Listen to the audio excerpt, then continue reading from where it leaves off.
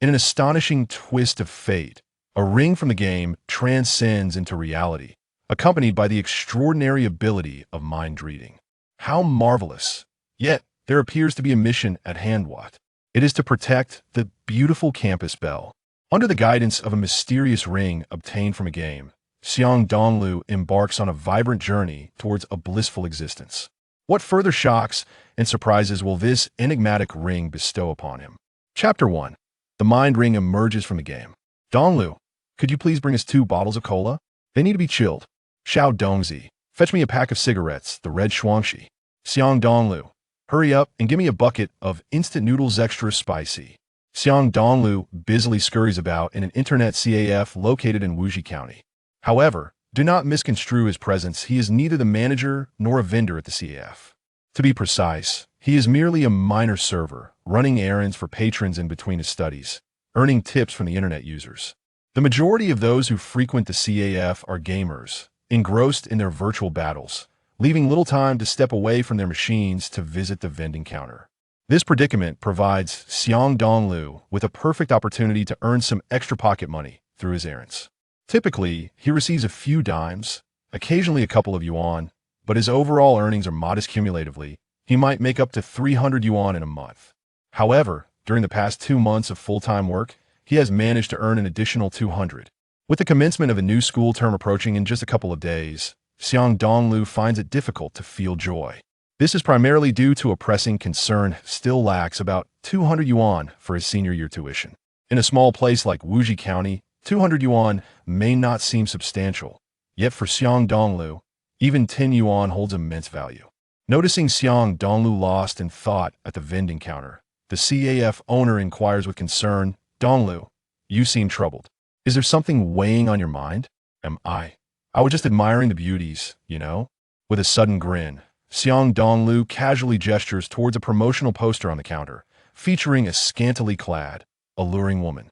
Her slender waist, long legs, and captivating visage are enough to make anyone's heart race. After making his quip, he collects the cola and cigarettes, balancing a steaming bucket of instant noodles as he departs the counter, eliciting a wry smile from the CAF owner. In truth, the owner is aware of Xiang Dongliu's family circumstances, which is why he allows the minor to perform errands in the CAF. Once upon a time, Xiang Dongliu's family was relatively prosperous, a harmonious trio. However, when Xiang Dongliu turned 8, a sudden turn of events shattered his family. His father, embroiled in gambling, lost all their assets and accrued a staggering debt of 10 million yuan. Although this debt was later settled by a man named Mu Lingtian, Xiang Dongliu's father fell into despair after his wife left him, ultimately succumbing to alcoholism and becoming incapacitated. Thus, for 8 years, from the age of 8 to 16, Xiang Dongliu has struggled to survive on his own, taking on various odd jobs to support his education and care for his father. Currently, running errands in the internet CAF is his latest gig. He hopes to find more convenient jobs near the school once classes resume, such as selling goods at a nearby convenience store or washing dishes in a restaurant. Observing the resilient youth who still manages to wear a smile despite his hardships, the CAF owner reflects with a tinge of melancholy, pondering how he might have fared under similar circumstances, likely devoid of joy and far removed from the pursuit of knowledge. As these thoughts cross his mind, the CAF owner quickly calls out, "Dongliu, come here for a moment." "What is it, boss?" Xiang Dongliu approaches, teasingly adding, "Is your daughter smitten with this handsome guy?" The owner raises an eyebrow. "If you have no pressing matters, how about I assign you a task? Help me level up in the game, Tianci. For every level gained past level 100, it'll pay you 200 yuan. Additionally, any gold or rare equipment dropped will earn you extra commission." "Sounds good, just ensure you cover the cost of running the machine." "Not a problem." The CAF owner nods with a smile, promptly instructing the manager to prepare a machine for Xiang Dongliu and fetching a bottle of Nongfu spring water from the refrigerator. "Thank you." Without further ado, Xiang Dongliu takes the water and immerses himself in the task of leveling up for the CAF owner. It must be noted that the owner is a formidable player, currently at level 108, equipped with nearly a full set of premium gear, making him an elite in the game Tianci.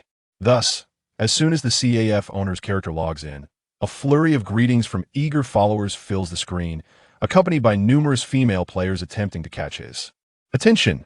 inciting a sense of envy in Xiang Dongliu.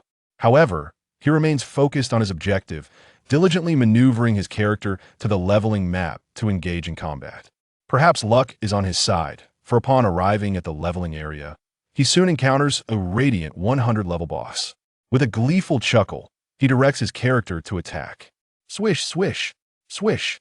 Approximately 10 minutes later, with a resounding crash, the boss collapses and the CAF owner's character levels up instantly. Wow, that was an easy 200 yuan. Xiang Dongliu can hardly believe his fortune, and then, beside the boss's lifeless body, he spots a gleaming ring. Upon inspection, his mouth drops open in astonishment. Mind Ring all attributes, 5 special effect, can listen to the psychological activities of the target. Usage limitation, up to 10 minutes of listening per day, can be used all at once or in multiple sessions, and use time does not carry over. Potential for advancement, can evolve quality, legendary. According to the equipment grading in Tian CI, the legendary quality surpasses the premium items previously mentioned by the CAF owner. This signifies that Xiang Dongliu has obtained an exceptionally powerful piece of gear. How much is this worth? Xiang Dongliu inspects the unassuming mind ring from every angle, wondering what kind of generous reward the owner might offer: 500, 1,000, or perhaps even beyond 2,000 yuan. He smiles joyfully, but suddenly, a fly buzzes twice before landing on the LCD screen, obscuring much of the mind ring. Get out of the way! Xiang Dongliu squints, instinctively flicking his finger at the fly. He expected it to meet its demise, but to his surprise, it swiftly escapes. What unfolds next is truly bizarre. His middle finger, aiming to swat the fly, passes effortlessly through the screen and reaches into the game, encircling the slightly cool mind ring. What's happening? Is something wrong? The CAF owner rushes over, fearing someone may fall ill or suffer an accident in his establishment. Boss, this ring the ring, calm down. Take a sip of water first. It's the mind ring. After taking a gulp of the chilled Nongfu Spring, Xiang Dongliu's initial panic subsides slightly. He points to the character within the game and then shakes the silver ring in his hand, exclaiming, "Boss, just now I helped you defeat a boss, and it dropped this legendary quality. Mind ring." Then a fly landed on the monitor, and I flicked it with my hand, only to unexpectedly find my finger plunging into the game, retrieving that soul ring. Look, this is the evidence. Chapter 2. Protecting the young lady? Such strange occurrences exist? The internet CAF owner, filled with skepticism, imitated the action by flicking the screen. Thud! Thud! After 2 muffled sounds, the owner remained unconvinced. He mused, is there truly anyone capable of reaching into a computer screen and extracting items from a game into reality? Utter nonsense. Casting a glance at Xiang Dongliu's hand, he clearly saw that it was merely a ring made of silver and of rather low purity, prompting a hearty laugh. You little rascal, deceiving people isn't right. If you flick it any harder, this LCD monitor might need replacing. As for your soul ring, I reckon it probably belongs to someone who dropped it here. If you like it, I won't tell anyone, so don't worry. I didn't take anyone's belongings. All right. You didn't take it, you found it on the ground. Boss, Seeing the CAF owner's unwavering disbelief, Xiang Dongliu could only shrug, leaving with a bitter smile and a sense of unease. After 5 minutes, the terror within him gradually subsided. Although Xiang Dongliu's academic performance was not stellar, it was primarily due to his work commitments overshadowing his study time. His intelligence was certainly not lacking. Imagine if he could truly hear others' innermost thoughts. Show many secrets would this world hold? Moreover, how could he not earn a fortune or attract captivating beauties? Most importantly, he could gather enough funds to treat his father, without the worry of financial constraints, no matter how far he traveled in search of medical help. With these thoughts flitting through his mind, Xiang Dongliu gently kissed the soul ring, his gaze fixated on a passing gentleman in a suit, as he whispered, "Ring, ring, tell me quickly what he is thinking. Is he considering turning left or right? Does he want to buy a newspaper or a magazine?" Damn, no response. What use is this? After several attempts to elicit a reaction, his initial enthusiasm waned, leading him to conclude that this might simply be an ordinary silver ring, worth at most 100 yuan. As the saying goes, a poor child bears responsibilities early.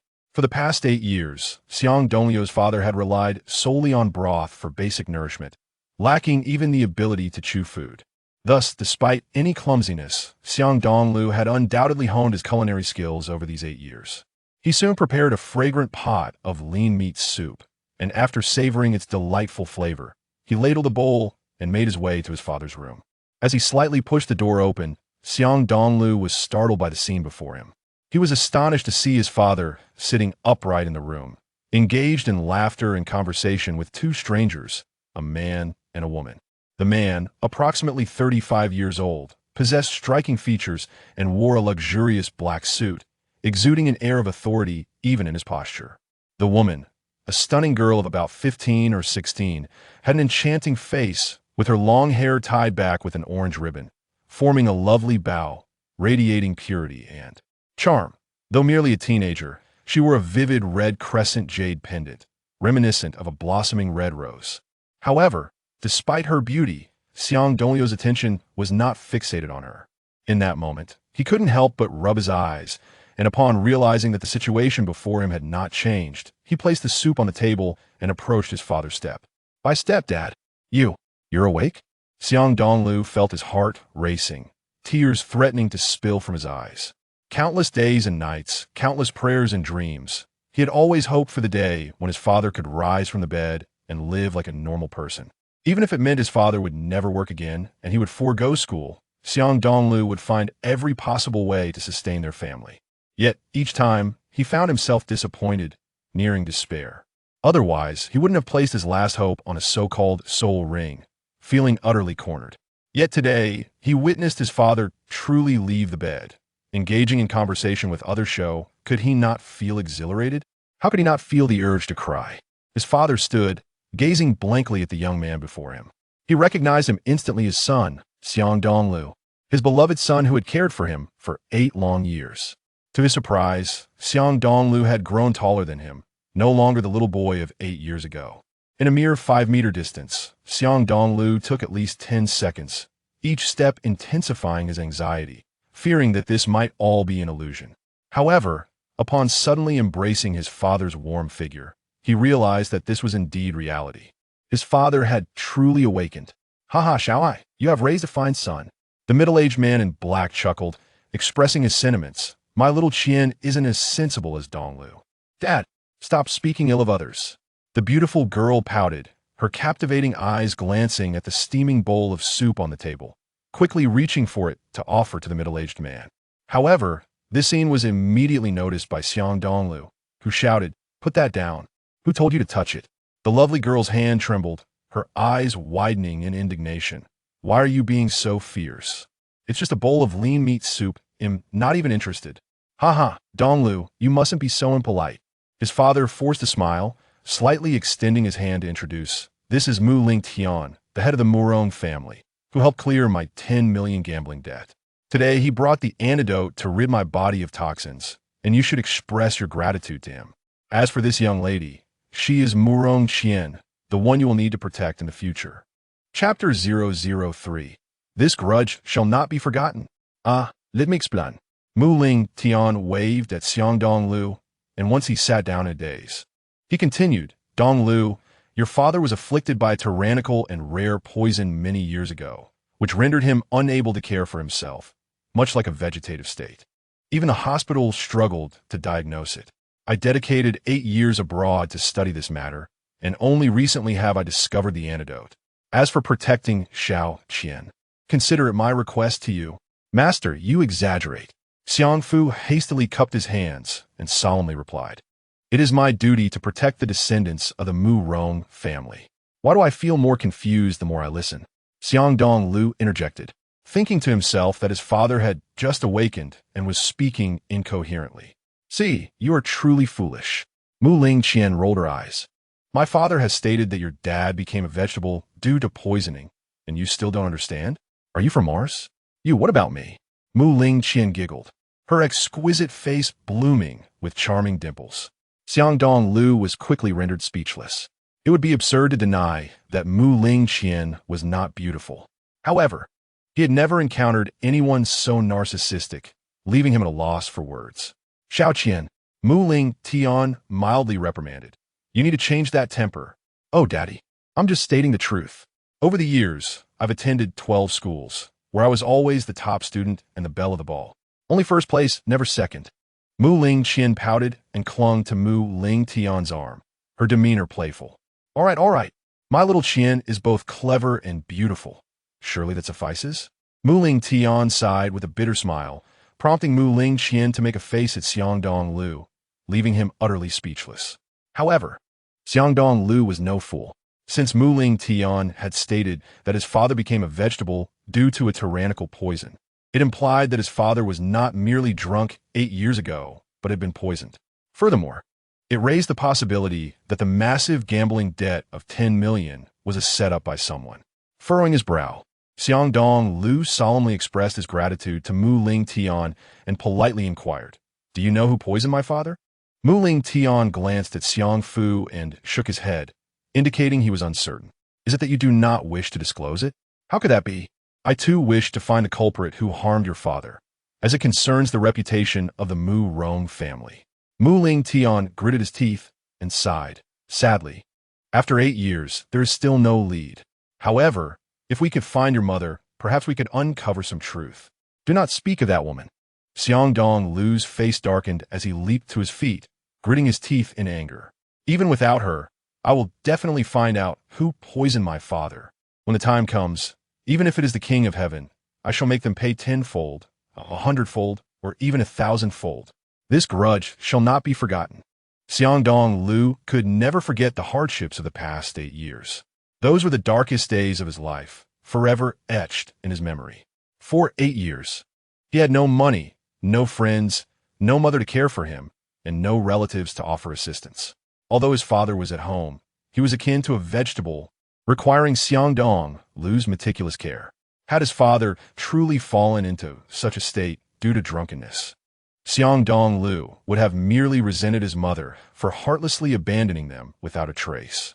In his eyes, that woman must have fled to avoid being burdened by his father's gambling debts. Of course, setting aside his mother for the moment, Xiang Dongliu believed that the true culprit behind his 8 years of darkness was the person who poisoned his father. Because of that individual, his once harmonious family had been shattered, and his joyful childhood had vanished, leaving only the arduous days teetering on the brink of despair. "Dongliu, do not speak to the master with such overwhelming hatred." Xiang fu reprimanded, clearly displeased. "Ah, it est fine." Mu Ling Tian waved his hand, smiling in resignation. "Love and hate are human emotions. I can understand Dongliu's feelings. Moreover, the more he harbors resentment towards the one who harmed you back then, the more I can trust him to protect Xiao Qian, ensuring she does not suffer at the hands of others. Daddy, he looks so fierce just now. I don't want his protection." Mu Ling Qian shot a fearful glance at Xiang Dongliu. "Xiao Qian, you must listen. Have you forgotten what you promised your father at home?" "And no." Mu Ling Qian slightly lowered her head, unconsciously caressing the fiery red crescent jade pendant around her delicate neck. Her beautiful face suddenly shadowed by a hint of sadness. "Haha, that's good to hear." Mu Ling Tian nodded in relief, then turned to Xiang Dongliu. "Dongliu, as I mentioned earlier, the matter of you protecting Xiao Qian is my request, not a condition for repaying your father's debt or saving him. I wonder if you will agree?" Xiang Dongliu tilted his head slightly and gazed at Mu Ling Qian's breathtakingly beautiful face.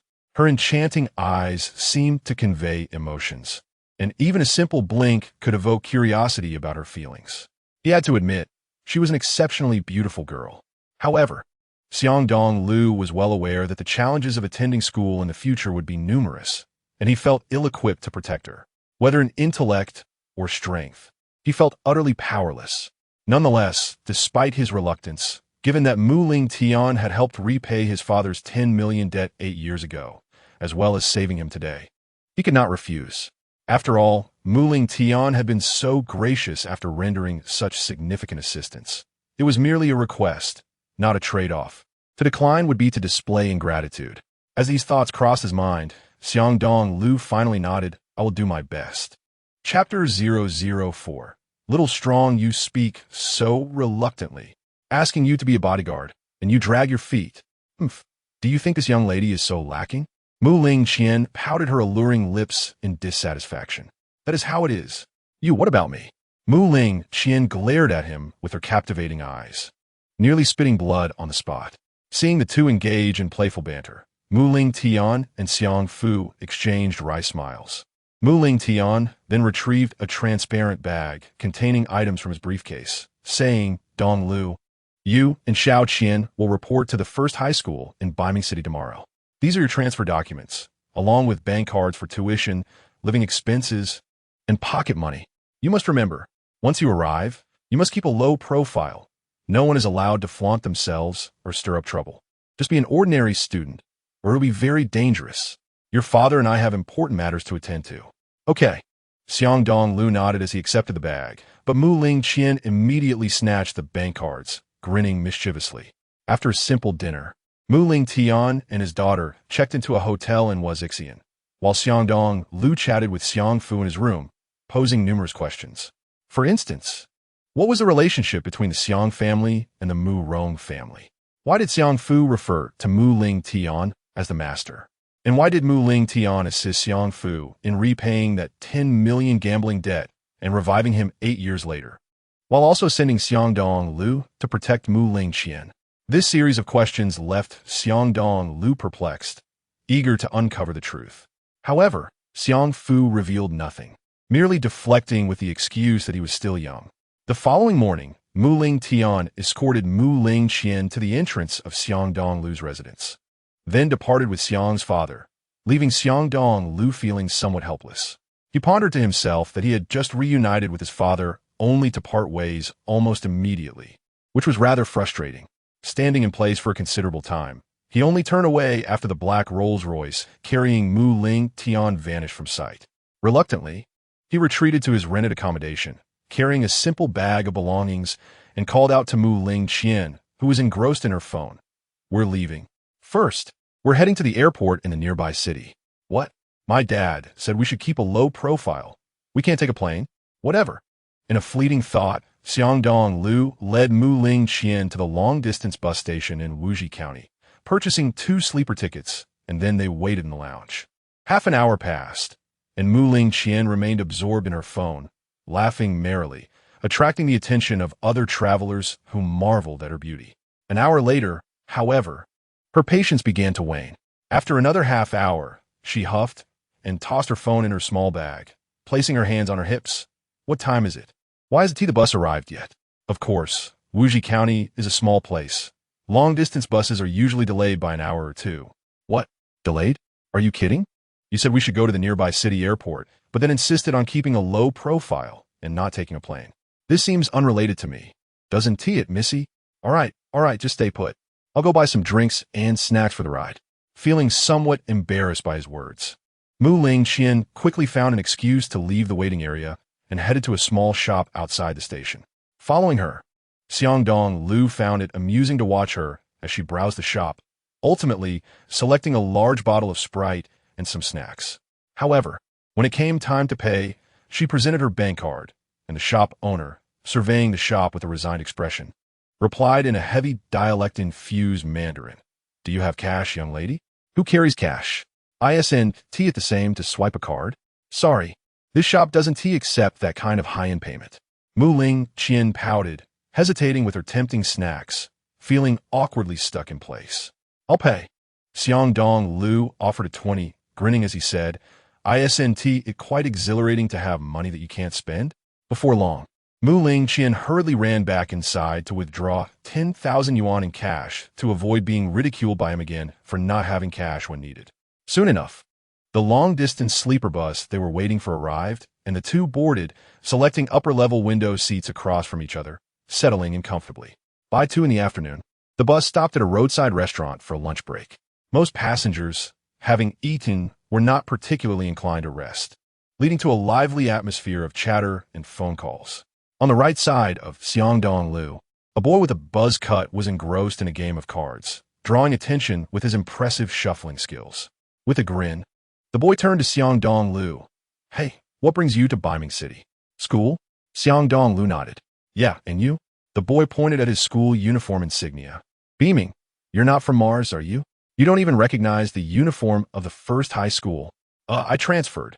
I'm at the first high school, too." "Really? Then we're schoolmates. What year are you in?" "Senior 3. "Wow, I'm also in Senior 3. The boy seemed to have found a kindred spirit, extending his hand enthusiastically. I'm Zhou Xiaochang. You can call me Changgu. Xiang Dongliu. Hee. Like the lyrics from Water Margin. After all, Xiang Dongliu sounds better than Chang.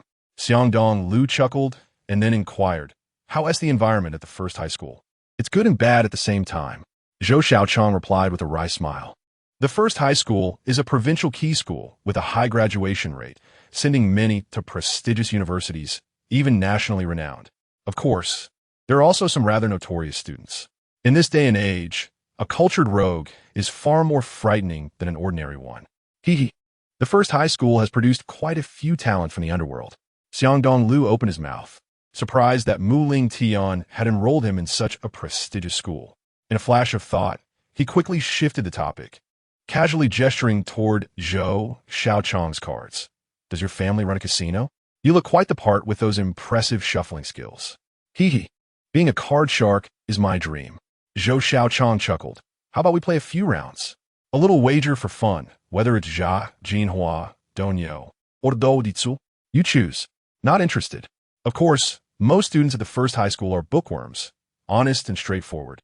Zhou Xiaochang replied with a hint of bitterness. Everyone is drunk, and I'm the only one sober. Xiang Dongliu chose not to engage in debate, opting instead to smile in silence. After a couple of minutes, feeling bored playing alone, Zhou Xiaochang glanced around and suddenly brightened. What are those uncles and aunts doing in the back? It looks quite lively. Following Zhou Xiaochang's gaze, Xiang Dongliu noticed many travelers gathered around a man in a black suit. At his feet lay a bulging gray travel bag filled with brand new laptops. Hey everyone, come take a look. These are brand new laptops, world-renowned brands. I was on a business trip to Beiming City to distribute goods, but saw there were many students on the bus. So I thought I'd de-sell some on the way to save time. The suited man opened one of the laptops for display. Each machine boasts impressive specs. 14-inch LCD display, 4 gigabytes memory, 500 gigabytes hard drive, and a dual-core processor with dedicated graphics. Whether for office work, stock trading, or large games, it can easily handle it all. Originally, such an Apple laptop would cost at least 15,000 yuan, but today I'm selling them for 3,000 each. How about that? Isn't it a bargain? As he finished speaking, the suited man began passing around the laptops for people to try. Indeed, within moments, several university students were exclaiming in astonishment, confirming that these laptops were genuinely of the Apple brand, with quality and performance that were top-notch. One particularly eager student, fearing he might miss out on a good deal, excitedly pulled out 3,000 yuan on the spot and bought one. The remaining crowd, while recognizing the quality and specifications of the laptops, still cast skeptical glances. As the saying goes, you get what you pay for. Good things aren't cheap. Who could tell whether these so-called Apple laptops were legitimate? What if they were counterfeit? Seeing the hesitation in the crowd, the suited man waved the 3,000 yuan in his hand, saying, see, I'm not deceiving anyone, right? These are indeed high-end configurations. Absolutely no tricks with the hardware. Moreover, I understand you might have doubts about the source of these laptops. You can check my credentials. I am a legitimate sales representative from Baiwei Computer Company, which is authorized to sell Apple laptops. You can call to verify. With that, the suited man displayed his credentials. And indeed, someone made a phone call to inquire, ultimately confirming that Baiwei Computer Company employed a sales representative matching his description. As doubts dissipated, the surrounding crowd began to purchase with fervor. Where can one find such extraordinarily cheap yet quality goods? Within a mere 2 minutes, the man in the suit had sold 8 Apple laptops, pocketing a handsome sum of 24,000 yuan. At this point, it was not just Zhou Xiaochang who hurriedly sought to purchase one. Even Xiang Dongliu felt a surge of desire to reach for his wallet, contemplating the necessity of a computer for school. However, Xiang Dongliu quickly realized that he had only 2,000 yuan in his pocket, rendering the purchase impossible. With a wry smile, he shook his head, thinking perhaps he was not destined for such fortune. Xiang Dongliu watched with envy, pondering the man's uncanny knack for shrewd dealings. Despite his financial constraints, he was not averse to examining Zhou Xiaochang's laptop. After a brief inspection, he recognized its superior specifications and confirmed it was indeed an authentic Apple product. Having tidied up, the man in the suit, his gray travel bag noticeably lighter, continued to hawk his wares with great enthusiasm. Ladies and gentlemen, Behold this high-end Apple laptop, now available for just 3,000 yuan. Don't miss out on this opportunity. As he passed by Xiang Dongliu's stall, his exuberant call roused the sleeping Mu Lingqian. In a matter of seconds, she rose gracefully, stretching and rubbing her enchanting eyes. Upon noticing the blanket draped over her, she shot a glance at Xiang Dongliu and exclaimed, "Are you kidding? I kindly covered you with a blanket, and now I'm accused of taking advantage? If I were to help you put on a shirt, would I then be responsible for that too? I can't be bothered with this." Recognizing Xiang Dongliu's expression, she realized her concerns were unfounded. Pouting slightly, she quickly glanced at her phone and gasped, "Oh no, it's already 2 p.m. and I haven't had lunch. Did you see the plastic bag by your pillow? There's a box of beef stir-fried noodles inside. But I haven't even brushed my teeth since waking up." "Well, then you might as well starve," Xiang Dongliu replied, bemused, thinking that this young lady certainly had her fair share of quirks. "Not to worry, I can rinse my mouth with Sprite," Mu Lingqian giggled, swiftly retrieving the beef noodle from the plastic bag, and with a sense of triumph, she opened the Sprite, taking a sip before spitting it back into the bag. Having missed a meal, she was indeed quite famished, and soon began to devour the beef stir-fried noodles, leaving Zhou Xiaoqiang in awe, wondering at her fierce appetite and noting that she was left-handed. "What are you staring at? Never seen a left-handed beauty before? Left-handed people are often more intelligent, you know?" Mu Lingqian huffed, her cheeks adorably puffed. Sister-in-law, I didn't mean to offend." "Sister-in-law? Who is your sister-in-law?" "Huh? Aren't you and Xiang Dongliu a couple?" Zhou Xiaoqiang inquired, visibly puzzled. Earlier, he had witnessed Xiang Dongliu gently covering Mu Lingqian with a blanket, leading him to envy Xiang Dongliu for having such a beautiful girlfriend. "You." Mu Lingqian was taken aback, her cheeks flushing crimson. She pointed her chopsticks at Xiang Dongliu, declaring, "You scoundrel! I'll tell my father that you've tarnished my reputation. Suit yourself. I didn't say anything. It's all in your head." Xiang Dongliu shrugged nonchalantly, pointing at Zhou Xiaoqiang. My apologies, sister-in-law. It's all my fault. You've misunderstood Xiang Dongliu." "Huh? You dare to call me that?" Sorry, big sister. You are the big sister. Am I that old? Should I call you miss?" "Your whole family is," Zhou Xiaoqiang conceded, quickly raising his hands in surrender, causing Xiang Dongliu to twitch his lips in amusement. Soon after, Zhou Xiaoqiang pointed at the man in the suit who had passed by and eagerly suggested, "Would you like to buy a laptop? They're 3,000 yuan each, you know. Look at me, I bought two. The specs are quite impressive. PFF. Cheap goods are never good. 3,000 yuan can barely buy a few keys of an Apple laptop." Mu Lingqian scoffed. "Well, judge for yourself," Zhou Xiaoqiang retorted, taking the laptop from Xiang Dongliu and handing it to Mu Lingqian. After a brief examination and trial, Mu Lingqian's lips parted in surprise. This configuration is indeed impressive. Is it really only 3,000 yuan? Is there any doubt?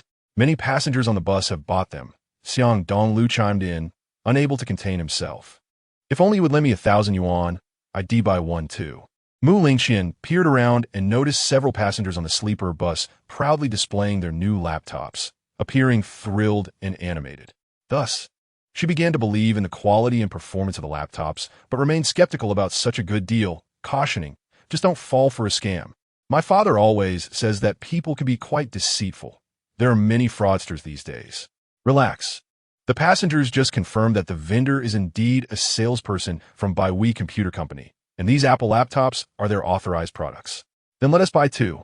After a moment's thought, Mu Lingqian quickly retrieved 6,000 yuan from her milky Chanel bag and handed it to Xiang Dongliu, saying, "You don't need to borrow money. Just go and buy. I'll give you one." "Really? Is it that generous?" Xiang Dongliu was taken aback, unable to believe her offer. Unbeknownst to him, 6,000 yuan was trivial for Mu Lingqian, equivalent to mere 6 yuan or even 60 cents for an average person. "I'm growing impatient. Do you want it or not? If not, I'll buy it myself, and you might miss out." "Well, I won't refuse free money." Xiang Dongliu decisively accepted her 6,000 yuan, calling out to the man in the suit to purchase two laptops, one silver for himself and a pink one for Mu Lingqian. Upon seeing that both had made their purchases, Zhou Xiaoqiang couldn't help but laugh. "It would be so cool if we could go online now. We could play Do Di Zhu."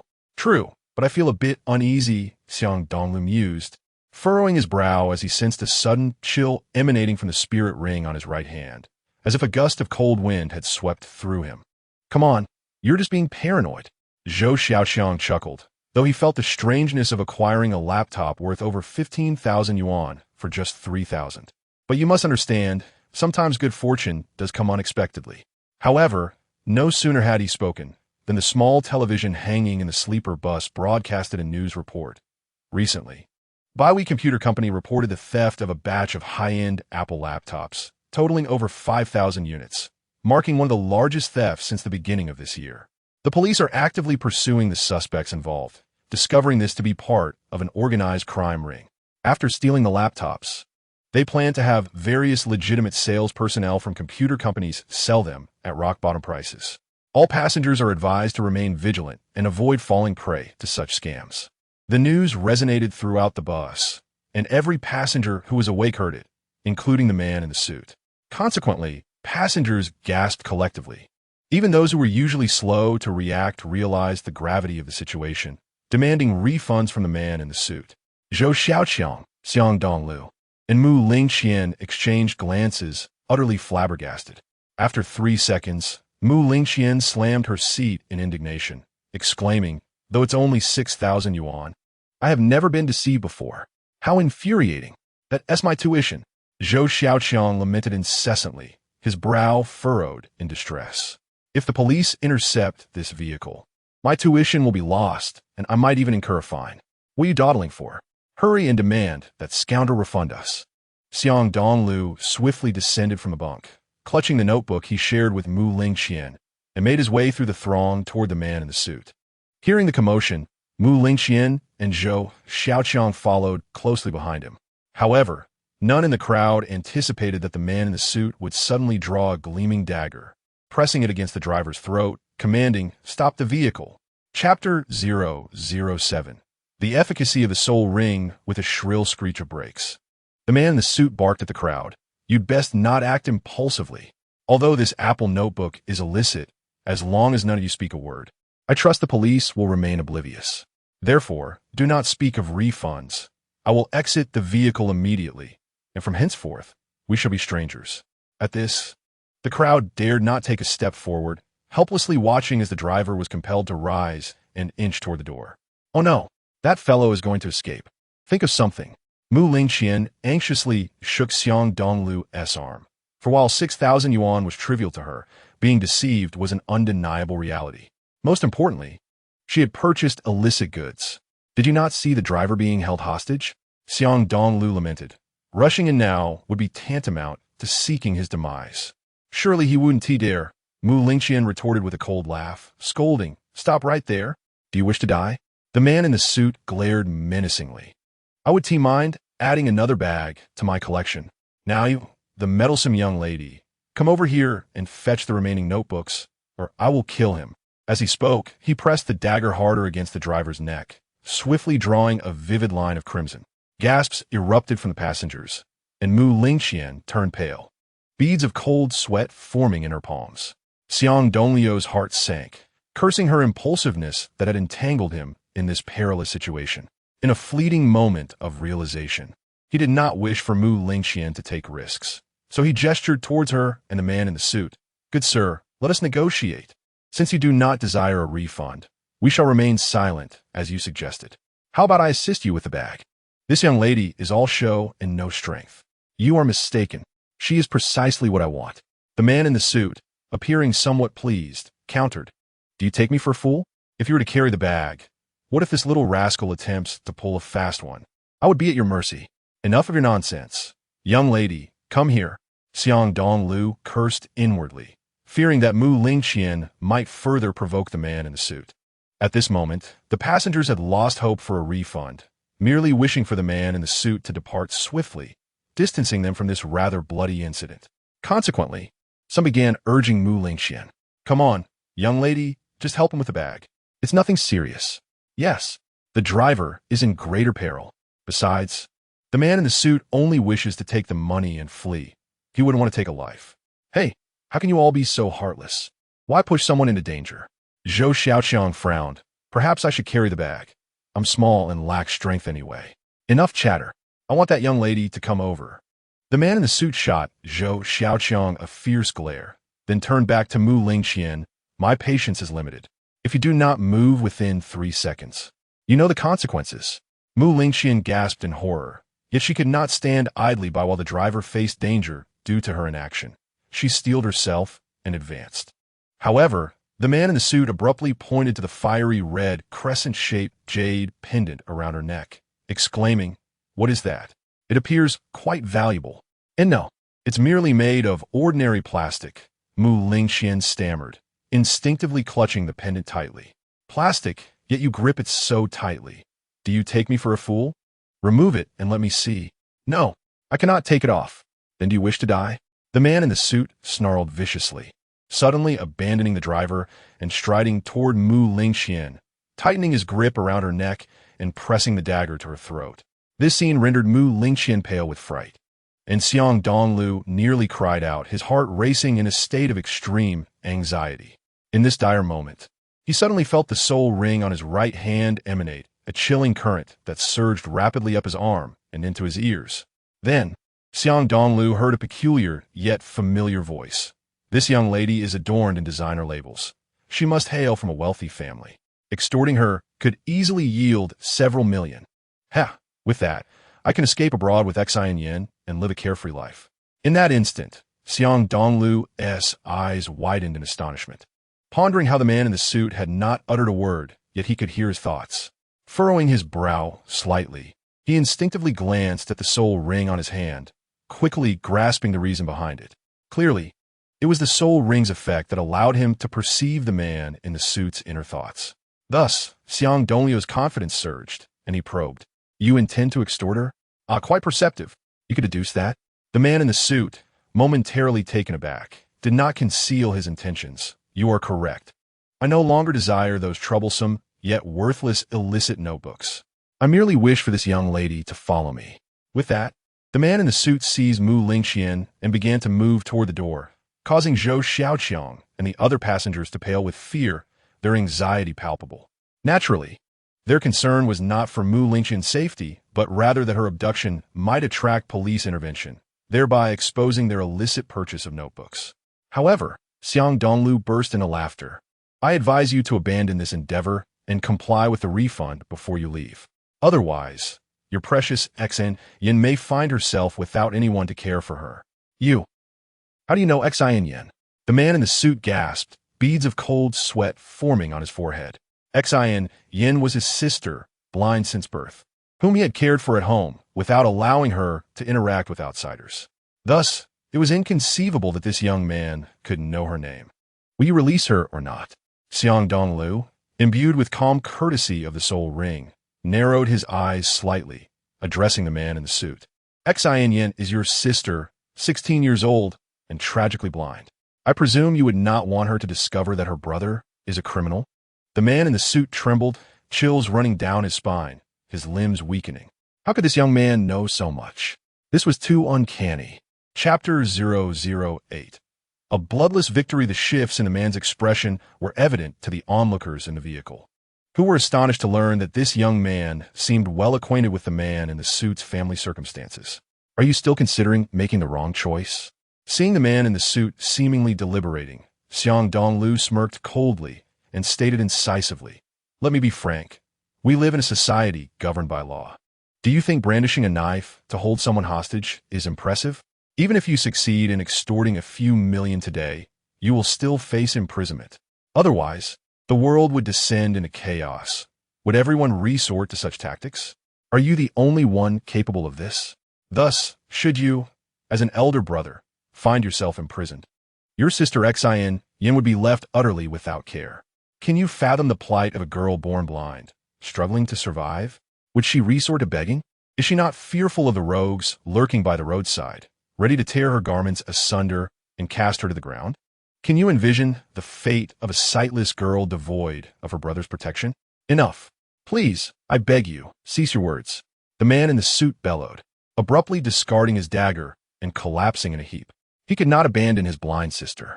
In that fleeting moment, Mu Lingqian, Zhou Xiaoqiang, and the crowd within the vehicle were momentarily stunned, grappling with the reality of the situation.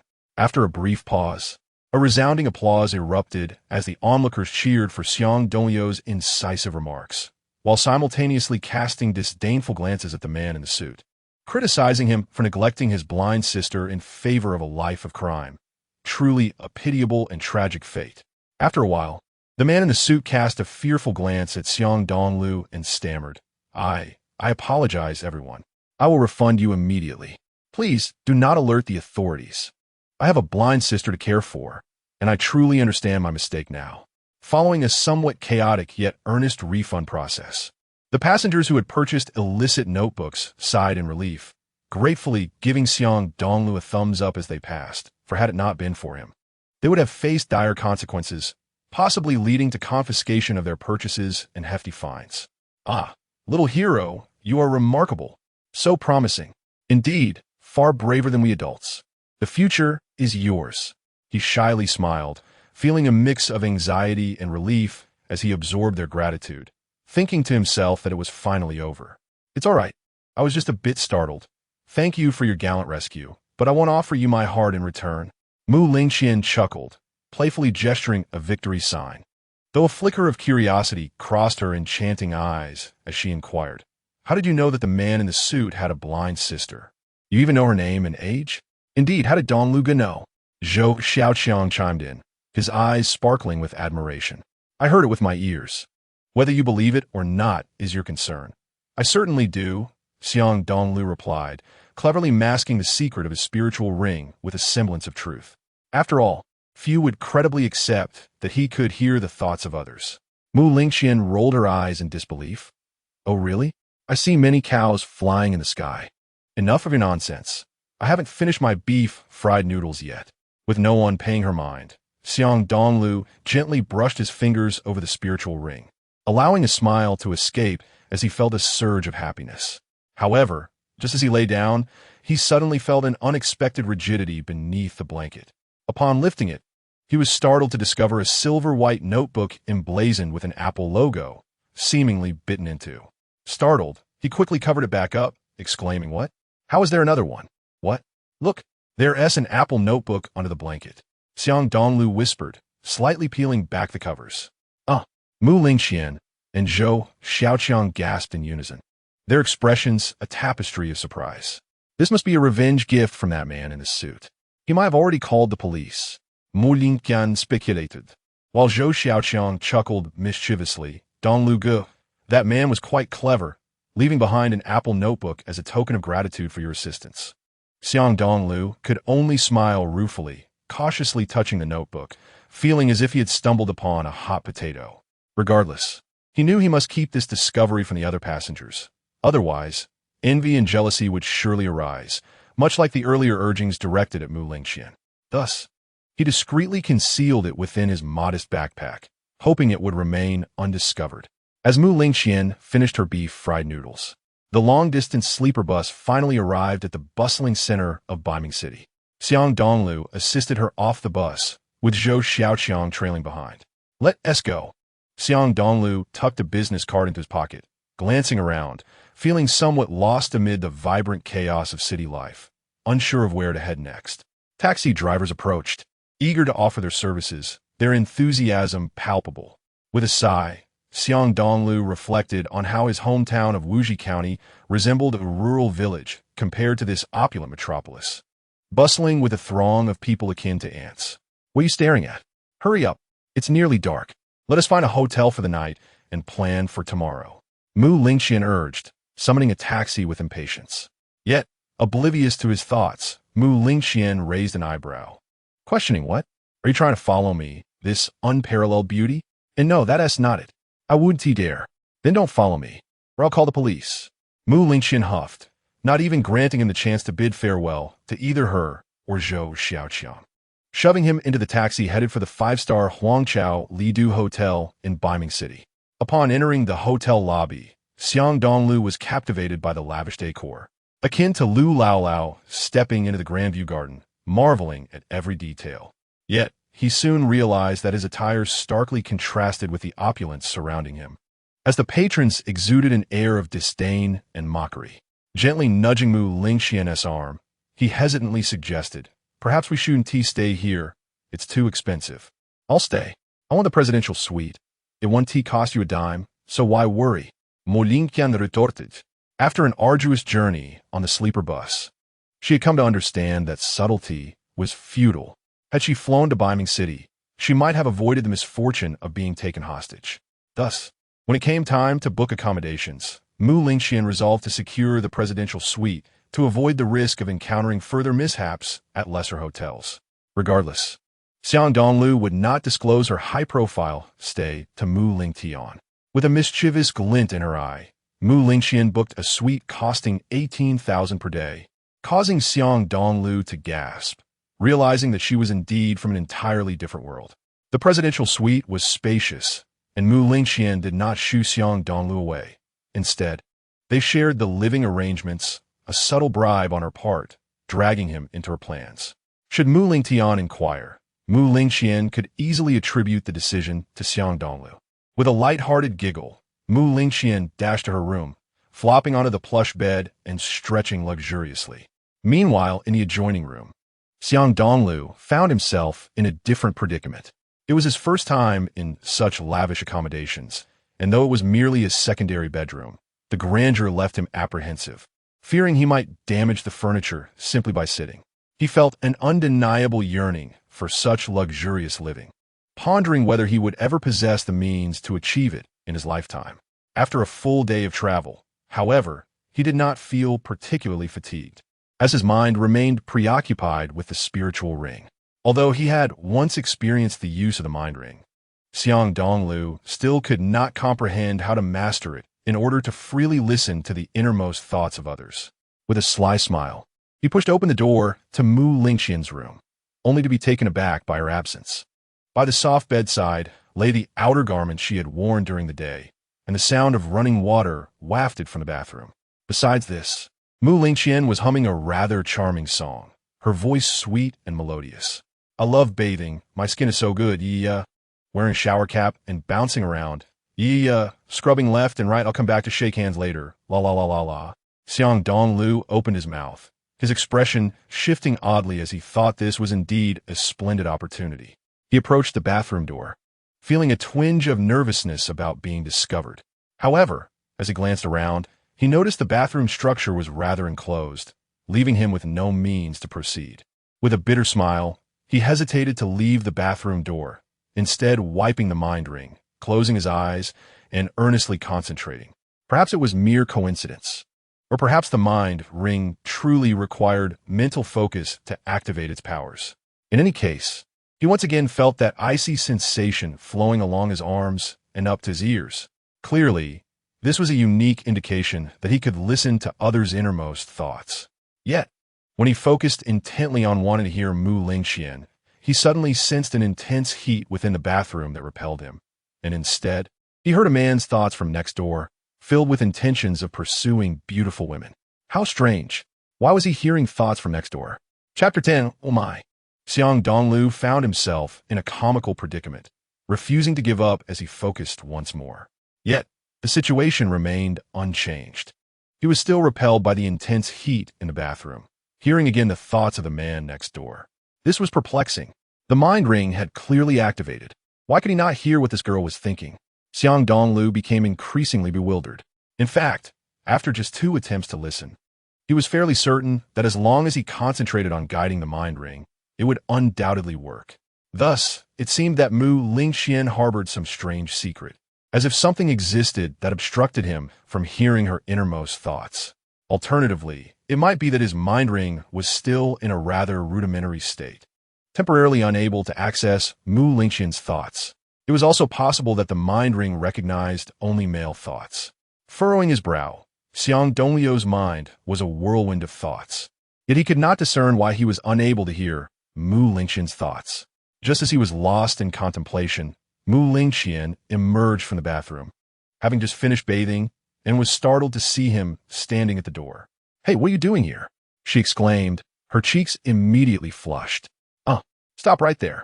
You pervert." Without hesitation, she swiftly grabbed the back of Xiang Dongliu's clothing. Startled, he stumbled backward, tripping over a sofa, and they both fell to the ground. Of course, Mu Lingqian landed atop Xiang Dongliu, feeling no pain. Thus, she straddled his waist, gripping his collar as she scolded, "How could my father trust you so much? Oof. I never expected you to be such a shameless person. Tell me honestly, did you peek at me while I was bathing?" Xiang Dongliu felt a cold sweat break out, as their positions were rather awkward. Ahem. Xiang Dongliu struggled to regain composure, clearing his throat. "Could you please get up? If I get up, won't you just run away? You think too highly of yourself. Today, I demand an explanation from you, or I let you be my bodyguard. That would be inviting danger." As she spoke, Mu Lingqian continued to grip Xiang Dongliu's collar, while her other hand attempted to twist his ear. However, Xiang Dongliu was not about to let her succeed, and they began playfully wrestling. "Get up quickly. If Mu Lingqian realizes the awkwardness of this situation, how will I face her in the future? This might even reach Mu Lingtian and my father." Mu Lingqian was persistent. Since she could not twist his left ear, she attempted to twist the right one. Yet, Xiang Dongliu remained resolute in his resistance, threatening, "If you don't get up, I'll strip you of your clothes." "Oh, you're incorrigible," Mu Lingqian retorted, indignant. "How dare you act so brazenly at your age? It seems I must teach you a lesson today, so you understand my might." In an instant, she shifted her tactics, swiftly tickling Xiang Dongliu's armpit, and when he instinctively recoiled and laughed, she seized the opportunity to pinch his nose. Xiang Dongliu was exasperated, feeling a headache from Mu Lingqian's playful antics, yet he could only retaliate by tickling her back, resulting in a flurry of laughter. Of course, Xiang Dongliu understood the underlying reason for their antics, but Mu Lingqian remained blissfully unaware, attributing it to the normal sensations after bathing. Just as Xiang Dongliu was on the verge of losing control, a female hotel room attendant, who had just begun her shift and had connections, entered without knocking. "Hello? Room service. Just place the coffee on the table." Mu Lingqian replied casually, but when she noticed the attendant staring intently at her alluring waist, her face flushed with embarrassment. Lowering her head slightly, Mu Lingqian realized that her position with Xiang Dongliu was exceedingly intimate, making it nearly impossible to avoid misunderstandings. After all, she had just bathed. "Oh my!" she exclaimed, startled, her face turning crimson as if it were bleeding, feeling extremely hot. Chapter 11. The creepy man with side eyes, Xiang Dongliu quickly propped himself up, clearing his throat as he addressed the room attendant. "Is this a joke? You enter without knocking? Is this how your hotel treats guests? Don't forget, this is the presidential suite. Be careful, or I'll file a complaint." "I am so sorry. Truly, I apologize." The room attendant trembled, hurriedly placing down the coffee and fleeing from the embarrassing situation. Meanwhile, she was internally astonished at how open young men and women had become these days, not even bothering to close doors. "Wait, who told you to leave?"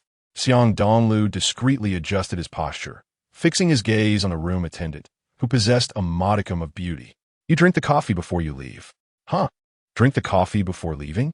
"Oh." Although the attendant was puzzled by Xiang Dongliu's request, since it came from a guest in the presidential suite, she considered it a trivial matter, even a bit of a reward. After all, this was premium Blue Mountain coffee from Jamaica, worth several hundred for just one cup. She could rarely afford it. Thus, the attendant nervously lifted the coffee cup and took a sip. Little did she know, during her coffee drinking, Xiang Dongliu was fully able to hear her innermost thoughts. After the room attendant exited, Xiang Dongliu could not help but glance back at Mu Lingqian's room, pondering that she surely harbored some secrets. He had just tried it, and could easily hear the room attendant's thoughts. This proved that the mind ring was not limited to male thoughts alone. In a fleeting moment of thought, Xiang Dongliu did not delve too deeply into the matter at hand. He held a firm belief that as long as he persisted in conducting experiments to listen to the thoughts of various groups of people, he would inevitably uncover the answers he sought. Shaking his head, Xiang Dongliu hastily donned his clothes and took a shower. Upon emerging and drying his hair, he noticed Mu Lingqian had changed into a form-fitting pink dress, exuding a delightful fragrance as she stepped out of her room. Her charming face bore a hint of shyness, accentuated by a blush, yet she chose to remain silent about whether Xiang Dongliu had indeed stolen a glance at her during her bath.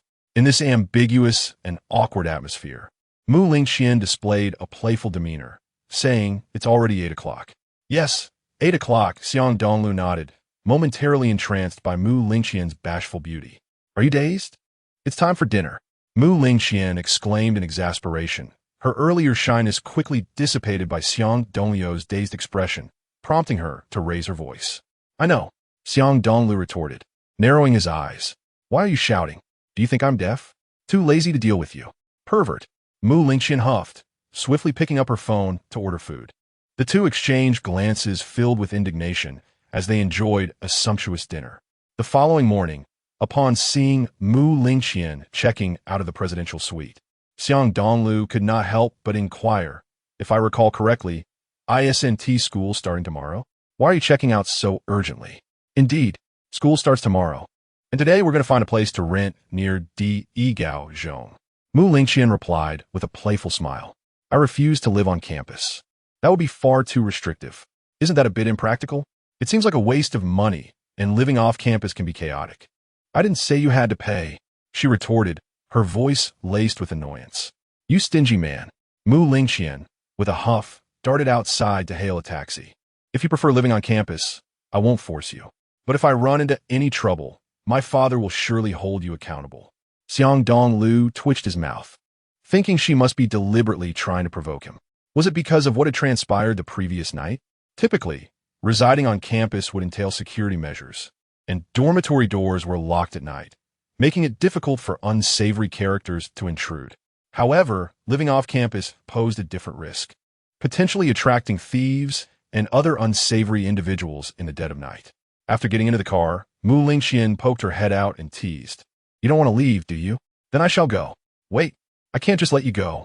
Xiang Dongliu hurriedly climbed into the vehicle and turned to admire her exquisite, alluring visage, warning, with your beauty, be careful of attracting the wrong kind of attention. Are you not my bodyguard? What do I have to fear? If anyone were to pursue me, they'd have to contend with you first. But I'm a man. That doesn't matter. In a vast forest, there are all sorts of creatures. Men can be preyed upon just as easily. As they bickered, the taxi gradually approached the vicinity of Di Yigao Zhong in Beiming City. After paying the fare and alighting, Mu Lingqian, dragging her suitcase, wiped the perspiration from her forehead and asked, Do you have the phone number of that buzzcut guy from the sleeper train? We should ask him where there are rental properties available. Why did you send him away? I didn't even get a chance to ask. Xiang Dongliu scoffed. You brought this upon yourself. You deal with the rental situation. I'm not getting involved. Hey, are you even a man? Can't you show a bit of consideration for a girl? That depends on the person. For instance, with certain spoiled young ladies, such consideration is unnecessary. You are infuriating. Mu Lingqian stomped her foot in frustration. However, she quickly shifted her gaze and cheerfully approached a passing male student, asking, Excuse me, do you know of any rental properties near Di Yigao Zhong? Preferably something well-conditioned, and price is not an issue.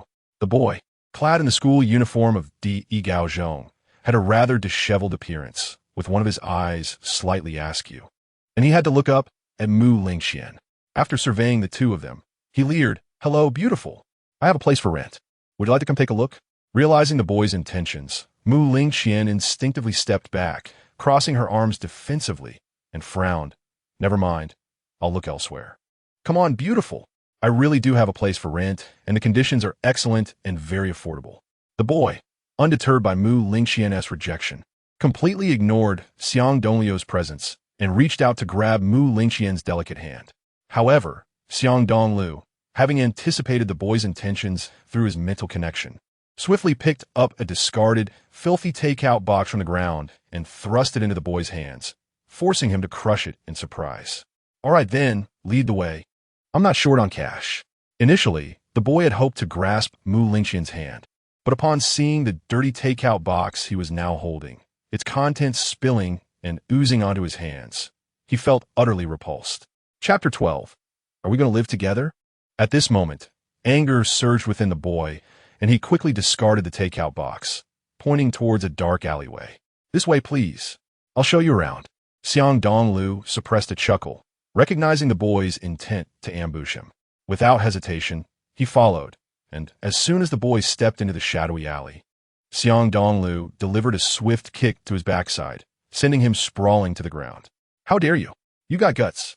The boy exclaimed, furious. as he had intended to teach Xiang Dongliu a lesson before taking advantage of Mu Lingqian.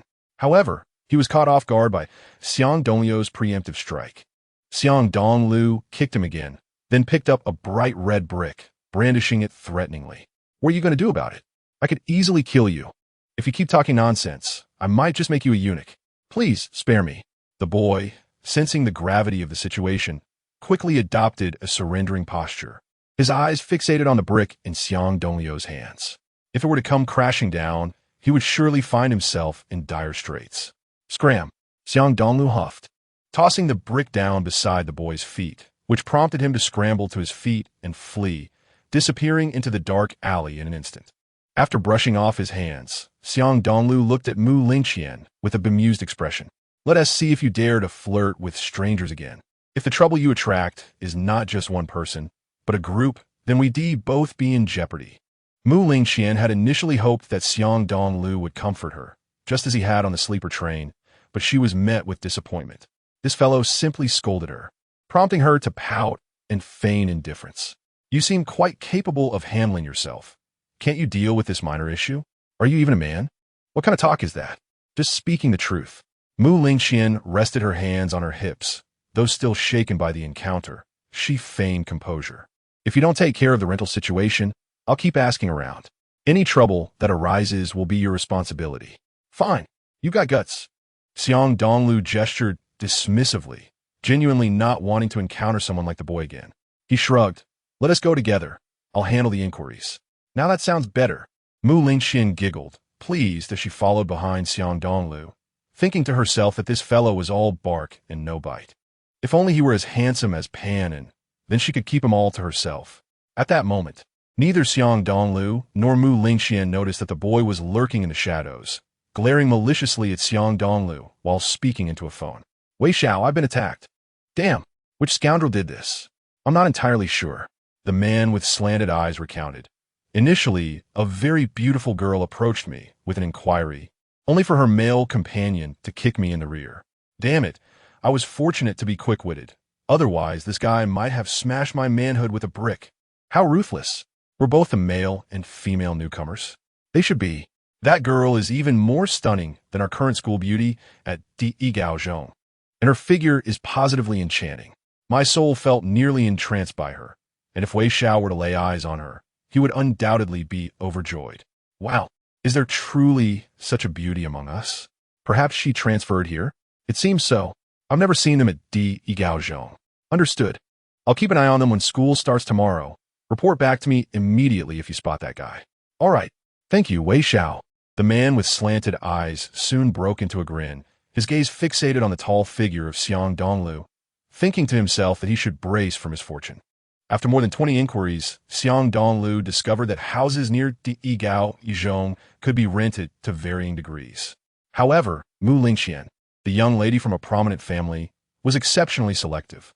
She rejected numerous houses for being too dim, lacking in superior amenities, or situated in overly noisy environments. Consequently, Xiang Dongliu and Mu Lingqian walked further and further, ultimately discovering a place that pleased her after a considerable 30-minute trek. It was still about a 15-minute bus ride from Digaozhong. If walking, it would take at least half an hour. This was a luxurious, small villa, 3 stories tall, with refreshing decor throughout, fully equipped with household appliances and surrounded by beautiful scenery. Upon inquiry, the landlord mentioned he had an urgent overseas commitment for an extended period, prompting him to rent out the property. However, the villa had been lavishly renovated for less than 3 months, resulting in a rather steep rental price of 20,000 yuan per month. If paid in a lump sum for 6 months, 100,000 yuan would suffice. Initially, Xiang Dongliu had no intention of renting such a high-end property, but he could not resist Mu Lingqian's insistence, ultimately agreeing to the arrangement. He watched as Mu Lingqian completed the payment for 6 months' rent on her computer, concurrently signing the rental agreement. Once settled, the landlord departed, and Mu Lingqian joyfully spread her arms, taking a deep breath of fresh air, exclaiming, "From this day forth, this place will be my domain for the next 6 months." Unable to resist, Xiang Dongliu gently nudged her arm, saying, "Where will I stay? You can live with me. This house is spacious enough, I'll occupy the second floor, and you can stay on the first. Xiang Dongliu's eyes widened in surprise, feeling a sudden flush of heat as he retreated a few steps. Are you suggesting we live together? What's wrong? Are you unwilling? Mu Lingqian teased, gazing at his bashful expression, feeling quite smug. It turned out this guy could be a bit shy, indeed a rare find. In a fleeting thought, Mu Lingqian added, however, do not misunderstand. We will merely share the same roof. You, the lecher, shall not take advantage of this young lady in any way. This is merely cohabitation, okay? Interpret it however you wish. If you are unwilling, you may just spend your nights outdoors. Mu Lingqian laughed gaily as she elegantly crossed her legs on the sofa. What lewd thoughts are you entertaining again? Soon recalling the ambiguous scene from last night, her cheeks flushed red. Let me clarify, during school hours, we will each go our separate ways. You are not to follow me around all day, nor are you to tell anyone we live together. And you certainly cannot use my name to pursue other girls. Moreover, please refrain from your incessant prattling, all right? Who would care? Xiang Dongliu scoffed.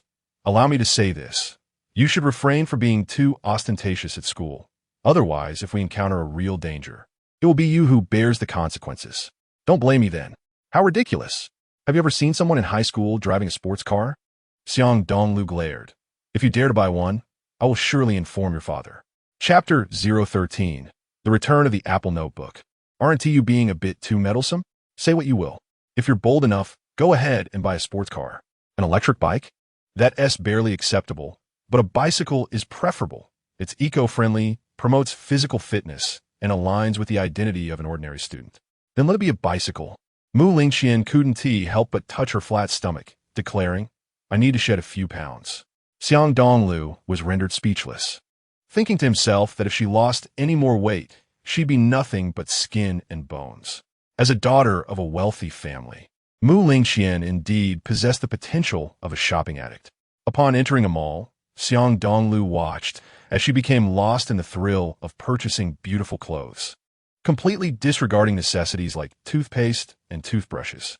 After an hour, Xiang Dongliu found himself laden with shopping bags, while Mu Lingqian flitted about like a cheerful bird, chattering about places they hadn't visited, bubbling with excitement. However, at that moment, Xiang Dongliu had decided to ignore her, thinking that if he indulged her whims, he might end up as her personal pack mule, and for free at that. You go ahead, I'm worn out. Noticing he seemed displeased, Mu Lingqian pointed her delicate finger, saying, just one last item. Look, that Apple notebook over there seems quite nice. I'm going to buy one. That's fine. Xiang Dongliu chuckled inwardly and nodded, accompanying her to purchase her final item. After a careful selection, Mu Lingqian settled her gaze on a deep blue Apple notebook, boasting impressive specifications and an exquisite, slim design. However, upon inquiry, she was met with the astonishing price of 19,888 yuan. Are you kidding me? This configuration is even inferior to what a suit-wearing man would sell, and it costs nearly 20,000. Ugh, please don't mention this. Xiang Dongliu felt a dark cloud of anxiety looming over him, recalling the dubious nature of his own Apple notebook. He worried the police might trace it back to him. Yet he couldn't bear to part with it. What is so terrible about that? You've just scored an apple for free. Having resolved the issues of housing and transportation for school, Mu Lingqian faced another pressing matter. She and Xiang Dongliu would only share lunch at school. Otherwise, they would dine at home. Therefore, what would they do about their 2 daily meals outside of school? Mu Lingqian had never set foot in a kitchen. While she was adept at eating, the thought of cooking was utterly daunting. She quickly recalled that Xiang Dongliu had been self-sufficient for the past 8 years, so cooking would undoubtedly be a breeze for him. In a sudden thought, Mu Lingqian positioned herself beside Xiang Dongliu, playfully saying, Handsome Xiang, may I discuss something with you? Confronted with her sudden change in demeanor, Xiang Dongliu felt a twinge of unease. Thus he responded gruffly, Speak quickly, and spare me the pleasantries. You. Mu Lingqian felt a surge of frustration, but for the sake of their meals, she resolved to endure. Taking a deep breath, she adopted a sultry tone. Handsome Xiang, I've heard you can cook, is that true? Xiang Dongliu narrowed his eyes, instantly grasping her implication, and promptly shook his head. I usually just make congee or soup. I have no knowledge of cooking other dishes. It's too troublesome. Are you kidding? Do you dare swear you can't cook? I cannot cook. So why would I swear? Xiang Dongliu grunted, though he was aware of the delightful fragrance emanating from Mu Lingqian as she sat beside him. He still shuffled away, distancing himself from her. You stingy miser. I'm not asking you to cook for me alone. Don't you eat as well? I'm your bodyguard. The young lady are responsible for all 3 meals. I one-tea concern myself with the duties of any other maid. Oh, that is actually a reasonable idea. As Xiang Dongliu ventured forth, he jested that it would be best to hire a young and attractive girl, ensuring a shared language among them. With that, she ascended the staircase, leaving behind a captivating and alluring silhouette. Xiang Dongliu shrugged, indifferent to Mu Lingqian's choice of a maid, recognizing it would take several days to finalize such arrangements. During dinner, the affluent Mu Lingqian, accustomed to gourmet delicacies, found immense pleasure in the simple fare prepared by Xiang Dongliu. She playfully coaxed, Xiang, your cooking is delightful. How about you grant me a small request? I can even arrange a salary for you. If necessary, I could introduce you to my beautiful friends. Absolutely not. You might as well consult Baidu or Google to discern the difference between a bodyguard and a maid, he retorted. In truth, Mu Lingqian relished the ordinary dinner, a testament to Xiang Dongliu's culinary skills. However, he adhered to his principles. Thus, having reluctantly accepted the role of Mu Lingqian's bodyguard, he firmly resisted the notion of becoming her maid. He wished to set a deadline with Mu Lingqian, as it was unreasonable to serve as her bodyguard for life, unless, of course, Mu Lingqian were to transform into his charming wife in the future. The following morning, after breakfast, Xiang Dongliu unveiled his newly purchased bicycle, preparing to report to First High School. Yet, just as he stepped outside, he encountered Mu Lingqian, who mischievously blocked his path, her saccharine voice ringing out, Xiang, could you give me a ride? Xiang furrowed his brow. Didn't tease you just by a bicycle yesterday? With a slight blush, she turned her body and shyly confessed, I can't ride a bicycle. Exasperated, Xiang slapped his forehead, closing his eyes in disbelief. Get on, he sighed, resigned to the truth of her words. Thank you. Mu Lingqian giggled, swiftly parting her long, elegant legs to mount the bike, a sight that was both captivating and infuriating. Are you from Mars? I can understand a young lady not knowing how to ride, but not even being able to sit on one. Have you never seen a pig run? You are simply insufferable, Mu Lingqian exclaimed, dismounting in indignation, her ample bosom quivering enticingly. Relax, I'm only looking out for you. Trust me, when others see this, they'll be rolling with laughter, he remarked, demonstrating briefly before allowing her to remount. Instinctively, Mu Lingqian clutched his waist, her delicate form pressing against his back, enveloping him in her fragrance. As they neared the entrance of First High School, Xiang remained entranced by the moment. However, upon seeing the throng at the school gate, Mu Lingqian cried for him to stop, adjusting her attire. When we register, you must not walk alongside me, understood?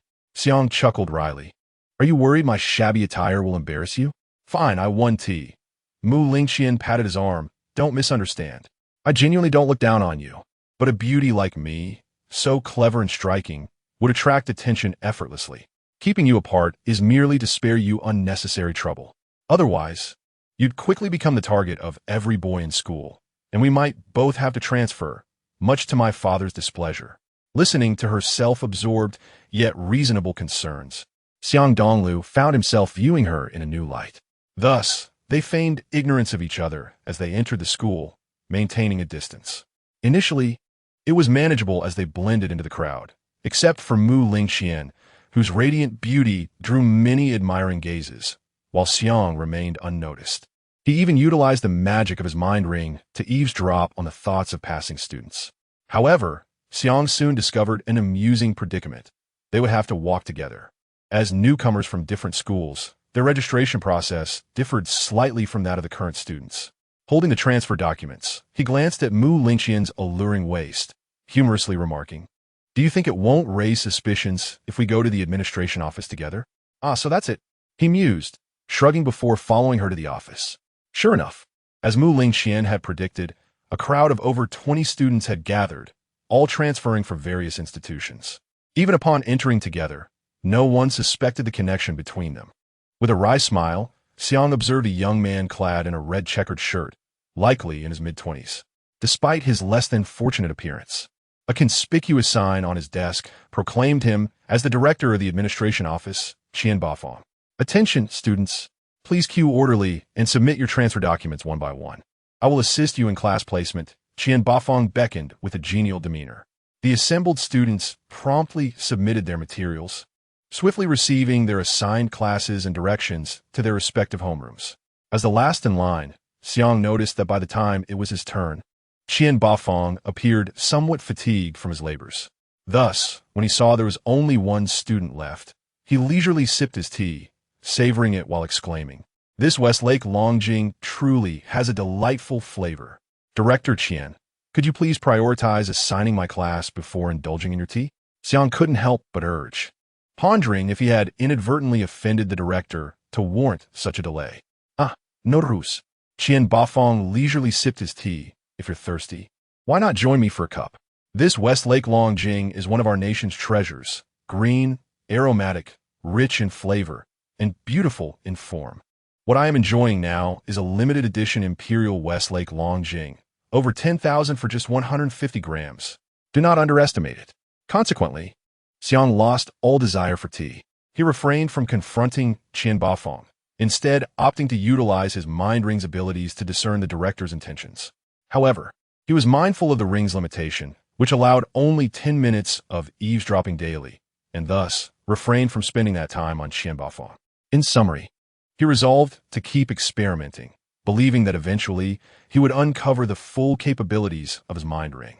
After approximately 10 minutes of Qian Bafang extolling the history of Westlake Longjing, he finally assigned Xiang to Class 8 of the senior year, eliciting both laughter and tears from Xiang as he noted the director's penchant for ostentation. Upon departing the administration office, Xiang Dongliu, armed with the assignment from Qian Bafang, followed the directions to Class 8.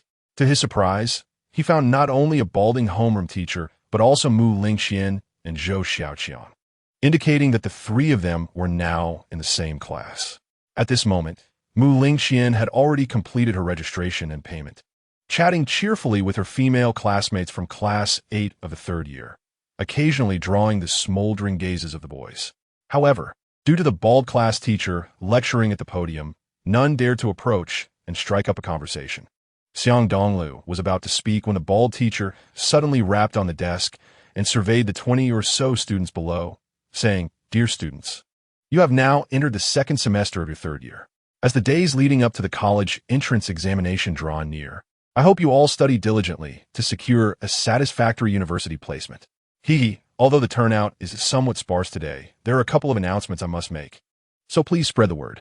Upon hearing this, the students in the classroom began to murmur, speculating that the old bald teacher was about to distribute money. With most eyes turning toward Zhou Xiaoqiang, the bald teacher continued, "First, let us congratulate student Zhou Xiaoqiang for his outstanding academic performance, having secured the first-place scholarship of 3,800 yuan. Now, I invite Zhou Xiaoqiang to come up and receive his award." Wow, over 3,000. After paying the tuition, he still has some left. This guy has struck it rich. It's really dizzying. He is the top student in the entire school. Zhou Xiaoqiang beamed brightly, yet candidly remarked, "Dongliu, don't be envious. The truth is, I study hard for a purpose." "What purpose?" "Of course, to skip classes, climb walls, and surf the internet, engaging in all sorts of mischief." Zhou Xiaoqiang chuckled. "In our first high school, only 2 types of individuals can err without facing punishment. Even if the teachers catch them, they merely turn a blind eye. The first type is the wealthy and well-connected, and the second is the academically gifted. For instance, regarding gambling, this is a serious matter. However, because I rank first in the school, even if Qian Bafang catches me red-handed, he would only confiscate my gambling funds and offer a few words of caution, and I would be in the clear. Conversely, if it were a student with mediocre grades and no connections, Qian Bafang would take it seriously, resulting in a public reprimand, a minor demerit, or worse, probation. What kind of school is this?" Xiang Dongliu bitterly smiled, only then realizing the truth in Zhou Xiaoqiang's earlier words. Rascals are not terrifying. What is truly frightening is a rascal with an education. Zhou Xiaoqiang was precisely such a cultured rogue, ranking first academically, yet frequently violating school rules. Well, since you earned over 3,000 yuan in scholarship, you might as well indulge. I was just afraid, Dongliu wouldn't agree. Zhou Xiaoqiang smiled, quickly adopting the demeanor of a model student, his gaze fixed on the bald teacher at the podium. Xiang Dongliu's lips twitched as he heard the bald teacher say, "According to the tradition of our first high school, classes will officially commence tomorrow, and a week later, there will be a comprehensive examination covering the knowledge from your first semester. Of course, if you fall within the bottom 10, your parents will be summoned to the school." Upon hearing this, the 20 or so students from Class 8 erupted into cries of despair, with most fleeing the classroom. Meanwhile, a few bookworms pulled out their textbooks from the previous semester to study, embodying the spirit of diligent scholars. Xiang Dongliu thought to himself that this was a prestigious high school, and even the lowest-ranked student might surpass the top student from Wuji County High School. Therefore, he felt as though he might end up at the bottom. Would he really have to summon his father? "Dongliu, do you have something on your mind?" "No. Didn't we say we would treat? Let us go now." "Great. Bring your sister-in-law along." Zhou Xiaoqiang nudged Mu Lingqian. "Hey, don't say that. If she finds out, you're dead." Xiang Dongliu glared, discreetly nudging Mu Lingqian's shoe as they passed by, hoping she would understand. Sure enough, when Xiang Dongliu and Zhou Xiaoqiang arrived at a small restaurant outside the school, Mu Lingqian followed them. However, once they were alone, Mu Lingqian huffed. "What you two up to? Why bring me to a place like this? To eat. Today I'm treating." Zhou Xiaoqiang grinned. "Sister-in-law, no, Mu Lingqian. We students from first high school love dining here. The snacks are quite unique and exceptionally delicious. But it's too dirty here. Let us go to a 5-star hotel instead. Cough. Let us keep it low-key, shall we? What kind of students dine at 5-star hotels?" Xiang Dongliu shot her a glance. Although he also thought the little restaurant's environment was not ideal, it was acceptable enough to eat. Moreover, compared to the small restaurants in Wuji County, he found this one quite upscale, not at all deserving of Mu Lingqian's exaggerated description. After her comment, Mu Lingqian realized she might have been a bit too much. So she reluctantly shrugged. "Fine. We'll eat here, but I want a private room. Is that too difficult?" Xiang Dongliu laughed heartily and quickly opened the door to a small private room, while Zhou Xiaoqiang hurried to greet the owner and order food and drinks. Before long, delicious dishes began to arrive at their table, with Zhou Xiaoqiang gleefully introducing each one. "This is shredded pork with green pepper. These are braised chicken wings, spicy grilled duck, boiled live fish, and stewed dog meat. These are all genuine, high-quality dishes, far superior to the school cafeteria's offerings. Isn't that obvious?" Xiang Dongliu poured Mu Lingqian a glass of orange juice and opened a bottle of beer, commenting, "What kind of meals do regular students have that are this lavish?" "Dongliu, you may not know," Zhou Xiaoqiang replied. "Let us not even discuss the whole table. Just one dish alone is something first high school can't replicate. For example, boiled live fish. If you order it at school, the pot is mostly filled with tofu, and if you can find even half a fish, it's a miracle. Moreover, the school prices are exorbitant, with a pot of boiled fish going for over 80 yuan. Sheer daylight robbery. Here at this little restaurant, it's much cheaper. At most 30 yuan, and that is for the whole fish. Then let us eat outside from now on." Xiang Dongliu nodded with a smile, though he knew this wasn't allowed at school, especially for boarding students. Of course, if it were permitted, it wouldn't be called a school. Although First High School has a semi-closed management system, we can always climb over the wall to eat. Zhou Xiaoqiang grinned mischievously. Only bookworms would eat those slop-like meals at school. I've spent 2.5 years at First High School, having all my meals outside, climbing over the wall at least 2,000 times, and that doesn't even count the times I skipped class. Is it really that exaggerated? Mu Lingqian pouted, her fair and rosy face filled with skepticism. How is it exaggerated? Xiang Dongliu laughed heartily. Are you a pig-headed fool who can't even count? Mu Lingqian shot Xiang Dongliu a fierce glare, nearly wanting to slam the table in frustration. This guy always seemed to oppose her. However, she suddenly recalled something and queried, Zhou Xiaoqiang, do you think the pressure from the comprehensive examination the teacher mentioned is really that intense? I feel like many students seem to fear it, yet at the same time, they aspire to rank within the top 10? Of course. This is a key high school, Zhou Xiaoqiang replied, taking a sip of beer. Almost every parent knows that the overall academic performance here is excellent. No one wants their child to perform poorly and be embarrassed by being summoned to school. As for wanting to rank in the top 10, it relates to our labor duties at first high school. Why is that? Molinkian inquired, intrigued. Even though it's a key high school, the school authorities are notoriously stingy and refuse to hire cleaners. Thus, the responsibility for cleaning and labor is shared among all classes, all under the guise of cultivating students' work ethic, which is quite a scam. If one can secure a place among the top 10 in the mock exam, then one is exempt from any labor and hygiene duties for the semester. Alas, I too aspire to be in the top 10, remarked Xiang Dongliu with a tinge of envy, only to quickly realize that merely avoiding the bottom position would be a commendable achievement for him. Thus, after uttering those words, he could only manage a wry smile. No problem. As long as I am here, Brother Dongliu will surely secure a top 10 position. Zhou Xiaoqiang exclaimed confidently. Whatever score I achieve, Brother Dongliu can match it. Are you suggesting I should cheat for you? What else could it be? Zhou Xiaoqiang chuckled heartily. Does Brother Dongliu wish to engage in labor duties in the future? I have never participated in such tasks. Xiang Dongliu wore a face of despair as he glanced at Mu Lingqian, then at Zhou Xiaoqiang. It seemed he had perused Mu Lingqian's transfer documents, which clearly indicated that she had ranked first in her previous school. As for Zhou Xiaoqiang, he was the top student at the current first high school, making it likely that both of them would easily place in the top 10 of the mock exam. Consequently, Xiang Dongliu felt a sudden wave of gloom. He was, after all, the least accomplished among the trio. With a bitter smile, he swiftly redirected the conversation, commenting that after their meal, they should decide where to hang out. Zhou Xiaoqiang initially intended to suggest chasing girls, but upon seeing Mu Lingqian present, he opted for a different approach. Let us go to the Internet CAF. It's the largest in Beiming City, and nearly every high school student enjoys the lively atmosphere there. Xiang Dongliu nodded in understanding, secretly hoping Mu Lingqian would not accompany them. Although both home and the Internet CAF involved Internet access, home often meant solitude with one or two individuals, while the CAF buzzed with a lively crowd. Thus, Xiang Dongliu wished for Mu Lingqian to depart. Otherwise, her presence would likely deter any beautiful girls from approaching. Moreover, given Mu Lingqian's striking beauty, she could inadvertently attract unnecessary trouble. After bidding farewell to Mu Lingqian, Xiang Dongliu and Zhou Xiaoqiang took a taxi to the largest Tianyi internet city in Beiming. Indeed, Zhou Xiaoqiang was not mistaken. As they arrived at the entrance, they were greeted by throngs of students from various schools. Among them were many beautiful girls, possessing both stunning looks and captivating figures, leaving Xiang Dongliu momentarily dazzled. Wow, so many beautiful girls, he exclaimed, pondering why there were so few at their first high school. Brother Dongliu, most of the attractive girls are too indifferent to study seriously.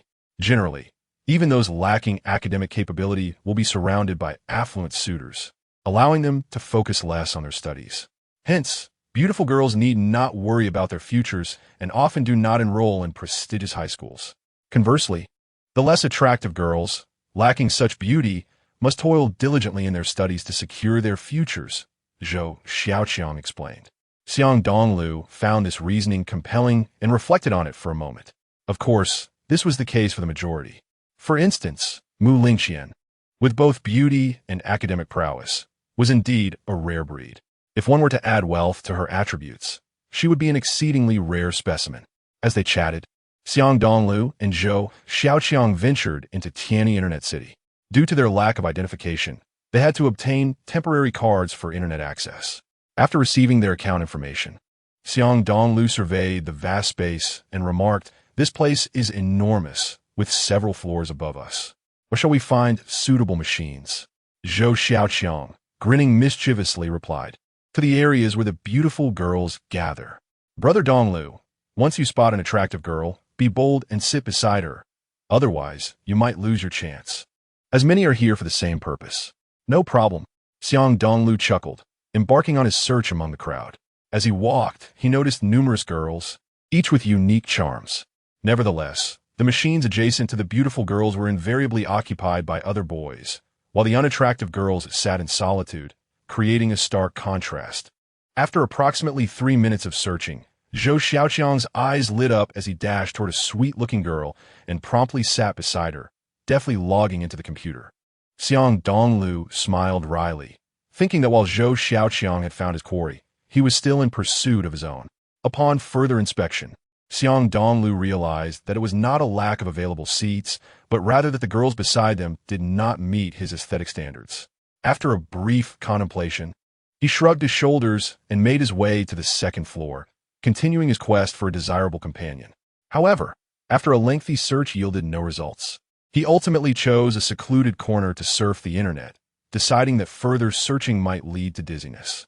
Feeling disheartened, Xiang Dongliu lost interest in searching for beautiful girls and instead logged in to add Zhou Xiaoqiang and Mu Lingxian as contacts, aimlessly browsing the web.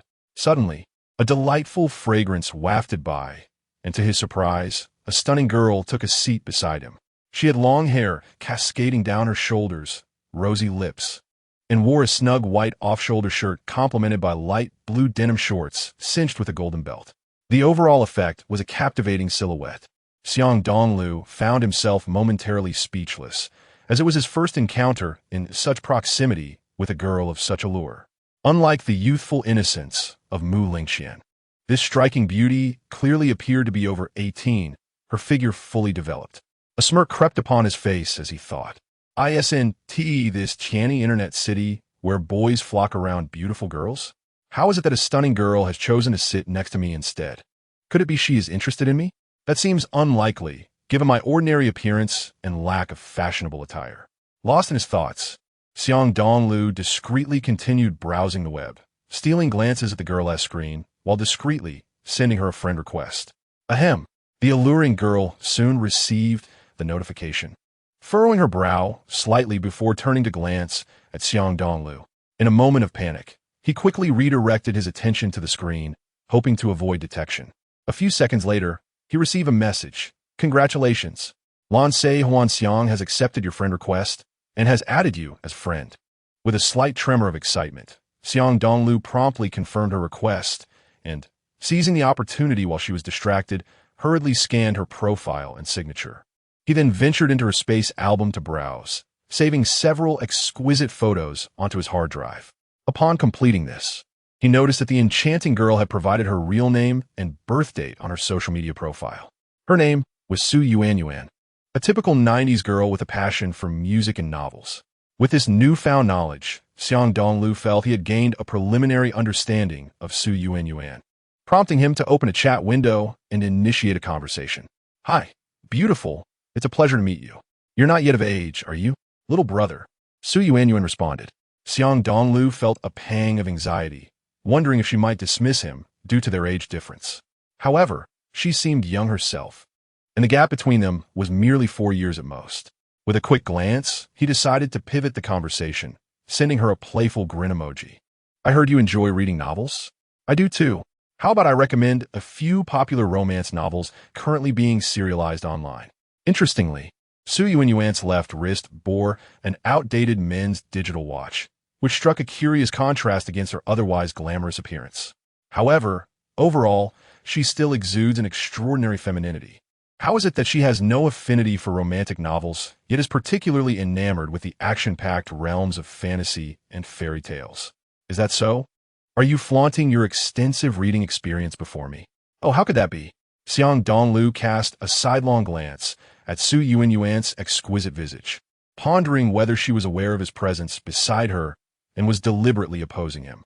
If that were the case, it would be quite unclear who was pursuing whom. Feeling a slight sweat of anxiety, Xiang Dongliu could not help but shift the topic. "You enjoy music as well, don't you? Why not recommend a few delightful songs for me?" "Certainly. Today, I am in high spirits, so I shall introduce you to an internet sensation." "Oh, a sensation, you say?" Xiang Dongliu recalled having encountered such terminology before, prompting him to exclaim, "Is it the Divine Song by Dan Ding?" Su Yuanyuan could not contain her laughter, instantly recognizing that the engaging individual she was conversing with was likely a high school student. Xiang Dongliu shot a glare, fully comprehending that the anxiety Su Yuanyuan referred to was, in fact, a song that had nearly overwhelmed the youth of the nation. "Haha, just a jest. Please do not take offense." Su Yuanyuan zitge, apving et sedin aluding. Yet, just as Xiang Dongliu and Su Yuanyuan were engrossed in their animated conversation, Two casually dressed students happen to pass by. Chapter 018. The bully seeks trouble. Oh, Wei Xiao. That fellow looks rather familiar. The boy with slanted eyes abruptly halted, slightly turning to his companion, Li Xiaowei. TCH, you see a beauty and your knees go weak. Don't try to get close to me. If you want to charm someone, go for that beauty. Li Xiaowei, donning a white baseball cap and chewing gum, displayed an air of disdain towards anyone he encountered. No, I mean that guy. The boy with slanted eyes protested, feeling wronged. Wei Xiao, do you remember the male and female duo I mentioned yesterday? That guy kicked my backside and nearly smashed me with a brick. Oh, they're the ones? But that doesn't seem right. The boy with slanted eyes scrutinized further, shaking his head. Only the male was familiar to him, the female he had not seen before. Excellent. That is precisely the person we seek. Li Xiaoyi, this fellow dared to strike me, and I shall ensure he pays dearly. You stay here and keep watch. I will fetch a weapon. Li Xiaowei swiftly retrieved a solid silver iron rod, concealing it within his sleeve, and swaggered out of the restroom, headed straight for Xiang Dongliu.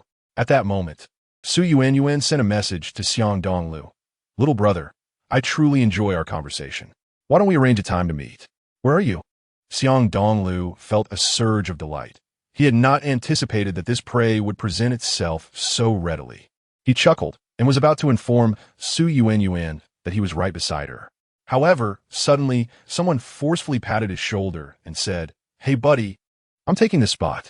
If you know what's good for you, clear out. Xiang Dongliu frowned slightly, appearing displeased. Everything has its order. I occupied this seat first. Why should I yield? Besides, there are plenty of other seats beside me. You may choose any. Order? What order? Li Xiaowei Skufa. Disregarding him entirely as he plopped down in the seat next to Xiang Dongliu, extending his feet onto Xiang Dongliu's computer desk, assertively declaring, I want to use this machine right now. Will you let me or not? Xiang Dongliu was in the midst of a crucial conversation with Su Yuan and was not inclined to relinquish his position so easily. Taking a deep breath, he frowned and pointed at Li Xiaowei's filthy shoe, saying, You had better remove that stinky foot. Or else what? Are you going to hit me? Li Xiaowei laughed derisively, showing no intention of moving his foot. Instead, he pulled out the chewed gum from his mouth and pressed it against Xiang Dongliu's computer screen. Looking at the saliva-laden gum, Xiang Dongliu felt a wave of nausea wash over him. He quickly turned his head, narrowed his eyes at Li Xiaowei, and coldly stated, You had better not test my patience. If you remove that disgusting thing and your filthy foot right now, I might consider letting you off. Xiang Dongliu, seething with anger, reached for his spiritual ring and focused his mind on deciphering Li Xiaowei's thoughts. Hey Wei Xiao, what is going on? Please don't bully the newcomers at the internet CAF. The floor manager rushed over, anxious that Li Xiaowei might damage the computers during a fight. It seemed that if one were to tally the damages Li Xiaowei had caused in Tianyi Internet City, it would amount to at least 20,000 yuan. Yet, he had never compensated a single penny. Any floor manager who dared to speak up would undoubtedly face repercussions. Ask him, Li Xiaowei Shukulat Silanli, pointing at Xiang Dongliu while maintaining an outward appearance of fury. Earlier, I wanted to use this machine to go online, but this guy adamantly refused and even dared to threaten me. Damn it, he must be tired of living. Xiang Dongliu suddenly clenched his fist and stood up, coldly sneering. So you were deliberately seeking trouble, were you? Through his eavesdropping, he had discerned that this fellow was confronting him due to the boy with slanted eyes, and he was hiding an iron rod in his sleeve. Oh, quite perceptive. You guessed it. Li Xiaowei beamed, unabashed as he beckoned the boy with slanted eyes over. Do you recognize my little brother? Yesterday, did you not kick his backside and nearly smashed his vital parts with a brick? Upon seeing the boy with slanted eyes-lewd appearance, Xiang Dongliu retorted, He brought this upon himself. I consider myself very generous for not giving him a concussion. Upon hearing this, Li Xiaowei glared. It seems you are looking for trouble as well. With that, he attempted to draw the iron rod to strike. However, he could never have anticipated that Xiang Dongliu would be faster, deftly capturing his left hand and expertly extracting the iron rod concealed in his sleeve. Then, before Li Xiaowei could react in disbelief, Xiang Dongliu struck him squarely on the forehead with the rod. Aya! Li Xiaowei screamed like a slaughtered pig, collapsing to the ground. A gash opened on his forehead, crimson blood gushing forth to stain his shirt. In that instant, The floor manager and the other patrons at the internet CF gasped in shock, rendered speechless by the sudden turn of events. Su Yuan was equally astonished, but her predominant feeling was regret. Had she known this encounter would lead to violence, she would have revealed her identity sooner. Yet now, it seemed it was all too late.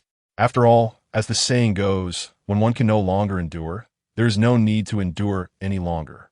With the iron rod in hand, Xiang Dongliu's anger flared as he continued to strike Li Xiaowei, whose screams echoed eerily. "Damn it! You Wei Xiao!" The boy with slanted eyes, though frightened, still mustered the courage to intervene, attempting to lift a chair to strike Xiang Dongliu. Seeking death indeed. As soon as the boy with slanted eyes raised his voice, Xiang Dongliu had already sensed his intentions. Thus, with a swift motion, he retaliated with a strike to the boy's wrist, eliciting a pained yelp that forced him to drop the chair. Following that, Xiang Dongliu kicked out, sending the frail boy sprawling backward, crashing into two computer monitors, which shattered loudly upon hitting the ground. Simultaneously, this spectacle sent a chill through the floor manager and the other patrons, who remained silent, utterly astounded. They could hardly believe that the seemingly innocent student had transformed into a fierce aggressor. Chapter 019. Who is behind you? Observing the boy with slanted eyes in such a disheveled state and Li Xiaowei bloodied and sprawled on the ground, Xiang Dongliu chuckled inwardly, yet feigned regret as he remarked, "I sincerely apologize. My stance was incorrect, and I may have struck a bit too hard. Shall we start over?" As the words left his mouth, an uproar of laughter ensued, simultaneously inciting an immense fury within Li Xiaowei. Struggling to rise from the ground, he bared his teeth and wiped the blood from his forehead, glaring at the man with a squinting eye and barking, "What the hell are you dawdling for? Grab anything and take down this bastard." Although the squinting man was somewhat timid, the presence of Li Xiaowei emboldened him considerably. In unison, they lifted the computer monitors, resembling bulky television sets, each weighing at least 20 pounds. Good grief! Xiang Dongliu silently cursed. These two were remarkably arrogant, heedless of the consequences. However, he was no stranger to trouble himself. For the past 8 years, Xiang Dongliu had lived at the very bottom of society, toiling daily to provide for himself and his father. If funds were scarce, he would forego his own meals to ensure his father had something to eat. Consequently, he would fiercely argue over mere cents and engage in fierce brawls over just $1. At that moment, the audacity of Li Xiaowei and the squinting man was indisputable, as they prepared to hurl the monitors at someone. Yet, even more astonishing was Xiang Dongliu's fearless response. He promptly seized a large plastic chair as a shield and brandished a gleaming iron rod, charging forward. Even Su Yuan, witnessing the scene, felt a tremor of concern for Xiang Dongliu's safety, momentarily forgetting her own identity. Of course, her concern was purely sympathetic towards the underdog, devoid of any other emotional entanglements, as she remained oblivious to the fact that the amusing online persona who had previously delighted her was, in reality, Xiang Dongliu. Li Xiaowei and the squinting man were ruthless as they flung the hefty monitors, shattering them upon impact. However, Xiang Dongliu adeptly used the plastic chair to shield himself, sustaining minimal harm despite the force of the impact. As the monitors crashed to the ground, he discarded the chair and unleashed a flurry of strikes with the iron rod upon Li Xiaowei and the squinting man. Bang! Bang! Bang! The two men cowered, clutching their heads and wailing, their cries echoing through the establishment, instilling fear in the NetCF staff and patrons. After all, continued violence could lead to serious injury. While the iron rod appeared formidable, it was no toy.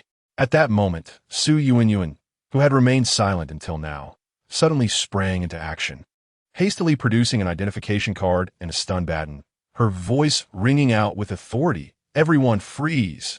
Police!" Xiang Dongliu turned abruptly, astonished to see an authentic police badge in her hand. Moreover, Su Yuan brandished the stun baton, its eerie glow prompting the NetCF staff and patrons to retreat hastily. In an instant, Xiang Dongliu glanced at the iron rod in his hand and felt as though he were a mere child in the presence of a powerful force. The disparity between the two implements was stark and widely acknowledged. Furthermore, openly assaulting a police officer was an unwise endeavor. Furrowing his brow slightly, Xiang Dongliu decided to land a few more blows on Li Xiaowei and the squinting man, casting a sidelong glance at Su Yuanyuan's commanding presence with the stun baton before promptly discarding the iron rod and sprinting away. Stop. However, she was taken aback by his attempt to flee. Could he be a suspect? Or perhaps involved in a related incident? At that moment, Su Yuanyuan's suspicions intensified. After admonishing the squinting man and Li Xiaowei, demanding they compensate for damages, she resolutely pursued Xiang Dongliu. Dressed in civilian attire, Su Yuanyuan wore a pair of white sneakers for ease of movement, coupled with Xiang Dongliu's unfamiliarity with the surroundings of Tianyangsheng. He was easily cornered in a narrow alley, the end of which was blocked by a towering wall. Nowhere to run, huh? Su Juanian Dantet, casually toying with the stun baton, her face adorned with a smirk. You just cut off your own escape route. Xiang Dongliu, feeling a sense of helplessness, shrugged and replied, Officer, I was merely involved in a fight. It's not as if I committed a crime, right? Why are you pursuing me? Su Yuanyuan retorted coldly. Typically, suspects make such claims, and I suspect you are a frequent fighter. Perhaps you are hiding something nefarious. Fine, if you are so convinced, then wait. Who is that behind you? What? Su Yuanyuan turned in confusion, only to find no one there, quickly realizing she had been tricked. Fraud! She exclaimed, her frustration mounting. Growing increasingly suspicious of Xiang Dongliu, she took a running leap and grabbed his shoulder, attempting to pull him down. However, to her surprise, she found herself clinging to him, her body pressed against his, igniting a blush across her cheeks. Noticing the softness behind him, Xiang Dongliu chuckled and turned his head slightly to smile at Su Yuanyuan's stunning visage. Who would have thought you were a rogue officer? Your methods of flirting are quite unconventional, but I like it. You shameless wretch. Su Yuanyuan's face flushed crimson with indignation, her delicate features betraying her anger. Reacting instinctively, she released her grip and fell to the ground. Hey, are you all right? Xiang Dongliu, a bead of sweat forming on his brow, considered checking on her. Stop pretending to be compassionate. I'm determined to catch you today. Are you still not done? Xiang Dongliu, feeling exasperated, chose to ignore the injured officer and swiftly vaulted over the wall. However, he was disheartened to find that beyond the high wall lay a garden, its gate locked tight, refusing to budge no matter how vigorously he shook it. Glancing around, he noticed towering buildings surrounding him, with only the wall he had just climbed offering a means of escape.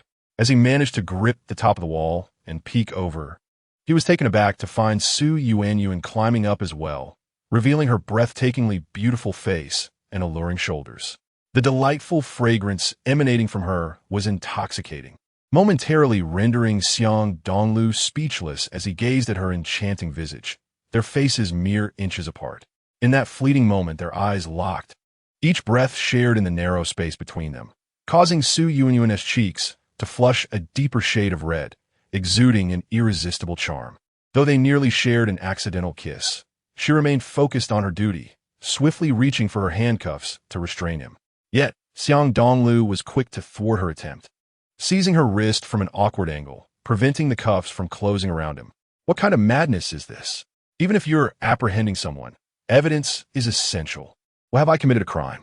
The altercation earlier was not initiated by me, and you witnessed it yourself. As a police officer, should you have intervened when that guy kept provoking me? You chose to reveal your badge only when I gained the upper hand. I suspect you might be in cahoots with them. Su Yuanyuan opened her alluring lips, contemplating the situation and realizing she had indeed been remiss in her duties. Fine, I can't possibly apprehend all the fighters by myself. You should first deal with those two rascals.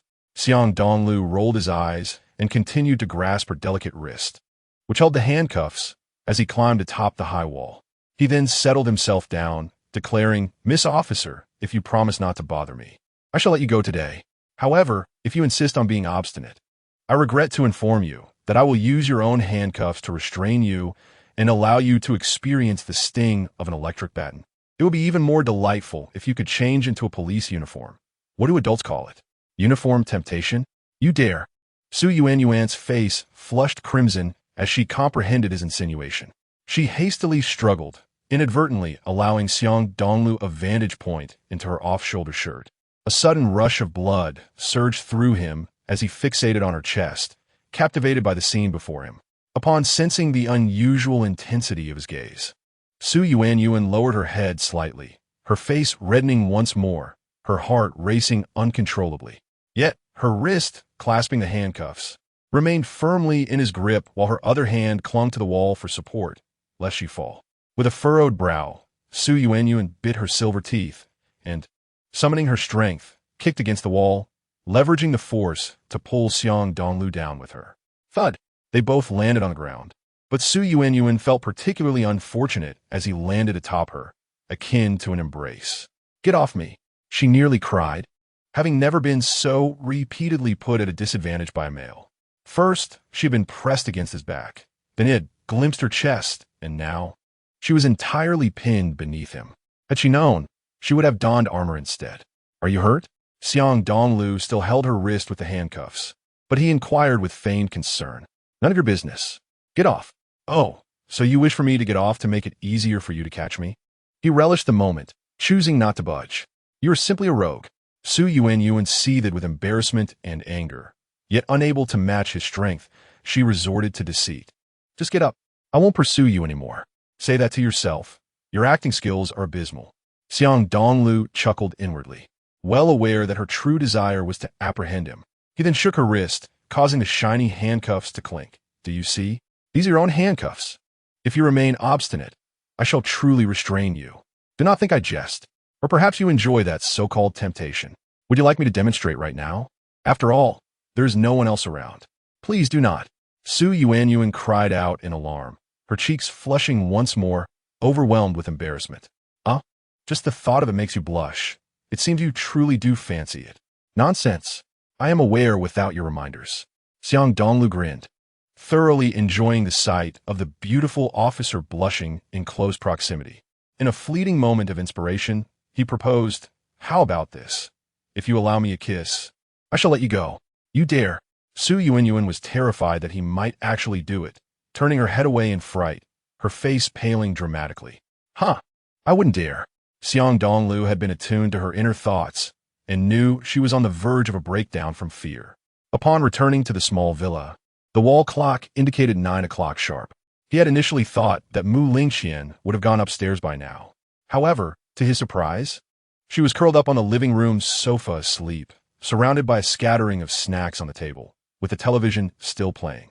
On the first day of school, Xiang Dongliu continued to give Mu Lingxian a ride, and as they neared the school, she alighted beforehand, and they entered the premises one after the other. The first class was a bald-headed algebra lesson. Apart from instructing someone to bring in new books for distribution, he particularly introduced 2 transfer students from Class 8 of Senior 3, given Mu Lingxian's previous academic excellence, and asked Xiang Dongliu and Mu Lingxian to introduce themselves. "Hello, everyone. I am Xiang Dongliu." After stating this, he proceeded to the middle of the last row of the classroom. However, aside from Zhou Xiaoqiang's loud applause, the rest of Class 8 of Senior 3 displayed little interest, creating an atmosphere of awkward silence. Xiang Dongliu paid no heed. He had already gleaned many classmates' thoughts and understood their indifference stemmed from his mediocre academic performance and unremarkable appearance. Mu Lingxian was different. Not only was she beautiful and well-proportioned, but the bald teacher had also emphasized her previous position as the top student, possibly surpassing even Zhou Xiaoqiang, the current top student in high school. Thus, even though Mu Lingxian simply stated her name, her introduction was met with enthusiastic applause from her classmates. Particularly, the male students of Class 8 were howling with excitement, their enthusiasm akin to a pack of wolves eager for her autograph. It was evident that the allure of a beauty was undeniably potent. The bald teacher was quite satisfied with this outcome, pondering that through Mu Lingxian, he could potentially elevate the overall academic performance of the class. Nodding to himself, he indicated the seat next to Xiang Dongliu, classmate Mu Lingxian. "According to our tradition in Class 8 of Senior 3, we do not seat the high achievers at the front and the low achievers at the back. Everything is free, regardless of height, weight, or academic prowess. You may sit wherever you prefer." Given that Mu Lingxian was a transfer student, he emphasized the importance of first come, first served, thus placing her next to Xiang Dongliu. Naturally, if anyone in the class kindly wished to swap seats with her, that would also be permissible. Upon hearing this, The male students of Class 8 of Senior 3 seemed invigorated, eagerly offering to switch seats with Mu Lingqian so she could sit closer to the front for better listening. However, to everyone's astonishment, Mu Lingqian giggled and shook her head. "Thank you for your concern, but I am fine sitting at the back." With that, she gracefully walked over to sit beside Xiang Dongliu, provoking him to glare at her in disbelief as he muttered softly, "Have you lost your mind? Do we not agree not to walk together?" "Indeed, I did say not to walk together. However, walking and sitting are as different as a nanny and a bodyguard." Mu Lingqian laughed, greeting her classmates' gazes while whispering with a hint of mischief. Xiang Dongliu shrugged, utterly speechless. Just then, a familiar yet loathsome voice interrupted. "Teacher, I want to swap seats with Xiang Dongliu. He has already agreed." "Oh, Li Xiaowei, what happened to you? Injured?" The bald teacher looked at the bandaged forehead of Li Xiaowei, suddenly puzzled, for it was rare to see someone injured on the very first day of school. "Just a minor issue. Thank you for your concern, teacher." Li Xiaowei forced a smile, reiterating, "I have already discussed it with Xiang Dongliu, and he has agreed to switch seats with me." "Very well. Since both parties consent, you may swap." The bald teacher nodded. At this moment, Xiang Dongliu widened his eyes in astonishment, realizing that he and Li Xiaowei, along with that sidelong glancer, were in the same class, a rather unfortunate twist of fate. Although surprised that Li Xiaowei was in the same school and class as him, he could not help but stand up. "Teacher, I do not know this bandaged individual, nor have I agreed to anything with him. Do you two have some private grievances?" the teacher inquired. The bald-headed teacher cast a glance between Xiang Dongliu and Li Xiaowei, then smiled amiably, saying, "One of you agrees, while the other disagrees. This clearly contradicts our class's principle of mutual consent. Therefore, Li Xiaowei, it will be best for you to remain in your original seat."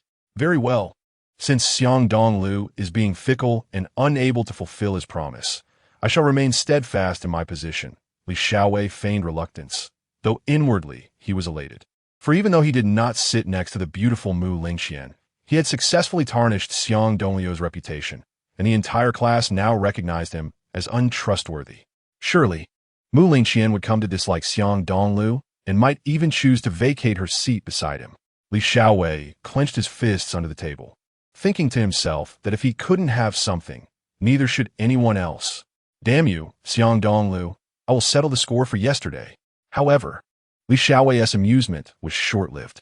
Mu Lingqian suddenly stood up and, with a voice as melodious as a celestial choir, declared, "Teacher, Xiang Dongliu is clearly a transfer student like me. How could he possibly know Li Xiaowei so well and be familiar enough to swap seats?" "Oh, are you suggesting that Li Xiaowei is lying? It's quite evident. Such a foolish scheme could be seen through by anyone." Li Xiaowei's expression turned sour, while Xiang Dongliu nearly doubled over with laughter. He had been silently attuned to Li Xiaowei's thoughts and never anticipated that Mu Lingqian would support him so fiercely, even branding Li Xiaowei's petty tactics as foolish. Chapter 022. Another English class, the bald-headed teacher, observing the majority of the class erupting in laughter, felt a sense of foreboding. He understood that Li Xiaowei was purposely maligning Xiang Dongliu to sit beside Mu Lingqian. However, he also recognized that Li Xiaowei was a notorious troublemaker at the first high school, feared even by many ordinary teachers. Just last year, a newly appointed female teacher had publicly reprimanded Li Xiaowei, only to find herself the victim of his retaliation when he sneakily contacted her boyfriend, claiming she was having an affair with a male teacher. The following day, she was heartbreakingly dumped, weeping uncontrollably. Furthermore, aside from targeting the female teacher, Li Xiaowei had also extorted and physically assaulted some of the weaker male teachers. Thus, the bald-headed teacher worried that such a strikingly beautiful student as Mu Lingqian might provoke Li Xiaowei, leading to potentially severe repercussions. Students at this age are impulsive, and a fit of anger could lead to catastrophic outcomes. Frowning slightly, the bald-headed teacher, as the homeroom teacher of Class 8 in the third year, was loath to see matters deteriorate, so he quickly intervened. Mu Lingqian raises a valid point, yet Li Xiaowei has his reasons as well. It is quite normal for him to have met Xiang Dongliu yesterday and reached a verbal agreement about swapping seats. And as for Xiang Dongliu, Upon noticing such a diligent student sitting beside him today, it is entirely plausible that he might have had a change of heart. Thus, since both sides have their arguments, it seems pointless to continue this dispute. Let us conclude this matter here. If Xiang Dongliu truly lacks integrity, the eyes of the public are keen, and time will reveal all truths. Now, let us officially begin class. Please turn to the first page of the textbook's table of contents. Stretching languidly, Xiang Dongliu intended to rise and admire the view outside the classroom. But unexpectedly, Li Xiaowei approached, slamming his hand on the desk. "Kid, the days ahead are long. Just you wait. I will take my time to make your life miserable." After this, Li Xiaowei cast a heated glance at Mu Lingqian's lovely face, then, accompanied by a few lackeys, swaggered out of the classroom, believing themselves quite impressive. Observing Li Xiaowei, whose head was bandaged, Xiang Dongliu merely chuckled, dismissing his threats as inconsequential. Xiang Dongliu was entirely confident that if Li Xiaowei continued to act arrogantly, the bandage would not remain solely on his head. As thoughts crossed his mind, Xiang Dongliu couldn't help but laugh, saying to Mu Lingqian, "I never expected you to stand up for me just now. Of course, you are my bodyguard. Should I support you, or that scoundrel Li Xiaowei? If I'm not mistaken, you've already had a run-in with him on the first day of school. What transpired?" After speaking, Xiang Dongliu left his seat and, under Mu Lingqian's astonished gaze, decided to skip class. All along, Xiang Dongliu had harbored a disdain for English. Although he secretly wished to excel, he found himself unable to grasp the language. Hence, he resolved to escape from this tedious subject, preferring to keep his mind untroubled. During his time at Wuziza High School, he had frequently skipped classes to work and had become quite experienced in evading teachers. Generally, it was best to avoid skipping classes on campus, as the likelihood of being caught was considerably higher. However, with a new environment, Xiang Dongliu decided to take a risk and explore the campus of the first high school. Perhaps luck was on his side, as he encountered the head of the academic affairs office, Qian Bafeng, only once, and after dodging him, did not meet any other teachers. As he wandered, Xiang Dongliu arrived at the library of the first high school, driven by curiosity to take a look inside. At that moment, the library was quite empty, with only the librarian present. He chuckled to himself, thinking that napping here while skipping class was a fine idea, and if he grew bored, he could always borrow an extracurricular book to read. The librarian, an elderly man with white hair, appeared surprisingly spry, lacking the frailty typically associated with old age. Suddenly, Xiang Dongliu furrowed his brow, pondering whether this old fellow had eyes in the back of his head. His footsteps were so light. Yet the librarian sensed his presence without turning around. Quickly shaking off his thoughts, Xiang Dongliu nodded and casually inquired, "Do you have any fantasy novels? I'd like to borrow an interesting one." "Ah, young lad, you've come to the right person," the librarian chuckled, producing a stack of books. "These are all classic fantasy novels from the internet. They cost 5 yuan to borrow for 3 days. Are you kidding? Are you selling books or lending them?" Xiang Dongliu exclaimed, glaring at the covers of the novels, which were clearly pirated. Usually, 5 yuan would buy a legitimate copy. Furthermore, as this was the school library, students typically needed a borrowing card. The notion of directly paying the librarian was absurd. "If you don't want to borrow, then so be it." The old librarian shrugged. "You must be new here. You clearly don't understand the rules of the trade." "Rules of the trade? What are those?" "First, you must call me Qi Lao." Xiang Dongliu twitched his mouth but complied without hesitation, quickly addressing him. "Qi Lao. Now we're getting somewhere." Qi Lao nodded in satisfaction, thinking this child from the Xiang family was quite sensible and physically fit. No wonder Mu Lingtian wanted this lad to protect Mu Lingqian. However, Qi Lao pondered why Mu Lingtian required a seasoned special forces instructor for this task. It was puzzling.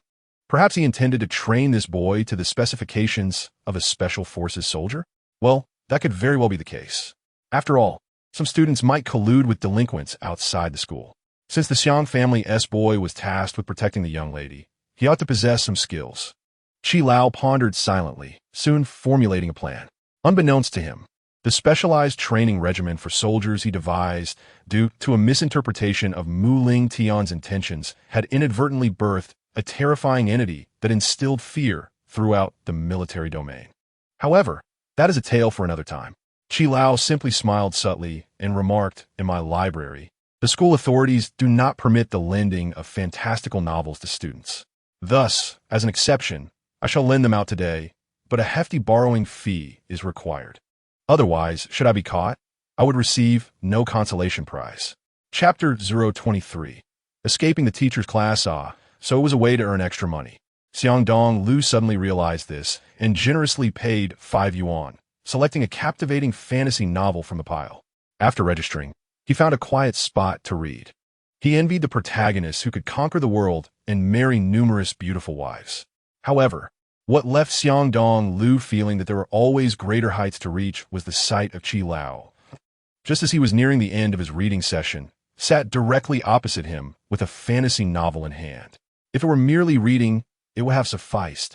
But Qi Lao would set down the book during fight scenes and demonstrate a few moves in an empty space, appearing quite adept. Xiang Dongliu was genuinely astonished. It turned out that Qi Lao was utterly captivated by fantasy novels. Chuckling, Xiang Dongliu teasingly inquired, "Qi Lao, what level of skill have you achieved now?" Upon hearing this, Xiang Dongliu tactfully declined, thinking that if the martial arts techniques described in the novels possessed such power, even pigs would be able to climb trees. It must be said, this young lady's physical coordination seemed somewhat lacking, as after much practice, she still wobbled precariously when getting on the bike, and moments later, she tumbled onto the soft grass below. Xiang Dongliu rushed over and said, "I think you should give up, if it comes to it. I could drive you every day." Mu Lingqian stood up, gently brushing off the bits of grass from her clothes, and replied, "Wouldn't that be taking advantage of me? So many people in the world wish to drive someone as intelligent and beautiful as I, yet you have had the privilege twice. Seriously, me driving you is taking advantage of me? Are you out of your mind?"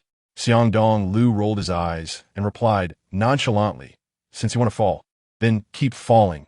I certainly don't want to carry a few 100 pounds of pig to school every day. You scoundrel."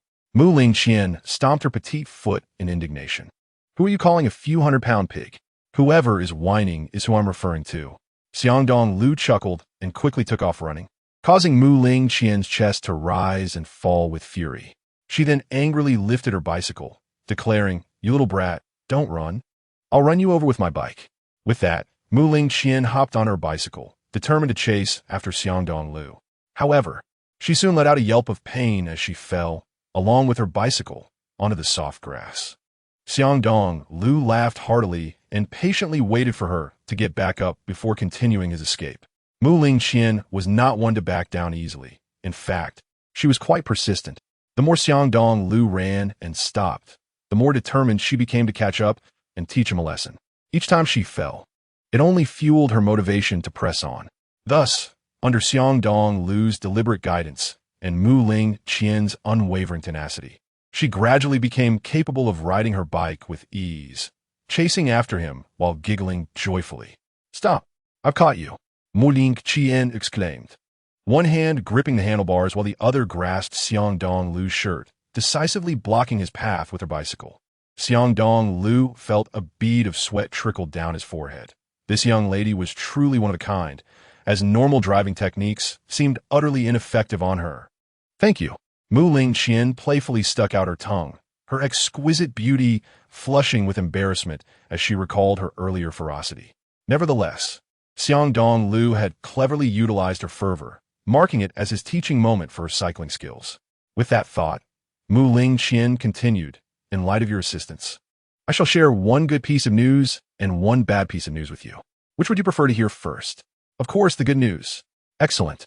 Mu Lingqian clapped her hands, laughing. "The good news is that our English teacher, Yao Xianlei, is extraordinarily beautiful, with a figure that could rival any model. Not just in our school, but even throughout Beiming City. No female teacher can compare. Many harbor fantasies about her. So you are in for a treat in English class. Is that so?" Xiang Dongliu sighed. "And what is the bad news?" "The bad news is that you missed Yao Laosher's class today, and she was quite displeased with your absence. She even had Zhou Xiaochong notify you to report to her office tomorrow and confess. I refused to go."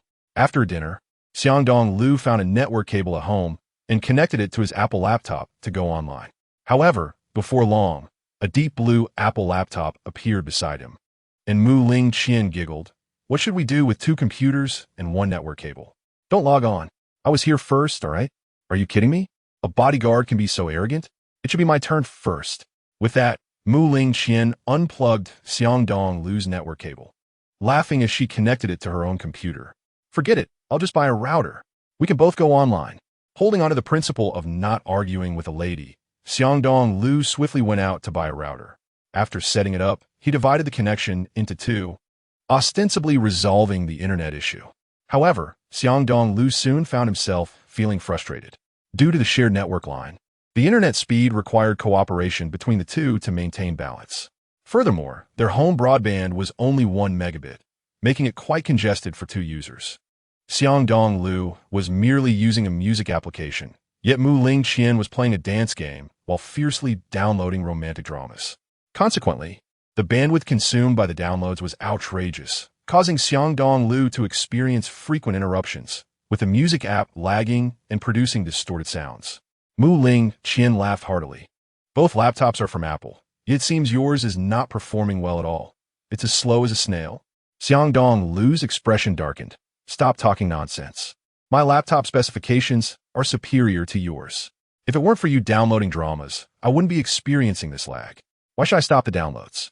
Are you saying I can't download a drama? Does this young lady not have any rights? But you're hogging the majority of the bandwidth. It's severely affecting my internet. Please, this is your laptop's fault. A subpar product is just that. You think you're so handsome, don't you? Fine, I'll stop.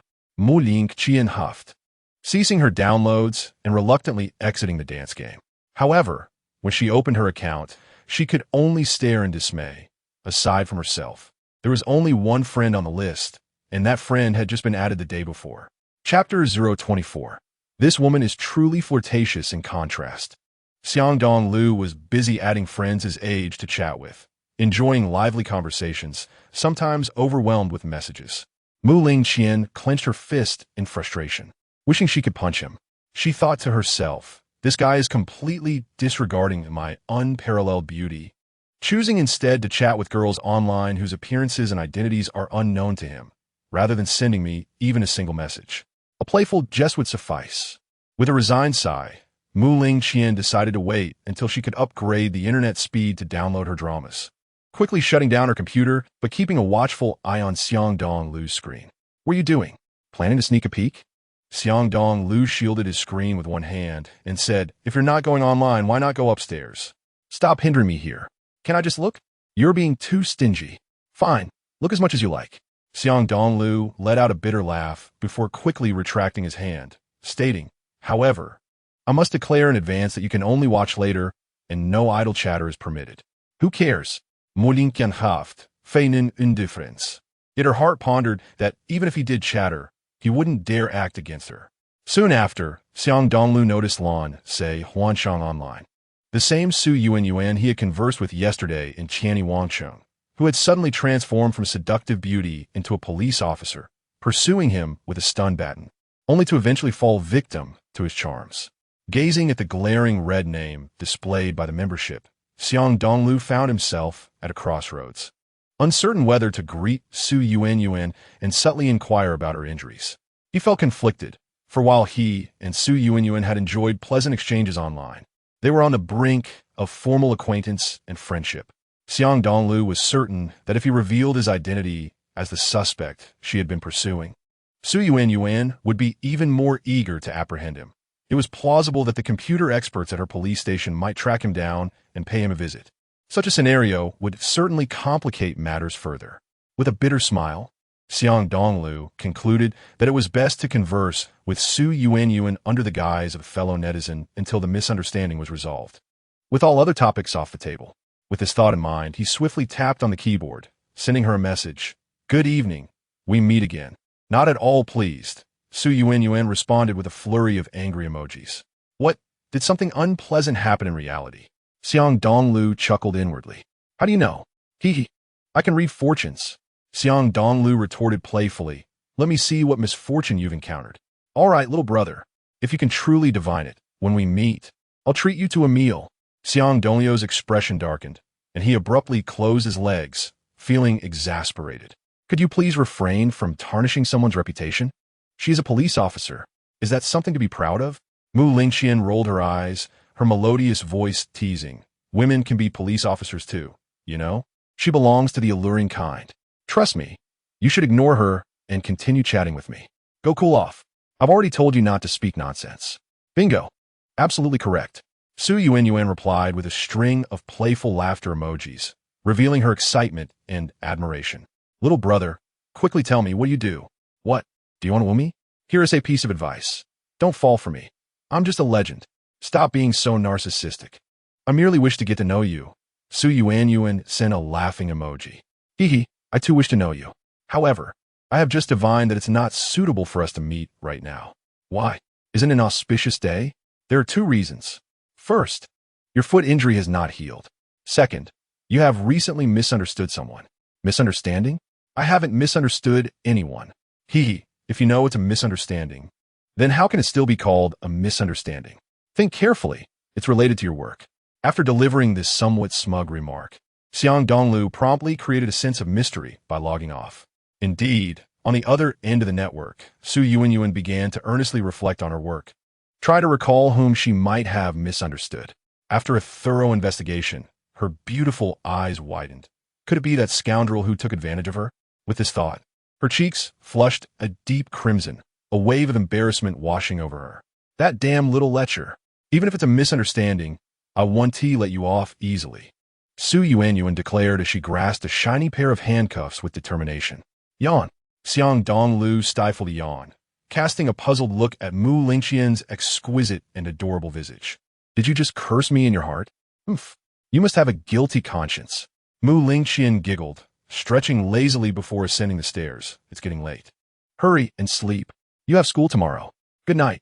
The next day at school, despite having learned to ride a bicycle the day before, Mu Lingqian insisted on Xiang Dongliu giving her a ride, leaving him in a state of silent sweat, thinking that this young lady was indeed reluctant to endure hardship. After all, the ride from home to First High School would take at least 20 minutes, requiring a fair amount of physical exertion. Nevertheless, Xiang Dongliu willingly transported a stunning beauty to school, relishing the envious glances from others while inhaling the fragrant scent of Mu Lingqian. Once they entered the classroom, Xiang Dongliu quickly spotted Zhou Xiaoqiang approaching with a grin. Brother Dongliu, you're about to have a romantic encounter. Have you read too many novels? Can romantic encounters just happen out of the blue? I'm serious. Our English teacher wants you to come to her office. What? Are you out of your mind? That's not a romantic encounter. That is punishment. How can it be considered punishment? You should be enjoying it. Zhou Xiaoqiang grinned mischievously. Brother Dongliu, you have no idea how many people at our First High School are lusting after Yao Xinlei's beauty. Even the head of the Academic Affairs Office, Qian Bafang, is no exception, and there are many suitors from outside as well. So when our English teacher comes looking for you, it certainly qualifies as a romantic encounter. Others would be dying to receive her attention, yet no one else has ever escaped her English class. At this point, Zhou Xiaoqiang glanced at Mu Lingqian, lowering his voice to add, and let us not forget about our class beauty, Mu Lingqian, who has completely overshadowed all others since her arrival. She is a total knockout. Now many people are inquiring about her. Is that all? Yes. You've truly left me speechless. I'm jealous that you have this opportunity. Yet you don't cherish it. No, I absolutely want to escape. I'm eagerly awaiting the beautiful teacher. Teacher, Yao has me completely entranced. If I don't see her for a day, my heart feels shattered. Zhou Xiaoqiang sighed dreamily. Xiang Dongliu shrugged, thinking his friend was infatuated. I don't mind. It's merely a trivial matter. He chuckled, relishing in Zhou Xiaoqiang's discomfort. Let me think. Zhou Xiaoqiang felt a shiver run down his spine, his expression turning forlorn. If Mu Lingqian were to relay his earlier infatuated remarks to Yao Xinlei, he would surely suffer tremendously. Most importantly, Yao Xinlei might never look at him favorably again. With a groan, Zhou Xiaoqiang quickly nodded. I'll take the plunge. Since Brother Dongliu dares to skip class at First High School, I, the king of truancy, can't be left behind. Otherwise, who knows how others will mock me. All right, it's settled then. Today's meal is on me. Mu Lingqian giggled, decisively pulling out a cream-colored Chanel handbag and casually handed Xiang Dongliu a stack of 100 yuan bills. Wow, so generous. There must be at least 2,000. Xiang Dongliu smiled as he accepted the money, though inwardly, he criticized her ostentation. Firstly, a Chanel handbag was not something an ordinary female student would possess. Secondly, Mu Lingqian had merely grabbed a stack of cash and handed it over without counting. Thus, if some opportunist had their eye on her, the likelihood of her being robbed was quite high. It's no big deal. Mu Lingqian beamed. Just remember not to dawdle outside the school. If the teachers catch you, you're done for. Understood. Xiang Dongliu snapped his fingers and hurried to the library to return the novel he had borrowed yesterday, engaging in a brief chat with old Qi before borrowing another fantasy book. Unbeknownst to them, two pairs of malicious eyes were fixated upon them. Wei Xiao, that Xiang Dongliu is definitely skipping English class again. A sly-eyed boy whispered to Li Xiaowei. No kidding. I can see that. I have inquired thoroughly, and it appears this fellow has a remarkably poor command of English, which undoubtedly exacerbates his disdain for the language. Li Xiaowei, somewhat irritated, tapped the head of the slant-eyed boy, yet the crux of the matter remains. I must ascertain what Xiang Dongliu and his companions are up to during their truancy. I shall follow them. The slant-eyed boy chuckled. Thank you, Wei Xiao. With a smug nod, he hastily darted off in the direction where Xiang Dongliu had vanished. Skipping class to clandestinely dine off campus? Indeed, I witnessed it quite clearly. Then we must relay this information to Qian Bafang, instructing him to keep vigil beneath the wall where Xiang Dongliu and his group might reappear. We shall surely catch them red-handed. Should Wei Xiao go, or shall I? Is that even a question? Am I not your leader? Must I personally intervene for such a trivial matter? Li Xiaowei glared, causing the slant-eyed boy to flee in fright. Li Xiaowei could not help but imagine the delight of having both Yao Xinlei and Mu Lingqian in his bed simultaneously. That would be an unparalleled pleasure. Meanwhile, as Li Xiaowei indulged in his fanciful daydreams, Xiang Dongliu and Zhou Xiaoqiang were relishing a meal at an off-campus eatery, thoroughly enjoying themselves.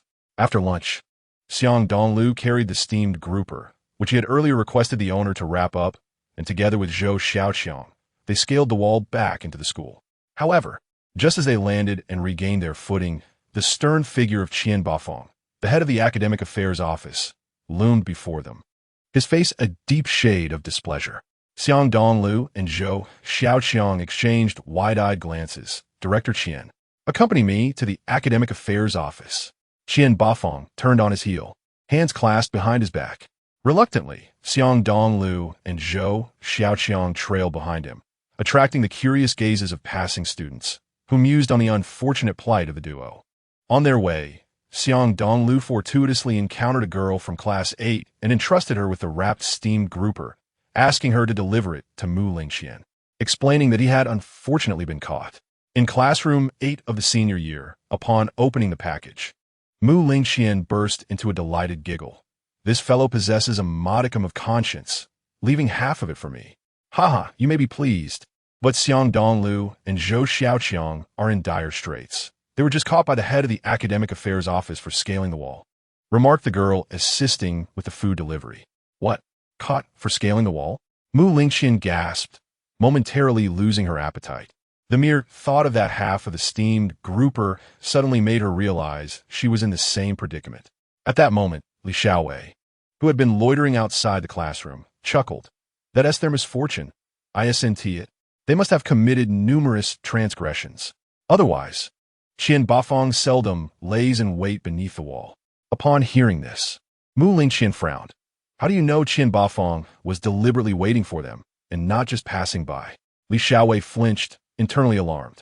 This girl is quite perceptive. She caught the flaw in my statement instantly. If she discovers that I was the one who reported them, she would surely despise me even more. In a flash of thought, Li Xiaowei chose silence and swiftly settled into Xiang Dongliu's seat, gazing intently at Mu Lingqian's exquisite countenance. Mu Lingqian, you wouldn't happen to have feelings for either Xiang Dongliu or Zhou Xiaoqiang, would you? Why concern yourself unnecessarily? I'm merely inquiring out of curiosity, Mu Lingqian replied, ignoring Li Xiaowei, while absent-mindedly savoring the delectable steamed grouper, her mind racing with thoughts on how to spare Xiang Dongliu from punishment. It must be noted that Xiang Dongliu had committed multiple violations of school rules in one fell swoop. Skipping class, scaling the wall, and dining off campus. Please leave. Li Xiaowei insista. Why so? We are classmates. Is speaking forbidden? With remarkable audacity, He lingered in Xiang Dongliu's seat, then brazenly proposed, "How about I cover your meals at school from now on? You shall enjoy your favorite dishes at every meal." "Very well." Mu Lingqian suddenly donned a playful smile. But just as Li Xiaowei's heart soared, she abruptly shifted the conversation. "For breakfast, I desire gold and silver. For lunch, diamonds and agate. For dinner, pearls and jade. Pray tell, can you afford such a feast?" Li Xiaowei's expression turned comically distressed. Although he understood Mu Lingqian was jesting, he could only respond awkwardly. "You truly have a knack for humor. Who could possibly sustain such a diet? Then do not attempt to inflate your importance. Go where it is comfortable and do not disrupt my appetite. Please, do not act this way. I have not wronged you. If you refuse to leave, then I shall." Mu Lingqian smirked, swiftly departing the classroom under Li Xiaowei's frustrated gaze. Once in a secluded area, she produced a dainty sliding phone and dialed a number labeled Wang Bobo. "Hello, Wang Bobo. Ah, it's little Qian. Have you had lunch? Are you adjusting well at first high?" "Quite well. I'm in the midst of lunch." Mu Lingqian replied with a cheerful laugh. "My father asked me to extend his regards. He mentioned it has been ages since you both played golf together." "Huh. That's merely due to his busy schedule. I have ample time. By the way, it used to be a challenge for you to call Wang Bobo, yet now you are making the effort. Speak up. Have you encountered any troubles at first high?" "Oh, Wang Bobo, please, I beg you. I simply cannot find anyone else to assist with this matter." Mu Lingqian playfully stomped her foot, employing a charming tone. All right, little Qian, no need to fret. I shall have Qian Bafong absolve you. Furthermore, considering the circumstances, it seems you and those two classmates frequently dine off campus. Why not arrange a first pass permit for you? This would facilitate your comings and goings, as well as off-campus meals. Naturally, this matter must be kept discreet, and do exercise caution regarding food safety while dining off campus. We must avoid any incidents of food poisoning, as it would be rather challenging for Wang Bobo to explain to your father. "Thank you. Wang Bobo is truly kind. However, I believe it suffices to issue the first pass permit solely to Xiang Dongliu. Too many permits would be undesirable." "Haha, little Qian is becoming increasingly sensible. Wang Bobo shall comply with your wishes." After concluding the call, Mu Lingqian finally breathed a sigh of relief, her beautiful face radiating a charming smile. Nevertheless, she felt a twinge of discontent. This fellow, even when caught, does not attempt to escape. Surely, Qian Bafong is not yet acquainted with this transfer student? How perplexing. One wonders who is protecting whom now. Meanwhile, in the academic affairs office, Xiang Dongliu and Zhou Xiaoqiang stood against the wall while Qian Bafong lounged comfortably in a leather office chair, relaxed and nonchalantly sipping a cup of limited edition Westlake Longjing worth over 10,000 for a mere 150 grams, clearly relishing his own indulgence. "Now tell me, how should we address this matter?" Qian Bafong suddenly slammed his palm on the table, speaking with authority. As the top student at first high, Zhou Xiaoqiang, while enjoying the school's scholarship, you repeatedly engage in actions that violate school rules. You are quite the seasoned troublemaker. And you, Xiang Dongliu, have barely been at first high for 3 days. You skip class, scale walls, and dine off campus, treating school regulations as mere trifles. "Director, this is not Xiang Dongliu's fault." Zhou Xiaoqiang interjected, claiming that he had deceived the newcomer into dining off campus, leading to their capture and subsequent punishment. Xiang Dongliu felt a cold sweat. He had not anticipated Zhou Xiaoqiang would take the fall alone. Zhou Xiaoqiang remained silent, but his expression conveyed his defiance.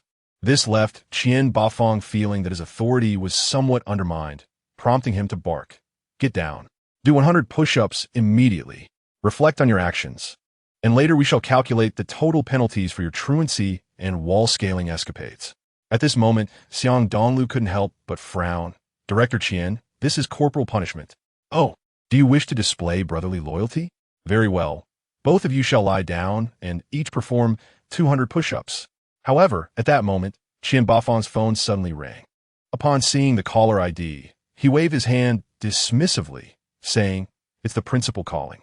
Wait for me to finish this call before I supervise your push-ups. Don't even think about getting away with it." Xiang Dongliu and Zhou Xiaoqiang exchanged a glance, both wearing expressions of wry amusement. "Brother Dongliu, we really are out of luck today. Normally, Qian Bafong wouldn't block anyone at the base of the wall. Are you implying that today is particularly unusual? Could the school have its own strict enforcement period? How could that be? I suspect someone reported us to Qian Bafong, claiming we skipped class to dine off campus, which is why he's waiting for us to fall into his trap. Moreover, did you notice Qian Bafong's attitude toward me just now? It was never like this before. He would only scold me a few times at most, never making me do push-ups. That is quite possible. But who could it be?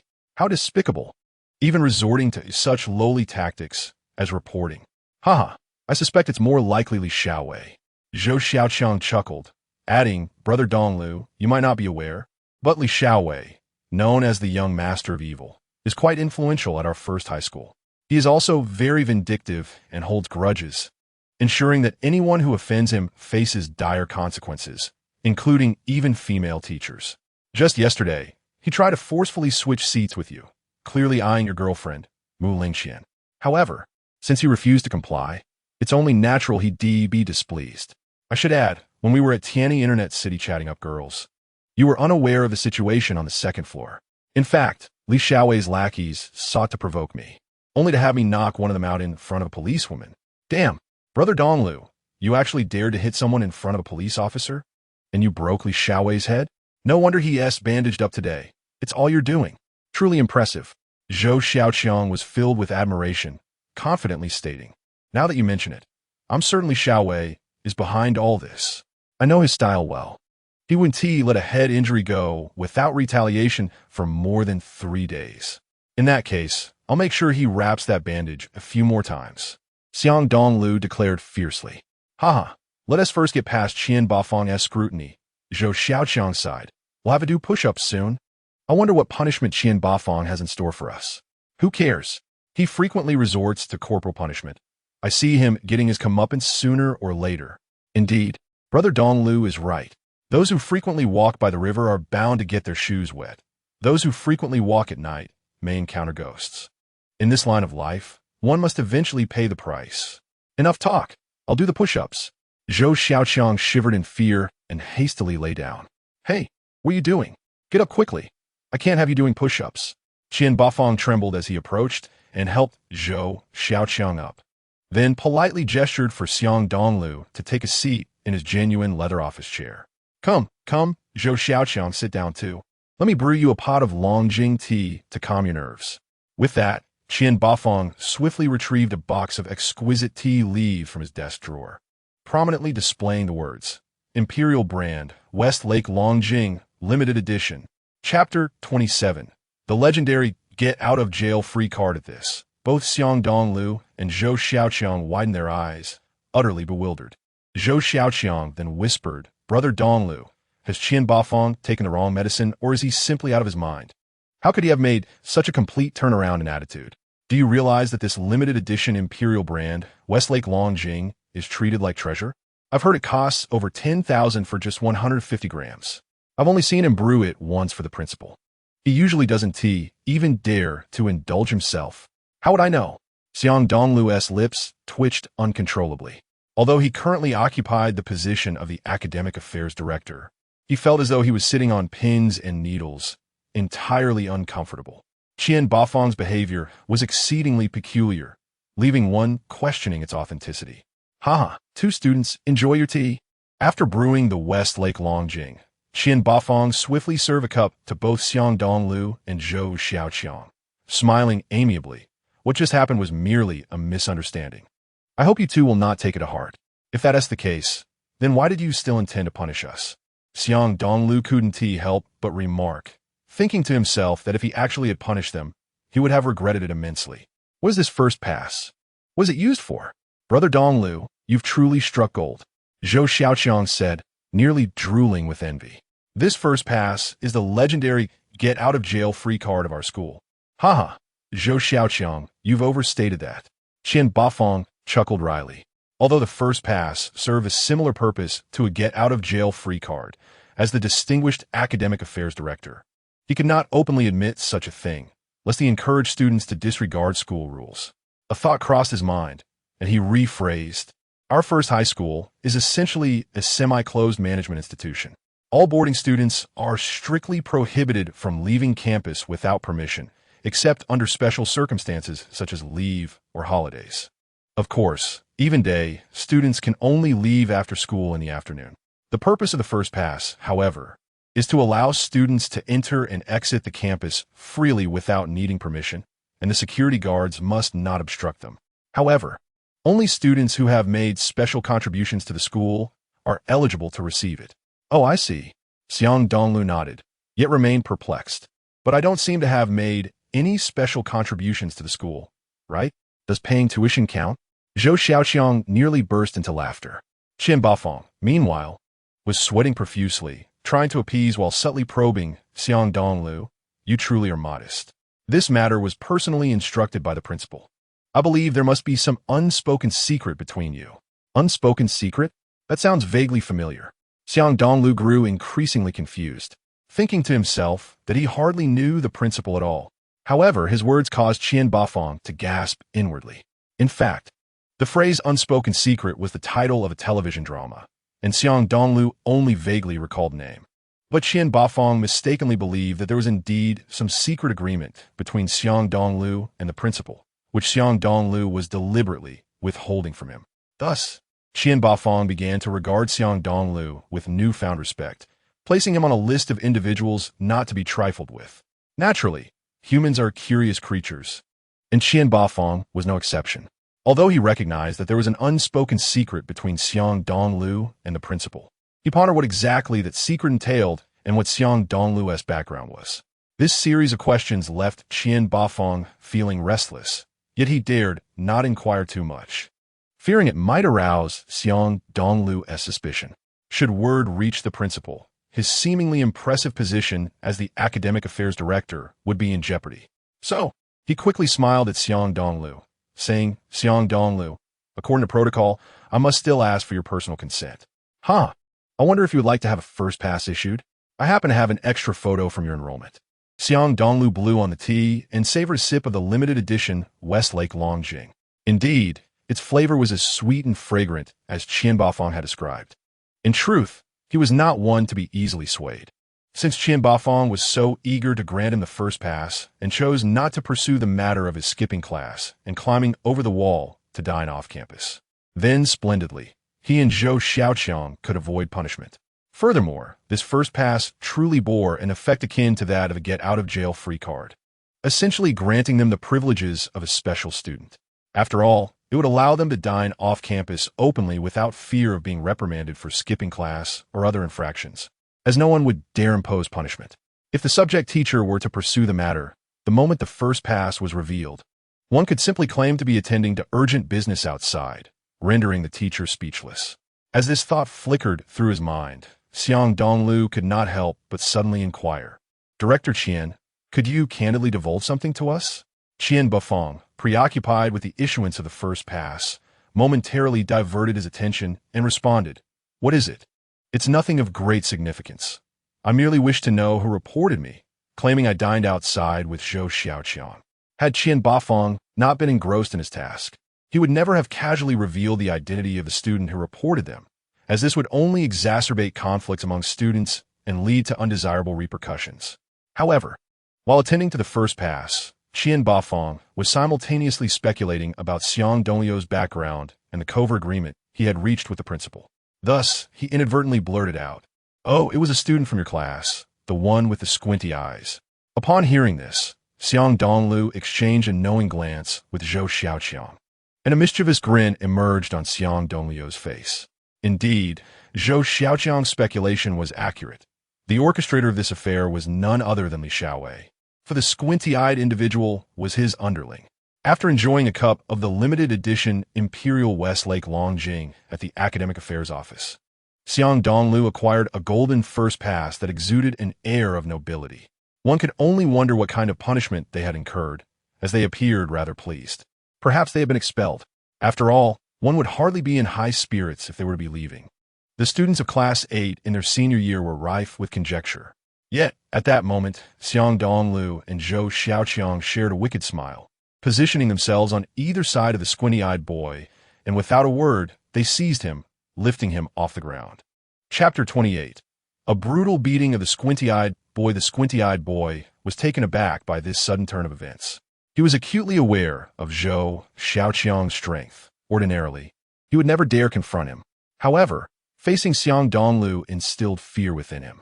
As he locked eyes with Xiang Dongliu, the memory of being struck with a metal rod the previous day flooded back, and the pain from his injuries still lingered.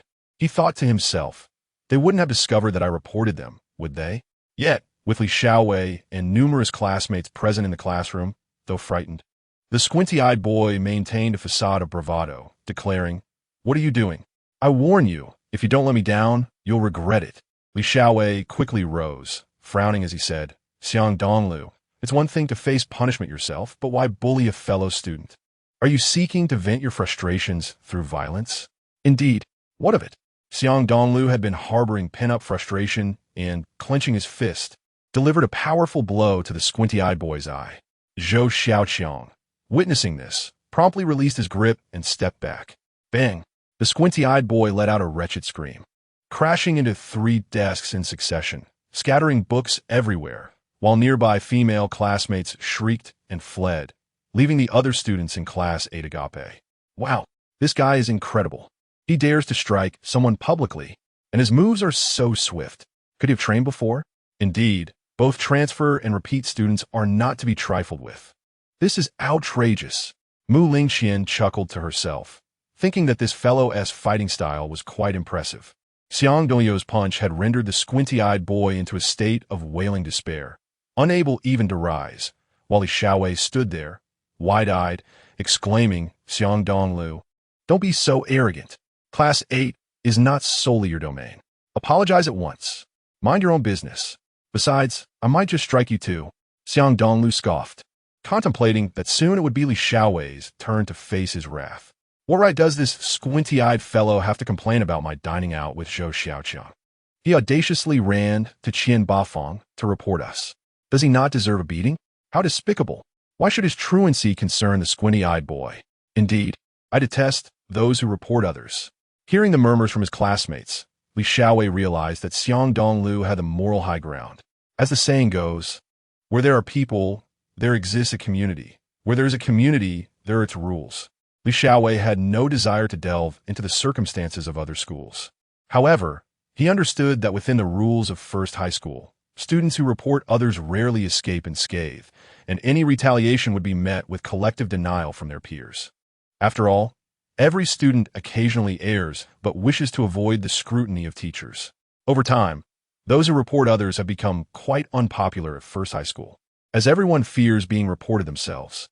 Thus, the squinty-eyed boy's beating became a foregone conclusion, leaving Li Xiaowei with no rationale to intervene.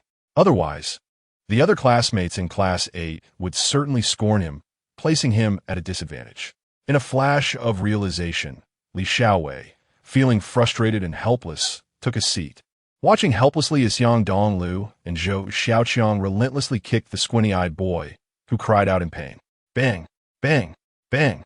After more than 30 seconds, the squinty-eyed boy was reduced to a bruised visage, blood streaming from his nose, his body marked with footprints, yet not a single classmate showed him any pity.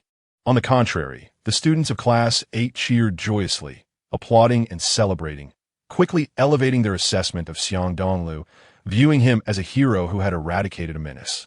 Li Xiaowei, however, was internally alarmed, a chill running down his spine. He was no fool.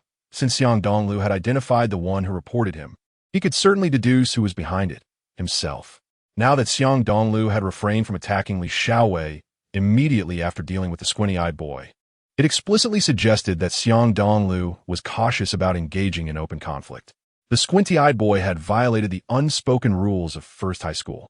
Thus, Xiang Dongliu felt unrestrained in publicly confronting him, knowing that his classmates would keep the matter under wraps. However, as the mastermind, Li Xiaowei was in a different position. From a certain perspective, he was also innocent. If Xiang Dongliu dared to strike him openly, the classmates would undoubtedly involve the teachers. At that point, Xiang Dongliu would be branded a villain in the eyes of both teachers and classmates, potentially facing disciplinary action for fighting. Nevertheless, Xiang Dongliu viewed the situation differently. Furthermore, The resolution of his and Zhou Xiaoqiang's escapade to dine outside seemed almost unbelievable. He was left questioning whether Qian Bafang had truly lost his senses. Thus, Xiang Dongliu was reluctant to openly confront Li Xiaowei, who had not transgressed the rules of their community, lest he invited joyful reprimand from Qian Bafang. Clearly, he was not inclined to seek out trouble.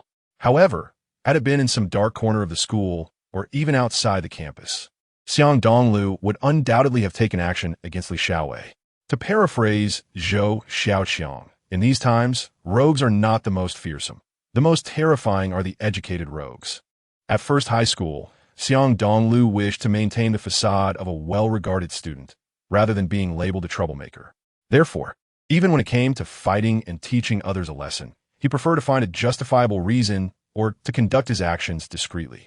After a brief respite, the preparatory bell for class suddenly rang, prompting all the students from Class 8 to vacate the classroom and make their way to the sports field for physical education. As they descended the stairs, Xiang Dongliu had intended to discuss Qian Bafang's peculiar behavior with Mu Lingqian. However, upon noticing the predatory gaze of his male classmates fixated on her, he resignedly wiped the sweat from his brow and chose not to approach her. This girl is indeed a heartthrob among the boys. If the classmates were to discover that she and I cohabitate, they would likely tear me to shreds. Chapter 029, A 10,000 Yuan Bet. After a brief shake of the head, Xiang Dongliu quickly approached Zhou Xiaoqiang, lightly resting his hand on his shoulder as he inquired. Xiaoqiang, what activities are usually included in gym class? Just play. Shooting some hoops, kicking a soccer ball, just a bit of exercise. It's pretty much the same at any school. Zhou Xiaoqiang shrugged and smiled before suddenly pointing at Li Xiaowei ahead. Look at this guy, still acting so arrogant. Surely he must know that we are aware he was the one who instigated that report. Unless his brain is rusty, he definitely knows. Huh. And yet he remains so brazen. Look at him. He has to even try to chat up Mu Lingqian.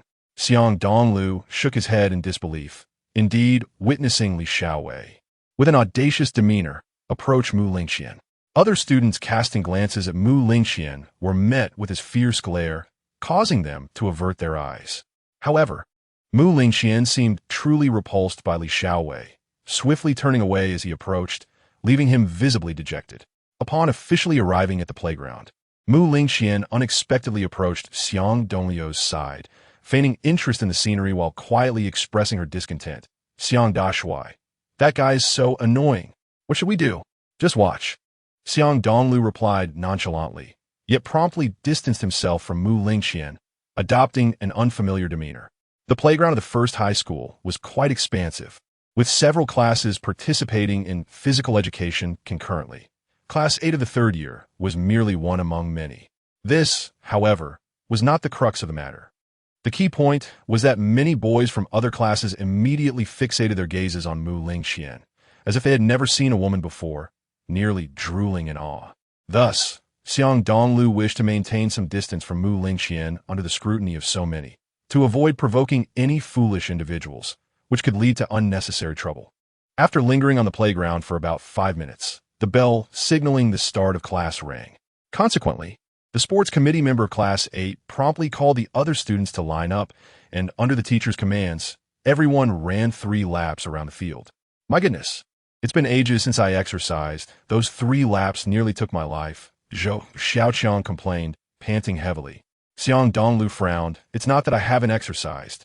It's just that this playground is absurdly large. All right, let's take a break. We can play basketball later. Sound good? Xiang Dongliu nodded in agreement. Then followed a group of boys from Class 8 to the basketball court. Meanwhile, all the girls from the class trailed behind, none opting to play badminton. Not even Mu Lingqian. Xiang Dongliu couldn't help but sweat nervously, thinking, what's the deal with these girls following us? It's just basketball. Of course, we're here to be spectators. Zhou Xiaoqiang chuckled. Brother Dongliu, basketball is a really cool sport. If you excel at it, winning over girls becomes much easier. Just look at Li Xiaowei. Doesn't he look impressive dribbling the ball? Aren't those girls practically glowing with admiration? Damn, that's exactly the case. After a quick glance, Xiang Dongliu couldn't suppress his inner curses, but soon devised a plan. Class 8 of the third year comprised 58 students, evenly split between boys and girls. With limited spots available for a basketball match, Xiang Dongliu, as the newly arrived transfer student, initially lacked the opportunity to join in. After observing for about 15 minutes, he noted that Li Xiaowei indeed possessed considerable skill, dominating the court since the beginning, even outshining the Class S sports committee member. When it was time for Xiang Dongliu and Zhou Xiaoqiang to enter the game, Xiang Dongliu eagerly requested to guard Li Xiaowei, prompting puzzled looks among the other teammates. With some even questioning, "Are you sure you can handle this? If we lose, we all have to do push-ups. This is a bit casual. I assent it?" Xiang Dongliu chuckled, feeling a mischievous thrill inside him, for his basketball skills were rather lacking. However, to everyone's astonishment, Mu Lingqian suddenly cheered Xiang Dongliu. "Go for it." At this proclamation, nearly the entire class turned their attention to Xiang Dongliu, with most boys consumed by jealousy and most girls expressing disdain. Li Xiaowei, in particular, felt a fire ignite within him, simmering with frustration. He thought, could Mu Lingqian possibly have a flawed sense of aesthetics? She ignores my striking looks while cheering for that scoundrel Xiang Dongliu. Xiang Dongliu shrugged indifferently, thinking even if he conceded, it would be impossible for him to share a desk with Mu Lingqian. He surmised that she would likely switch seats with someone else. In a fleeting moment, he boldly stated, "What if you lose? I certainly do not want your dreadful seat. 10,000 yuan. If I lose, I'll give you 10,000 yuan. Li Xiaowei boasted, theatrically dribbling the ball. Damn, a wealthy individual. Had he lost his mind to gamble publicly? Good thing the teacher isn't around. A collective gasp swept through the other students of Class 8, taken aback by Li Xiaowei's audacious wager. Although 10,000 yuan was a mere trifle for affluent families, it did not imply that they personally had such sums in pocket money. Zhou Xiaoqiang, however, quietly advised, "Brother Dongliu, let us not gamble. That guy's a maniac when it comes to basketball. A fool is one who doesn't seize the opportunity to profit." Xiang Dongliu smirked, quickly addressing Li Xiaowei. "Stop making empty promises. Show us the money and get a classmate to oversee this wager. Otherwise, I'm not interested. Damn it. Do you think I'm someone who plays tricks? Well, it certainly seems so. If you're not careful, you might not even be human during your antics." This comment sparked hearty laughter, while Li Xiaowei was on the verge of exploding with rage. Taking a deep breath, he gestured towards Xiang Dongliu and swiftly retrieved a black Armani wallet from the bag he had been holding. "See this? Armani. This wallet alone is worth over 10,000. I wouldn't be bothered by this petty amount." He then counted out a hefty stack of 100 yuan bills, approaching Mu Lingqian. "Huh. Since you cheered for Xiang Dongliu so enthusiastically, I imagine you would be more than willing to oversee our wager, right? I suppose that's acceptable." Mu Lingqian glanced at Xiang Dongliu, chuckling, "But seriously, is that money clean? Are there any germs or viruses on it?" Li Xiaowei nearly spat blood, but appeared to have no retort before Mu Lingqian. "You're quite the joker. This cash just came from the bank." "Really? Nowadays, who still carries so much cash around? You're quite the oddity." Chapter 030, leading by one ball. The students of Class 8 erupted into laughter once more. The boys, captivated by Mu Lingqian's beauty and figure, couldn't help but shower her with compliments in hopes of winning her favor. Yet, the sight of Li Xiaowei's forehead veins bulging silenced them, rendering them hesitant to speak further. Naturally, Xiang Dongliu was unfazed by Li Xiaowei, sharing in Zhou Xiaoqiang's laughter and seizing the moment to add, "In my opinion, we should probably get a bill validator to confirm the authenticity of that money. Who knows if it's counterfeit? Stop your nonsense." Li Xiaowei redirected his ire towards Xiang Dongliu. "If you're scared, you might as well concede now. You can say that to yourself. We won't even need to fight for the ball. We could just let you have it. And we can adjust the rules to whoever makes 3 baskets first wins." Xiang Dongliu waved his hand dismissively, finding himself inadvertently becoming the strategist for his team as he faced off against Li Xiaowei. Simultaneously, this incident instilled a sense of trepidation in the other students, as they surmised that this individual must have been a formidable figure in his previous school. It is entirely possible that he had accomplished remarkable feats in the past, which emboldened him to challenge Li Xiaowei, notorious for his reputation as a campus bully. "You brought this upon yourself. Don't blame me for taking advantage of you if you lose." Li Xiaowei, relishing his perceived superiority, swiftly directed his teammates to keep a watchful eye. Xiang Dongliu remained fixated on Li Xiaowei, while Zhou Xiaoqiang cast sidelong glances, and the other team members sought their respective opponents. Li Xiaowei, with a sneer of contempt, chose not to strike immediately, instead flaunting his dribbling skills, performing tricks behind his back and between his legs, quickly garnering applause and shrieks of excitement from the female spectators. Wow, so cool. This is what basketball is all about, Li Xiaowei boasted, provoking Xiang Dongliu's irritation and eliciting a slight smirk from Mu Lingqian, who regarded him as a fool. Approximately 3 seconds later, Li Xiaowei launched an assault like a fierce tiger, effortlessly bypassing Xiang Dongliu and charging forward. Many spectators instinctively believed that Li Xiaowei would, once again, single-handedly defeat the entire team. However, Zhou Xiaoqiang, abandoning his sidelong gaze, swiftly blocked Li Xiaowei's path. Do you think you're Michael Jordan? Stop bouncing around in front of me. You're nothing but a jester. Li Xiaowei continued to show off his flashy dribbling techniques. Yet, just as he unexpectedly dribbled to the side, Xiang Dongliu, who had been tailing him, suddenly swung his arms and delivered a resounding slap. The sharp sound echoed through the court, causing Li Xiaowei to cry out in pain, a crimson handprint already forming on his right cheek. Clearly, Xiang Dongliu's slap carried considerable force. For a moment, time seemed to freeze on the basketball court, with many spectators gaping in astonishment. Only Mu Lingqian and Zhou Xiaoqiang could not contain their laughter, evidently aware of Xiang Dongliu's intentions. Oh, I'm so sorry. I was merely trying to steal the ball. Xiang Dongliu feigned innocence, wearing an apologetic expression that made Mu Lingqian silently chastise him for wasting his talent on acting. You did that on purpose, didn't you? Li Xiaowei, furious, dropped the basketball and covered his stinging face. Are you kidding me? Accidental injuries are part of the game. You can't possibly be this sensitive. Xiang Dongliu, with a dismissive tone, turned to his classmates. Let us settle this, considering I openly slapped someone in class. Do you think I need to hide my intentions against Li Xiaowei?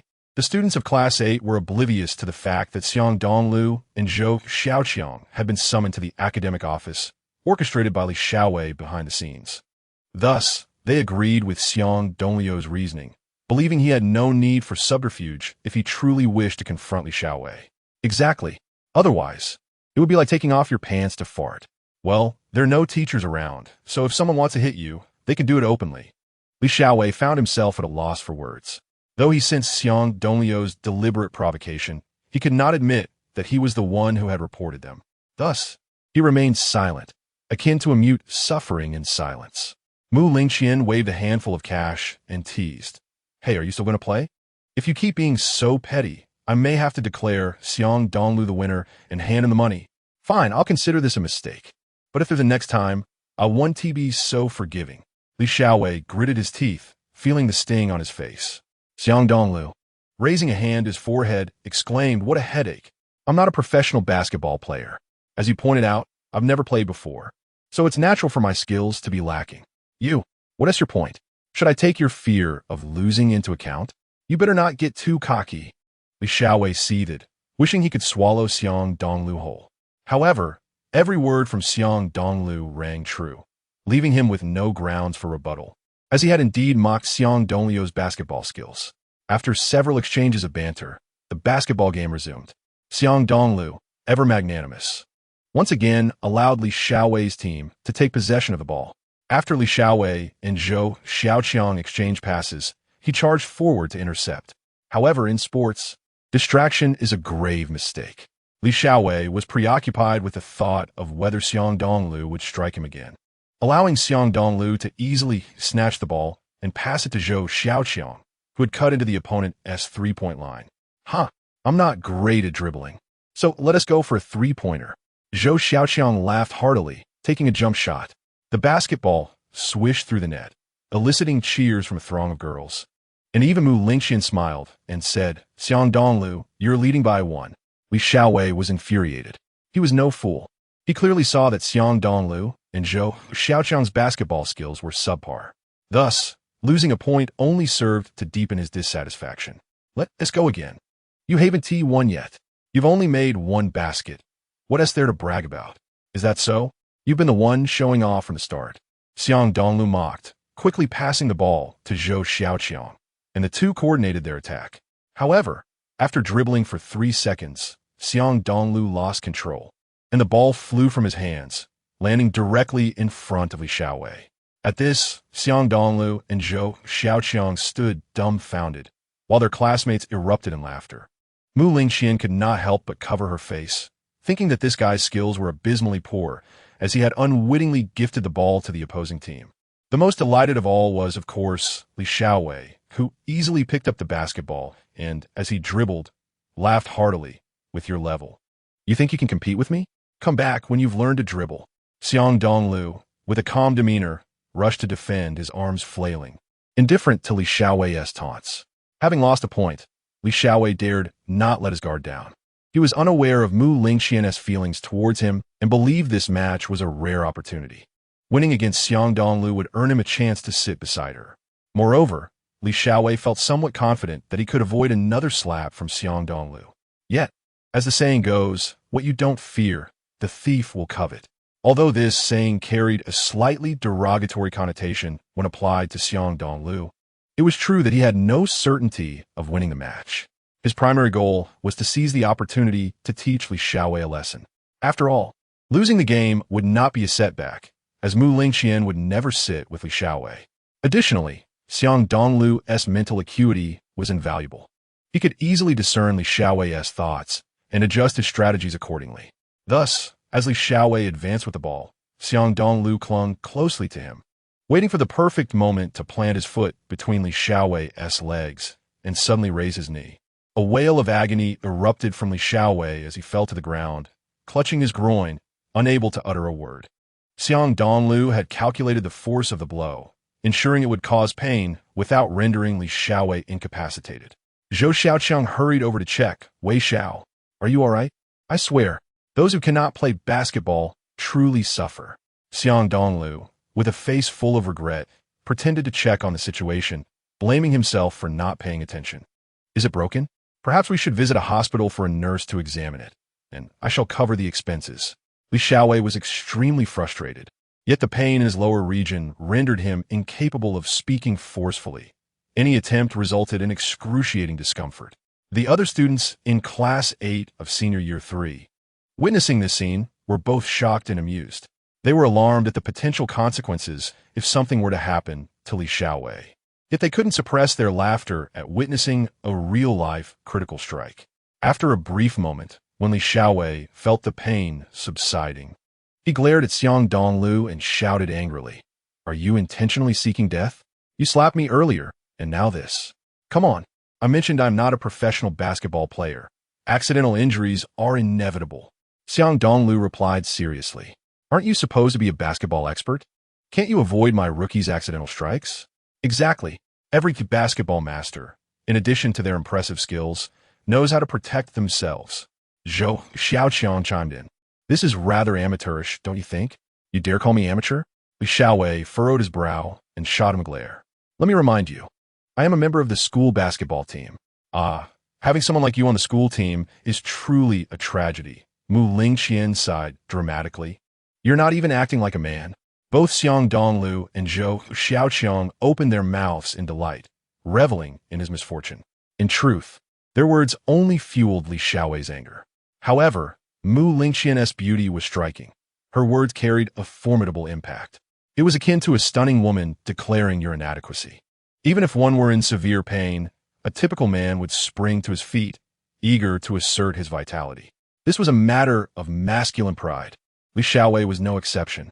More so, his affection for Mu Lingqian compelled him to rise. Once he endured the pain and stood up, he took a deep breath and gritted his teeth, declaring, "Now I shall impose a regulation upon you. If you dare strike my vulnerable areas again, I shall declare you lose a point.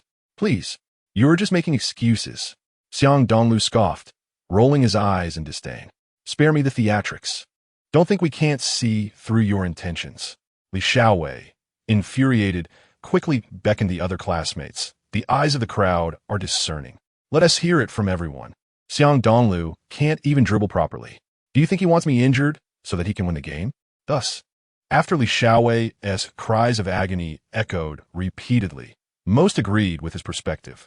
It doesn't take a fool to discern that Xiang Dongliu's skills are lacking.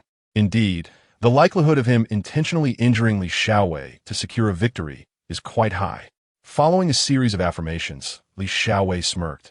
Now you must face reality. If you can't win, just surrender. Why resort to such underhanded tactics? Though he had previously taught Li Xiaowei a lesson, the game was still ongoing. With the entire class watching intently for the outcome, Xiang Dongliu found it difficult to concede publicly. Such an act would be utterly humiliating. With a slight furrow of his brow, Xiang Dongliu, with a reluctant resolve, acquiesced to Li Xiaowei's stipulation of not targeting vulnerable areas. Let me clarify. If you wish for me not to strike you, then you must refrain from attacking me as well. Otherwise, I would be at a severe disadvantage. Fine. I have no interest in doing that. Following their agreement, the wagered match between Xiang Dongliu and Li Xiaowei resumed, with Xiang Dongliu's earlier victories still intact. However, the mutual restriction against attacking vulnerable areas rendered Xiang Dongliu defenseless, akin to losing his weapon, thus compelled to play by the rules. Huh, you're at a loss now, aren't you? Li Xiaowei laughed mockingly, as if he had donned a powerful protective armor, flaunting his dribbling skills, inciting cheers from the girls of Class 8 once more. Wow, that move is so cool. Let us take a picture. Click. Stored away in their phones. Deep within, Xiang Dongliu cursed profusely, almost succumbing to the urge to slap Li Xiaowei once more. At that moment, however, the mind ring suddenly radiated a gentle warmth, followed by a swift surge of energy coursing through his entire being. In a mere 3 seconds, Xiang Dongliu perceived Li Xiaowei's dribbling speed, which now resembled that of a sluggish snail. Simultaneously, his own strength and agility surged, catapulting him into a remarkably euphoric state. In that instant, a piece of information regarding the attributes of the mind ring flashed through Xiang Dongliu's mind like lightning. Indeed, all attributes 5. As the sole possessor of the mind ring, Xiang Dongliu had yet to fully comprehend its functionalities. However, he was certain that this was the influence of the mind ring's attributes. Otherwise, the transformation in his physical condition was inexplicable. Typically, characters in games possess fundamental attributes such as strength, constitution, agility, and intelligence. Therefore, an enhancement of all attributes by 5 signifies a substantial boost in these foundational qualities. Thus, if one were to extrapolate the game character's enhancements to Xiang Dongliu, he too would receive a boost of 5 across the board, leading to a notable improvement in his overall capabilities. Logically, a mere increase of 5 in total attributes may seem modest. Yet, given that Xiang Dongliu already possessed commendable physical quality, this additional enhancement felt akin to breaking through a threshold, resulting in a rapid and significant transformation. At that moment, Xiang Dongliu had yet to acclimate to this sudden elevation in abilities. Hence, he took 3 steps before opting to walk, swinging his arms and legs to familiarize himself with the sensation. However, to the other students in Class 8, Xiang Dongliu appeared as if he were cramping or having a seizure, evoking laughter. This guy must have been stunned by Li Xiaowei's skills. Zhou Xiaoqiang glanced at Xiang Dongliu, attempting to intercept Li Xiaowei while questioning, "Dongliu, what are you doing? Hurry up. That guy is about to score." Mu Lingqian frowned, her captivating eyes scanning Xiang Dongliu, perplexed by his actions. Yet, she sensed that he seemed different somehow, though she couldn't articulate why. "What a useless fellow. Is this your performance for my victory?" Li Xiaowei laughed heartily, skillfully dribbling the ball, making it challenging for Zhou Xiaoqiang to seize it. As the hoop drew nearer, Li Xiaowei naturally did not intend to squander the opportunity to shoot, preparing to strike. However, Zhou Xiaoqiang exerted every effort, leaping in front of him, clearly aiming to obstruct Li Xiaowei's line of sight to make it difficult for him to score. "Damn it, don't think Xiang Dongliu's support makes you invincible. I'll find my chance to take you down." Li Xiaowei cursed, but could not restrain himself from attempting a shot. With a resounding thud, Zhou Xiaoqiang's vigorous jumps proved effective as the basketball struck the rim, bouncing off to the side. "Speed, grab the rebound," Zhou Xiaoqiang promptly called to his teammates. Meanwhile, Li Xiaowei sneered, "What can you shorties do? The tall one is still cramping and having a seizure." Zhou Xiaoqiang cursed silently, feeling helpless as he looked at Xiang Dongliu, thinking, "Bro, I can only do so much." Yet at that moment, Xiang Dongliu, whom Li Xiaowei had so dismissively labeled as cramping and having a seizure, suddenly widened his eyes, emitting a fierce glimmer that startled Zhou Xiaoqiang, causing him to gasp in shock at the intensity of his gaze. In a fleeting moment, he sensed an indescribable change in Xiang Dongliu. Just as he thought it would take time, the reality unfolded swiftly. The instant Xiang Dongliu adjusted to the physical transformation, he noticed Li Xiaowei lunging for a rebound. Seizing the moment, he dashed forward, leaping into the air with 3 quick strides. Whoosh! A tall and agile figure appeared before the spectators like an acrobat in flight. Wow! The students of Class 8, Grade 3, erupted in simultaneous screams, capturing the moment with their phones. Mu Lingqian suddenly parted her enticing red lips, her beautiful eyes sparkling with excitement, her pink fists clenched tightly, overwhelmed with exhilaration. It was the most striking display of Xiang Dongliu she had ever witnessed. Zhou Xiaoqiang's gaze was also fixed on Xiang Dongliu. Initially, he had thought Xiang Dongliu was about to explode with rage at the prospect of losing. However, to his surprise, Xiang Dongliu soared several meters into the air, aiming for the basketball that was nearly in Li Xiaowei's grasp. Wow! Is this the legendary lightness of foot? Zhou Xiaoqiang felt utterly astonished, shouting with fervor. At that moment, Xiang Dongliu's leaping ability and speed resembled that of a piercing arrow, closing in on Li Xiaowei. Li Xiaowei's eyes widened in disbelief, shocked at the impossibility of the situation, convinced he must be dreaming. He thought to himself, how astonishing that the Xiang family kid possesses such explosive jumping prowess. It would be a shame if he didn't become a special forces soldier. In the library, Elder Qi was drawn to the commotion and caught sight of Xiang Dongliu soaring through the air from his window. His slightly murky old eyes suddenly brightened. Nodding to himself, he wished he could take Xiang Dongliu out for some training right then and there. I apologize, rookie, for stealing the rebound from your basketball team, Xiang Dongliu quipped sarcastically, dribbling the ball next to Li Xiaowei without rushing to counterattack. Observing his abysmal dribbling skills, the other classmates could only laugh and wonder when he would send the ball flying again. Meanwhile, Li Xiaowei remained frozen in disbelief, staring blankly at Xiang Dongliu's atrocious dribbling. Zhou Xiaoqiang, however, felt a sense of urgency. He was genuinely concerned that Xiang Dongliu might embarrass himself by losing the ball again. He hurriedly urged, Dongliu, stop dawdling. Pass it over. Li Xiaowei suddenly came to his senses, his expression turning serious as he focused on defending against Xiang Dongliu. Haha, even if I don't pass, I'll still take you down. I'll shave your head. Xiang Dongliu replied confidently, opting to engage with Li Xiaowei alone while gradually advancing. Bang, bang, bang. He dribbled the ball erratically, seemingly without any rhythm. Although his dribbling was deplorable, he relied heavily on his reflexes and speed, far surpassing Li Xiaowei. At times, Xiang Dongliu would accidentally knock the ball away, prompting Li Xiaowei to disdainfully chase after it, his eyes widening in disbelief, his expression darkening. He thought, this guy can't possibly be on performance-enhancing drugs, right? If the basketball team finds out how pathetically I'm faring against a rookie, they'll surely laugh me out of existence. Chapter 33. The dunk master, the students of Class 8, Grade 3, were taken aback that Xiang Dongliu, who could barely dribble, could toy with Li Xiaowei, a skilled player from the basketball team. It was nothing short of a miracle. In no time, the support for Xiang Dongliu grew exponentially, especially among the girls, who enthusiastically cheered, their voices crisp and uplifting. Xiang Dongliu, go for it. Xiang Dongliu, dunk it. Dunk. Xiang Dongliu turned in confusion, feeling frustrated, wondering how he could possibly do that. The students of Class 8 fell silent, yet no one looked down on him. Many rushed to explain how to achieve a dunk. They were eager to witness an ordinary person dunking, rather than the unattainable feats of basketball stars. Mu Lingqian covered her face with her hands, quickly adopting a stance as if to say she no longer knew him. Meanwhile, Li Xiaowei seethed with anger. The more Xiang Dongliu acted clueless and incompetent, the more it embarrassed him. After all, being outperformed by Xiang Dongliu's speed and reflexes indirectly suggested that he was even less capable and more ignorant. In truth, when Xiang Dongliu asked that question, his cheeks flushed slightly with embarrassment.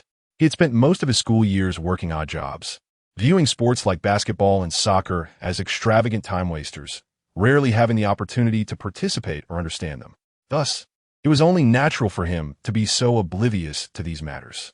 "You country bumpkin," Li Xiaowei finally exploded. "If you can make one dunk, I'll immediately concede and give you 10,000. But if you can't, you don't need to offer me any stakes. Just give me your seat. It's just a dunk, right?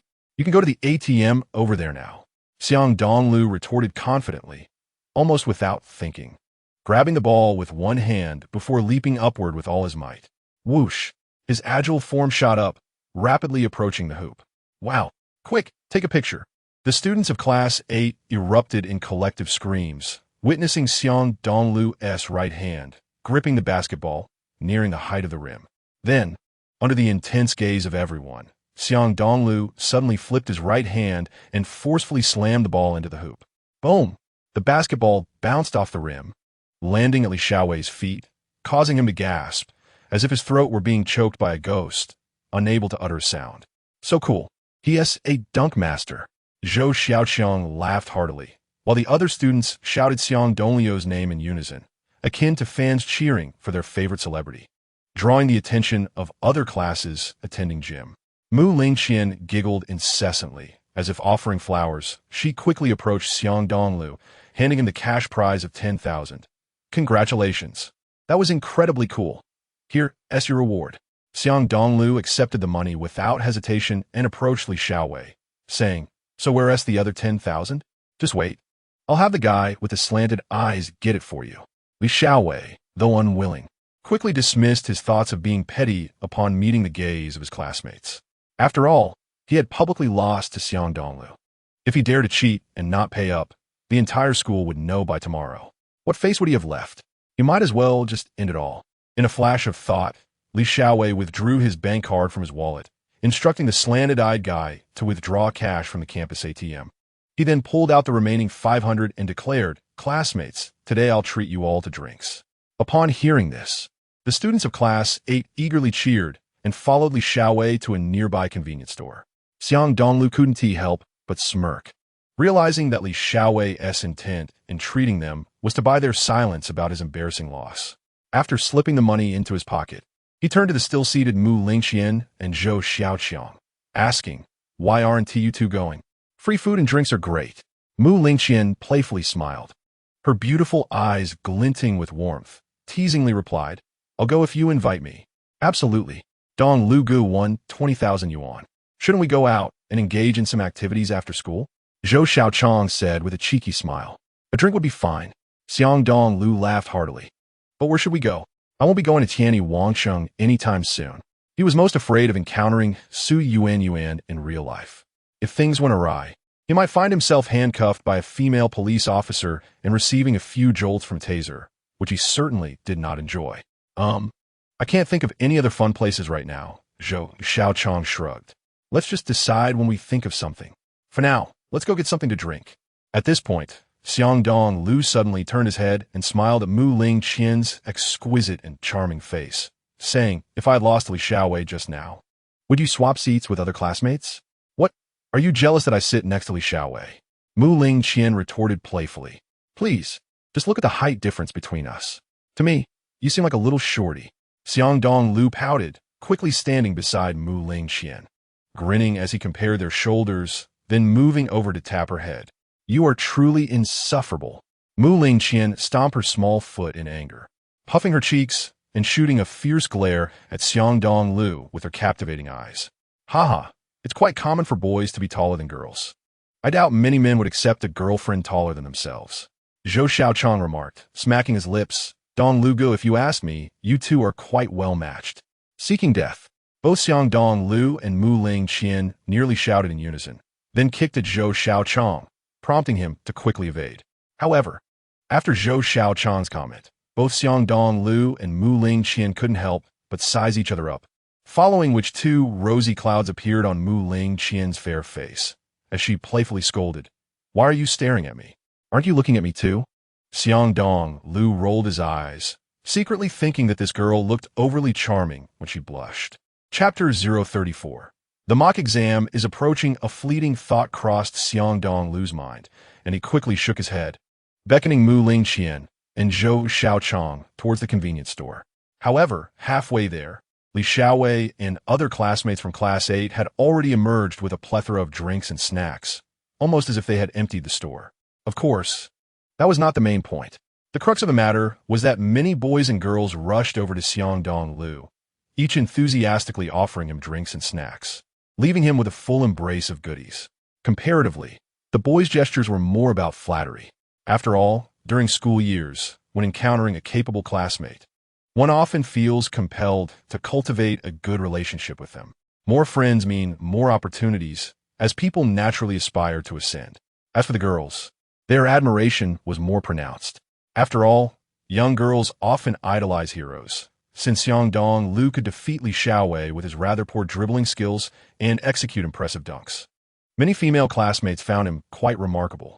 Xiang Dongliu, your performance just now was truly impressive. Here, have a bottle of cola. That basketball game must have been exhausting. A little girl with rosy cheeks said, Haha, Xiang, do you have any training methods? Please teach me in the future. Surrounded by a crowd of boys and girls, Xiang Dongliu once again reveled in the feeling of being adored. It felt remarkably delightful. He chuckled inwardly and graciously expressed his gratitude.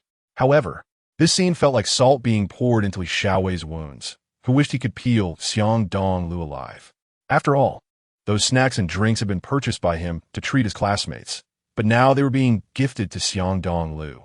Furthermore, during the basketball game, he had faced slaps and rough plays, and ultimately, he did not achieve his desired outcome. This made him furious, almost to the point of exploding, and he felt a twinge of discomfort. What a disaster. Damn, I forgot to withdraw enough money. Li Xiaowei inwardly cursed his misfortune. But soon, hearing Xiang Dongliu speak with a sideways glance, he was drinking a beverage while laughing, saying, Remember, you owe me 10,000 yuan. If you don't pay me back tomorrow, I will make sure the whole school knows you lost to me in basketball. This is non-negotiable. Why are you getting worked up? Li Xiaowei panicked internally, glaring before quickly changing the subject. Li Xiaowei, am never short of money. You should focus on your studies. I heard someone never attends English class. I wonder how they'll fare in the mock exam. Oh no, the mock exam is just 3 days away. I haven't even reviewed last semester's content. This is such a headache. If I end up in the bottom 10, my dad will definitely be furious. Xiang Dongliu twitched his lips, soon feeling the thrill of winning dissipate. In truth, even without Li Xiaowei's reminder, he was quite worried. After all, his academic performance was poor, and if he were to land in the bottom 10, would he really have to call his father to come to school and face the embarrassment? That was out of the question. Xiang Dongliu absolutely did not want to witness such a tragedy. If there was a chance, he wanted a place in the top 10 to make his father proud. Shaking his head, Xiang Dongliu noticed the sports committee member was calling everyone to line up for class dismissal, so he didn't forget to warn Li Xiaowei. Remember, you owe me 10,000 yuan. The event of the basketball game elevated Xiang Dongliu's appreciation for the mind ring once more. Initially, he thought that the full attribute boost of 5 was merely decorative. Unexpectedly, he genuinely experienced its benefits today. However, what puzzled Xiang Dongliu was that typically in games, wouldn't equipment immediately enhance attributes upon being worn? Logically, since the mind ring possessed the capability of a full attribute boost of 5, shouldn't it directly amplify abilities when worn? Why did it only manifest suddenly? Thus, Xiang Dongliu hoped to find more information about the mind ring on the official website of TNCI. However, contrary to his hopes, he ultimately found nothing. Sigh, I'm feeling a bit hungry. Xiang Dongliu slightly turned to Mu Lingqian and asked, Where's the nanny you hired? She should be making dinner soon. Ah, I forgot. Mu Lingqian slapped her thigh, appearing somewhat regretful, though inwardly she was stalling. If the nanny was to hire by then, Xiang Dongliu would have to cook, allowing her to effortlessly mooch off his food. Hurry up and find her. Xiang Dongliu closed his notebook and quickly walked to the refrigerator to see what ingredients were left to eat. Where did the fish I bought go? In the lower drawer, Mu Lingqian suggested, I thought you placed it on the top shelf, but the top shelf is filled with fruits and snacks, which have a strong fishy smell, so I moved the fish to the bottom. Pulling open the lower drawer of the refrigerator, Xiang Dongliu indeed found a fish, but it had frozen solid, stuck to the drawer, making it impossible to retrieve. Staring at it, Xiang Dongliu waved, Come here. What for? Ask yourself. Who told you to put the fish at the bottom? Now it's frozen and stuck. Is it really that exaggerated? Mu Lingqian put down her textbook and approached, her enticing lips slightly pouting in displeasure. You can still dunk today? Who would have thought that retrieving a fish would require this weak girl to step in? You can give it a try, Xiang Dongliu said curtly, thinking that she would only understand what it meant to be frustrated after hitting a wall. Indeed, Mu Lingqian squatted down, reaching into the drawer for quite a while, but she couldn't pull out the fish. Finally, she used both hands, yet it still wouldn't budge. At this point, Mu Lingqian glanced at Xiang Dongliu. You come over. Let us do it together. It seems we have no choice. Walked over with a twitch at the corner of his mouth, then squatted down behind him, Lingqian, reaching into the refrigerator from either side of her jade-like arms. However, at that moment, his expression turned somewhat peculiar, as he pondered whether this could be considered an embrace from behind. Chapter 035. The feeling of embracing lowering his head slightly, he could see with exquisite clarity the smooth, enchanting skin at the nape of Lingqian's neck. The delicate patterns on her skin seemed to possess an alluring charm that tempted him to reach out and gently caress it. Simultaneously, a delightful fragrance wafted from her hair, compelling him to take a deep breath, and he even entertained the thought of resting his head on her fragrant shoulder. Hey, put in some effort. Lingqian's thoughts were solely focused on the frozen fish, completely oblivious to the unusual behavior of Xiang Dongliu. I can't quite reach it. I need more strength, he mused. How foolish. Can't you just come a little closer? With a slight twitch of his mouth. He took a moment to gather himself, and indeed leaned forward, feeling as though he were enveloped in a gentle electric current, a delightful sensation coursing through him. Is this what it feels like to embrace a beautiful woman? For a moment, he found himself parched, as an inner voice beckoned him to envelop this charming figure in his arms. In that instant, Lingqian quickly became aware of what was happening. Her delicate face flushed with a deep crimson, feeling an intense heat radiating from her cheeks, and she dared not turn to face Xiang Dongliu, let alone speak. At that moment, her heart raced, and the level of tension within her was beyond words. It was her first embrace from a spirited young man. Though it was purely coincidental, the fact remained that she had been embraced. Time seemed to freeze for both of them, like two foolish creatures caught in stillness. Lingqian, due to her nervousness and shyness, and Xiang Dongliu, overwhelmed by the thrill of holding a beautiful girl, found themselves momentarily lost in the moment. After a brief silence, as Lingqian felt the coldness of the hands reaching into the refrigerator, she finally managed to suppress her embarrassment and said, "Could you please exert a bit more strength? If you don't retrieve the fish soon, my hands are going to freeze solid." Before long, the frozen fish was successfully extracted from the refrigerator by both of them. Lingqian sighed in relief and hurriedly pushed Xiang Dongliu's arm away, escaping from his embrace. Feeling awkward, Xiang Dongliu casually initiated a conversation, asking, "Would you prefer the fish steamed or braised?" "Whatever. You're the chef. I'm going to review." Lingqian replied in a flustered manner as she quickly grabbed her books and ascended the stairs. In her rush, she heard a sharp crack, realizing her sliding cover phone had broken into two pieces. Closing the door, Lingqian threw herself on her soft bed, clutching a pink plush bear. Yet her mind was consumed by the image of the earlier embrace, leaving her cheeks still burning with embarrassment. "Oh, I can't believe this. That guy took my first experience. How infuriating." The next day, as Xiang Dongliu settled into his seat in the classroom, many classmates turned their attention toward him, with some sociable ones greeting him warmly. "Dongliu, you're here. Good morning. Did you see the movie on the channel last night? It was fantastic. Hey, do you use the internet? Here's my account. We can chat online sometime." Yes. Our class also has a group and a Baidu Tieba.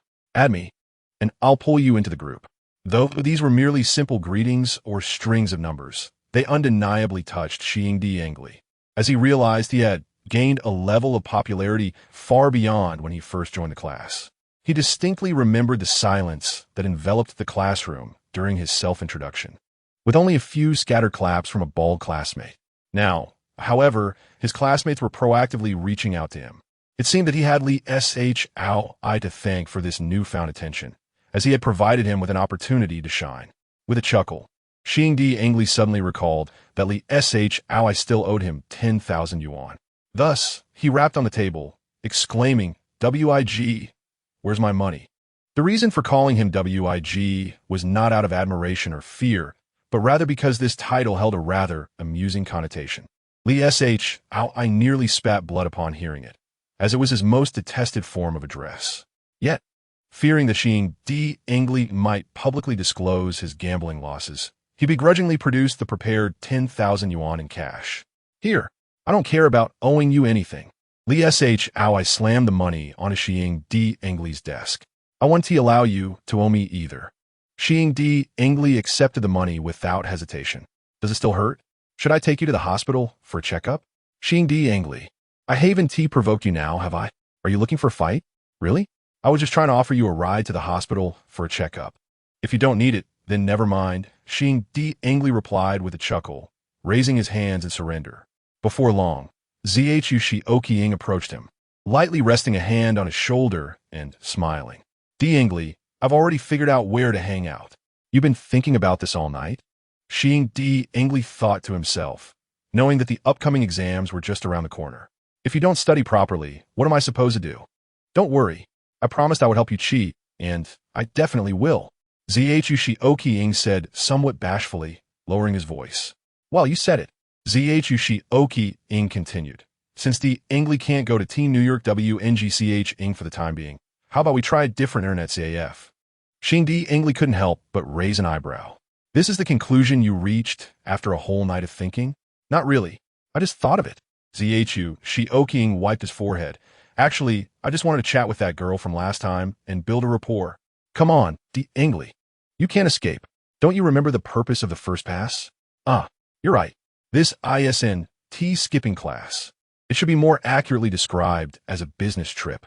With a grin, Xiang Dongliu produced the golden first pass. And amidst the astonished and incredulous gazes of many classmates in Class 8, he slowly tucked it into the left side of his shirt. Chapter 036. Prize quiz in an instant. Gasps filled the classroom. Both boys and girls alike gaped in disbelief, their eyes wide open. "Goodness.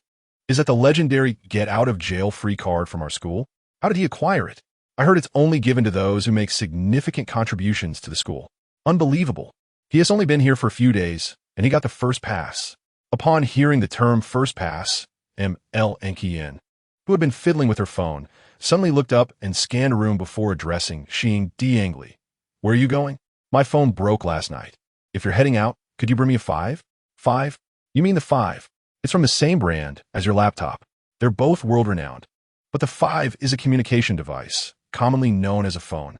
It's on your way. What is the problem?" Secretly wishing to buy a new phone himself. "Really? Are you willing to spend that much?" Qian blinked her mesmerizing eyes, playfully smiling. "The 5 is Apple's latest communication product. I suspect there is a limited supply in the country, and each one costs at least 7,000 to 8,000. If you're unlucky, you might not even be able to buy one." "Wow, that is so expensive," Xiang Dongliu exclaimed, unable to contain his astonishment. In his recollection, modern smartphones evolve at a rapid pace. Even a device priced at 1,000 or 2,000 yuan is already quite impressive. He never expected that a model like the 5 would cost at least 7,000 or 8,000. It seems this gadget must be exceptional. In the past, Xiang Dongliu would have been utterly reluctant to make such a purchase. However, the situation has changed. Firstly, his father has returned to normalcy, relieving him of any financial burden or psychological pressure. Secondly, just yesterday, he won 20,000 yuan from Li Xiaowei. Would he really let that money sit and gather dust? Flashing a grin, Xiang Dongliu declared with generosity, "It's just a 5. I'll buy it." His tone almost sounded a bit ostentatious. Mu Lingqian stifled a giggle, but refrained from embarrassing him publicly. After a brief pause, she produced her bank card and said, "I don't have that much cash on me." "Just swipe the card. You know the password. Are you not worried I might abscond with the funds?" Xiang Dongliu was momentarily taken aback. Although he was already aware that the card, given to her by Mu Lingqian, contained a balance of 1 million. "Whatever. If necessary, I'll just ask Dad for another one." Mu Lingqian shrugged nonchalantly, resting her head on the desk, appearing slightly drowsy and yearning for a nap. Well, take your time sleeping. I'm off to have some fun, he said, exchanging a glance with Zhou Xiaoqiang before striding out of the classroom. What on earth is this guy's background? Li Xiaowei wondered incessantly. As he approached the school gate, Xiang Dongliu was not impeded by the security guard due to his first pass. On the contrary, the guard regarded him with respect, rendering a somewhat unrefined salute. His face adorned with a smile, as if he were encountering a school official.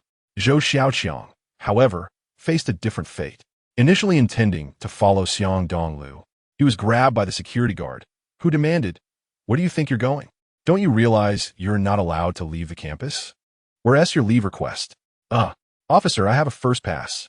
Zhou Xiaoqiang clung to his last shred of hope, pointing at Xiang Dongliu's chest. "I think you're still dreaming," the guard retorted, showing no mercy. "A first pass is only valid for one person, and it has to be the bearer. That's someone else's, not yours." After spending a few minutes regrouping, Xiang Dongliu chuckled. "This first pass is indeed impressive." I breezed right out of the school gate. Without further explanation, Zhou Xiaoqiang wiped his brow and suggested, "Let us head to the internet CAF first, then by the 5. In Beiming City, aside from the largest and most luxurious Tianyi internet city, numerous internet CAFs of various sizes dotted the landscape. After disembarking, they arrived at a CAF named Feishue. But suddenly, an exhilarating blast of music and raucous cheers enveloped them. Furrowing his brow, Xiang Dongliu remarked, "It sounds quite lively over there. I wonder what is happening. Let's check it out." Zhou Xiaoqiang was equally intrigued, gesturing towards the square. "If we stumble upon one of those free lottery events hosted by businesses, that would be fantastic. Last semester, I won a pair of Nike running shoes worth over 1,500 yuan in a Walmart lottery." "That sounds great." Xiang Dongliu nodded, and they hurried toward the square. Upon arrival, they were greeted by a vast crowd gathered around a stage where a group of alluringly dressed dancers performed, captivating the audience. "Wow, so many beautiful women." Zhou Xiaoqiang's eyes sparkled with excitement, each one seemingly more stunning than the last. "Can you keep that to yourself?" Xiang Dongliu replied, distancing himself slightly, adopting an expression of unfamiliarity.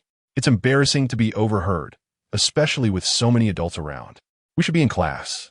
"Sorry, I got a bit carried away," Zhou Xiaoqiang sheepishly admitted. As the energetic dance concluded, the glamorous dancers exited the stage, and a host with a microphone stepped forward, passionately delivering an extensive introduction. Although Xiang Dongliu did not catch every word, he and Zhou Xiaoqiang both grasped the essential detail. This was a quiz contest organized by the nearby Walmart, selecting 20 audience members for each round. Those who answered all questions correctly within a specified time would win the latest Model 5 from Apple, with each individual allowed to participate only once. After a brief pause, Xiang Dongliu and Zhou Xiaoqiang exchanged amused glances and dashed towards the registration table. Such events are ubiquitous in cities, albeit with varying formats. Some are lotteries, others quizzes, but the core intent remains consistent: to attract consumer attention and promote their brand. There is little chance of a scam, as the prizes are never exorbitantly high. "Xiang Dongliu, if we manage to answer all the questions correctly, you won't even have to spend money on the 5. Zhou Xiaoqiang chuckled. "Of course." Xiang Dongliu nodded eagerly, but his expression soon transformed into one of astonishment. He had just spotted a policewoman in uniform at the registration desk, her electric baton glinting ominously. "Please, no shoving. Everyone has a chance to participate," Su Yuanyuan gently admonished a woman attempting to cut in line. "Not her again." Xiang Dongliu narrowed his eyes. "Xiang Dongliu, what is wrong?" Zhou Xiaoqiang lightly nudged him. "Wow, she is stunning. Even more so than those dancers." "Yes, she rivals our English teacher, Yao Xinlei," Xiang Dongliu remarked. Suppressing a smirk, he felt a surge of pride, knowing Zhou Xiaoqiang was infatuated with Yao Xinlei. If he learned that Xiang Dongliu had shared a moment with Su Yuanyuan, he would undoubtedly be envious. Though Zhou Xiaoqiang had never met Yao Xinlei, he claimed she and Su Yuanyuan were equally enchanting. Thus, having shared a moment with someone on par with Yao Xinlei only heightened Xiang Dongliu's sense of fortune. Suddenly, a wave of hesitation washed over him. Would Su Yuanyuan recognize him? Perhaps she had forgotten. After all, he considered himself rather unremarkable. Comforting himself with this thought, He straightened his clothes and beckoned Zhou Xiaoqiang to accompany him to the registration desk. Determined to avoid being recognized by Su Yuanyuan, Xiang Dongliu dutifully queued without looking up at her. However, his avoidance did not prevent her from noticing him. Clad in her police uniform, she appeared both resolute and alluring, her striking figure complementing her commanding presence. Her beauty drew the attention of several men waiting to register, their gazes lingering on her with unabashed desire. This made Su Yuanyuan feel quite uncomfortable, but she had been assigned to maintain order in the square, leaving her no choice but to evade the unwelcome stares. After all, out of sight, out of mind. Otherwise, she might find herself overwhelmed with anger, perhaps even resorting to her baton to discipline the lecherous onlookers. As a result, Su Yuanyuan's enchanting gaze began to roam, eventually landing on Xiang Dongliu. This guy seems familiar, she mused, stepping closer through the crowd, her captivating eyes scrutinizing him from head to toe. Zhou Xiaoqiang couldn't help but feel envious, inwardly lamenting why this stunning policewoman wasn't paying him any attention, as he too considered himself quite handsome. Xiang Dongliu felt a wave of anxiety wash over him. The more Su Yuanyuan observed him, the higher the likelihood of being recognized. Ultimately, one cannot hide fire beneath paper. The duration of separation between Xiang Dongliu and Su Yuanyuan did not exceed 3 days, thus allowing Su Yuanyuan to easily recognize him after a brief moment. "You are that scoundrel." Su Yuanyuan suddenly clutched Xiang Dongliu's collar, her enchanting face flushing rapidly, appearing shy and blushing, yet brimming with indignation. At this, Xiang Dongliu widened his eyes, inwardly lamenting his misfortune. Nevertheless, he managed to break free from Su Yuanyuan's grasp and feigned confusion, stating, "Officer, I believe I do not know you." "What? You dare call me officer?" Su Yuanyuan exclaimed, her lips agape in shock as she quickly assessed herself, pondering whether she truly looked that aged. Taking a deep breath, she reached for the handcuffs at her waist, intending to restrain him as a lesson and to inquire whether she truly resembled an Annie. However, by the time she retrieved the handcuffs, Xiang Dongliu had already dashed several meters away. "Stop, you deceiver!" Su Yuanyuan cried out in frustration, her voice echoing as she sprinted after him, drawing the attention of the surrounding crowd, who began to murmur about a possible breakup between the couple. In reality, the age difference between Su Yuanyuan and Xiang Dongliu was negligible. Moreover, Su Yuanyuan's initial aggression towards him and her playful banter of calling him a scoundrel or a deceiver further fueled the crowd's misunderstandings. As she listened to the murmurs of misunderstanding, Su Yuanyuan's frustration grew, wishing for a piece of watermelon rind to appear beneath Xiang Dongliu's feet to cause him to stumble. Yet, while no watermelon rind materialized, Xiang Dongliu did indeed step onto a child's skateboard. With a sudden whoosh, he slid uncontrollably, nearly losing his balance, but miraculously remaining upright. However, within 3 seconds of stepping onto the skateboard, he found himself careening towards the bustling street, prompting him to grasp the railing in a desperate attempt to turn. Unfortunately, this maneuver resulted in a complete 180-degree turn, sending him uncontrollably sliding towards Su Yuanyuan. This unexpected twist caught Su Yuanyuan off guard, leading to a dramatic collision as they collided with a resounding thud. The impact caused Su Yuanyuan to gasp in pain. Additionally, the force behind Xiang Dongliu on the skateboard was considerable, and instead of separating, the two tumbled in the same direction, with Xiang Dongliu on top and Su Yuanyuan beneath him. This scene bore a striking resemblance to the last time Su Yuanyuan had been pinned down, with the only distinction being that Xiang Dongliu's lips were pressed against her delicate cheek, leaving both momentarily stunned. Time seemed to stand still as Su Yuanyuan, equally astonished, realized that her situation had only worsened. Had she known this would transpire, she would have covered her face. "You wretched scoundrel! My first kiss!" Su Yuanyuan inwardly lamented, overwhelmed by a mix of humiliation and an inexplicable desire. "Get up!" she exclaimed, her face blooming like a crimson rose, captivating the onlookers and inciting a wave of envy towards Xiang Dongliu. After a brief pause, Xiang Dongliu complied, rising without haste. He gently lifted Su Yuanyuan by the neck, assisting her into a half-seated position, while he tenderly massaged the back of her head, stating, "Fortunately, you didn't hit your head. Otherwise, I would have been in deep trouble." Su Yuanyuan parted her alluring lips, suddenly feeling a warm liquid trickling from her eyes. She recalled a time when she had fallen, and her brother had comforted her in a similar manner, gently massaging her head while expressing concern. Tragically, her brother had fallen into a life of crime and was murdered in the streets, blood spilling profusely. This incident remained a painful mystery that Su Yuanyuan had never ceased investigating. Her earlier suspicion towards Xiang Dongliu was partially rooted in this grief. Overwhelmed by sorrow, Su Yuanyuan could no longer contain her tears and mistakenly embraced Xiang Dongliu, believing him to be her brother, clutching him tightly. However, in this moment of grief, she seemed oblivious to Xiang Dongliu's feelings. After all, he was not her brother, leaving him momentarily paralyzed by the unexpected embrace of a weeping beauty. He thought she had sustained a head injury. Wasn't she trying to apprehend him? Why was she now clinging to him in tears? The surrounding men seethed with jealousy, wishing they could be the ones held by the beautiful officer instead of Xiang Dongliu. Approximately half a minute later, as Su Yuanyuan's tears began to subside, she became acutely aware of her increasing desire to hold this boy, a peculiar sensation coursing through her body as if electrified. At that moment, her delicate face flushed with heat, her eyes widening in realization that she had never felt such a sensation when hugging her brother. Su Yuanyuan's fair complexion rapidly turned a deep shade of crimson, her embarrassment overwhelming her. Oh no, this is mortifying. I've embraced the wrong person in public. I can't bear this, she thought frantically, her heart racing as if it were a drum, beating faster by the second. Noticing Su Yuanyuan's sudden cessation of tears and the rigidity of her once supple form, Xiang Dongliu deduced that she must have realized her mistake. With a bemused smile, he leaned closer, whispering in her ear, "Officer, it seems you possess quite the talent for mischief. Weren't you just trying to apprehend me? Now you're hugging me instead? By the way, you look quite pitiful when you cry. It breaks my heart." Su Yuanyuan nearly choked on her own frustration, thinking to herself that if it were possible, she would gladly strike him. This insufferable man, fully aware of her embarrassment, dared to mock her. Taking a deep breath, Su Yuanyuan quickly quelled her impulse to slap him. After all, they were in public, and she could not afford to tarnish the reputation of her police force.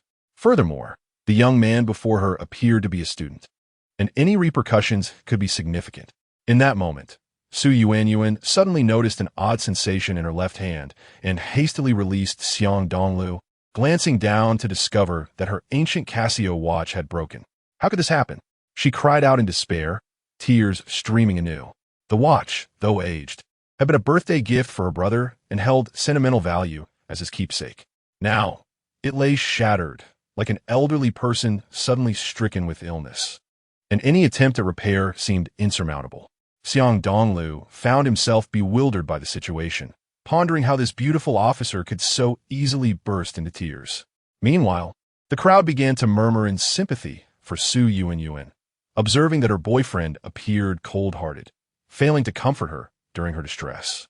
"Young man, this is not the way to behave," they exclaimed, shaking their heads in disapproval. "The young man is utterly devoid of empathy, even when breaking up. You shouldn't cause the girl to weep so profoundly." Hearing the murmurs around him, Xiang Dongliu felt a bead of cold sweat trickle down his back. However, he soon recalled the soul ring and seized the opportunity to listen to Su Yuanyuan's innermost thoughts. Within a mere 30 seconds, Xiang Dongliu opened his mouth, immediately grasping the tragic news of Su Yuanyuan's brother's demise, and was consequently enveloped by her sorrow. With a wry smile, he gently patted her fragrant shoulder, saying, "Please, stop crying. How about I assist you in repairing this electronic watch?" Su Yuanyuan abruptly ceased her sobs, her tear-streaked, exquisite face radiating boundless joy. "Can you really fix it?" she inquired eagerly. "Of course, it's no trouble at all. Leave it to me," Xiang Dongliu replied, a playful smile gracing his lips, wishing only to alleviate her sadness. Su Yuanyuan nodded, cautiously removing the electronic watch and placing it in Xiang Dongliu's hand, her beautiful eyes fixed on him. "If you can't fix it, I assure you, I will not let this matter rest." Xiang Dongliu's lips twitched, yet he did not forget the essential question. "And if I succeed, will you still pursue me?" "It depends on my mood."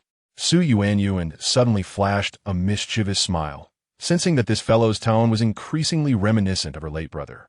Xiang Dongliu felt a pang of understanding. Her intention to pursue him was likely rooted in her indignation over his prior transgressions against her, rather than any legal infractions. Shaking his head, he pocketed the damaged Casio watch and rose, declaring, "I must go register for the quiz. 5 is awaiting me. I'll take you to the competition.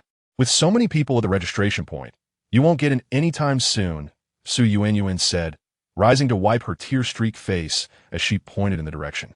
"All right." Xiang Dongliu nodded, following her without hesitation. Behind the stage of the quiz event, Su Yuanyuan directly spoke with the person in charge of the activity. Subsequently, Xiang Dongliu was called to register his information, effortlessly securing his place in the next round. A total of 10 questions awaited. If one answered more than 8 correctly within the allotted time, a prize would be awarded, with the highest being 5. Zhou Xiaoqiang chuckled, raising a red plastic bag in his hand. "I answered 8 questions correctly. Does Dongliu know what this prize is?" "What? A pair of panties." Xiang Dongliu's mouth twitched, nearly struck dumb. However, what astonished him even more was Zhou Xiaoqiang's subsequent claim. "Initially, they were going to give me women's ones, but upon realizing I was a man, they changed it." Xiang Dongliu burst into laughter. "Don't tell me you're now so destitute that you lack even pants?" "Not at all, Dongliu Ge." Zhou Xiaoqiang replied with a grin. "These are genuine, a world-renowned brand. Many male celebrities wear this brand, and each pair costs hundreds to thousands. Even if they're branded, you can't wear them out in public, can you? I think it's quite nice. It must be very comfortable to wear. I'm at the stage of development now, and I must protect my body properly. Comfort is essential. Enough. I'm off to answer questions." Xiang Dongliu rolled his eyes, reached for the soul ring, and, at the host's signal, ascended the stage. Chapter 039. A record-breaking 2 seconds after a brief introduction and guidance from the staff. Xiang Dongliu found himself seated among 19 other contestants, all adults. Each contestant had a palm-sized writing board at their seat, which connected to the large screen behind the host. This meant that once the host read the question and pressed the start button, Xiang Dongliu could instantly transmit his answer via the writing board to the big screen, where a computer would automatically determine the correctness of the answer and the time taken to respond. The setup was straightforward.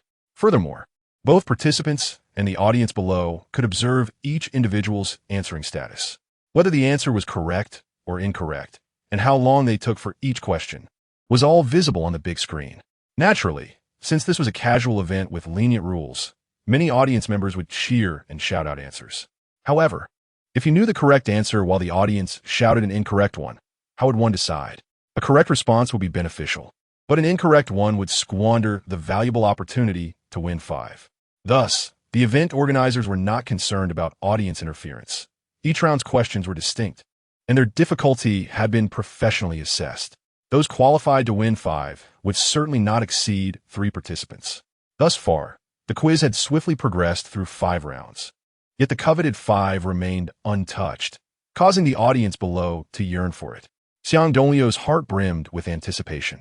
"Dongliu Ye, go for it. The 5 is free." Zhou Xiaoqiang waved fervently from below, catching the host's attention with the red plastic bag in his hand. Seizing the moment, the host announced, "Look over there. See the handsome young man waving? He holds the reward for this Walmart quiz event. A genuine pair of panties valued at over 1,000.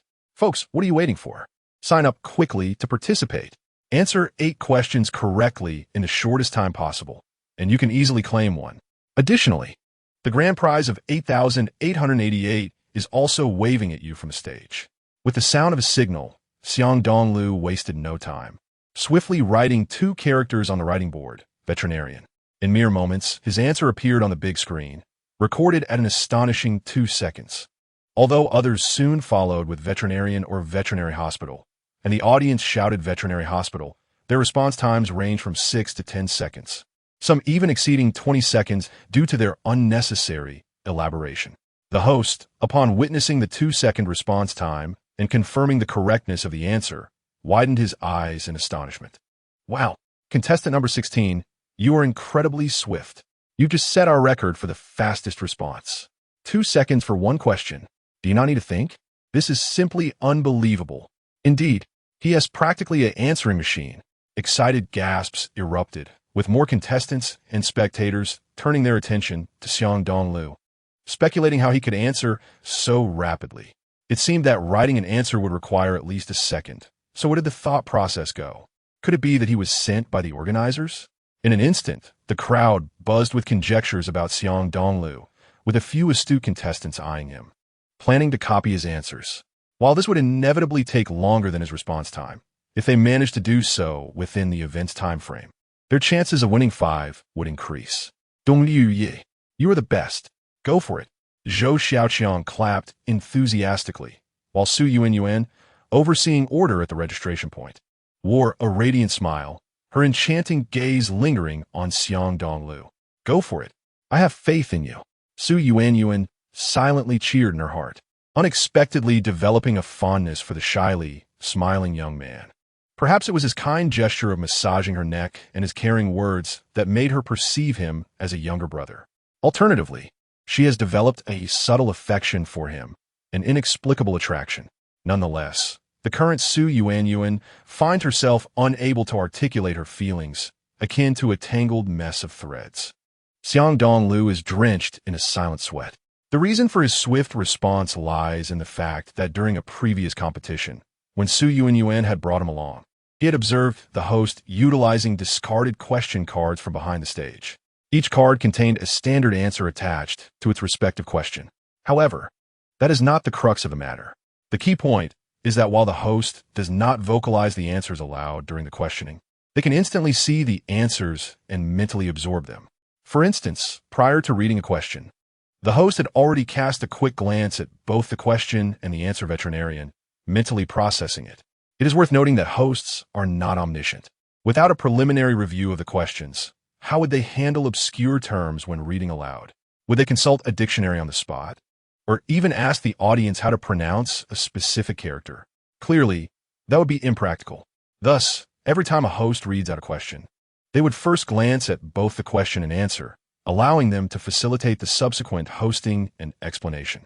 Consequently, Xiang Dongliu, who listens intently to the host's thoughts through his mind ring, finds that discerning the correct answers requires no effort at all.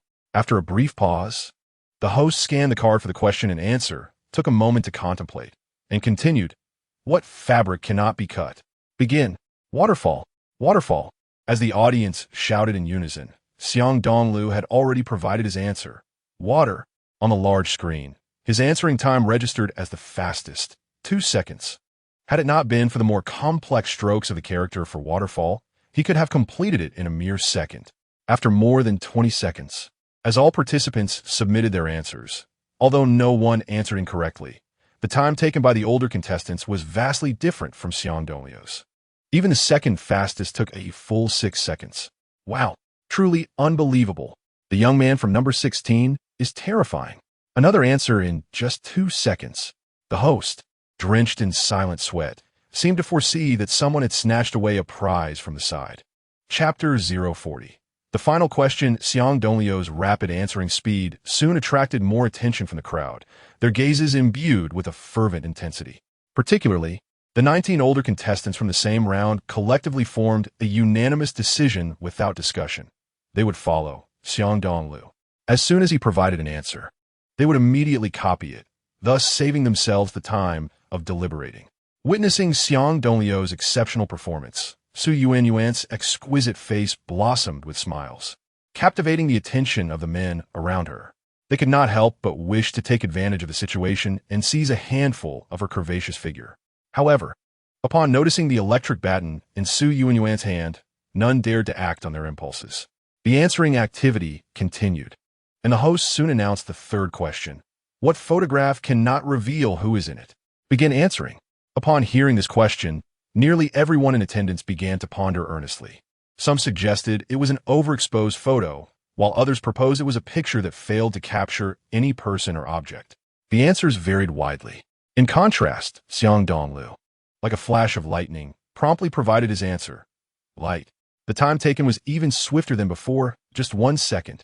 In fact, if he had been more precise, he could have answered in less than a second. Quick, astoundingly quick, so rapid that the 19 older contestants were left momentarily stunned. Even their fastest reactions came a full 2 seconds later as they hurriedly jotted down their answers. Thus, when their times were added together, They still took a total of 4 seconds, with some taking as long as 8 seconds. The audience shook their heads in disbelief. Now, both the other contestants on stage and the audience below were utterly amazed by this unparalleled speed. They couldn't help but wonder if this young man was truly a ringer sent by the organizers to seize the prize from number 5. After all, Xiang Dongliu should have required time to consider his answers, regardless of how vast his knowledge or how quick his mind. Surely he needed at least a second to formulate an answer? This young lad appeared to possess an uncanny knowledge of the answers. The host furrowed his brow, genuinely perplexed. He could not help but ponder if this young man from number 16 was indeed sent by the organizers. However, to maintain the illusion of authenticity, perhaps they hadn't briefed him beforehand. After several moments of wild speculation, the host maintained his smile, saying, "It seems that there will always be someone stronger. Indeed, there are mountains beyond mountains. This young man from number 16 is truly a genius. His future is bound to be remarkable." Zhou Xiaoqiang laughed heartily, exclaiming, "The waves of the Yangtze River push forward the waves behind, with the former waves perishing on the beach." His words elicited a mix of amusement and laughter. Xiang Dongliu merely gestured dismissively, unwilling to engage in conversation on stage. At the moment, the host pressed the button to signal the start of the answering period. His reaction and writing speed surged dramatically, allowing him to complete the written answers at lightning speed. Xiang Dongliu found himself increasingly puzzled. It seemed that the mind ring was becoming ever more responsive to his commands. Whenever he required its assistance, its full attributes would manifest instantly, and when not needed, they would dissipate on their own. Such a peculiar and enigmatic phenomenon. With a grin, Xiang Dongliu remained thoroughly prepared, and under the scorching gazes of the audience, he swiftly pinned down the answers to each question, demonstrating his rapid answering times to the spectators. 2 seconds, 1 second, 1 second, 2 seconds, as each question was posed. Xiang Dongliu, astonishingly, never took longer than 3 seconds, causing the host to break into a sweat, pondering if this young man had indeed secured the prize from number 5.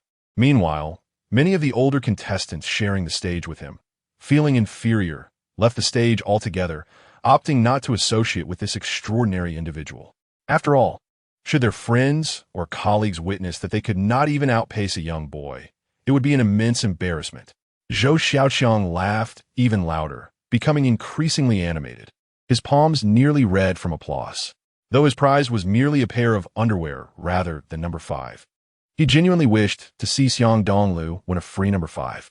Of course, number 5 was not excessively valuable, but the taste of triumph that comes from surpassing the crowd is undoubtedly exquisite. Thus, Zhou Xiaoqiang somewhat identified with Xiang Dongliu, hoping to vicariously experience the sensation of being in the spotlight through his success. Observing Xiang Dongliu's astonishing and shocking performances, Su Yuanyuan's smile never wavered. Then, a nearby aunt inquired, "My dear, that young man from number 16 on stage, he wouldn't he happen to be your boyfriend, would he?" He.S. truly impressive. Su Yuanyuan was momentarily speechless. In truth, even she could not comprehend why she felt happiness at Xiang Dongliu's prominence. Was it due to her affection for her brother, or was it a romantic inclination? Su Yuanyuan found herself unable to distinguish between the two. He was only aware that the confident young man on stage had captured her heart in less than 3 days. As time ticked away, the quiz on stage reached its final moments. This was the last question. The host's voice was tinged with excitement. Based on our quiz results, the young contestant number 16 was in the lead, answering each question in under 3 seconds. This had set a record, one seemingly unbreakable. Although the uncles and aunts in the same round were also striving hard, they appeared somewhat overwhelmed by the prowess of contestant number 16. However, this was of little concern. Perseverance equated to victory. Thanks to the influence of contestant number 16, the response times of the uncles and aunts had improved significantly compared to previous rounds. Thus, all contestants remaining on stage had qualified for awards, while the most coveted prize, the number 5, could only be claimed by contestant number 16. Now, let us proceed to the question. This one is quite intriguing. A stunning beauty is bathing, and suddenly a man bursts in.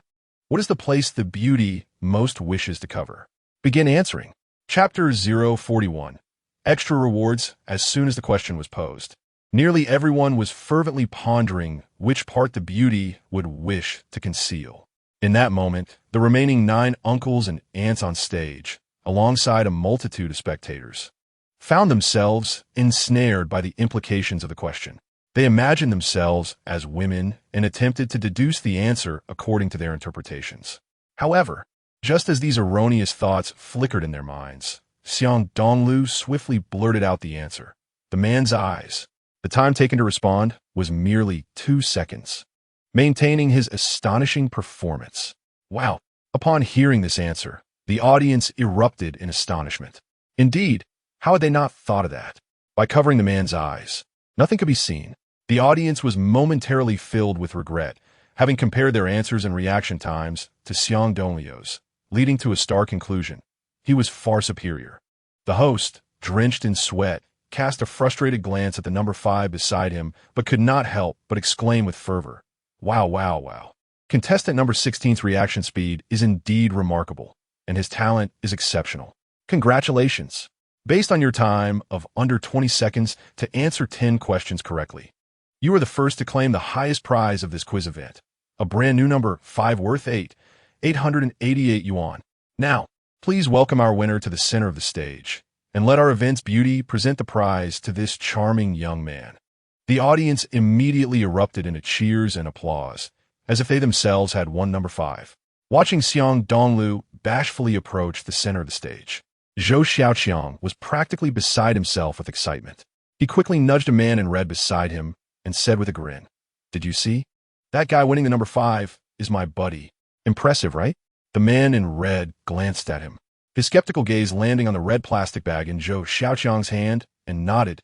"Indeed, he is 100 times more impressive than you. He won the latest number 5, while you got a pair of underwear. Hey, what is wrong with underwear?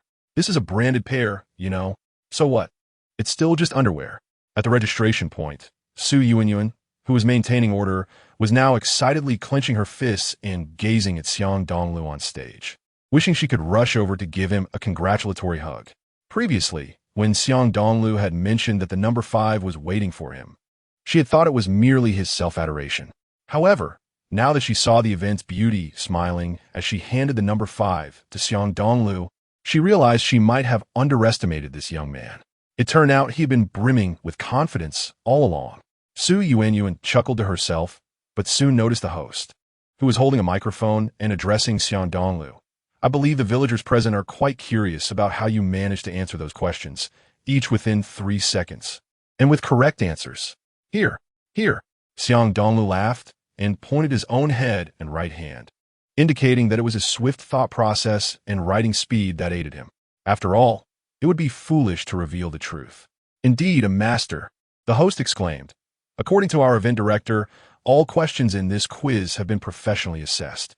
While it is not difficult for an average person to answer them all correctly, managing the time effectively is quite the challenge. It seems a young brother in the audience stated it well. The waves behind push the waves before, while the former perish on the shore. This society is indeed the realm of the youth." As the first contestant to win the number 5 prize, may I ask you, young brother, if you have any words of gratitude? It seemed he had no particular thoughts on the matter.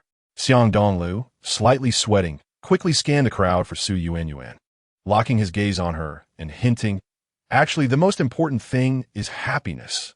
Wow, this young brother, at such a tender age, already possesses such philosophical insight. Truly remarkable. The host was deeply moved and rambled on with a plethora of words. Meanwhile, Su Yuanyuan gazed at Xiang Dongliu with her captivating eyes, almost moved to tears. "Is he trying to comfort me?" Just as the host finished his lengthy address, Xiang Dongliu, holding an unopened number 5, thought to himself that he could finally leave with his prize. However, to his surprise, a middle-aged man with a beer belly approached him, smiling broadly. "The director? What did he want?" Xiang Dongliu felt a sudden pang of anxiety, fearing the director might attempt to confiscate his prize. After a brief pause, upon noticing the director on stage, the host promptly shifted the conversation. "It appears this young brother's performance was so astonishing that even our event director couldn't resist coming up to say a few words."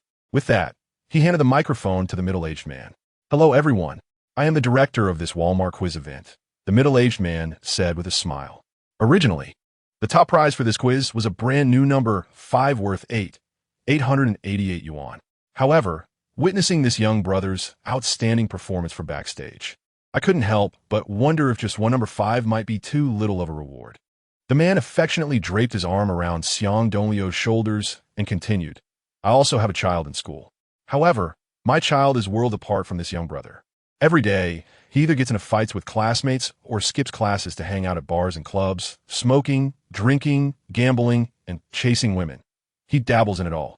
Therefore, I believe that exceptional young individuals like this brother are becoming increasingly rare. Consequently, I have decided that in addition to the number 5 worth 888 yuan, this young brother shall also receive an extra mobile phone card from the organizers, preloaded with 112 yuan, making it a grand total of 10,000 yuan in prizes. Furthermore, any subsequent contestants who meet the time standard set by this young brother will also be eligible for extra rewards. With that, the middle-aged man solemnly produced a newly issued mobile phone card and smilingly presented it to Xiang Dongliu, prompting another wave of excited cheers from the audience. Seeing this situation unfold, Xiang Dongliu breathed a sigh of relief and graciously accepted the mobile phone card, expressing his gratitude. The middle-aged man nodded with a smile. Young brother, you are truly exceptional. In truth, securing the highest reward is not of great significance. The essence lies in the fact that you have compelled us, the event organizers, to amend the prize due to your exceptional performance. Strive diligently and believe that your future will undoubtedly shine brightly. Chapter 042. The peculiar incident involving Yao Xinlei upon departing from the stage. Xiang Dongliu swiftly unwrapped the new iPhone 5 and inserted a SIM card, chuckling gleefully as he manipulated the device. Zhou Xiaoqiang quickly approached, his face alight with envy. Brother Dongliu, your iPhone 5 is truly magnificent. Would you mind lending it to me for a few days? Not a chance, Xiang Dongliu retorted, gesturing dismissively. Zhou Xiaoqiang, disheartened, nearly contemplated discarding his trousers, as he noticed many others expressing skepticism about this prize. Before long, Su Yuanyuan wafted by, exuding an enchanting fragrance. After offering her congratulations to Xiang Dongliu, she beamed at him and playfully inquired, Handsome, could you do me the favor sharing your phone number? Absolutely no problem. Before Xiang Dongliu could respond, Zhou Xiaoqiang eagerly interjected, Officer, I can provide you with my phone number and my home number as well. And mine too. My email address is. Is that so? Su Yuanyuan raised her electric baton, her tone laced with icy mockery. Oh, just kidding. Zhou Xiaoqiang, sensing danger, quickly retreated behind Xiang Dongliu, yet could not suppress his whispers. Brother Dongliu, it seems this beautiful officer has taken a liking to you. You should seize the opportunity and invite her to a hotel. Get lost. Xiang Dongliu nearly choked on his response, relieved that Su Yuanyuan had not overheard. Otherwise, he feared that the fragile rapport he had cultivated with her would dissipate into thin air, potentially leading him back to the relentless pursuit of Su Yuanyuan.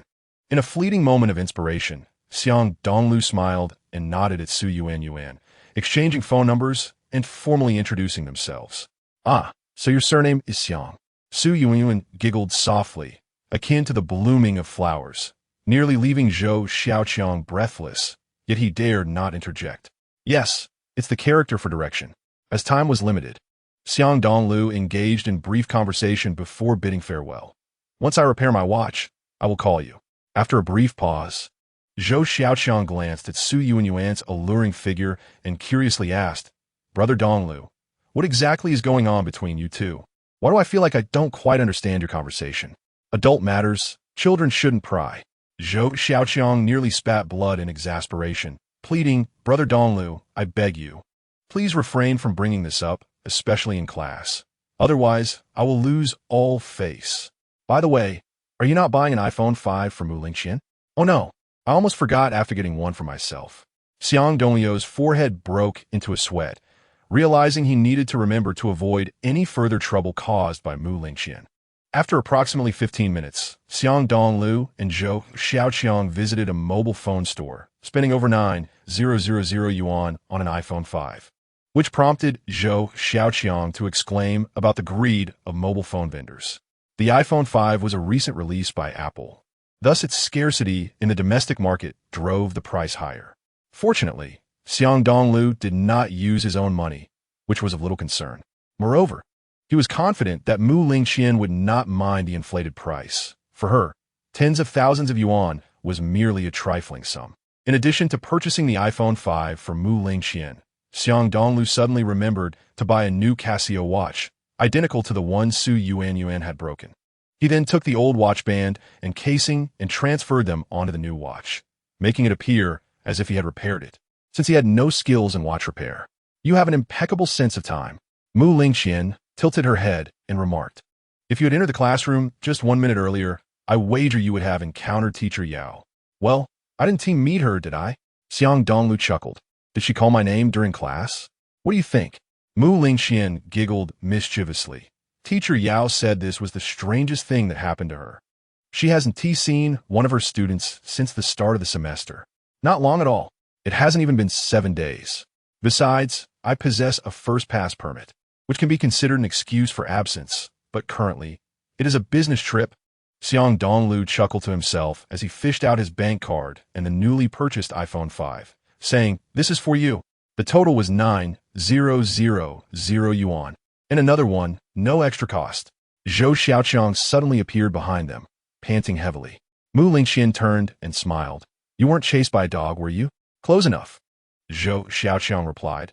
Looking quite distressed, "I was spotted by the security guard while climbing over the wall. That fellow chased me all over the place. Only now have I managed to shake him off." Having said this, Zhou Xiaoqiang shook his head, lamenting, "Those without a first pass permit simply cannot catch a break. Enough. Stop playing the pity card in front of me." Mu Lingqian scoffed, then suddenly noticed something behind him. "What on earth is that? Did you buy an iPhone 5 too?" "No, just some stationery for exams."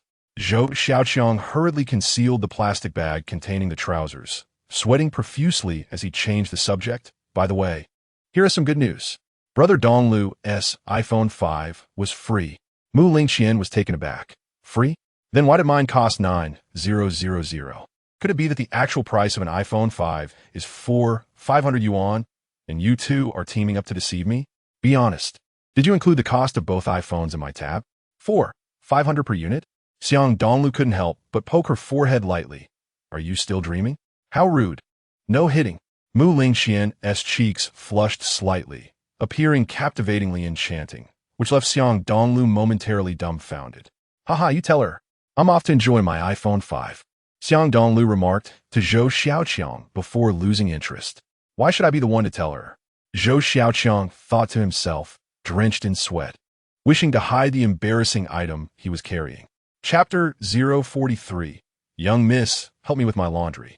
Zhou Xiaoqiang cast a resentful glance at Xiang Dongliu, thinking to himself that while he enjoyed his iPhone 5, he was left holding a burdensome hot potato.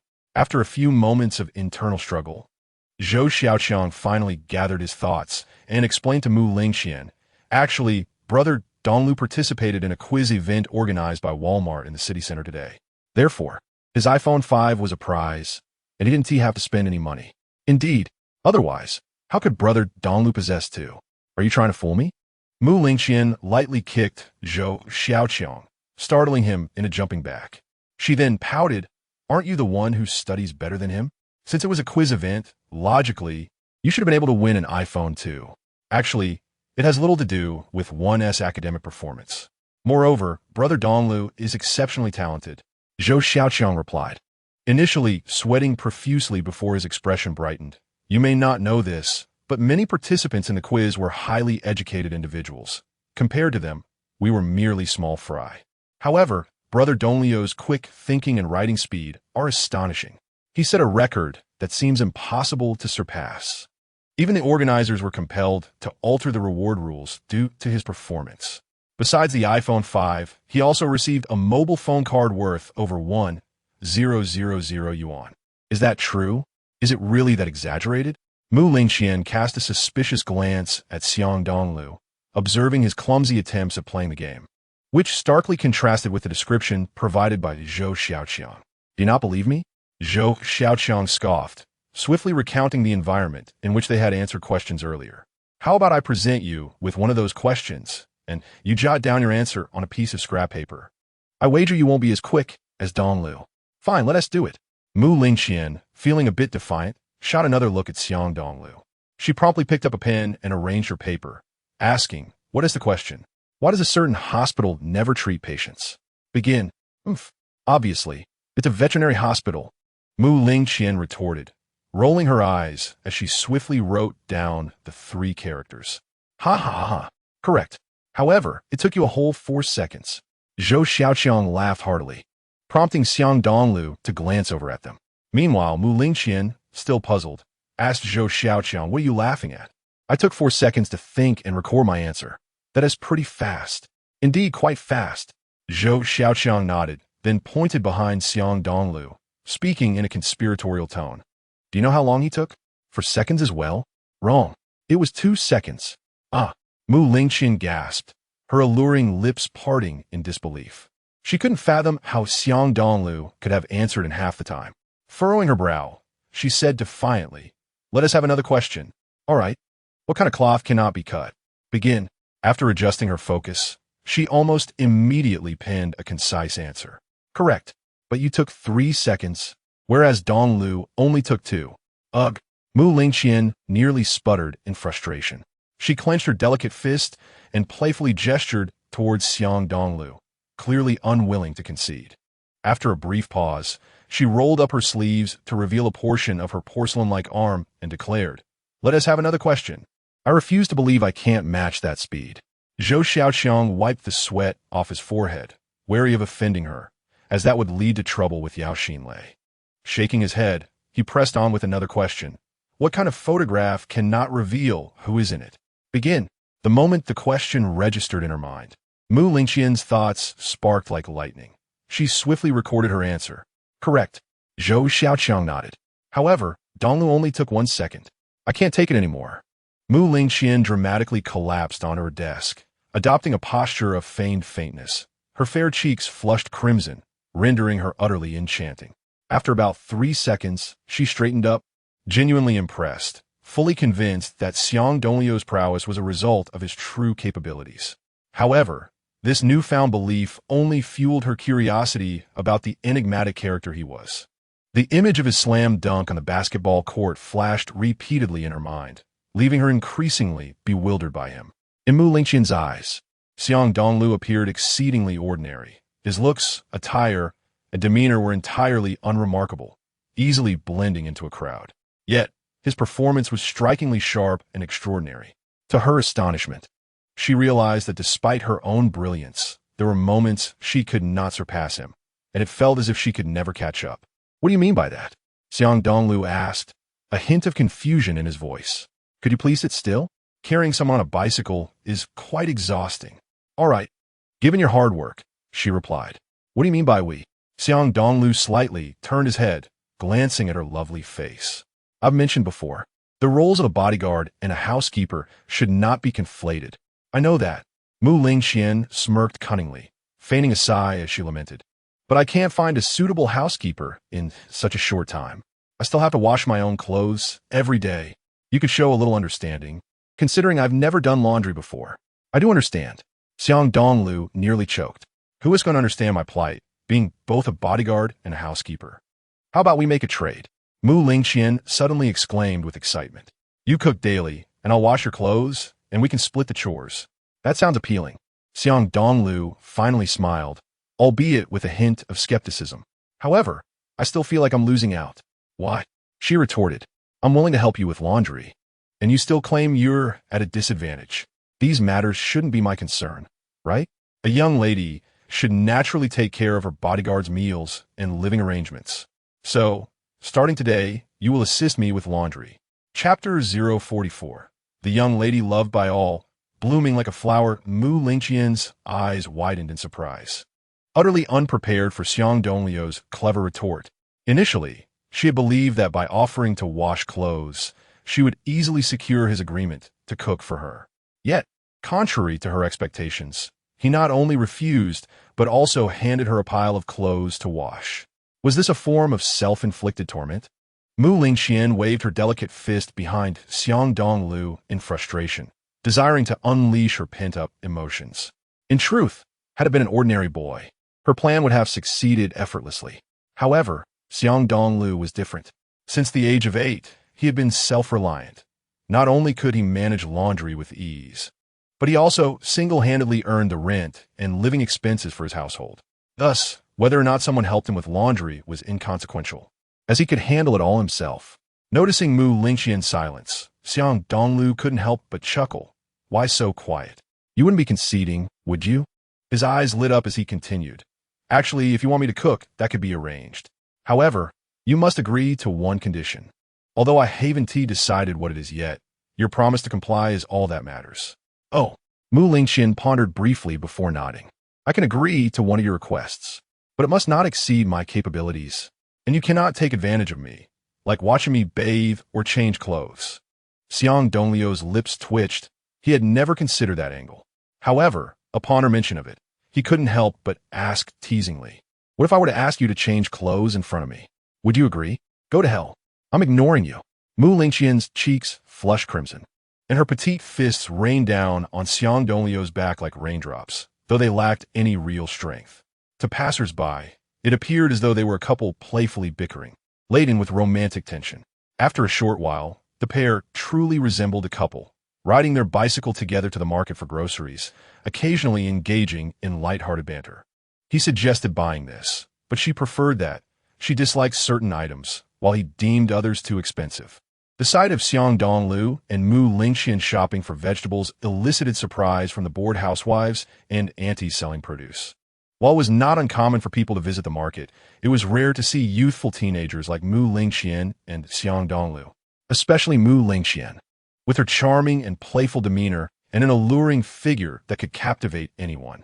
Even the most ordinary of women could easily discern that Mu Lingxian exuded an air of affluence, unmistakably the daughter of a wealthy family. In an instant, many of the older women and aunties, enamored by Mu Lingxian's delightful appearance and her dainty gestures as she cautiously covered her nose in the market, felt their hearts swell with affection, offering her small tokens of kindness as gestures of goodwill. As soon as Mu Lingxian casually picked up a vegetable or a radish eggplant, the aunties and older women would immediately offer it to her, advising with concern, "My dear, life outside is not easy. Take this and live well with your boyfriend. Don't suffer. Earn more money and treat yourself to something nice." Initially, Mu Lingxian didn't pay much attention, thinking the vegetable vendors were merely joking. However, as she encountered more vegetables, she began to blush and hesitated to touch them. This was quite troubling. If touching a vegetable resulted in such generous offerings, it could easily lead to misunderstandings. Furthermore, she would soon have no place to ride her bicycle. Playfully sticking out her tongue, she shyly nudged Xiang Dongliu and whispered, "Am I taking too many vegetables? Ask yourself." Xiang Dongliu replied, incredulous, unable to believe she possessed such charm. Could this be the reality of being adored by all? After a modest dinner, Mu Lingxian continued to review her textbooks from her senior year. Meanwhile, Xiang Dongliu busied himself with Su Yuanyuan's Casio watch, replacing the old strap and casing with a new one. If he did it too early, Su Yuanyuan would surely become suspicious, and discovering the truth would lead to complications. If he waited too long, she would fret for an extended period. After a brief pause, seeing Mu Lingxian still diligently studying, Xiang Dongliu refrained from interrupting her. However, an idea suddenly struck him, and after gently caressing the spiritual ring on his finger, he moved beside Mu Lingxian to listen to her inner thoughts once again. Yet, the outcome remained unchanged. He still could not hear Mu Lingxian's thoughts and sensed a warm aura emanating from her neck that seemed to repel him. Approximately 30 seconds later, Mu Lingxian turned her head and asked, "Have you lost your mind? Why are you just sitting here without saying a word? Are you trying to take advantage of me? Where did that come from?" Xiang Dongliu rolled his eyes and reminded her, "Do you remember the condition you agreed to today? I've thought it through." "Well, go on." "Actually, it's quite simple." Xiang Dongliu pointed at the fiery red crescent jade pendant around her delicate neck. "You just need to take off the necklace for 5 minutes. No, 2 minutes at most. 1 minute should suffice. Are you crazy?" Mu Lingxian suddenly frowned, gripping the pendant tightly. "My father said I can't take off this necklace." "Why not?" "I don't want it." Can I just borrow it for a look? This is the condition you agreed to. Fine. Mu Lingqian nodded, but without removing the necklace. Offered the fiery red crescent jade pendant, reasoning it would suffice just as well. Xiang Dongliu nearly choked in disbelief, shaking his head fervently. No. If you don't take off the necklace, this condition cannot be fulfilled. Why not? Don't you want to see it? Mu Lingqian questioned, her cheeks flushing slightly. Though she replied indignantly, it's generous of me to show you this. What if you sneak a peek? Fine, then I won't look. Good, then don't. Xiang Dongliu smirked. However, he had taken on the responsibility of cooking to secure this valuable condition, and he was unwilling to let it slip away so easily. He believed that living together presented ample opportunities. A thought crossed his mind, and he decided to drop the issue of her removing the necklace. Since Mu Lingqian's father placed such importance on the crescent jade pendant, it was evident that the necklace was extraordinary. In fact, inferring from the necessity of keeping the necklace on, it suggested that Mu Lingqian might have a compelling reason to wear it, or else adverse consequences could arise. Therefore, Xiang Dongliu speculated that if Mu Lingqian were to remove the necklace, the probability of him hearing her thoughts would exceed 90%, if not 100%. Thus, whether Mu Lingqian took off the necklace or not became less significant. The crux was that Xiang Dongliu had gained greater insight into the spiritual ring due to the necklace. That is to say, he could originally hear Mu Lingqian's thoughts, but the fiery red crescent jade pendant obstructed him. What kind of formidable power did this necklace possess? Why could it even shield against the effects of the spiritual ring? Was it possible that this necklace was also obtained from Tianci and had the specific function of blocking the spiritual ring's effects? That seemed implausible. Xiang Dongliu shook his head in disbelief, thinking if everyone could acquire equipment from Tianci, the world would undoubtedly descend into chaos. Perhaps Mu Lingqian's necklace merely coincidentally shielded the spiritual ring's effects, or it could be that his spiritual ring was still in a relatively rudimentary state, temporarily blocked by Mu Lingqian's necklace, and would no longer be so once it evolved and upgraded. Yes, it must be due to the spiritual ring's lower level. Seemingly grasping this, Xiang Dongliu chuckled. It's getting late. You should head to bed early. As for that condition, I'll let you know when I think of it. You better not go back on your word. Whatever. I'm not that cruel. Mu Lingqian shrugged her delicate shoulders and wearily went upstairs. The next day, following the Chinese class, Xiang Dongliu's absence from English class had become a norm for Mu Lingqian. Thus, after glancing at the schedule, she cheerfully exclaimed, Xiang handsome, it's almost time for English class. Why don't you help me get a library card and borrow a copy of the English material from the first semester of senior year? I need to review to avoid underperforming on the mock exam. Hey, do you really think I'm your errand boy? Xiang Dongliu immediately turned and fixed his gaze on her stunningly beautiful face. I ran errands for you to get the steamed grouper and yesterday's dessert. Now you want me to get a library card? What's next? Do you want me to buy you sanitary pads tomorrow? You, how dare you? Mu Lingqian was nearly exasperated by his comment about sanitary pads, her fair face swiftly flushing a delicate pink, rendering her utterly captivating. After 3 seconds, she suddenly raised her voice, holding up her student ID for the entire class. Excuse me, I would like to apply for a library card and borrow last semester's English material. Is there anyone who can help me? I will. I can help. Yes. I'll go right now. Li Xiaowei eagerly left his seat and approached Mu Lingqian's desk, saying, it costs 32 yuan to get the library card. But don't worry, I'll take care of everything. Upon hearing this, Xiang Dongliu couldn't help but scrutinize Li Xiaowei, adding, why the rush? She asked me to do it. TCH, are you deaf? She asked the whole class. Li Xiaowei sneered, utterly dismissive. Don't think just because you're sitting next to Mu Lingqian, she is your girlfriend. Don't you find that incredibly shameless? You're the shameless one. Xiang Dongliu shot him a glare, rising from his seat and with a fierce gaze. Look down on Li Xiaowei. I see you're just looking to wrap yourself in more bandages. What? You want to fight? Li Xiaowei retorted defiantly, rolling up his sleeves. I tell you, even if Qin Bafang were here today, I wouldn't be afraid to take you on. Who is afraid of whom? Xing Dongliu coldly twisted his neck, adopting a posture indicative of an impending confrontation. Upon witnessing this scene, Enki suddenly wore a sly smile. Waving her student ID between Xing Dongliu and Lshui, repeatedly apologizing, actually, I must correct myself. I indeed intended to ask Xiang Dongliu to help me apply for a library card. So, please refrain from causing a commotion. Upon hearing this, I widened his eyes, nearly infuriated to the point of spitting blood. In contrast, Xiang Dongliu burst in a hearty laughter, wearing a look of begrudging admiration towards Xiang. He then took her student ID and, amidst the envious and jealous gazes of his male classmates, swaggered out of the classroom. Xiang chuckled, too indifferent to spare another glance. In truth, her actions were merely an exploitation of the discord between Xiang Dongliu and compelling Xiang Dongliu to assist her in obtaining a library card and borrowing English materials. Furthermore, she would never carelessly hand over her student ID, adorned with her photograph, to someone she deemed untrustworthy. After all, if someone were to pilfer her photo, she would be utterly mortified. Thus, in Xiang's eyes, Xiang Dongliu was a relatively reliable choice.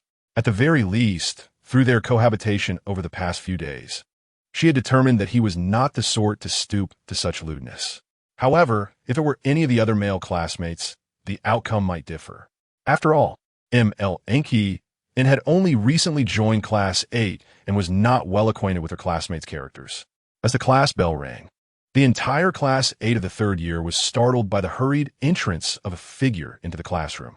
To their astonishment, it was the very same teacher who had just completed their Chinese lesson. Students, no need to be so surprised. The Chinese teacher chuckled upon entering.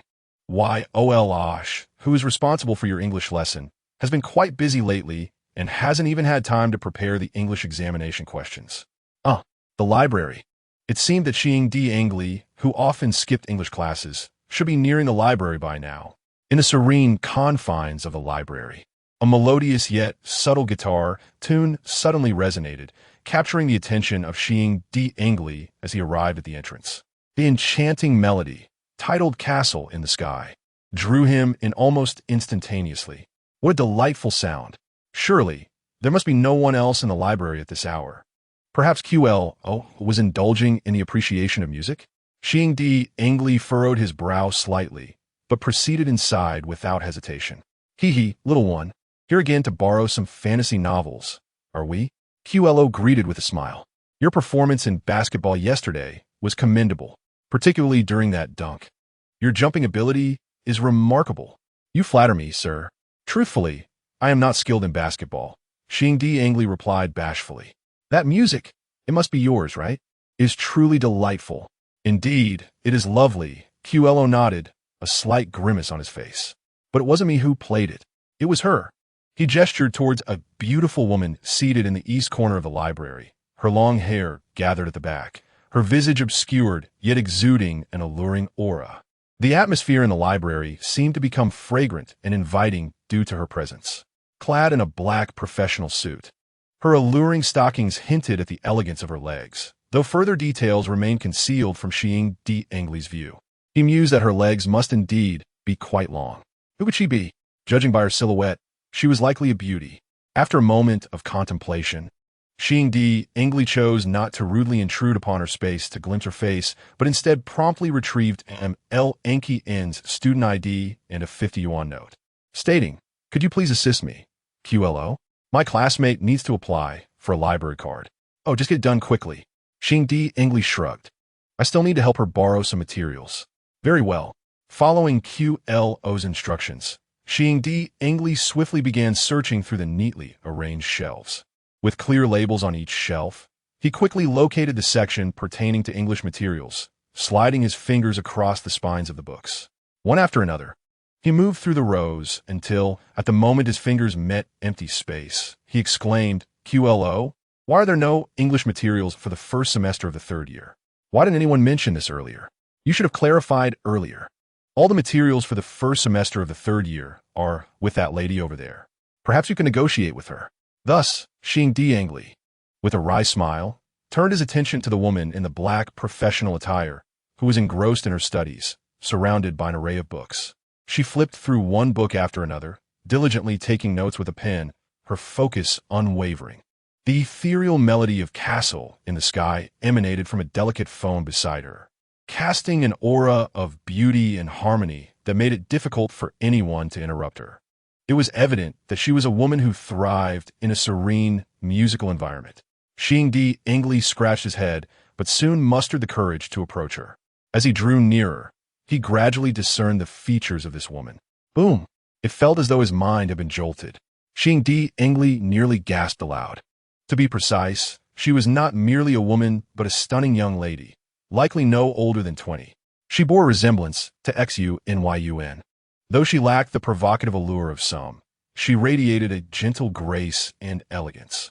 Her exquisitely fair features were devoid of any blemish. And what astonished him even more was that she was completely barefaced. Xiang Dongliu opened his mouth, his throat suddenly dry, pondering if she might be wearing a human mask.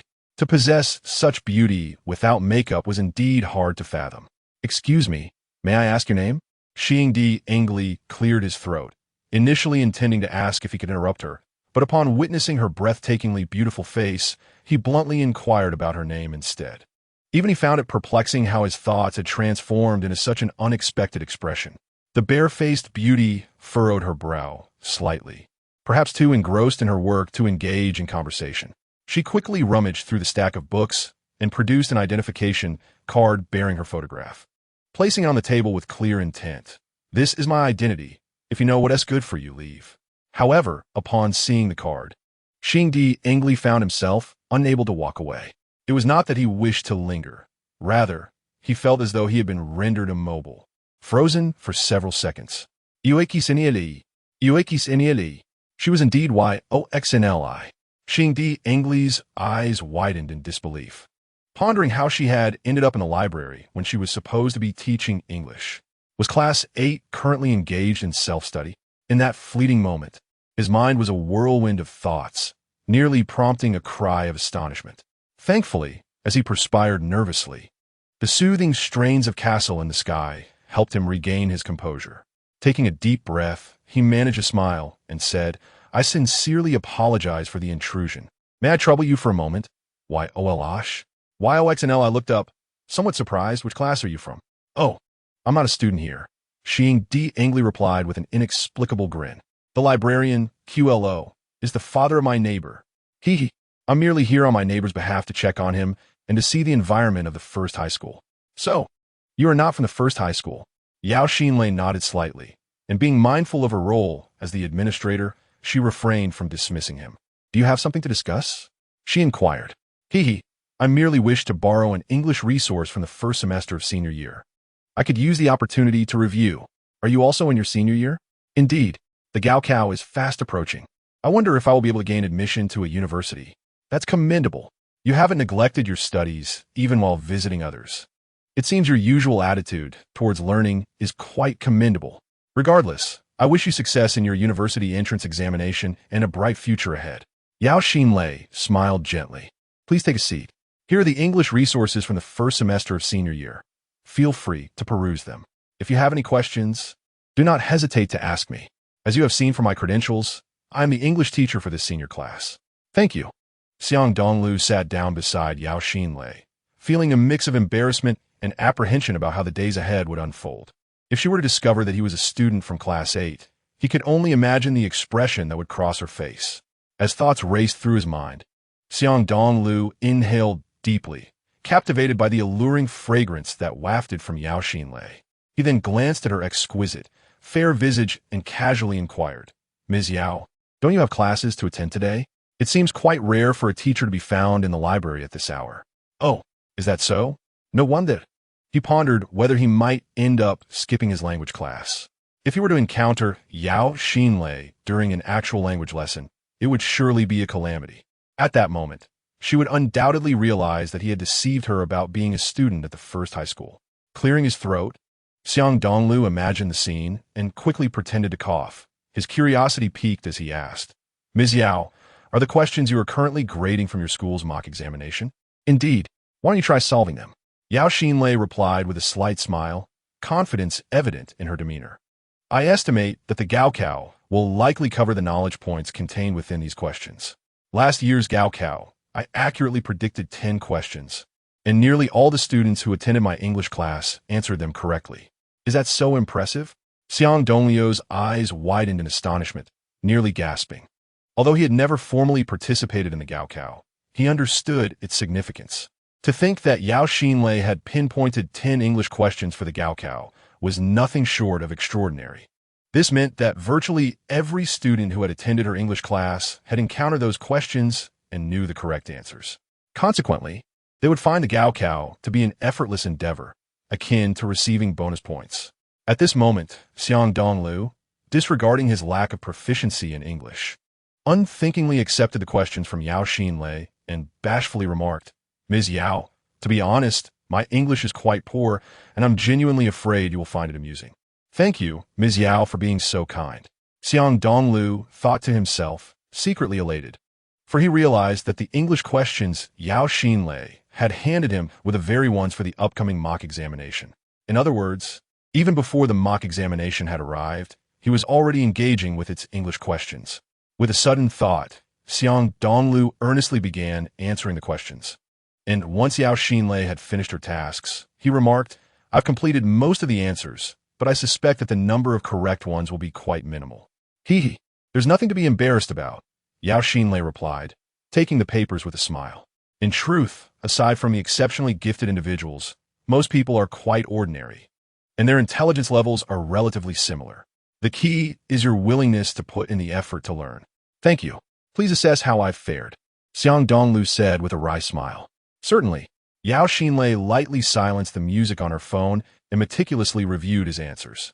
After a brief moment, she stifled a giggle, her laughter melodious and soft, sending a delightful shiver down his spine. "I knew it. The number of correct answers is indeed very few," Xiang Dongliu said with a helpless smile. "Hee, I assure you, I did not mean to mock you," Yao Xinlei said, a hint of apology in her tone. "Although you made quite a few errors, your incorrect answers suggest a solid foundation from your middle school education." "Really? Of course. I wouldn't deceive you. There is no candy in it for me." "Hee, does Ms. Yao enjoy candy? Why do you suddenly ask that?" Yao Xinlei was taken aback. Her fair and delicate features suddenly flushed with a rosy hue, rendering her breathtakingly beautiful. Observing her blush so effortlessly, Xiang Dongliu found himself captivated. It dawned on him why Zhou Xiaoqiang was so infatuated with Yao Xinlei. Not only Zhou Xiaoqiang, but even Xiang Dongliu himself was beginning to feel enchanted. For Yao Xinlei blushed at even the slightest inquiry about her preferences. It seemed she belonged to the type easily flustered. Xiang Dongliu thought to himself, unable to resist teasing her a little, "Ms. Yao, your beauty compels me to inquire." Coughing lightly, Yao Xinlei's cheeks deepened in color, yet she avoided answering. Nervously changing the subject, "Shall I explain the questions to you?" "Certainly. Today, I have secured a mythical tutor for free." Xiang Dongliu nodded enthusiastically, refraining from further teasing, and earnestly listened to Yao Xinlei's explanations.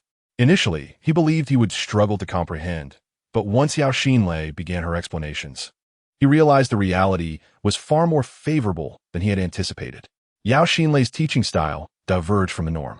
While most teachers would lead students to follow their thought processes and methods for solving problems, Yao Xinlei did the opposite. She entrusted Xiang Dongliu with the authority to engage with the questions first, providing gentle hints at appropriate moments. Consequently, Xiang Dongliu found himself effortlessly completing the questions, retaining the knowledge points with remarkable clarity. As he progressed through the questions, he began to feel an odd sense of ease. The previously daunting questions now seemed surprisingly manageable. With a bittersweet smile, Xiang Dongliu mused, "Perhaps English isn't as challenging as I once thought. It feels rather accessible." Still, he felt a tinge of confusion. Was it truly the solid foundation of his middle school education? Or was it the presence of the enchanting beauty beside him that aided his learning? He speculated that perhaps Yao Xinlei's companionship was enhancing his academic performance. After all, the adage holds, a male-female partnership makes labor light. Listening to Yao Xinlei's explanations had transformed into an enjoyable experience, a far cry from the usual headaches of English class. "Very well," Yao Xinlei exclaimed, extending a thumb that resembled white jade. "Aside from the small hints I provided, your English performance could improve significantly." "Thank you. I will work hard. I believe I can master English." Yao Xinlei encouraged, standing up swiftly. However, she paused in place for 3 seconds, then leaned slightly, softly toppling towards Xiang Dongliu. In that instant, he felt the alluring fragrance of a young girl envelop him. Xiang Dongliu instinctively thought this was Yao Xinlei's enthusiastic farewell. However, when he noticed that Yao Xinlei seemed unresponsive, his expression shifted abruptly. Ms. Yao was wrong. Indeed, just as Qi Lao's words fell, Yao Xinlei furrowed her delicate brows and struggled weakly to distance herself from Xiang Dongliu's embrace. Her ears were flushed a deep crimson, reminiscent of a charming red rose. I truly apologize for earlier, she murmured, her head bowed in profound shyness, unable to meet anyone's gaze. Ah, as long as you are well. Xiang Dongliu exhaled a sigh of relief, suddenly harboring a mischievous desire for Yao Xinlei to faint in his arms for a while longer. The brief moment of physical contact had been utterly enchanting, stirring youthful emotions within him. If Zhou Xiaoqiang had been present, he would have teased, "Have you fallen for her?" Not only Xiang Dongliu, but even Qi Lao, of such advanced age, could not help but gaze intently until Yao Xinlei vanished from view, causing him to flush and awkwardly cough. "You really are quite fortunate, my boy." "You think so too?" Xiang Dongliu laughed narcissistically, only to suddenly notice that Yao Xinlei had forgotten her exquisite pink phone. Instinctively, he snatched it up and dashed toward the staircase, calling, "Teacher Yao, wait." The sound of his hurried footsteps echoed. "Really dizzy, am I that terrifying?" he thought. As he gathered the pile of English materials Yao Xinlei had left behind and presented them to Qi Lao, casually selecting one. "All right." Qi Lao quickly recorded something, placing Mu Lingqian's student ID and library card on the table, adopting a posture that suggested he would not see them off. Xiang Dongliu was taken aback. "Is there more?" "What?" Qi Lao chuckled heartily, yet remained without change, saying seriously, "Keep that for borrowing fantasy novels in the future. I'm too lazy to give change." "Not acceptable. I want change now." Xiang Dongliu knocked on the table, almost wishing to strangle him. "The rental price for your fantasy novels is outrageous. I just realized it's better to buy them outside than to borrow from you. How about this? Consider that 18 yuan as a fee for a year-long borrowing card for fantasy novels, and from now on, I'll give you an 80 discount, 4 yuan a book. Can you be a bit more greedy?" Qi Lao replied, speechless, yet still did not offer change. 3 yuan a book. Not enough. 2 yuan? Still no. Then how about 1 yuan? Not enough. I want an annual package for 18 yuan. Qi Lao nearly spewed blood, finally realizing that Xiang's intention was to get it for free. In other words, the 18 yuan would not require change, allowing Xiang Dongliu to borrow fantasy novels from him without charge for an entire year. With a bittersweet smile, Qi Lao quickly had a brilliant idea. "If you want to read fantasy novels for free, you must agree to one condition." "What condition?" "Very simple. I'll let you know when I've thought of it." "All right, as long as it's not illegal. No public nudity. No embarrassing acts. Deal." He handed the student ID, library card, and English materials to Mu Lingqian, saying, "Check if the materials are correct. Make do with it." Mu Lingqian grinned, her enchanting eyes glinting with mischief. "You must have seen a certain beauty in the library just now, right? How is she? Is she beautiful? What's so difficult about that? I could skip both Chinese and English." Mu Lingqian suggested without conscience. "You think so too? Think of your head." Mu Lingqian rolled her eyes. "You might as well skip class altogether. Otherwise, Teacher Yao might switch classes with other teachers. If she finds out you're in her class, you're doomed." "I find myself in quite a predicament already." Xiang Dongliu chuckled wryly as he pulled out Yao Xinlei's phone. "Look, she left her phone in the library." "Wow, so beautiful." Mu Lingqian exclaimed, playing with it. "Is this really Teacher Yao's phone? Could be fake. She might call back soon." Mu Lingqian gasped in astonishment. "You're finished. You dare to flirt with the teacher. Stop talking nonsense. I merely noted a phone number. Do you want it?" "Of course." Mu Lingqian giggled, quickly handing over 5. Xiang Dongliu's lips twitched as he shot her a disdainful glare. Zhou Xiaoqiang, witnessing this, gasped, his eyes wide open. "What? You got Teacher Yao's phone?" "I picked it up." Xiang Dongliu replied nonchalantly. "Don't tell me you still don't have her number?" "I never had the chance to ask," Zhou Xiaoqiang sighed, pulling out a plain black phone. "Dongliu, please help me out. Can you give me Teacher Yao's number?" "Sure." I'll give you a familiar price. 100 yuan. Zhou Xiaoqiang's eyes widened in shock, nearly spitting blood. A familiar price for 100? That's outrageous, Dongliu. However, he quickly changed his demeanor, whispering conspiratorially in Xiang Dongliu's ear. Actually, if you give me Teacher Yao's number, I'll share a business secret that LL make you a fortune. You want me to sell Yao Xinlei's number to make money? Even without the help of a mind-reading ring, Xiang Dongliu easily guessed his intentions, chuckling. I'm not falling for that. And besides, I'm not as despicable as you think. Oh, you can speak English too. Mu Lingxian and Zhou Xiaoqiang exclaimed in unison, their faces displaying astonishment. Though a simple word posed no challenge for them, they understood that Xiang Dongliu had little interest in English. Otherwise, he would have skipped class each time. Thus, it was no surprise that they were astonished when he uttered English words. What's so strange about that? Xiang Dongliu recalled Yao Xinlei's fair, exquisite face and smiled. Actually, it's all thanks to Yao Xinlei. She taught me. Notably, while explaining problems to Xiang Dongliu, Yao Xinlei skillfully incorporated trendy phrases to enhance students' interest in learning English. No wonder. It seems someone has developed a strong interest in English, Mu Lingqian teased playfully, her sweet laughter resonating like a melodious tune. However, Zhou Xiaoqiang thought of another angle. He excitedly pushed aside the student in front of Xiang Dongliu and sat down, enviously stating, Dongliu, Teacher Yao wouldn't be teaching you English in the library, would she? Pretty much. Xiang Dongliu smiled modestly, but refrained from mentioning the enchanting incident of Yao Xinlei fainting in his arms, or that he had already completed the preliminary exam questions.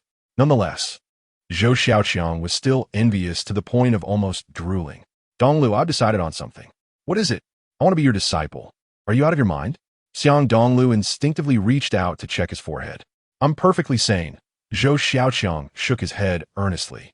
Teach me how to get along with Teacher Yao. You know, there have been many times I wanted her help with questions, but she always asked other male English teachers instead. Well, that's because your grades are so good. Chuckled softly and rolled his eyes, saying, if you submit a blank English paper during this mock exam, I bet Yao Xinlei will definitely summon you to her office. Indeed, I concur, Mu Lingqian giggled in agreement, prompting Zhou Xiaoqiang to lie down in exasperation. Just as they reached the quaint villa, Yao Xinlei's phone rang, the melodious tune of Castle in the Sky filling the air. Upon noticing the affectionate title on the screen, Xiang Dongliu's eyes widened in surprise, pondering whether this could be Yao Xinlei's boyfriend.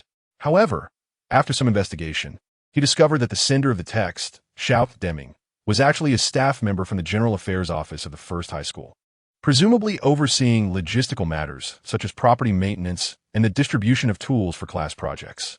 From what Xiang Dongliu understood, while the General Affairs Office sounded prestigious, its personnel wielded little authority within the school. Nonetheless, the crux of the matter lay in a multitude of messages from Xiao Deming in Yao Xinlei's inbox, most of which were invitations for dining or outings. Thus, through this chain of messages, Xiang Dongliu deduced that Xiao Deming was, at best, a fervent admirer of Yao Xinlei rather than her boyfriend. In fact, one could say, without mincing words, that he was an exceedingly unsuccessful suitor, as evidenced by his repeated rejections. The following day at school, having not eaten a satisfying breakfast, Xiang Dongliu intended to purchase a loaf of bread from the convenience store to satiate his hunger. Additionally, at Mu Lingqian's behest, he planned to bring her a couple of snack packs. However, as Xiang Dongliu strolled past a tranquil garden, he suddenly heard a familiar female voice exclaiming, Xiao Deming, how many times must I tell you? I am truly not your choice, and I did not insult you last night. We are both staff members at this school. Even if you dislike me, there is no need to humiliate me. Do you think I am Xiao Deming's dog? This is utterly ridiculous. I truly did not insult you. My phone was lost yesterday. Xiao Deming stammered. Who are you trying to fool? Unless you search me, I will not believe you. You dare. If you can use such language towards me, what is stopping me from searching you? Xiao Deming, don't come any closer. Upon hearing this, Xiang Dongliu's eyes widened in realization, instantly grasping the situation's context. He silently cursed himself for being the instigator of the previous night's mischief with his careless remark. With a slight twitch of his lips, he hastened towards the source of the commotion, only to witness a young man in a checkered suit pursuing Yao Xinlei in a frenzy. Without a moment's hesitation, Xiang Dongliu positioned himself in front of Xiao Deming, a sardonic smile playing on his lips as he said, "Sir, your current actions seem rather inappropriate." Xiao Deming abruptly halted, sizing up the individual before him, and then, adopting an official tone, inquired, "Which class are you from?" "It is currently study time. How can one wander about freely?" "Nothing to worry about. Thank you for your assistance," Xiang Dongliu replied nonchalantly. Understanding the situation, Xiao Deming's expression soured slightly as he nodded, quickly concealing his true intentions. He adjusted his suit and remarked, "Actually, I was discussing some teaching matters with Teacher Yao. It is not as you perceive. You should pursue your own affairs. And I will leave once I finish my discussion with Teacher Yao." Otherwise, Yao Xinlei would be shocked to discover that the seemingly gentlemanly Xiao Deming could utter such shameless words in her presence. Even if Xiao Deming himself felt no embarrassment, Yao Xinlei was thoroughly disgusted. It became evident that he was merely a person who spoke without regard for truth, without any desire for further discussion with him. Yao Xinlei promptly seized Xiang Dongliu's arm, disdainfully addressing Xiao Deming. "I have nothing to discuss with you. This student has several English-related questions for me, so I shall not trouble Teacher Xiao any longer." "Indeed, I was just about to consult Teacher Yao about a few questions," Xiang Dongliu chimed in, a broad smile gracing his face, his heart rejoicing. Unbeknownst to him, the sight of him and Yao Xinlei was driving Xiao Deming into a frenzy. "Damn it! That little brat dares to hold my goddess's hand." Xiao Deming's expression grew increasingly unpleasant, yet his professional demeanor as a teacher kept him from losing his temper entirely. He simply shrugged, saying, "If that's the case, take your time. I will have plenty of opportunities to discuss matters with Teacher Yao in the future." His words were directed at Xiang Dongliu, yet the latter part carried a thinly veiled threat aimed at Yao Xinlei, implying that she should not think that finding an outside student would grant her immunity. He would have ample chances to toy with her later. With a huff of indignation, Yao Xinlei glared at Xiao Deming, then, with Xiang Dongliu's arm firmly in her grasp, stormed away. Once they reached a relatively secluded spot, Yao Xinlei hurriedly released Xiang Dongliu, her porcelain-like face flushed with embarrassment. I'm really sorry about that." "No worries. The one who should be apologizing is me," Xiang Dongliu replied. Yao Xinlei opened her mouth to speak, momentarily taken aback, before playfully scolding, "Then why didn't you stop me yesterday? Didn't I? You fled like a thief. The more I called, the faster you ran. Even shouting at the top of my lungs would have been futile," he chuckled. Yao Xinlei fell silent, quickly recalling the moment she had fallen into his embrace and felt her body instinctively pressed against his warm chest once more. This is so embarrassing. He must know all my measurements now. What should I do?" As these thoughts raced through her mind, Yao Xinlei's face turned an even deeper shade of crimson. Wishing desperately to find a hole to hide in, feeling an overwhelming sense of panic, she quickly lowered her head, clutching her phone anxiously. Observing her bashfulness, Xiang Dongliu felt a surge of delight, unable to tear his gaze away from her flushed face. If he could witness her blushing countenance every day, it would undoubtedly be a delightful experience. Suppressing a silent laugh, he quickly shifted the conversation, asking, "Teacher Yao, have you had breakfast? If you would do me the honor, I would gladly treat you to milk and bread." Upon hearing this, Yao Xinlei furrowed her brows slightly, realizing his intention to divert her embarrassment. It seemed he was quite thoughtful. She couldn't help but giggle. "Sure, but I have a big appetite. Will your student allowance suffice, or should I treat you instead?" "Not a problem." Xiang Dongliu snapped his fingers and promptly led Yao Xinlei to the convenience store.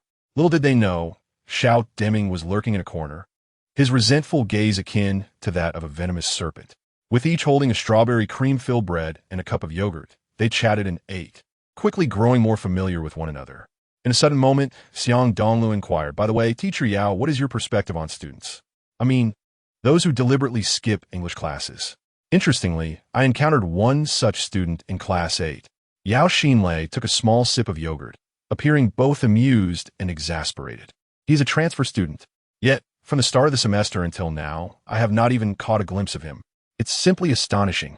Xiang Dongliu felt a bead of sweat trickle down his back. "Do you dislike him?" "Well, it wouldn't be accurate to say I dislike him." Yao Xinlei continued to chuckle. "In fact, when I was in school, my English was quite poor as well. So I understand the struggle of finding English too difficult to learn. And let me tell you, I too have skipped English classes. Upon hearing this, Xiang Dongliu felt a slight relief, but Yao Xinlei's next remark made his eyes widen in surprise. However, a little punishment is certainly in order. What kind of punishment? Is it running, push-ups, or perhaps writing out vocabulary and texts? None of that. Yao Xinlei laughed even more cheerfully. I will personally give him English lessons until he can speak it fluently. Xiang Dongliu opened his mouth, imagining Yao Xinlei standing at the podium in a professional outfit, with only him occupying the entire student seating. Chapter 051. Trouble approaches, however. Events did not unfold as anticipated. At that moment, Xiao Deming sat elegantly by the flower bed, casually crossing his legs while holding an indistinct cigarette. The glint in his eyes revealed a palpable malice. Xiang Dongliu, upon observing him, had already formed a reasonable suspicion.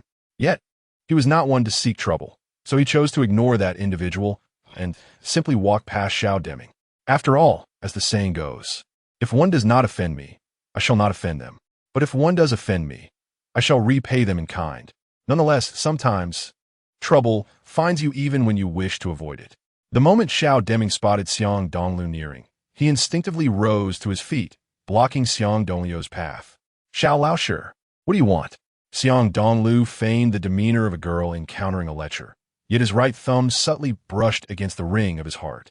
The world seemed to fall into a hushed silence, and an inexplicable sensation engulfed Xiang Dongliu. What do I want? Xiao Deming sneered with self-satisfaction, taking a puff of smoke and exhaling it towards Xiang Dongliu's face. You, an outsider, must be looking for trouble. How dare you show up at now? One high school. Of course, that would be one thing. But how dare you hold hands with Yao Xinlei while having breakfast? Are you tired of living? With that, Xiao Deming forcefully shoved Xiang Dongliu. However, the fantasy was delightful, while reality proved to be brutally harsh. Xiao Deming's push did not send Xiang Dongliu staggering. Instead, he remained completely unmoved. Xiao Deming was taken aback and pushed again, only for Xiang Dongliu to stand firm like a mountain. At this point, Xiao Deming began to feel a twinge of fear. He wondered if this boy had some hidden skill. After all, he was a grown man, yet he couldn't even budge a mere child. Who would believe such a statement? Growing increasingly agitated and furious, Xiao Deming thought that since he couldn't push him, perhaps slapping him would suffice. With that thought, he raised his hand to strike, but the outcome was far from what he expected. Humph! What business is it of yours? Although Xiao Deming was astonished by Xiang Dongliu's strength, he still regarded him as insignificant. Deep down, he cursed silently when I was involved in the underworld. You were still sucking your mother's milk in your cradle. Don't think you can tarnish number 1 high school. I have done plenty worse. Xiao Deming laughed disdainfully, oblivious to the fact that Xiang Dongliu could clearly hear his thoughts. Thus, Xiang Dongliu laughed heartily. While I cannot control you, I believe that once the leaders of No. 1 high school become aware of your many transgressions against the institution, you will certainly meet a dire fate. You little brat, haven't you fully matured yet? Xiao Deming found this to be an international joke, thinking to himself that he had embezzled funds for dorm renovations, and there was no way Xiang Dongliu could know. However, the reality once again defied his expectations. Xiang Dongliu tightened his grip on Xiao Deming's wrist, causing him to yelp in pain, while he sternly declared, "Don't think your actions are flawless. Let me tell you, you embezzled over 50 to 60,000 yuan from the dorm renovation funds last semester. Surely, I am not mistaken." You Xiao Deming's eyes widened, and he gasped sharply. In truth, the details of his embezzlement were known only to him and the head of the construction team, who happened to be his cousin and would never divulge such information. Now, however, Xiang Dongliu had become the third person privy to this secret, and he had revealed it so effortlessly that it left Xiao Deming in a state of disbelief and terror. How can this be? This kid is incredibly uncanny. Xiao Deming believed he was dreaming, struggling to comprehend how Xiang Dongliu had come to know this information. Had he been eavesdropping? Had he happened to witness something? Or had his cousin drunkenly let something slip, which this boy happened to overhear? In that moment, Xiao Deming was in a state of chaotic anxiety, secretly fearing exposure. He had embezzled over 100,000 yuan from number 1 high school using his administrative position. The dorm renovation funds were merely one of the larger sums. Thus, If this matter were to come to light, it could unravel everything, leading to disciplinary action that would bar him from the teaching profession, or worse, result in imprisonment. Taking a deep breath, Xiao Deming was not entirely paralyzed by fear. Instead, he harbored a sliver of hope as he retorted, "You're too gullible. You believe anything I say. Ha! I've robbed banks and killed people. Are you going to report me now? Do not harbor any illusions before me." Xiang Dongliu narrowed his eyes, confidence radiating from him. "Apart from embezzling the dorm renovation funds, you have also misappropriated the maintenance fees for the soccer and basketball fields, as well as siphoned off funds from teaching equipment sales. The total exceeds several 100,000 yuan. Am I mistaken?" "No, that is absolute nonsense," Xiao Deming shouted in fury. "I'm not a fool. If you're so daring, produce some evidence." "Evidence, you say? Shall we go seek the leaders of No. 1 high school and perhaps investigate under your bed?" Xiang Dongliu replied ominously. "It appears to be a small red notebook, and I believe the cover is red." Chapter 052. The most formidable salesman, Xiao Deming gasped once more, feeling as though his soul had been frightened away. Previously, he had experienced a chilling sensation. Now, he was engulfed by sheer terror. Xiang Dongliu's mention of the red notebook was something only he knew of. If the embezzlement of dorm renovation funds was a slip of the tongue from his cousin when intoxicated, that could be understood. However, the fact that Xiang Dongliu was aware of the small red notebook, a secret known solely to him, left Xiao Deming at a loss for explanation. It is inconceivable that Xiao Deming would utter his dreams aloud. Even if he did, how could he be overheard by a stranger in his own home? Thus, the revelations made by Xiang Dongliu left Xiao Deming feeling as if he had traversed the halls of the underworld, drenched in cold sweat, his legs trembling uncontrollably. He envisioned himself being led away in handcuffs, surrounded by a throng of scornful onlookers. He imagined enduring a brutal beating in prison, his body marred by countless injuries. "No, I refuse to be imprisoned. Absolutely not." Xiao Deming shook his head violently, then suddenly adopted a submissive demeanor, smiling weakly as he asked, "May I inquire how I should address you, esteemed classmate?" Xiang Dongliu could not help but smirk as he loosened his grip. "Are you afraid now?" He taunted. "Little brother, do me a favor. I admit I was wrong earlier, and I apologize. I truly regret provoking you over a wretched woman." Xiao Deming, devoid of any semblance of authority, trembled as he spoke, suddenly delivering a resounding slap to his own face, leaving a vivid red imprint. The sight was quite shocking. However, Xiang Dongliu felt no pity. Instead, he frowned at the mention of the wretched woman. Thus, as Xiao Deming continued his self-inflicted torment, Xiang Dongliu bestowed upon him another slap. "It seems you have yet to regain your senses." Yes. I truly need to wake up. Little brother is right." Xiao Deming was utterly terrified, so much so that he could not utter a word in protest, even if Xiang Dongliu were to strike him again. After all, compared to imprisonment for embezzlement, a mere beating was trivial. Xiao Deming felt a pressing need to placate Xiang Dongliu. As long as he remained silent, nothing dire would transpire. With a slight furrow of his brow, Xiao Deming slapped himself 5 or 6 more times before pleading, "Little brother, please do not hold my transgressions against me.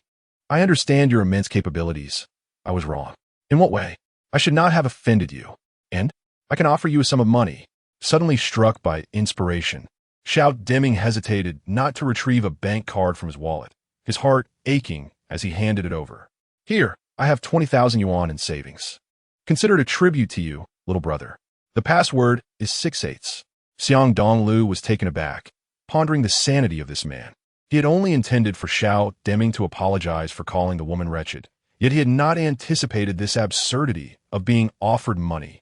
With a bemused smile, Xiang Dongliu accepted the card and pulled out a bag of 50-cent potato chips from his pocket.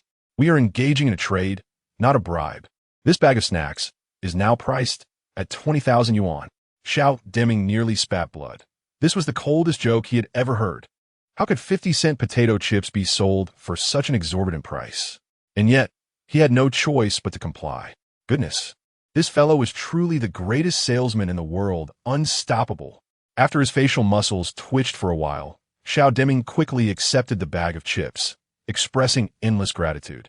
However, he was once again jolted when Xiang Dongliu coldly remarked, You still seem not fully awake. Oh, Xiao Deming nearly fainted on the spot. Fearing he had not offered enough, he promptly rifled through his wallet and retrieved another bank card, exclaiming, "Please, show mercy. This is another 10,000 yuan. The password is still 6/8. I truly don't have any more money." Xiang Dongliu almost burst out laughing, yet he quickly stifled his amusement and accepted the second card. "You are truly a foolish pig.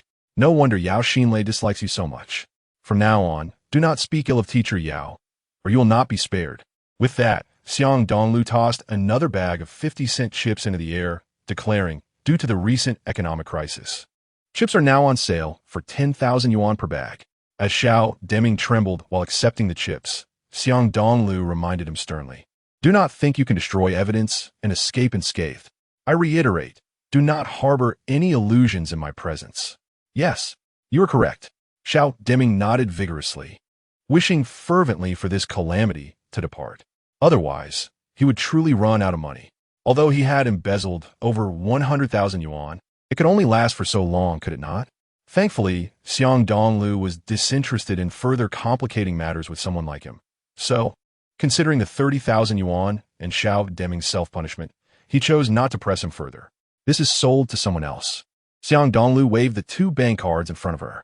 "A total of 30,000 yuan. What?" Mu Lingqian was taken aback. "You sold 2 bags of chips for 30,000 yuan? Is there any doubt?" Xiang Dongliu replied with utmost seriousness. "Puffed. Are there really such foolish people in this world?" Mu Lingqian was both amused and curious. "Who on earth is this? Why don't you introduce me to him so I can wholesale a bunch of chips to him?" Xiang Dongliu felt a twitch at the corner of his mouth as he looked at her enchanting face, filled with curiosity and anticipation for the taste of easy money. He was at a loss for words. Before long, the class bell rang, and the bald-headed homeroom teacher of Class 8 of the 3rd year hurried into the classroom. "Students, before we officially begin class, I want to remind you of something. Starting tomorrow, we will have a day of mock exams, followed by 2 days off the day after tomorrow." Upon hearing this, the students of Class 8 erupted into joyous cheers, not for the mock exams, but for the 2 days of holiday that would follow. Chapter 053. Is your skin itching again? He first callously seized Xiao Deming's 30,000 yuan, and with an additional 15,000 from his own pocket, he opened a personal bank account with a total of 45,000 yuan. In truth, although Xiang Dongliu had lived in poverty before, he did not possess a miserly mindset. His intention in depositing the money in the bank was to save up for future business ventures. Over the years, Xiang Dongliu had endured great hardship, and despite his poor academic performance, he had never given up on his education. Why was that? Because he understood the dire consequences of being uneducated in modern society. Thus, even though he recognized he had limited time to study, he had never abandoned the pursuit of knowledge. After all, learning even a single character was better than learning nothing at all. In Xiang Dongliu's view, his soul ring held immense potential. If he could leverage this to earn some money or even establish a remarkable career, how wonderful that would be. At the very least, he had ambition. He wished to elevate both himself and his father to a life of luxury, residing in a magnificent mansion and driving a stylish luxury sports car, among other dreams. Therefore, only by achieving success in his career could he secure a continuous flow of wealth to realize these beautiful aspirations. Otherwise, would they not merely be fanciful illusions? Moreover, Xiang Dongliu had not forgotten about seeking revenge against the one who harmed his father. If he were to exact vengeance, he would need a material foundation to do so. What sort of business would be most beneficial? Although he still felt utterly lost at present, he believed that with time to ponder, he would arrive at an answer. Upon returning to the small villa, Mu Lingqian languidly reclined on the living room sofa, engrossed in television, while her enticing mouth continued to munch on snacks. The table beside her was already littered with several empty bags of potato chips. Xiang Dongliu chuckled as he swiftly snatched a generous handful of potato chips. Munching as he inquired, "Aren't you going to review today? Watching television instead?" "Of course. Relax, relax. Only by doing so can you perform well in tomorrow's exam." Mu Lingqian playfully huffed at him, exuding a charming cuteness. "You glutton, always grabbing handfuls, yet too lazy to run errands. How infuriating. All right, I admit my faults." Xiang Dongliu shrugged. a smirk hidden beneath a facade of feigned helplessness. Today, this wicked person shall refrain from cooking. What? Mu Lingqian suddenly sprang up from the sofa. If you don't cook, what will we eat? This. Xiang Dongliu swiftly popped a potato chip in her mouth. I refuse. This won't fill me up. Mu Lingqian protested, yet obliviously munched on the chip. Hee, if you refuse, why do you savor it so? The following day, as Xiang Dongliu and Mu Lingqian arrived at Class 8 of the third year, most of their classmates were busy rearranging desks and organizing textbooks. The subject for the upcoming mock exam and the subsequent seating arrangements had been announced the previous afternoon. To avoid forgetting his seat number, Xiang Dongliu glanced over the stationery he would use for the exam and took his place in the middle of the rightmost row. Coincidentally, Mu Lingqian and Zhou Xiaoqiang approached at that moment, sitting beside and in front of him, respectively, causing envy to swell among many classmates. It is worth noting that although Mu Lingqian had not achieved notable results at the first high school, she had undeniably been the top student at her previous prestigious school, and she was also an alluring belle. As for Zhou Xiaoqiang, words were unnecessary. On the day of enrollment, he had received several thousand yuan in scholarships, making it clear to everyone in Class 8 why he was esteemed. Thus, with top-notch students seated beside him, many classmates believed that Xiang Dongliu could easily sneak a glance at answers from both sides, making it unlikely for him to perform poorly. At that moment, Li Xiaowei, his head still wrapped in white bandages, sat smugly to the left of Zhou Xiaoqiang, meaning he was directly in front of Mu Lingqian. Xiang Dongliu glared, wishing he could kick Li Xiaowei aside, feeling as if this pest had spoiled his otherwise good mood. Mu Lingqian shared this sentiment. Upon noticing Li Xiaowei glancing her way, she quickly leaned over her desk, adopting a posture that screamed, I'm sleeping, don't bother me. Hee, conserving energy. Li Xiaowei, slightly embarrassed, understood the hint and refrained from disturbing her. However, Zhou Xiaoqiang was less accommodating. Although he too was a student at the first high school, his actual academic performance was inferior to that of Xiang Dongliu. Thus, he feared falling behind and the embarrassment of having to summon his parents to the school. What's the matter? Just playing basketball. I haven't done anything to you. Zhou Xiaoqiang retorted unhappily. Done anything? Is that something you can decide? Li Xiaowei cooled Li Skufa, his thick skin evident. Today, I'm in a good mood, so I won't bicker with you. But during this mock exam, you better share your answers with me. Otherwise, you'll regret it next time. Upon hearing this, Zhou Xiaoqiang immediately scoffed. I lack that capability. If the teachers catch me, I'm finished. No way, absolutely not. Oh, really? If you're capable, don't share answers with anyone. Li Xiaowei cast a pointed glance at Xiang Dongliu, indicating, otherwise, if I catch you, prepare for the invigilator to notice. Zhou Xiaoqiang widened his eyes, fully aware that Li Xiaowei meant he would share answers with Xiang Dongliu. After some thought, he reluctantly nodded. Fine, I'll share. After all, if he refused to share with Li Xiaowei, and Li Xiaowei discovered he was sharing with Xiang Dongliu, he would likely shout about cheating. That would undoubtedly put Xiang Dongliu in a difficult position. Zhou Xiaoqiang shook his head, thinking that if anyone were to blame, it would be the teachers for their inconvenient seating arrangements. However, unbeknownst to him, a smirk crept onto Xiang Dongliu's lips, a chilling glare directed at Li Xiaowei. Though he did not interject in their conversation, he was fully aware of what was happening. Xiang Dongliu mused whether Li Xiaowei had grown too arrogant again, having only been subdued for a short period. Yet, what surprised Xiang Dongliu further was Li Xiaowei's brazen behavior that followed.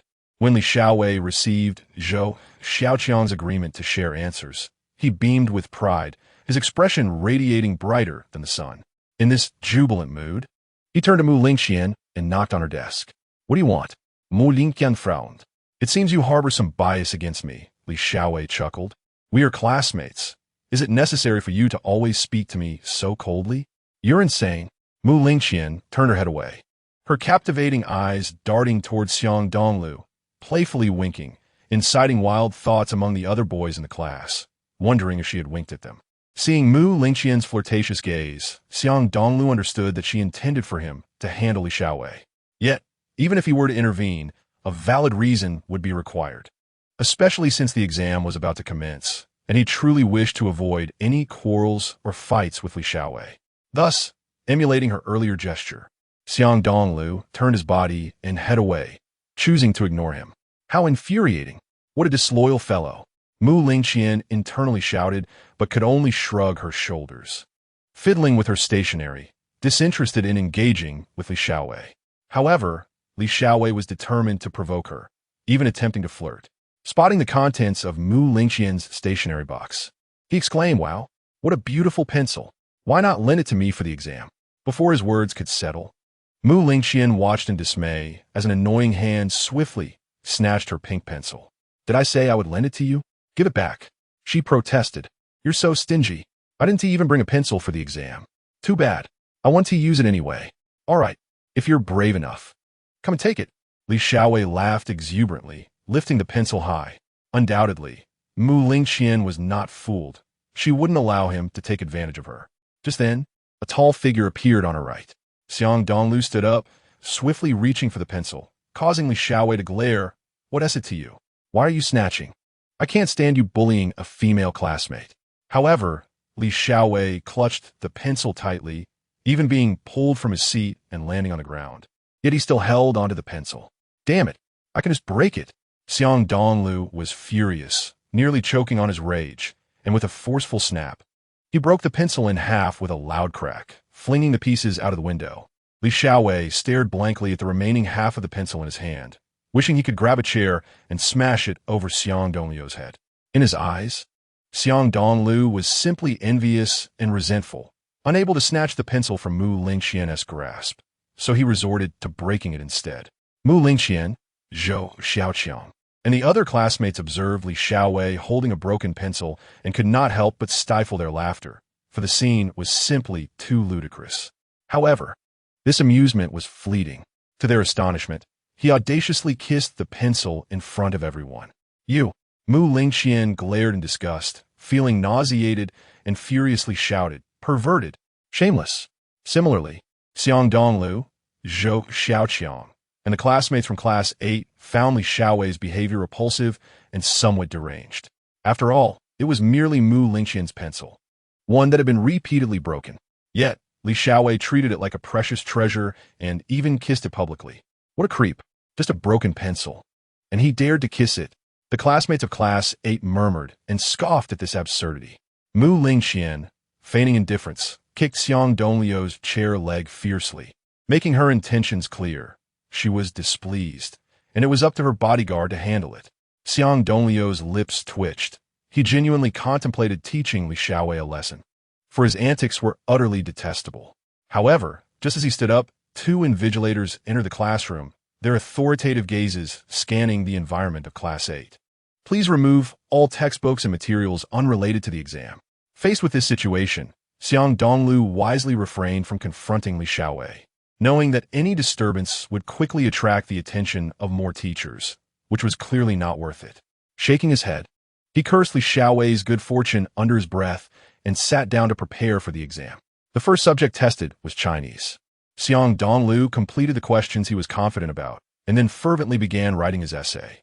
As time flew by, when he finished his composition, he noticed that Zhou Xiaoqiang had already completed most of the questions as well. He had to admit, Zhou Xiaoqiang was rather quick. With a smirk, Xiang Dongliu soon acquired Zhou Xiaoqiang's answers and began to copy them onto his answer sheet. In truth, Xiang Dongliu could have used his mind ring to cheat. But with so many subjects to examine that day, he felt the brief 10-minute usage of the ring would not suffice. Thus, he abandoned the idea. When the bell signaling the end of the exam rang, Xiang Dongliu eagerly rubbed his hands together, casting a mischievous glance at Li Xiaowei. However, he was nearly driven to exasperation when a striking figure appeared at the entrance of Class 8. Teacher Zhou. "How was the invigilation today? The students behaved well, I hope?" It was Yao Xinlei, who had shared breakfast with him the day before. Dressed in a white office suit and black high heels, she radiated an angelic charm that captivated many boys in Class 8, including Zhou Xiaoqiang. Yet, Xiang Dongliu instinctively ducked down at his desk, burying his head. When Mu Lingqian informed him that Yao Xinlei had walked away, he noticed that Li Xiaowei had vanished. Damn it, he was indeed lucky. Xiang Dongliu, both amused and exasperated, shrugged at Mu Lingqian and then gestured for the still dazed Zhou Xiaoqiang to quiet down, as they had been holding in their needs for quite some time. As they headed toward the boys' restroom, Xiang Dongliu passed by an empty classroom where teachers were continually entering and exiting. Glancing over, he quickly spotted Xiao Deming, who was busy organizing the exam papers handed in by the teachers. Xiang Dongliu turned to Zhou Xiaoqiang and asked, "What are they doing?" "He, sealing the exam papers. They will be collected and graded by the teachers when we have our days off tomorrow and the day after." "Then what is Xiao Deming doing there?" "Honestly, he's from the General Affairs Office. He holds the keys to many empty classrooms. Thus, he needs to cooperate in sealing the papers. Other teachers are not allowed to enter aside from submitting their papers." Zhou Xiaoqiang explained with a chuckle and then inquired, "Why are you so curious, Dongliu? You don't plan on breaking in to change the exam answers, do you?" "You really don't need to. I did well today, and I should easily score over 130 in Chinese. Who said I want to change my own?" Xiang Dongliu shot him a look, secretly chuckling to himself. Wouldn't it be fun to alter someone else's? After all, he recalled that Li Xiaowei was using that broken pencil to answer the questions. This was a perfect opportunity to bring him down. As this thought crossed his mind, Xiang Dongliu headed straight for Xiao Deming. Just as he reached the classroom door, he paused and leaned in to ask, "Excuse me, Teacher Xiao, do you have a moment?" Upon hearing the voice, Xiao Deming's heart sank. This cursed harbinger of misfortune isn't here to ask for money again, is he? In an instant, he smiled apologetically at the other teachers and approached the classroom door. "What is it?" "Cough. This seems like a rather inconvenient place to discuss." Although Xiang Dongliu feigned respect, he had already turned and stepped away without room for negotiation. Xiao Deming understood and followed him, leaving Zhou Xiaoqiang bewildered, thinking it resembled a younger brother following an older brother. In a secluded area, Xiang Dongliu chuckled and said, "Teacher Xiao, you must have burned that little red book, right?" "Yes." Xiao Deming nodded, beads of sweat forming on his forehead, and then lamented, "Little brother, please spare me. I truly have no money left." "Who said I was asking for money?" Xiang Dongliu thought to himself, "I need your help with something, and it's quite simple." "What is it?" "He no rush." Xiang Dongliu shook his head. "First, just say whether you agree or not." "Of course I agree." Xiao Deming nodded helplessly, thinking to himself that with his secret in Xiang Dongliu's hands, refusing would only lead to further revelations. Even if he had destroyed the little book at home, if it reached the school leaders, they could still uncover some truths through an audit. Thus, upon seeing Xiang Dongliu, he felt a surge of panic and cold sweat. "Excellent." Xiang Dongliu grinned. "I need you to alter all of one person's exam papers. Change all his answers to incorrect ones." "Huh, that one do." Xiao Deming's expression shifted, and he quickly shook his head. Even with correction fluid, the traces of modifications would still be evident. After a brief pause, he curiously asked, "Aren't you a student from another school? Why are you suddenly interested in our students? That seems irrelevant to you." Xiang Dongliu burst into laughter. "That guy used a pencil to answer the questions. So, all you need is an eraser and a pencil." "Oh, in that case, no problem. What's his name?" "Li Xiaowei." Because Xiang Dongliu thought, if Li Xiaowei's exam results were to plummet, would he still have the audacity to be so arrogant? After a cold chuckle, Xiang Dongliu sat down and suddenly glanced at Mu Lingqian. In the eyes of the classmates in Class 8, Xiang Dongliu and Mu Lingqian merely appeared as desk mates, with no interactions outside of class. While this arrangement might spare Xiang Dongliu from unnecessary troubles, prolonged observation could easily lead to suspicions. In the end, Mu Lingqian undoubtedly holds the title of the school beauty at the first high school, with many boys from other classes often stealing glances at her as they pass by. Therefore, as her desk mate, Xiang Dongliu needed to avoid appearing too indifferent towards her, as perceptive individuals might conclude that their relationship was quite unusual. To dispel such suspicions, Xiang Dongliu found it necessary to engage Mu Lingqian in conversation, allowing classmates to believe he harbored some feelings for her. Of course, Zhou Xiaoqiang, who was aware of part of the situation, could be disregarded, as Xiang Dongliu trusted he would not speak out of turn. Moreover, even if he did, he was unaware of Xiang Dongliu and Mu Lingqian's cohabitation. With a grin, Xiang Dongliu decided to use the excuse of the broken pencil, tapping on Mu Lingqian's desk and saying, "I truly apologize for breaking your pencil earlier." Initially taken aback, Mu Lingqian, being astutely clever, quickly grasped Xiang Dongliu's intent. Pouting slightly, she raised her voice, "Since you're aware of your transgression, you should promptly buy me a new pencil." Xiang Dongliu broke into a cold sweat. realizing she was intentionally making things difficult for him. However, with some time until the next exam, he playfully suggested, buying a new pencil is certainly manageable. How about I treat you to some snacks? Wow, really? You would treat me? Mu Lingqian's eyes sparkled with excitement. Initially, she had felt a twinge of annoyance at Xiang Dongliu for not helping her deal with Li Xiaowei, but her thoughts quickly shifted to the promised snacks, making her forget her grievances. Eagerly, she leaped to her feet, exclaiming, "Let us go. I want chocolate, chips, and lots of delicious treats." Witnessing her exuberance, Xiang Dongliu nearly fainted at his desk, pondering whether she could display a bit more restraint before eagerly agreeing. It would be no surprise if she announced to the entire class that they were living together. In truth, many students from Class 8 overheard their exchange. The boys were envious, drooling at the thought of being in Xiang Dongliu's position. Yet, recalling Xiang Dongliu's dazzling slam dunk that left Li Xiaowei utterly dejected, none of the boys dared to speak up about joining them. When Xiang Dongliu and Mu Lingqian exited the classroom erupted in chatter, with many wondering why Mu Lingqian accepted his invitation, especially Li Xiaowei, who felt as if Xiang Dongliu and Mu Lingqian were going on a date. Slammed his desk in frustration, muttering, "What is all the noise? I'm trying to study. Anyone who disturbs me will regret it." As they descended the third-floor corridor, nearly every student lounging around caught sight of the duo walking side by side. The excitement among the students was palpable. Wow, Mu Lingqian is here. She is so beautiful. Such a perfect figure. Who is that guy next to her? Is this a date? I wish I were the one beside the school beauty. At that moment, Xiang Dongliu and Mu Lingqian were oblivious to the whispers around them. Remembering Li Xiaowei's bizarre act of kissing the broken pencil, Mu Lingqian huffed. "What were you doing earlier? Why didn't you help me deal with that guy? Don't forget, he bullied Zhou Xiaoqiang, even after the latter kindly shared answers with you." To be precise, Xiang Dongliu had already taken care of the matter. With a mysterious smile, he replied, "You'll find out the outcome by next Monday." Upon hearing this, Mu Lingqian's eyes widened with curiosity. She leaned closer, fixing her gaze on Xiang Dongliu's profile, demanding, "What are you being so secretive about? Just tell me how you dealt with it." "I want to say, you'll see when the time comes." Xiang Dongliu playfully turned his head away, eliciting several playful punches from Mu Lingqian, who could only glare in frustration.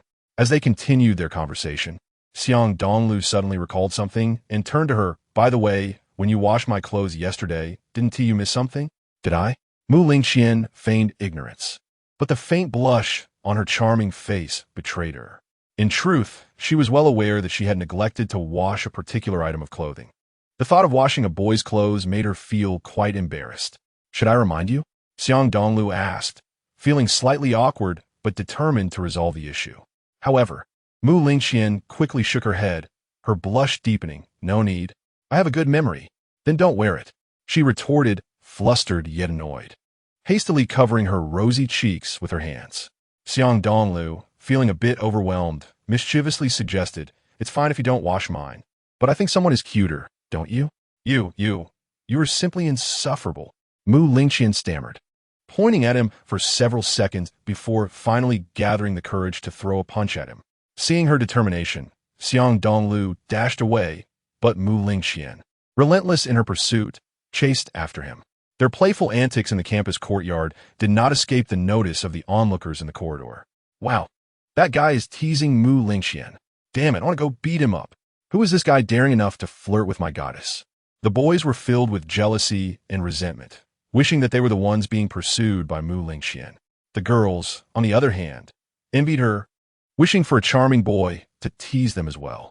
Meanwhile, Li Xiaowei wished nothing more than to tear Xiang Dongliu apart and sought the right moment to settle the score.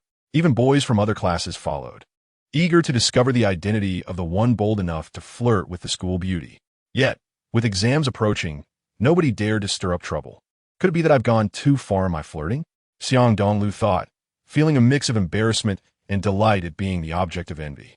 As the subject of the upcoming exam was English, Xiang Dongliu's eyes lit up upon seeing the questions. Most of the English problems were ones that Yao Xinlei had previously guided him through, allowing him to swiftly tackle the questions he had memorized. After comparing the answers Zhou Xiaoqiang had sent him, he quickly filled in the gaps for the questions he was uncertain about. After a brief moment, Xiang Dongliu noticed that a small portion of Zhou Xiaoqiang's answers were actually incorrect. Thus, this made him chuckle quietly. Yet he was not selfish enough to keep it to himself. Instead, he corrected the erroneous answers and communicated them to Zhou Xiaoqiang. However, Zhou Xiaoqiang, perhaps due to his self-perceived academic prowess, completely disregarded the corrections offered by Xiang Dongliu and secretly slipped a small note over. Dongliu Gu, hurry and write your essay. I am confident about those topics. Fine. Upon seeing this, Xiang Dongliu chose not to linger on the matter. After all, he had already made his suggestions. Whether or not Zhou Xiaoqiang heeded them was his own affair. With a slight shrug, Xiang Dongliu began to write fervently, piecing together sentences with the limited English vocabulary that resided in his mind, eventually completing a rather mediocre essay. Xiang Dongliu was studying liberal arts, and after finishing his Chinese and English exams in the morning, he faced an algebra test in the afternoon followed by a comprehensive examination in geography, politics, and history. After a long day of examinations, although feeling somewhat fatigued, he was relieved that he could enjoy a break the following 2 days. Just as the exams concluded, Zhou Xiaoqiang jovially placed his arm around Xiang Dongliu's shoulder. Dongliu Gu, the holidays are finally here. How about we go out and have some fun tonight? Going online again? Xiang Dongliu responded. Isn't Yao Xinlei your goddess? Why the sudden change of heart? Zhou Xiaoqiang, deflated like a frostbitten eggplant, lamented. Teacher Yao seems so far away. She appears to be within reach, yet in reality, she is infinitely distant. Hee, merely thinking about her brings me satisfaction. Xiang Dongliu shrugged and glanced at the Casio watch in his backpack, contemplating that it would be more appropriate to return it to Su Yuan at this time. Upon returning to the small villa, Xiang Dongliu took a shower and prepared a simple dinner, sitting face-to-face with Mu Lingqian as they ate. Before long, Mu Lingqian suddenly inquired, Xiang Dashuai, since we have tomorrow and the day after off, why don't we go shopping at the mall? No way. Absolutely not. Xiang Dongliu shook his head vigorously, recalling how frenzied Mu Lingqian could be while shopping. What? You want to even accept the invitation from Stunning Beauty? Mu Lingqian huffed in discontent, then playfully threatened. Don't you dare underestimate me. If you provoke me, I will announce on Monday that you're my live-in boyfriend. Xiang Dongliu nearly spat out his food, but fortunately managed to control it, and instead directed his gaze at Mu Lingqian's enchanting visage. How am I supposed to respond to that? That's rather despicable. Isn't it? You're intentionally turning me into the target of everyone's ire. Then you should agree quickly. Mu Lingqian giggled, without forgetting to entice him further. And when I go shopping, I want to forget about you. I'll help you pick out a few stylish outfits. This was indeed a proposition worth considering. Xiang Dongliu's eyes lit up. Being in an age filled with youthful romance, he naturally wished to wear some fashionable clothes to shed his dowdy image. Yet, that was not the crux of the matter. The key lay in Mu Lingqian's impeccable taste in clothing, which was both precise and astute. Thus, allowing her to assist in selecting a few new outfits seemed a splendid idea. Nodding to himself, Xiang Dongliu quickly replied, All right, I agree, but tonight, I still need to manage my own time. Going out with Zhou Xiaoqiang again? Fine, tonight you can do whatever you want, but tomorrow and the day after, you are exclusively mine. Xiang Dongliu nearly choked again, his expression shifting to one of amusement. Perhaps Mu Lingqian did not realize the implications of her words. Yet there was an unmistakable ambiguity that could easily be misconstrued. Am I solely yours? Xiang Dongliu thought, slightly sweating, wondering if she had intentionally crafted such a phrase to imply some sort of intimacy. Shaking his head, he fixed his gaze on Mu Lingqian's charming face. There's one more thing. What is it? Don't forget to wash your underwear. With that, Xiang Dongliu swiftly abandoned his bowl and fled, leaving Mu Lingqian blushing at the dining table, her beauty so striking that even the dazzling lights seemed to pale in comparison. As Xiang Dongliu exited the small villa, he quickly dialed Su Yuan to inform her that the watch had been repaired. With a slight, bemused smile, he did not refuse and promptly hailed a taxi to the city center, his hands tucked in his pockets as he strolled leisurely. A minute passed, yet Su Yuan had not arrived. 5 minutes passed, and still no sign of her. Half an hour elapsed, and Su Yuan was still nowhere to be found. At this point, Xiang Dongliu couldn't help but open his mouth, wondering if he had been stood up. Waiting was an unpleasant experience. Sigh. It appears someone is not in a hurry for you. However, at that moment, he suddenly heard a rather loud quarrel nearby, and to his surprise, Su Yuanyuan's voice was among them. Furrowing his brows, Xiang Dongliu awkwardly excused himself from the taxi driver and headed toward the source of the commotion. Upon his arrival, he indeed spotted Su Yuanyuan amidst the scene, observing two groups facing off against each other, clearly on the brink of a brawl. At that moment, Su Yuanyuan, clad in her police uniform, exuded an air of confidence while tightly encasing her alluring figure, making it hard for onlookers to avert their gaze. Yet, compared to her stunning physique, her delicate face bore a look of sympathy. Although the cause of the conflict was not immediately apparent, it was evident that Su Yuanyuan's face had turned red, seemingly hoarse from shouting, yet she failed to quell the escalating verbal exchanges between the two factions. Xiang Dongliu was certain that if the two groups continued to argue, a physical altercation was inevitable. "You've arrived." Su Yuanyuan greeted him with a brief nod. But her smile was strained as she added, "Today my colleagues are busy elsewhere, and I can't get anyone to come." "Well then, let them fight," Xiang Dongliu suggested without a shred of sympathy. "After all, there's a hospital nearby. Once they're done, we can call the hospital to haul them away." Su Yuanyuan nearly choked at his remark. Yet, she couldn't help but chuckle at his humor, her beauty radiating even more magnificently.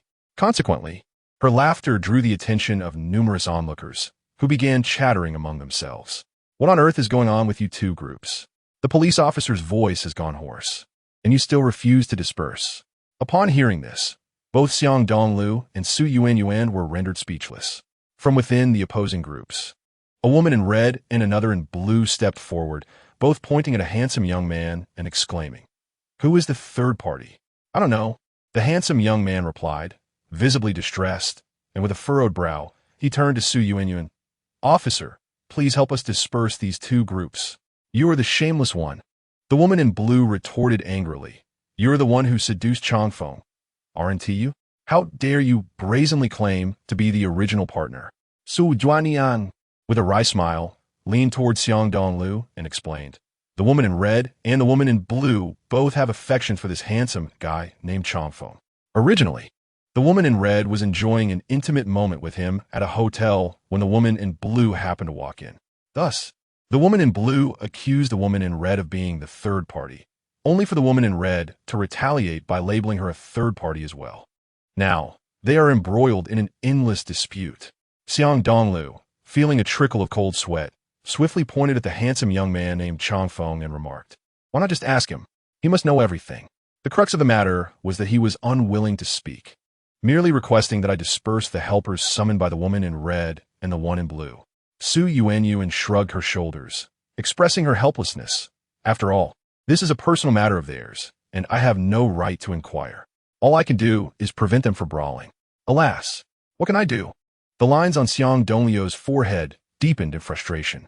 "Oh dear brother, please help me just this once."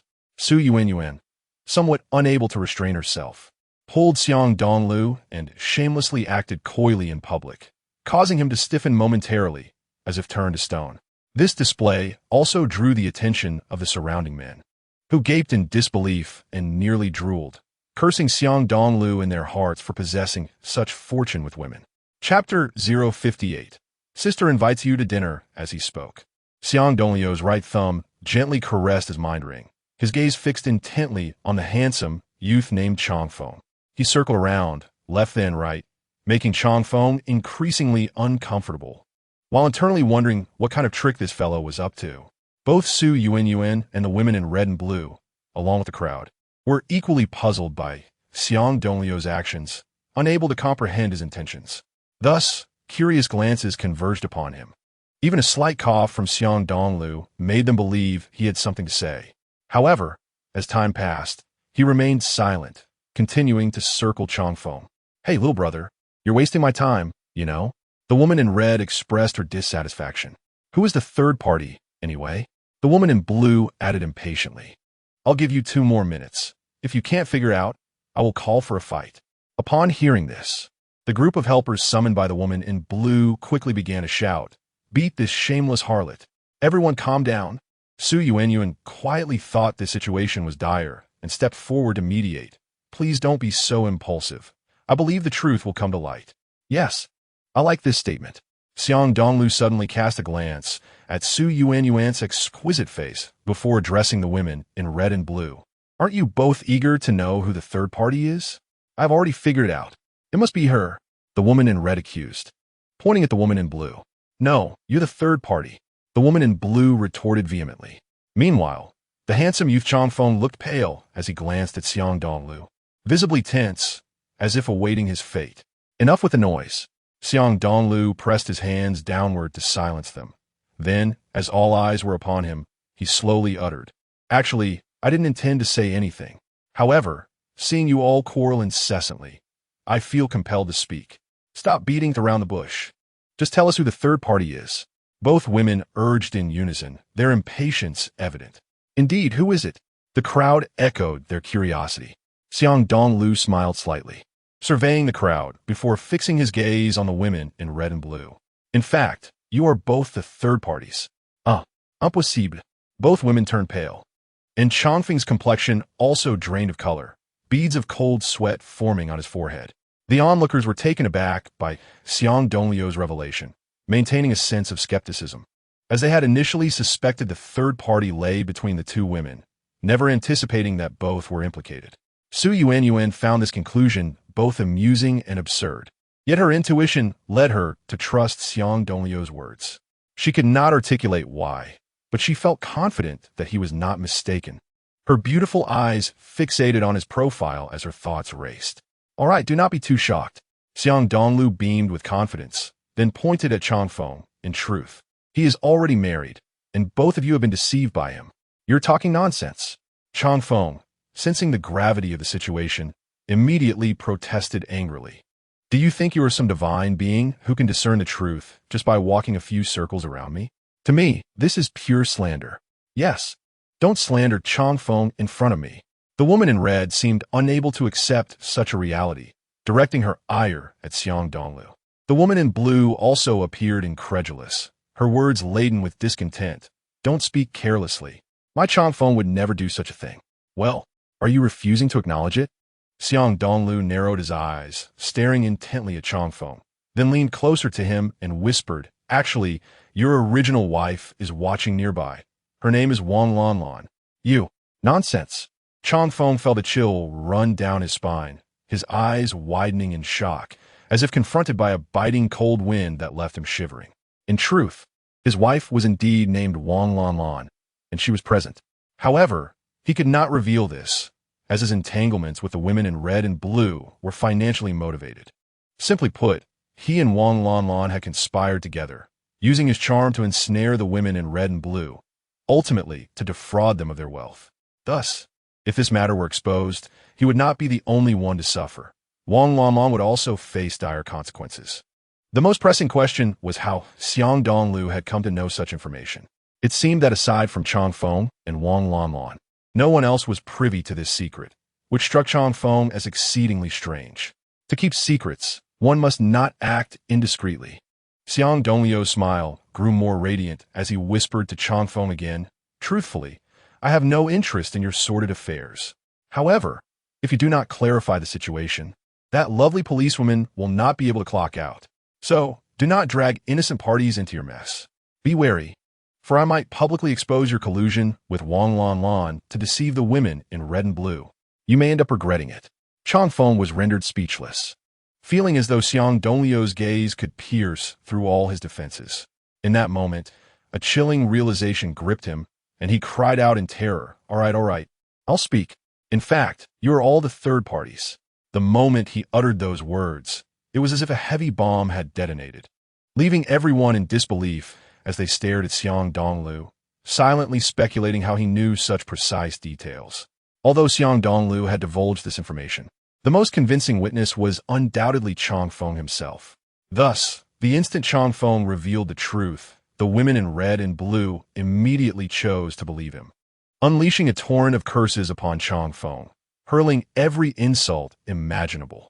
Seeing this, Changfeng's eyes darted around before he turned to flee, inciting the women in red and blue to become even more enraged as they rallied their helpers to pursue him. "This is outrageous. How dare you play both sides? I will ensure you regret this today. Chase after him. The two factions quickly reached a consensus, all racing after the fleeing Changfeng, resembling a chaotic gang brawl that left the crowd on the street in stunned silence. Soon after, they collectively fixated on Xiang Dongliu, silently admiring his uncanny foresight. It appeared they had not witnessed Xiang Dongliu threaten Changfeng, nor had they heard him interrogate anyone. However, the revelation from Xiang Dongliu came effortlessly, leaving them both incredulous and in awe. How did you know? Su Yuan's beautiful eyes sparkled with curiosity. Did I cause trouble? Xiang Dongliu nervously pointed at the scene of Changfeng being chased. That's what he deserves. Although I am a police officer and should intervene, I'm also a woman. Su Yuan smiled radiantly and impulsively linked her arm with Xiang Dongliu's. Then, while he stood in a daze, she declared, "Let's go. Sister will treat you to dinner." Chapter 059. Conversations through the window. Xiang Dongliu felt as if he were floating in the air when Su Yuan held his arm, as if his very soul had taken flight. It was a remarkably delightful and exhilarating sensation. Perhaps Su Yuan was unaware that as she linked her arm with his, her alluring figure leaned slightly toward him, as if nestled against a beloved. The onlookers gazed upon them with envy and jealousy, perhaps feeling a bit embarrassed. Xiang Dongliu quickly cleared his throat and turned slightly to gaze at Su Yuan's charming face, saying, "The electronic watch has been repaired. Here it is." He then produced the refurbished Casio watch from his pocket, feeling slightly anxious about whether Su Yuan could see through his guise of repair. "Really? You actually fixed it?" Su Yuan's eyes lit up, and she eagerly accepted the watch, holding it tightly to her chest as if it were the most precious thing in her life. "Thank you.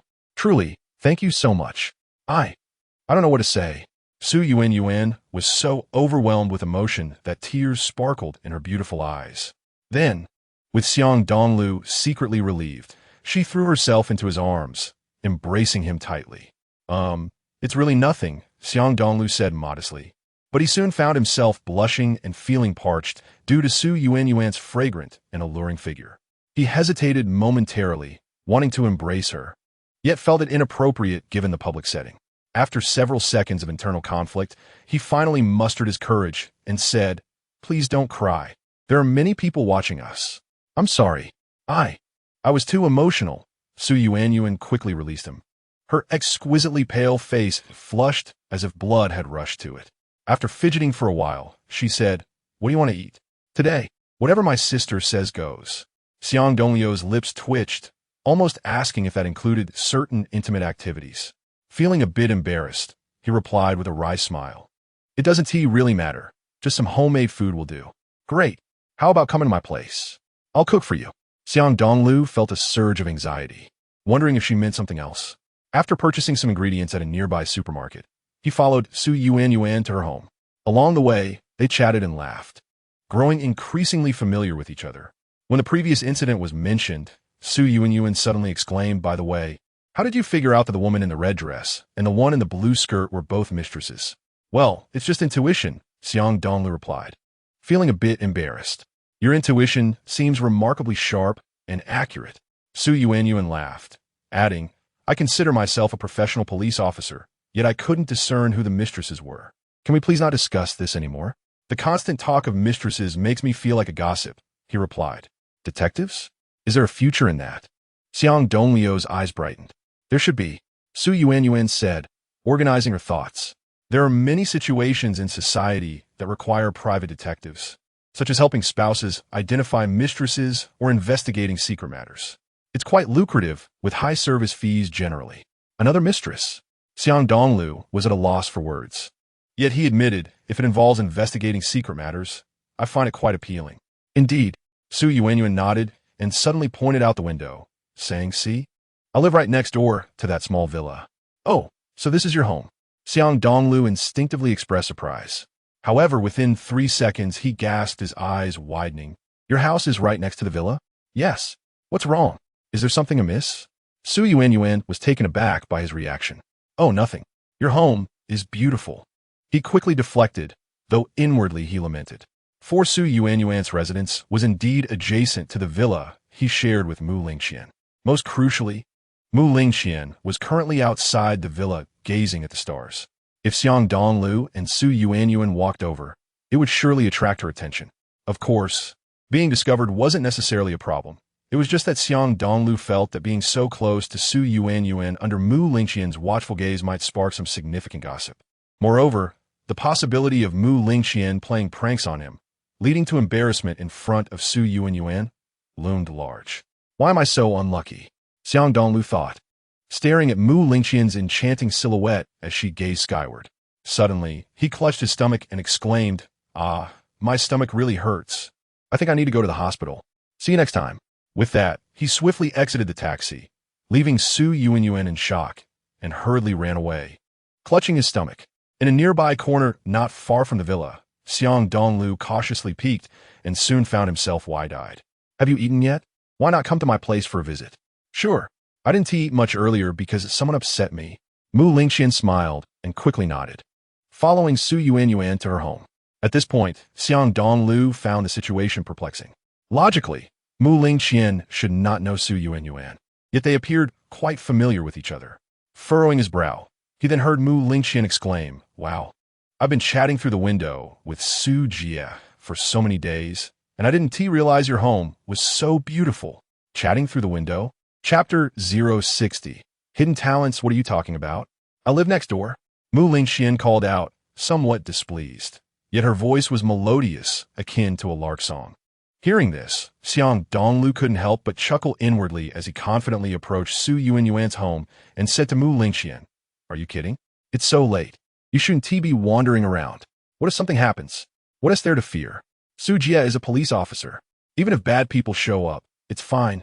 Mu Lingqian giggled, lightly gesturing towards Su Yuanyuan. "This is Su Jia, who lives next door to us. Come and say hello." "Oh, do you?"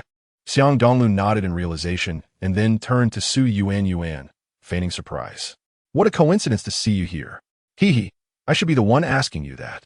Su Yuanyuan opened her enticing lips, astonished at how Mu Lingqian knew Xiang Dongliu, while quickly deducing that the two young people likely lived together. Were they cousins? Or merely housemates? Or perhaps they were in a romantic relationship? In that brief moment, Su Yuanyuan's thoughts raced like lightning. After a few moments of contemplation, she playfully chided, "You should have mentioned you lived next door. If you had, there would have been no need to make a long trip to the hospital. I have medicine for stomach aches at home." With that, Su Yuanyuan stepped closer to Xiang Dongliu, genuinely concerned, and asked, "How are you feeling now? Is your stomach still hurting?" It feels much better." Xiang Dongliu nodded with a playful smile, prompting Mu Lingqian to furrow her brow slightly, her mind racing with unspoken thoughts. This fellow, it seems, has long been acquainted with Sister Su. Truly a perceptive and shameless rogue.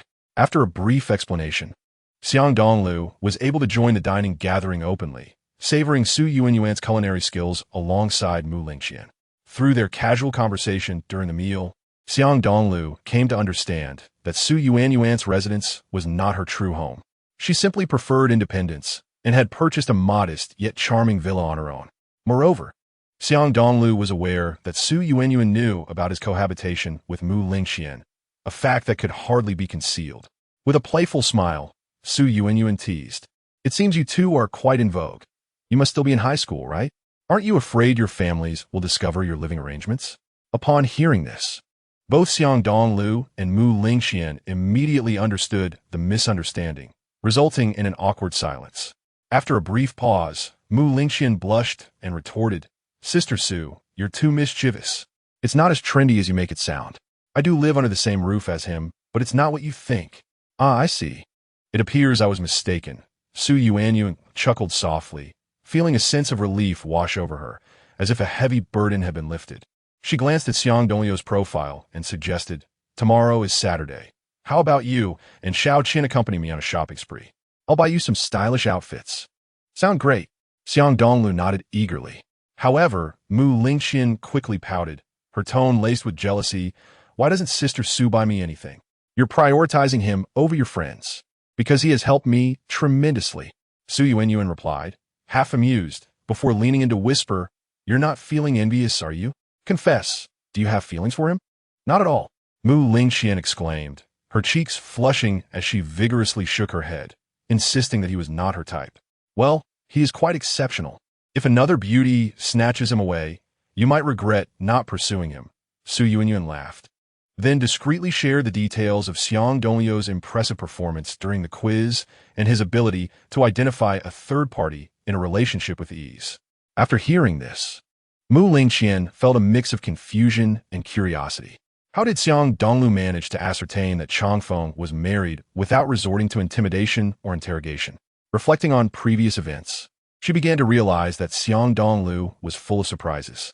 For instance, the suited man on the sleeper bus was initially a stranger. Yet Xiang Dongliu easily revealed his background. Additionally, during the basketball match with Li Xiaowei, despite his apparent lack of skill, he outperformed the school basketball captain with remarkable flair and style. Thus, Mu Lingqian came to the realization that Xiang Dongliu was anything but ordinary. The following morning, after breakfast, Xiang Dongliu, Mu Lingqian, and Su Yuanyuan took a taxi to a shopping mall in the city center. Xiang Dongliu had expected Mu Lingqian to become overly enthusiastic, but to his surprise, he became the center of attention, as both women giggled and pulled him to try on numerous fashionable outfits.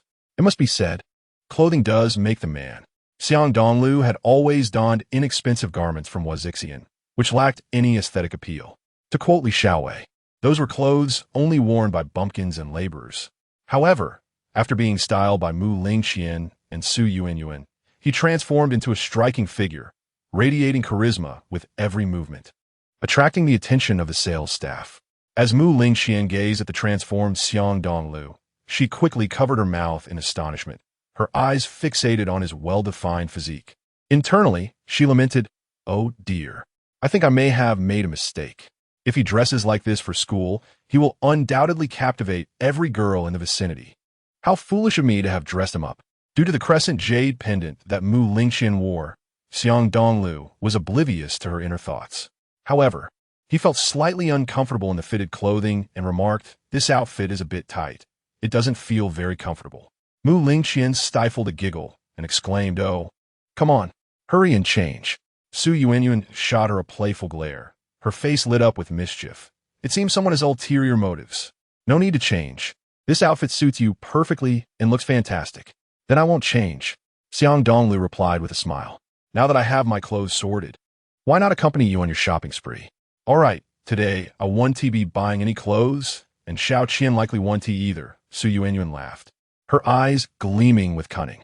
"How about I take you to buy a couple of pairs of shoes, and then we can get you a stylish haircut? Let's go all out." That was indeed a splendid idea. Mu Lingqian nodded, eager to see just how handsome Xiang Dongliu could become after this transformation. Thus, with Xiang Dongliu feeling somewhat resigned, the two women nearly dragged him to purchase 2 pairs of Nike shoes before whisking him into a hair salon. However, to Xiang Dongliu's surprise, he spotted Li Xiaowei there, accompanied by a rather intimidating bald young man with a long scar across his face, making him appear quite menacing. Even more astonishing was Li Xiaowei's respectful way of addressing the bald young man as Scar Brother. Xiang Dongliu's mouth twitched slightly, but he chose to ignore them and began to receive hairstyling services under the guidance of Mu Lingqian and Su Yuanyuan. Meanwhile, Li Xiaowei's fury was palpable. In his eyes, Xiang Dongliu was a hopelessly uncouth bumpkin who seemed devoid of any sense of style. Yet now, dressed in fashionable attire, Xiang Dongliu looked exceptionally appealing, even making Li Xiaowei acutely aware that this rogue was more handsome than he was. This was merely one of the reasons for Li Xiaowei's escalating rage. What truly drove him to the brink was witnessing Xiang Dongliu being attended to by 2 stunning beauties, each gently massaging his shoulders and insisting he enjoy the hairstyling. Especially with Mu Lingqian's presence, Li Xiaowei felt an overwhelming desire to confront Xiang Dongliu, thinking, "Damn it, this guy moves fast. Just yesterday, I treated Mu Lingqian to snacks, and today he is out on a date with her?" Taking a deep breath, Li Xiaowei lowered his voice and spoke to the bald young man. "Scar Brother, did you see that guy? Could you do me a favor and teach him a lesson? He's utterly detestable." Through the mirror, Xiang Dongliu caught sight of the bald man's approach and began to piece together his intentions. Certainly, even without the aid of a mirror, Xiang Dongliu could distinctly perceive Li Xiaowei's thoughts through the mind ring. Thus, he swiftly contemplated standing up to prepare. lest he fall victim to the scarred man's ambush. However, what astonished Xiang Dongliu was that upon catching a glimpse of Su Yuanyuan's visage, the scarred man gasped in shock, subsequently coughing incessantly like a lunatic before retreating outside the beauty salon. Su Yuanyuan promptly followed him out, leaving both Xiang Dongliu and Mu Lingxian utterly perplexed. Meanwhile, Li Xiaowei was equally baffled, unable to grasp the unfolding situation. Glancing around, he soon realized he was alone, prompting him to hastily settle the bill and leave, as if fearing Xiang Dongliu might strike first. What on earth is happening? Mu Lingxian pondered in confusion. Perhaps the scarred man has a criminal record. Xiang Dongliu gently caressed the mind ring, enabling him to hear Su Yuanyuan's inner thoughts before she ventured too far. In simpler terms, the scarred man had been scrutinized by Su Yuanyuan on multiple occasions, and he was likely the mastermind behind the plot to murder her brother. Consequently, Su Yuanyuan's pursuit of the scarred man was to investigate the matter further. Su Jie is a police officer. It is only natural for her to trail a suspect. How unexpected that she is so busy. Mu Lingxian nodded, momentarily enlightened, but then expressed concern. Should we follow her to see? What if Su Jie cannot handle the scarred man? No need to worry. Xiang Dongliu replied with confidence. Did you not observe the scarred man's demeanor just now? Even if he could subdue Su Jie effortlessly, I doubt he would dare. Otherwise, he would not have fled on his own. Oh, I did not realize you were such a keen observer. It seems a career in detective work would truly suit you. Wow. Do you really think I have what it takes to be a detective?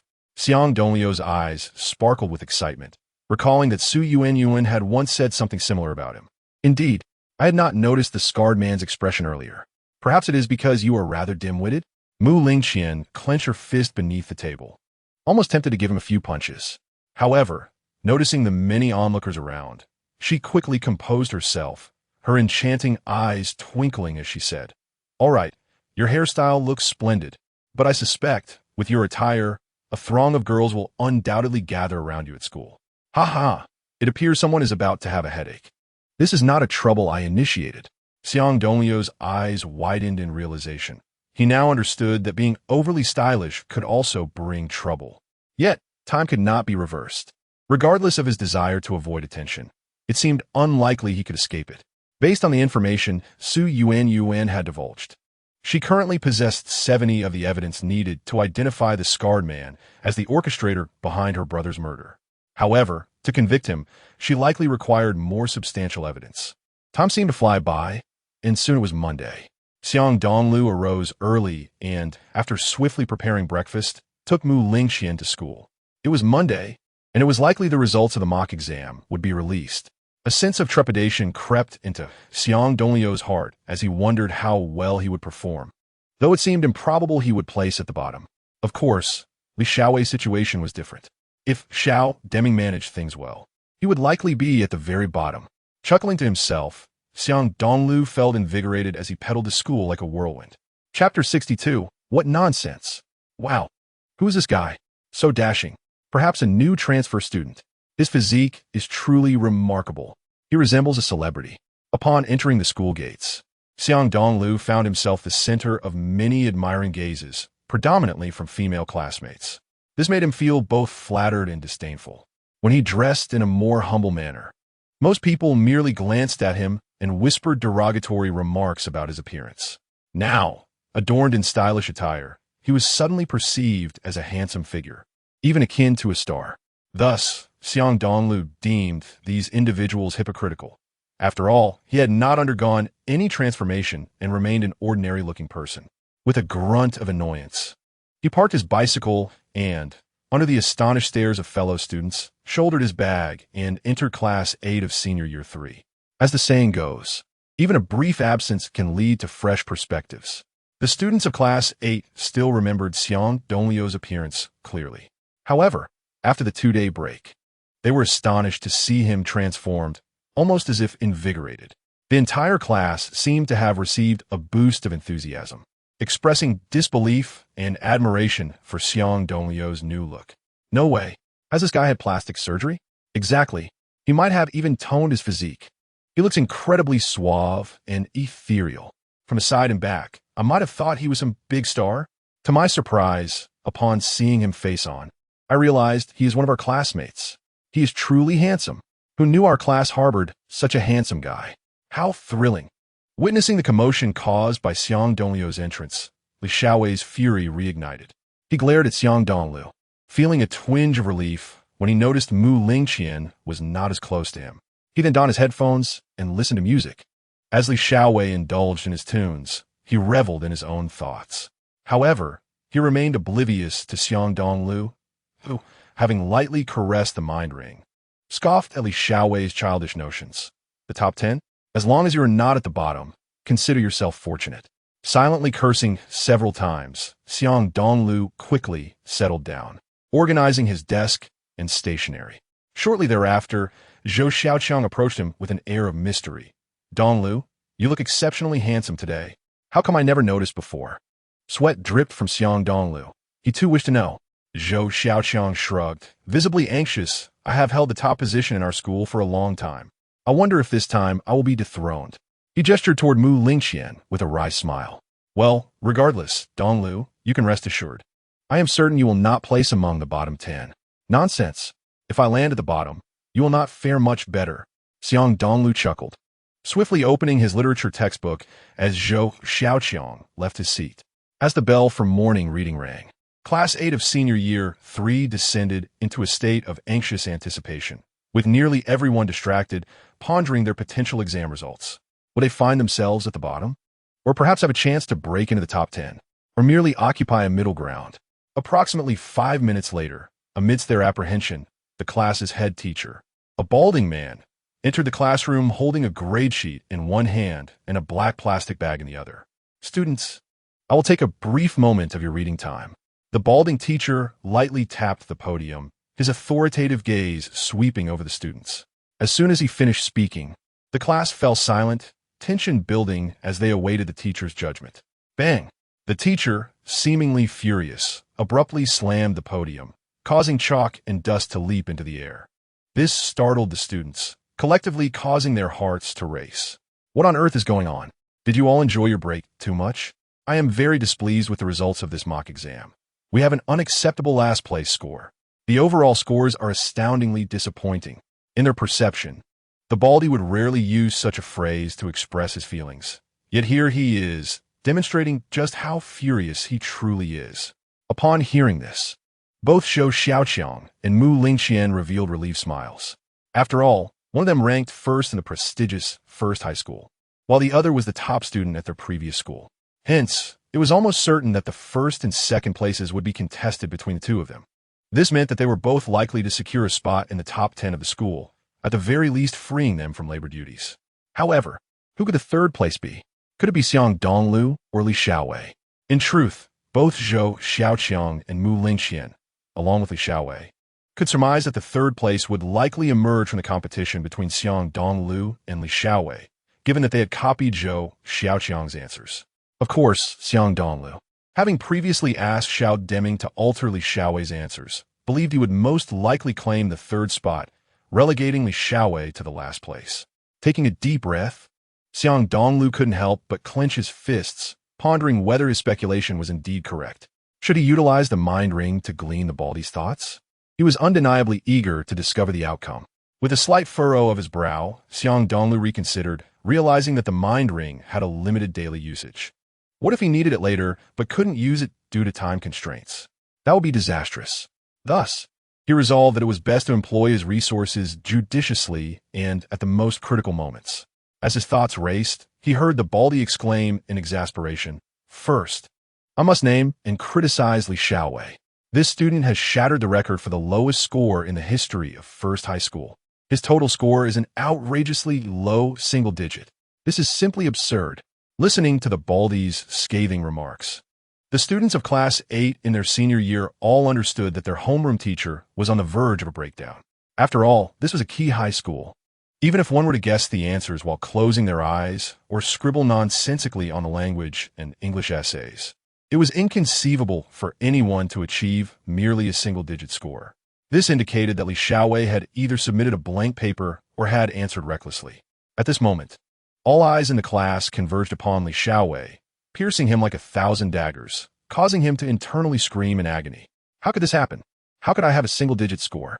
Li Xiaowei's eyes nearly bulged out, his face as pale as a ghost, and his muscles twitched uncontrollably, nearly choking him.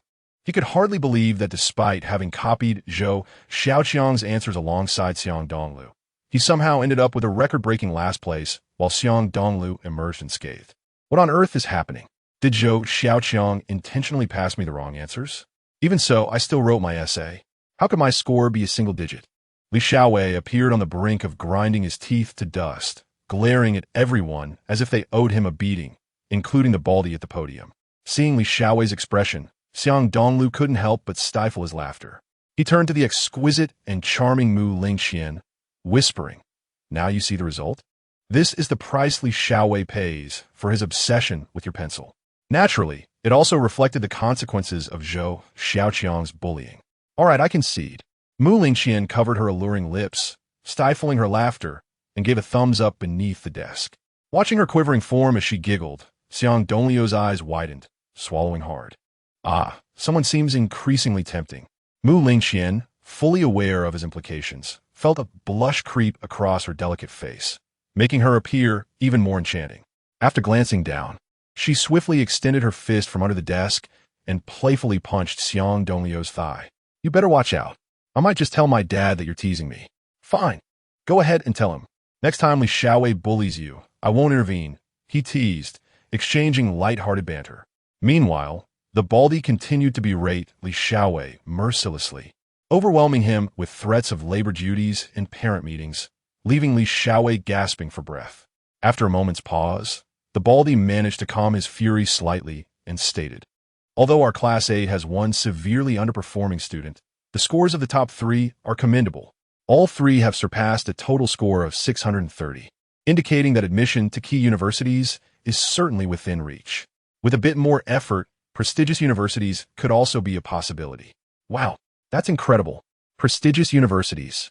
The students of Class 8 were filled with awe and envy, their gazes shifting between Mu Lingxian and Zhou Xiaoqiang, gradually becoming perplexed. They understood that both Mu Lingxian and Zhou Xiaoqiang were exceptional students, and thus the first and second places would likely be determined between them. So, who could the third place, with a score exceeding 630, be? Could it be me? Xiang Dongliu felt a surge of excitement, fixating his gaze on the baldy at the podium. After a brief 3 seconds, the baldy joyfully announced, "The third place in this mock exam is our classmate, Zhou Xiaoqiang, with a total score of 633. Let's give him a round of applause and invite Zhou Xiaoqiang to the stage to receive his award." With that, the baldy shifted slightly, rummaging through a black plastic bag beside him. Amidst the enthusiastic applause, Zhou Xiaoqiang stood up in a daze, making his way to the podium step by step. "Is this a mistake? I actually placed third?" Zhou Xiaoqiang was in disbelief. While receiving an award should be a cause for celebration, this third place felt far too distant from his expectations. He had anticipated either first or second place, so how had he ended up with third? As his classmates looked on with envy, Zhou Xiaoqiang received the third-place prize with a face full of despair. "Could it be me?" Xiang Dongliu questioned, incredulity written on his face. "Do you think that's possible?" Mu Lingxian giggled softly, not intending to belittle him. "Your answers came from Zhou Xiaoqiang, so it seems unreasonable for you to have a higher score." "Not necessarily," Xiang Dongliu retorted with a hum, convinced that he might have scored significantly higher than Zhou Xiaoqiang in English. Thus, it wouldn't be outlandish for him to claim second place. After a brief pause, the baldy cleared his throat and continued, "The second place in this exam goes to our new transfer student, Mu Lingxian. She achieved a total score of 648. So let's applaud and invite Mu Lingxian to the stage to receive her award." "What? Second place?" Mu Lingxian was momentarily stunned, as were Xiang Dongliu, Zhou Xiaoqiang, and the other students of Class 8. Logically, Zhou Xiaoqiang placing third was already surprising, but now with Mu Lingxian securing second, who could possibly be in first? Was there an unexpected dark horse in their class? Moreover, this also meant they were exempt from labor duties. At this point, Xiang Dongliu shrugged, pondering that if Mu Lingxian and Zhou Xiaoqiang could only manage second and third, he surmised that his own score, having copied Zhou Xiaoqiang's answers, might not even place him in the top 10. He would likely settle for an average score, as long as he didn't find himself at the bottom. With that thought, Xiang Dongliu consoled himself and promptly laid his head on the desk, uninterested in further developments. Amidst the curious gazes of numerous students from Class 8, the bald man was already laughing so hard that his eyes nearly squinted shut. Ahem, I believe everyone is quite eager to know who this top student in the entire school is, right? To be honest, I never anticipated it myself. The students of Class 8 were speechless, some quietly blaming the bald man for teasing their anticipation. Well, seeing how impatient everyone is to know the answer, I shall not delay any further. Taking a deep breath, the bald man announced, this time, the top student in the school is another transfer student from our class, Xiang Dongliu, with a total score of 660. Let us applaud and invite Xiang Dongliu to the stage to receive his award. The prize for first place is quite substantial. Upon hearing this, the atmosphere in Class 8 of the senior year plunged into disbelief, with nearly everyone left agape, their eyes wide in astonishment, as if witnessing an unbelievable event. Even Xiang Dongliu himself was no exception. It is worth noting that the students of Class 8 were well aware of Xiang Dongliu's academic performance prior to his transfer. Moreover, it was an open secret that he had often skipped English classes. Given this context, the students found it incredibly hard to believe how a student who had previously performed poorly and frequently evaded English class could achieve the top score in the school. Cheating. He must have cheated, someone muttered under their breath. Yet, a louder voice quickly countered, are you kidding? If you're so capable, why don't you show me how to cheat your way to the top score? Exactly. Not only is this a closed book exam, but even if it were an open book, you wouldn't have the confidence to claim the top score. That's a valid point. If even the top student had to rely on cheating, then who could they possibly copy from? Who could help him cheat and still not surpass him? After some murmurs and debates, the majority of the classmates chose to believe in Xiang Dongliu, trusting in his capability to earn the top score. Even Zhou Xiaoqiang shared this sentiment. After all, while he had provided answers to Xiang Dongliu in every subject, he himself had only managed to secure third place, trailing Xiang Dongliu by a significant 27 points. This substantial gap led Zhou Xiaoqiang to intuitively conclude that his brother Dongliu was simply more talented but preferred to remain modest. Indeed, this fellow had set astonishing records during competitive quizzes, indicating his exceptional abilities. Perhaps when he received the answers I sent him, he reviewed them for accuracy and selectively corrected the mistakes. As this thought flashed through Zhou Xiaoqiang's mind, he suddenly recalled that during the English exam, he had actually sent a note with corrected answers to Xiang Dongliu. At the time, he might not have fully grasped it, but upon reflection, he realized that English was indeed the reason for their score disparity. Simultaneously, Zhou Xiaoqiang scolded himself for his arrogance. Had he followed Xiang Dongliu's corrected answers, the top score might have belonged to him instead. What a pity! His chance to claim the top score had been squandered. Zhou Xiaoqiang lamented, slapping his thigh in regret. Mu Lingxian parted her enticing red lips, her captivating eyes seemingly attempting to see through Xiang Dongliu as she pondered, how could he have achieved the top score? Surpassing me by over 10 points? Is this a miracle? I clearly saw him copying Zhou Xiaoqiang's answers. How could Zhou Xiaoqiang not outperform him? This is utterly baffling. As she watched Xiang Dongliu, stylishly dressed and cool-haired, approach the podium with a smile to receive his award, Li Xiaowei felt as if a knife was slicing through him, causing a searing pain in his heart. At that moment, a torrent of envy, jealousy, and resentment surged within him, making him want to grab a chair and knock Xiang Dongliu down as he passed. Damn it, has he struck it lucky or what? To have copied Zhou Xiaoqiang's answers and still outshine him by such a margin. Li Xiaowei fumed internally, but could only sigh in resignation, realizing that the burdens of the last semester of high school could not be avoided. Most frustrating of all was the fact that he would have to bring his parents to school. The embarrassment would be unbearable. Xiang Dongliu, your performance has left all your classmates in awe. Haha, after all, you're the top student. I hope you maintain this momentum in your college entrance examination and beyond. Keep it up. I have already informed the other subject teachers to pay special attention to you and to encourage you to seek their guidance on any difficult topics after class. Moreover, as your homeroom teacher, I can also assist you with any other difficulties you face in life. Work hard. A prestigious university awaits you. After delivering a lengthy speech, the bald man directly handed over a black plastic bag containing the prize, prompting fervent applause and admiration from the other students in Class 8. Wow, a Boo Gao video learning machine. It must cost over 1,000 yuan. Indeed, the prize for first place is incredible. Last year, I couldn't even convince my family to buy me one. I really want it. At that moment, as Xiang Dongliu received the award, his heart surged with excitement. Although he knew that his top score was not entirely earned through honest means, the admiration and attention from his classmates, along with the enthusiastic praise from his teacher, was a first for him. In an instant, Xiang Dongliu felt a newfound motivation to study diligently, even if it meant enduring hardship and burning the midnight oil. He had grown fond of this exhilarating feeling and was determined not to let his hard-earned top score plummet in the next assessment and become a thing of the past. Subject to ridicule. As the saying goes, the higher one is held, the harder one falls. Despite having overcome a crisis of poor performance, Xiang Dongliu still harbored concerns. He worried whether he could maintain his top score in the future and whether it was truly deserved. Clearly, at this moment, it was not genuinely earned, and there was no certainty he could sustain it. After all, he had happened upon Yao Xinlei in the library this time. But could he rely on such luck again? As the adage goes, one can escape the first day of the month, but not the 15th. One can run from the monk, but cannot evade the temple.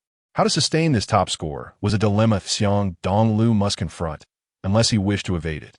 Taking a deep breath, he glanced down at the spirit ring on his hand, pondering whether its all-attribute score of 5 could somehow aid his studies. It seemed that being a top student came with its own set of burdens.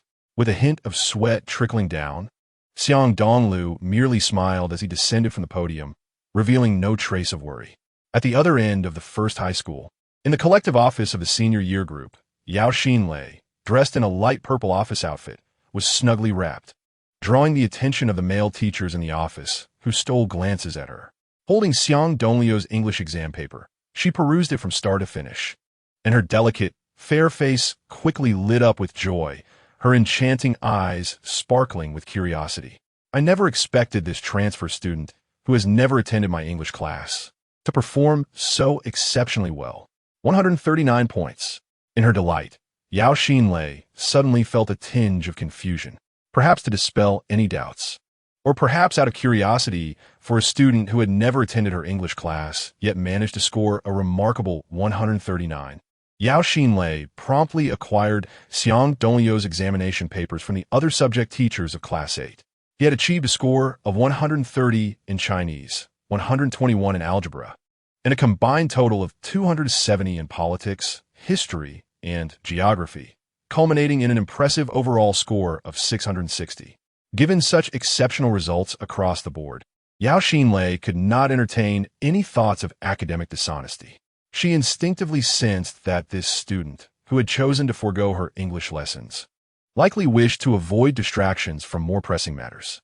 Perhaps he had discovered a more effective way to learn English? With a slight smile, Yao Xinlei organized her documents while pondering the identity of the student who had not attended her class. In the classroom of Class 8, Xiang Dongliu was gleefully toying with a video learning device from Boo Gao, unable to contain his delight. Not bad. This gadget is fantastic. It even features lessons from esteemed teachers. Observing his excitement, Mu Lingxian could not help but express her displeasure by waving her fists in frustration. Although the difference between the first and second places appeared nominal, any rational person would recognize that the first place was significantly more impressive. How can I show this score to my dad? He has always been a top student.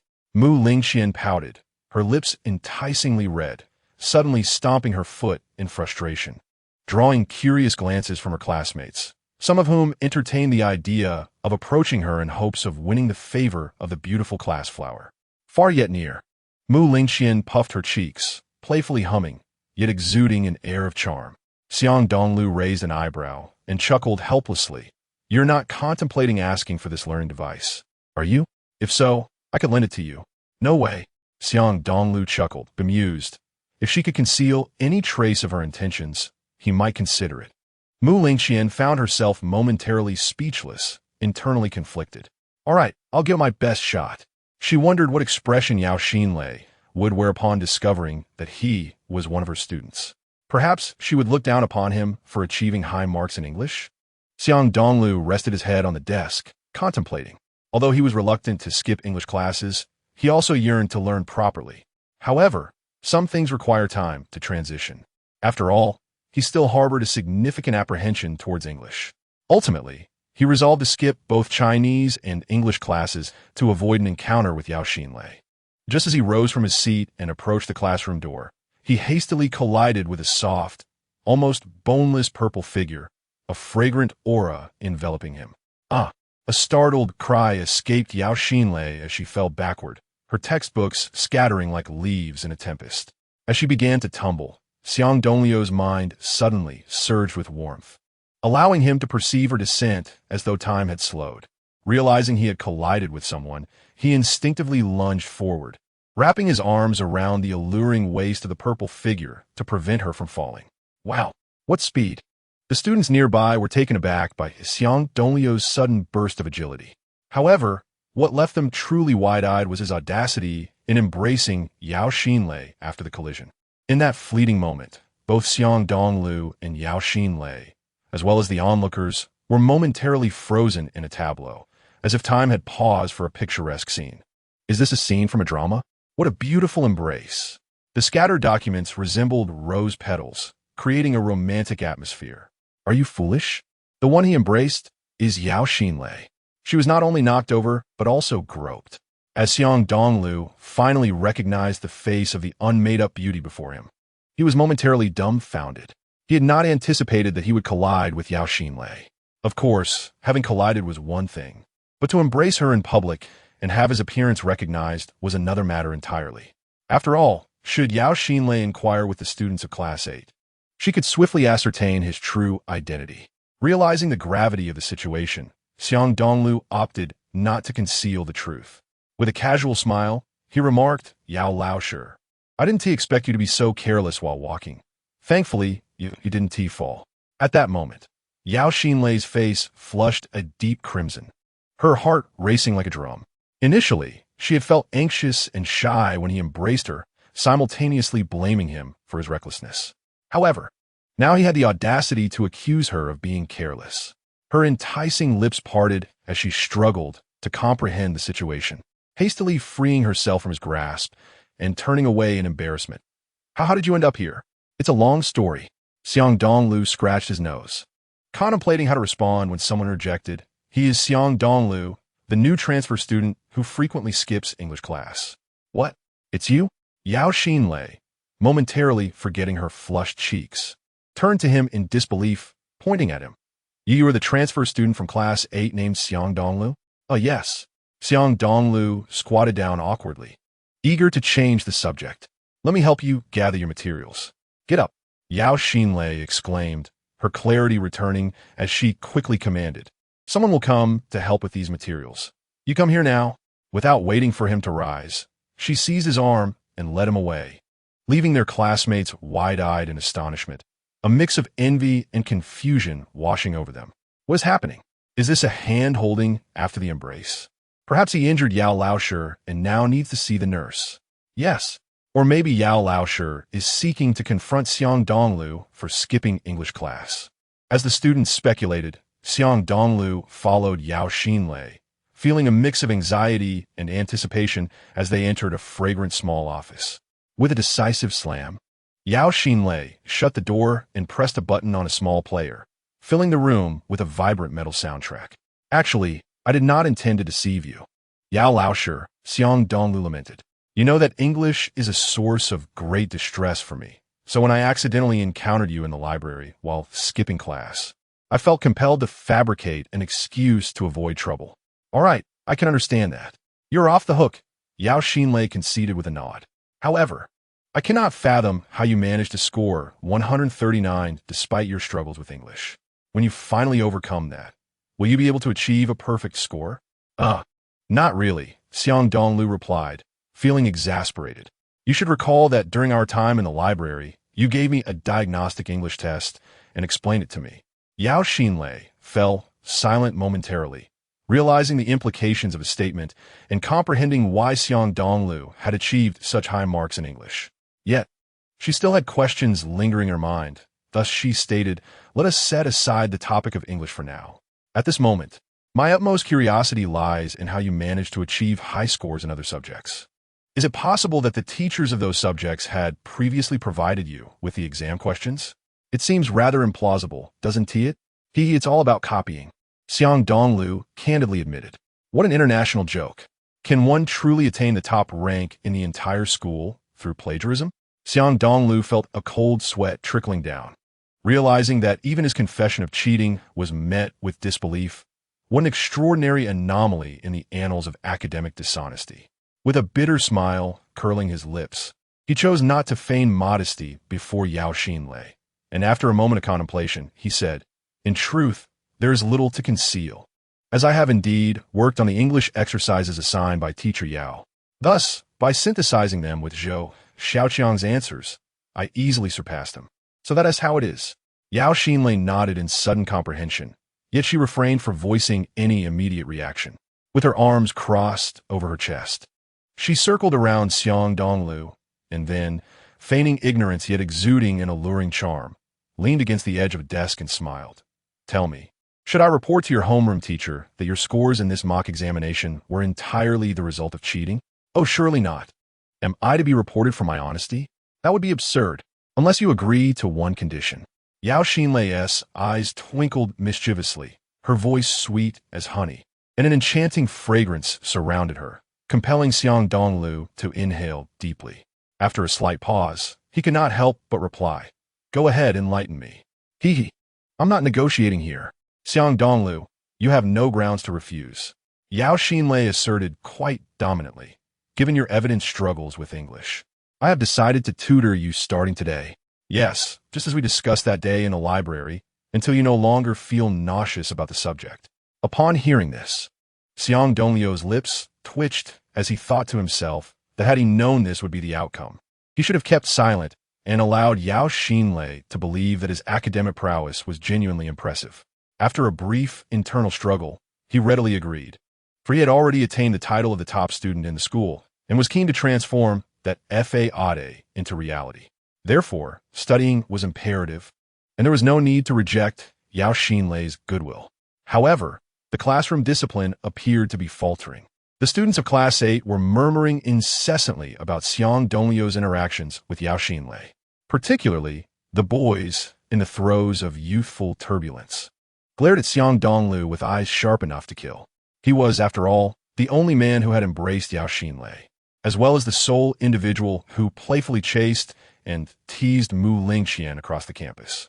In the first high school, there were two revered goddesses. One, the campus belle Mu Lingqian, born from the student body, and the other, the enchanting teacher Xiang, emerging from the faculty. Now, Xiang Dongliu seemed to be entangled in an ambiguous relationship with both deities. How could the boys not feel envy, jealousy, and resentment towards him? In contrast, the girls were filled with curiosity and a penchant for gossip. Even Mu Lingqian couldn't help but lean over her desk, stifling a giggle before whispering, "How did it feel to embrace Teacher Yao? Was it not splendid? Go away. I'm ignoring you." Mu Lingqian's cheeks flushed crimson, and she hastily raised a book to obscure her face, wishing to conceal her embarrassment. Yet, deep down, she indeed yearned to experience the thrill of embracing a boy. After all, as a famous saying goes, who in this world is a young man without infatuation or a young woman without romantic inclinations? Mu Lingqian was at that age. Naturally, she would be curious about the sensations of hugs and kisses. If Xiang Dongliu could hear Mu Lingqian's innermost thoughts at that moment, he would surely burst into laughter. However, his mind was presently occupied not by Mu Lingqian, but rather by a middle-aged man outside the classroom. This man donned a slightly shiny light yellow suit, had a prominent belly, and clutched an orange handbag under his arm while wearing impeccably shiny shoes. He exuded an air of authority. Upon reaching the entrance of Class 8, he peeked inside, and to the astonishment of both Xiang and the students, he stormed into the classroom. He swiftly approached Li Xiaowei and, raising his hand, delivered a resounding slap to the boy, who had been staring blankly at Xiang. The classroom erupted in gasps of shock from Xiang and the students. Li Xiaowei was momentarily stunned, his books scattering across the floor as he stood, bowing his head submissively before the furious middle-aged man, not daring to utter a word. Yet this only provoked the man further. With another forceful slap, Li Xiaowei fell to the ground, a bright red handprint emerging on his right cheek. "Ah, this parent!" Yao Xinlei exclaimed, rushing over. "You cannot strike a child in the classroom like this. You're a teacher, aren't you?" The irate middle-aged man set down his handbag, hands on his hips, and retorted, "Look at my son. With a total score of over 700 in the mock exam, he managed to score in the single digits. Is this not a deliberate attempt to infuriate me?" That cannot be said. Although Yao Xinlei inwardly agreed with his sentiment, as a teacher, she was naturally reluctant to witness her students being publicly chastised by their parents, especially in a manner that disrupted her class. In truth, Li Xiaowei was likely unwell during the mock exam. Please refrain from striking him until you understand the situation better. Moreover, we are still in class, and your actions will disrupt the entire learning process. All right, I intend to see what ailments this boy might have. The middle-aged man quickly seized his handbag with one hand while gripping Li Xiaowei's ear with the other, dragging him out of the classroom despite the boy's cries of pain. The students of Class 8 were left in stunned silence, marveling at how intimidating Li Xiaowei's parent was. It seemed the notorious troublemaker of First High School was not so formidable after all, reduced to a mere worm before his parent. At this moment, Xiang Dongliu's lips twitched uncontrollably, pondering how swiftly that bald-headed man had managed to contact Li Xiaowei's parents. "Well, let us resume our lesson." After a brief pause, Yao Xinlei offered a wry smile. However, the situation took a curious turn. Two individuals clad in black suits, exuding an aura of gentility and nobility, entered the room. Even their slightest gesture or subtle glance evoked images of figures of authority, such as high-ranking officials or CEOs. With her brows furrowed, Yao Xinlei inquired, "May I ask if you two parents are here for a specific reason?" "Ah, I apologize for the interruption. I am looking for Mu Lingqian," said Mu Lingtian with a kind smile, already having spotted his beloved daughter, who was gazing at him with wide eyes and a mouth agape in astonishment. I am here for Xiang Dongliu," Xiang Fu said with a slight smile, his eyes filled with anticipation as they locked onto Xiang Dongliu, who stared back in surprise. "Mouth agape." Yao Xinlei nodded, smiling. "Mu Lingqian, Xiang Dongliu, your parents have come to find you." Under the curious and astonished gazes of their classmates, Xiang Dongliu and Mu Lingqian stood and exited the classroom in tandem. In a beautifully adorned office, Mu Lingqian clung to her father's arm, swaying it back and forth, playfully saying, "Daddy, why didn't you tell me you were coming to school?" In contrast, Xiang Dongliu and his father remained rather reticent. They gazed at each other, and then the father patted Xiang Dongliu's shoulder with great enthusiasm, exclaiming, "Well done. First in the entire school. I am proud of you, son." Xiang Dongliu's heart brimmed with countless words he wished to express, yet he found himself choked with emotion, unable to articulate his feelings. He simply nodded earnestly, his desire to retain the title of first in the school growing stronger. Since his father was pleased, he resolved not to let him down. He thought quietly to himself. After a delightful exchange, Mu Lingtian gradually steered the conversation towards the recent mock examination. At this point, Mu Lingqian, feeling a tinge of jealousy, pointed an accusing finger at Xiang Dongliu, saying, "Daddy, this guy is so despicable. He snatched away my first place." Mu Lingtian chuckled in disbelief. "What do you mean snatched? You simply could not surpass Dongliu, could you?" Nevertheless, he did steal it. Unfair competition. Mu Lingqian huffed playfully at Xiang Dongliu, her lovely eyes harboring a secret message. She had chosen not to reveal his alleged cheating, so he ought to be grateful to her. "Oh, you little girl. Always so competitive," Mu Lingtian remarked with a wry smile, but he did not forget to inquire about some serious matters. "By the way, how are you and Dongliu managing at the First High School? Have there been any suspicious individuals trailing or watching you?" Mu Lingqian shook her head, then pointed at Xiang Dongliu. "But honestly, on my first day in the sleeper car, I nearly got kidnapped by a rogue. Thankfully, this guy was there. Otherwise, Daddy, you would have been waiting to pay a ransom." "Really? That happened?" Mu Lingtian and Xiang Fu exchanged concerned glances. However, upon realizing that Mu Lingqian had merely encountered a petty criminal motivated by money, they both exhaled in relief, then turned their gaze towards Xiang Dongliu, peering intently at him for a while. "What's wrong?" Xiang Dongliu asked, perplexed. "How did you manage to make that kidnapper surrender with just a few words?" Mu Lingtian exclaimed incredulously, turning to Xiang Fu. Is that even possible? Xiang Fu shook his head, his eyes filled with confusion and curiosity. Seeing this, Xiang Dongliu contemplated offering an excuse to brush it off, but unexpectedly, Mu Lingxian interjected, "What do you mean it's impossible? Everyone on the bus witnessed and heard everything. Besides, this guy seems to have quite a few secrets." As she spoke, she recounted Xiang Dongliu's impressive basketball skills and his answers during the exam, spilling everything without a hint of thirst. Upon hearing her tales, Mu Lingtian and Xiang Fu stared at Xiang Dongliu as if he were Marvel, unable to find words to express their thoughts. Yet, deep inside, they both sensed something extraordinary about the young man before them. Even Xiang Fu, who had observed his son during his 8 years of slumber, felt that Xiang Dongliu had undergone remarkable changes. Please don't look at me like that. It's quite embarrassing, Xiang Dongliu said, scratching his nose. Don't worry. You needn't be tense. We won T-Bite. Mu Lingtian reassured him, patting his shoulder with approval. Following a cheerful conversation, Mu Lingtian suddenly sighed, turning to Xiang Dongliu and Mu Lingxian. Dongliu, it seems we've chatted enough. We must also attend to other matters.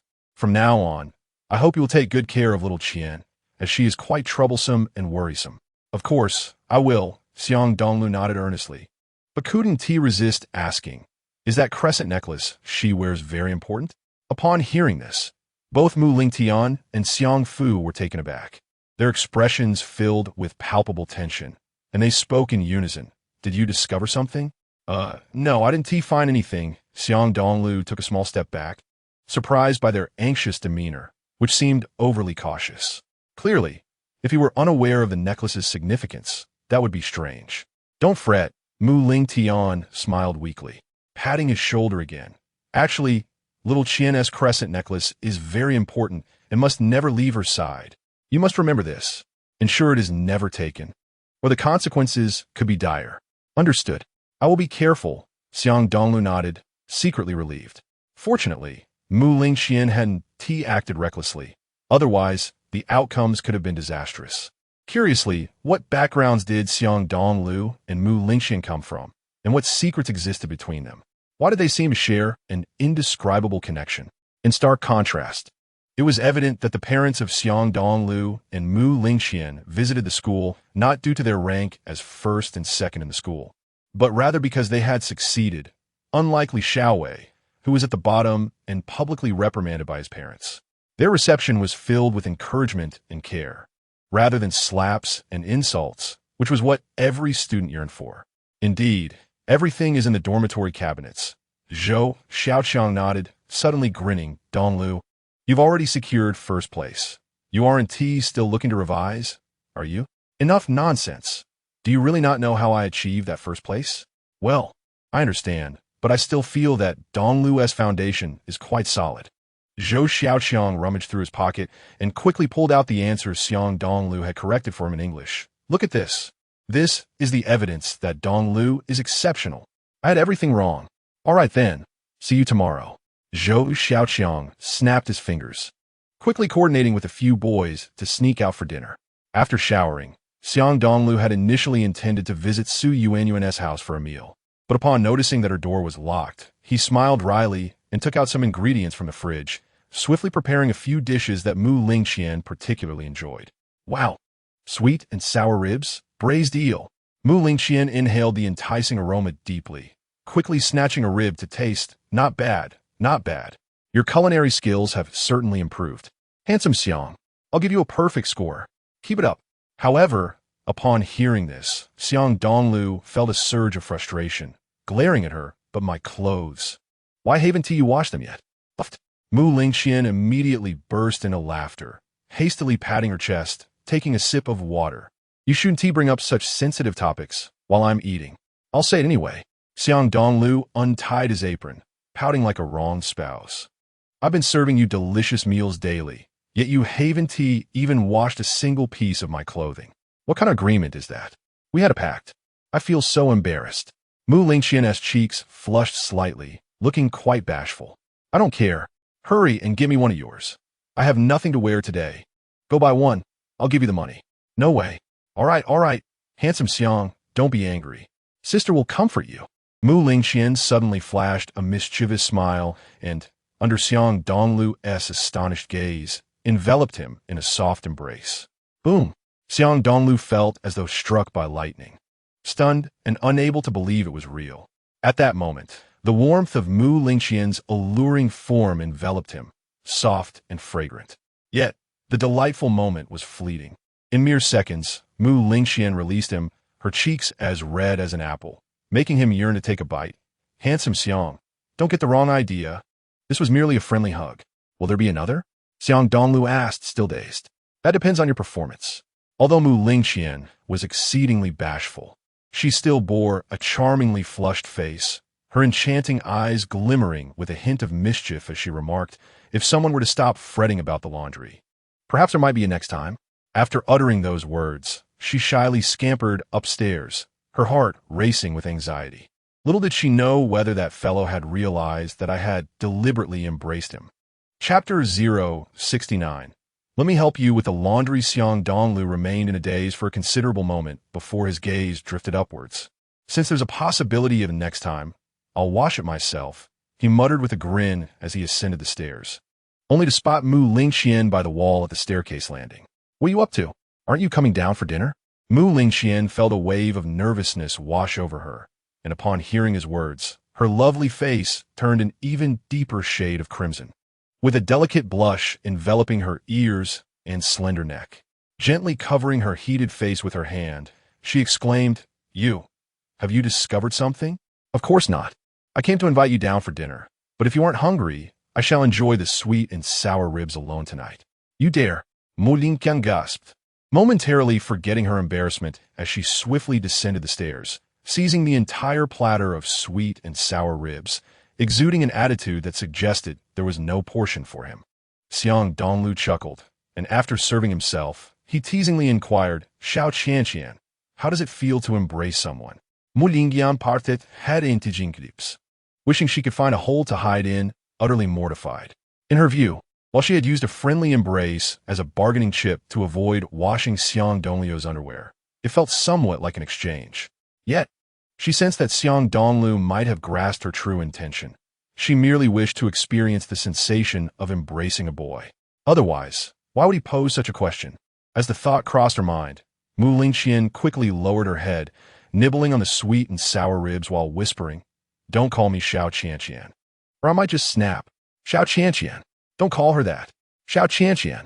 Xiao Qianqian. The more Mu Lingqian heard, the more speechless she became. She lifted her exquisitely beautiful yet deeply blushing face, raising her delicate fist in indignation. Do you believe I am about to explode? However, Xiang Dongliu seemed to find her playful anger amusing, quickly disregarding her irritation. Xiao Qianqian, how does it feel to embrace someone? Not good. Not good at all. Mu Lingqian nearly lost her composure, stamping her foot in frustration before collapsing onto the dining table, utterly too shy to face anyone. I'm not teasing you anymore. What I genuinely want to say is that I also want a share of those sweet and sour ribs. You can't monopolize them. As he spoke, Xiang Dongliu swiftly snatched the platter, laughing heartily as he piled a generous amount into his bowl. At this, Mu Lingqian sprang up. You cough, Xiao Qianqian. How does it feel to embrace someone? Mu Lingqian opened her alluring red lips wide, desperately wishing to unleash a torrent of insults upon this cunning fellow, who was simply infuriating. Just for a platter of sweet and sour ribs, he dared to tease her. He deserved to be reprimanded. Although Mu Lingqian thought this, she found her throat constricted, unable to utter a single word. The emotions bubbling within her felt akin to gasoline igniting a fire. Each moment intensified, and even the arrival of firefighters would be futile. Taking a deep breath, Mu Lingqian could no longer contain herself and shouted, Xiang Dongliu, this is not over. With that, she charged forward, shoving Xiang Dongliu. He, seated and caught off guard, instinctively pulled her towards him, and they both tumbled onto the sofa. In an instant, their faces were mere inches apart, and they could sense each other's warmth. Their breaths mingled, creating an intoxicating atmosphere. As Xiang Dongliu felt Mu Lingqian's soft, fragrant form against him, he quipped, Is this your way of claiming that ISNT over? Mu Lingqian was taken aback, nearly choking on her embarrassment. She could hardly articulate her feelings, but the urge to reprimand Xiang Dongliu was overwhelming. In a moment of desperation, she seized a cushion from the sofa, disregarding any notion of decorum, and swiftly pressed it against Xiang Dongliu's face. "Go to hell, you scoundrel!" At that moment, Su Yuanyuan entered, and upon witnessing the scene, she awkwardly cleared her throat, saying, "Sister arrived at a rather inopportune time. Please continue as if I weren't here." "Ah!" Mu Lingqian shrieked, bolting away from Xiang Dongliu, her embarrassment and fluster reaching their zenith. Yet, she felt compelled to explain, "Sister Su, it's not what you think. Just now, Su Yuanyuan glanced at the dining table and quickly realized that neither of them had touched their meal. Nodding in comprehension, she remarked, "It's all right. I understand that young people are impulsive, but do be mindful of your surroundings. It's best to close the door when doing such things. I can't take this anymore." Mu Lingqian feigned fainting, collapsing onto the sofa. "Huh." Sister Su misunderstood. Xiang Dongliu chuckled as he slightly lifted the cushion, amused. "To explain, we were merely joking. We had no ulterior motives." "Oh, then I'd like to hear more." Su Yuanyuan's interest was piqued, and she continued, "If you don't mind, I'd love to join you for dinner and chat while we eat. I couldn't resist coming in when I caught a whiff of the fragrant braised eel." "Sure." Xiang Dongliu nodded with a smile, quickly fetching a pair of chopsticks for her. He then playfully slapped Mu Lingqian's alluring backside. "Hurry up and eat. Stop pretending." As Mu Lingqian rose, still blushing profusely, Xiang Dongliu recounted the earlier incident as if narrating a story, then added, "You be the judge. She promised to help me with the laundry, yet she left the underwear unwashed. How utterly frustrating. Now I have no clothes to change into." "You, how can you say that? How can I not? How can I? Haha, enough of the bickering." Su Yuanyuan smiled wryly at their playful exchanges. "How about this? I'll help you with the laundry in the future. I usually get off work late, but if you two can manage a pair of chopsticks, I'd be more than happy to help tidy up your place. Deal. I proclaim that I shall be the top student in the entire school next time. Therefore, you must attend supplementary classes. Of course, I shall not hinder you. Let us engage in fair competition." "Very well." Xiang Dongliu readily agreed, and subsequently began conversing with Su Yuanyuan, occasionally sharing light-hearted jokes that elicited her delightful laughter. On the following day, as they arrived at school, Xiang Dongliu and Mu Lingqian each rode their bicycles to Yigao. Upon reaching his desk, Xiang Dongliu discovered a pile of textbooks from the first and second year, all belonging to Zhou Xiaoqiang. Nodding to himself in acknowledgement, he intended to express his gratitude to Zhou Xiaoqiang, only to find that a palpable tension was brewing nearby. "You bastard!" Zhou Xiaoqiang slammed his desk and shouted angrily, pointing at Li Xiaowei's lackey, "Get the hell away from me." A collective gasp echoed through Class 8. Startled by the abrupt outburst, Zhou Xiaoqiang leapt from his seat, furiously grasping the collar of the lackey. "Shut up. If you utter another word, I will break your fingers right now. Come on, I'm not afraid." The lackey seemed to deliberately provoke him, quickly shrugging off Zhou Xiaoqiang's grip and yelling, "Listen up. Everyone, this guy lost over 20,000 yuan gambling with Wei Xiao yesterday, and now he's so broke that he's threatening to break my fingers out of embarrassment." The students of Class 8 gasped again, the sound of breath being drawn and echoed around the room. For most ordinary families, 20,000 yuan wasn't an exorbitant amount. However, for typical students, even 1,000 yuan was already a significant sum.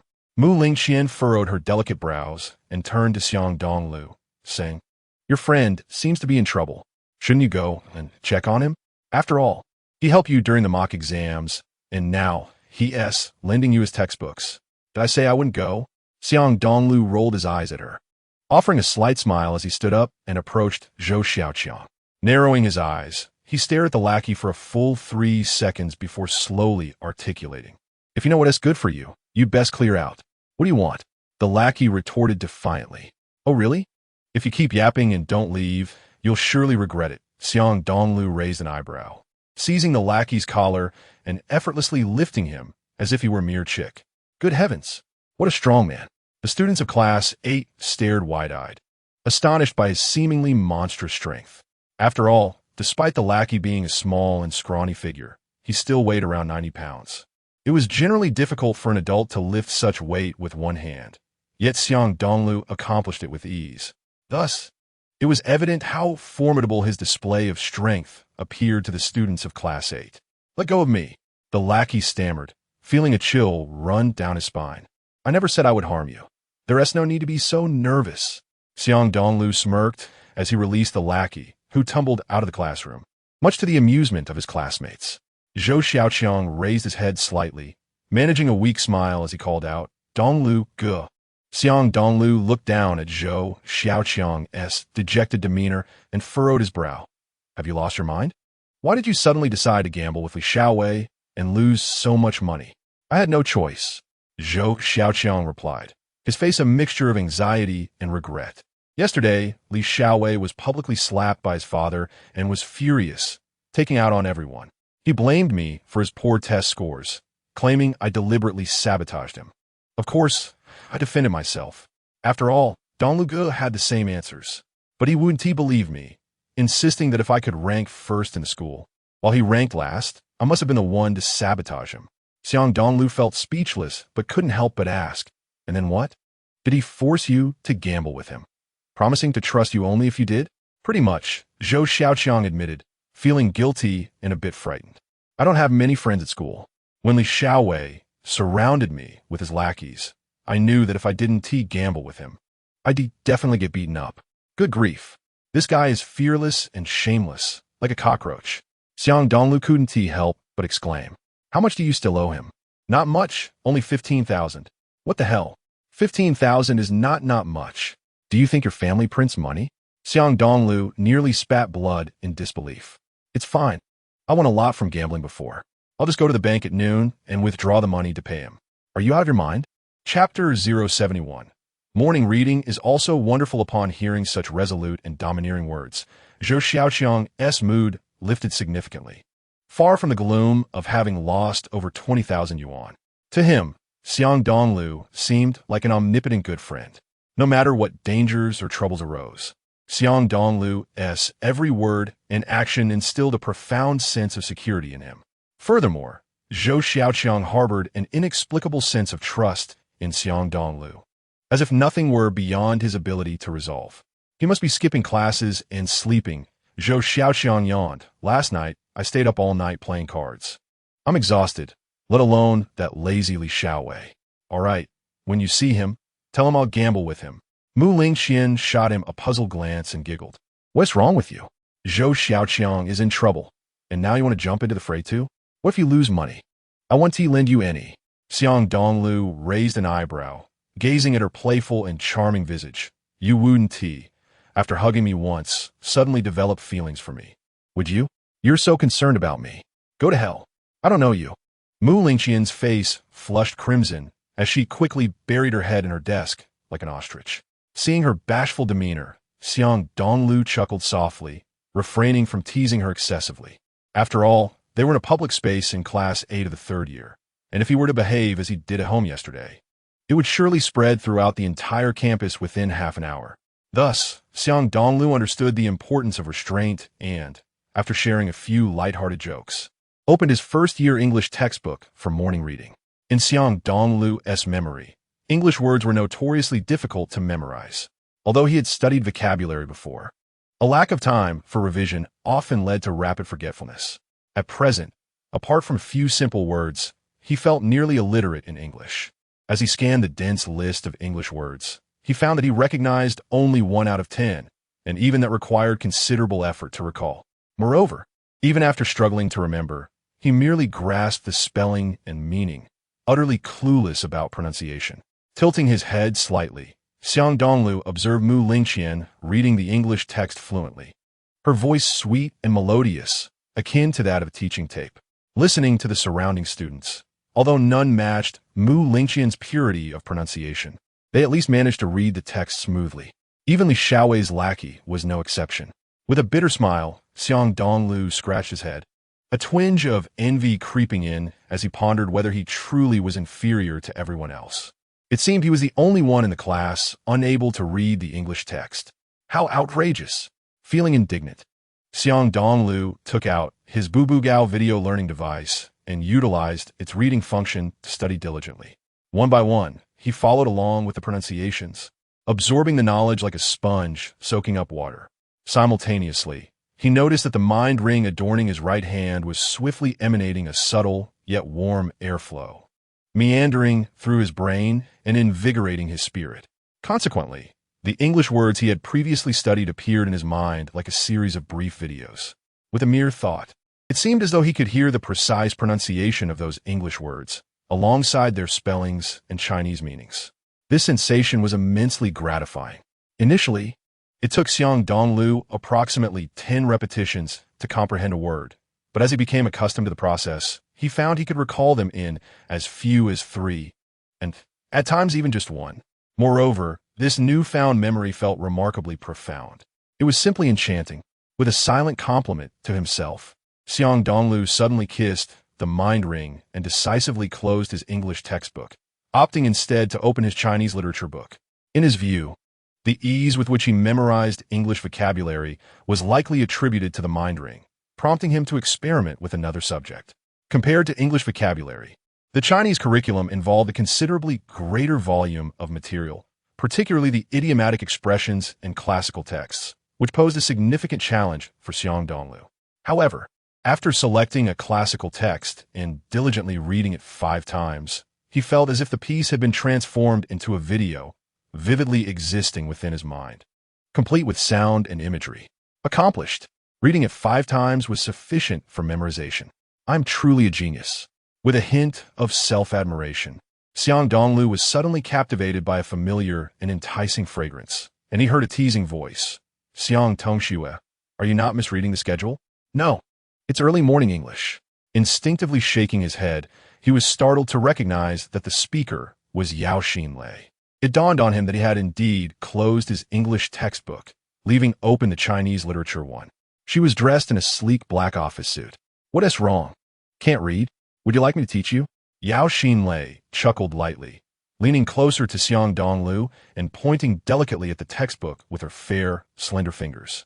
In this close proximity, the intoxicating fragrance of Yao Xinlei enveloped Xiang Dongliu's senses, and the sight of her figure under the white shirt, accentuated by her leaning posture, was undeniably alluring. Xiang Dongliu inhaled deeply, feeling a rush of excitement as he replied, I would be grateful for your assistance, Teacher Yao. No witties. I've already mentioned that I would help you catch up, so this includes vocabulary reading. Otherwise, you might struggle in your English listening exam. Yao Xinlei softly replied, her voice a gentle whisper that sent shivers down his spine. Meanwhile, the boys in Class 8 were nearly driven to madness, thinking, is this a joke? Teacher, Yao never teaches vocabulary like this. Is this guy drugging her? How infuriating. Chapter 072. To pick up or not to pick up? Glancing up inadvertently, Xiang Dongliu noticed many boys in his class staring at him with wide eyes, and he could not help but chuckle inwardly, choosing to ignore them completely. At that moment, Yao Xinlei's exquisite, fair face was tantalizingly close, exuding an irresistible allure. He felt a strong desire to lean in and plant a gentle kiss on her cheek. It was simply too tempting. In his mind, Xiang Dongliu silently exclaimed, feeling that Yao Xinlei's soft, melodic voice, guiding him through the reading, was far more enchanting than music itself.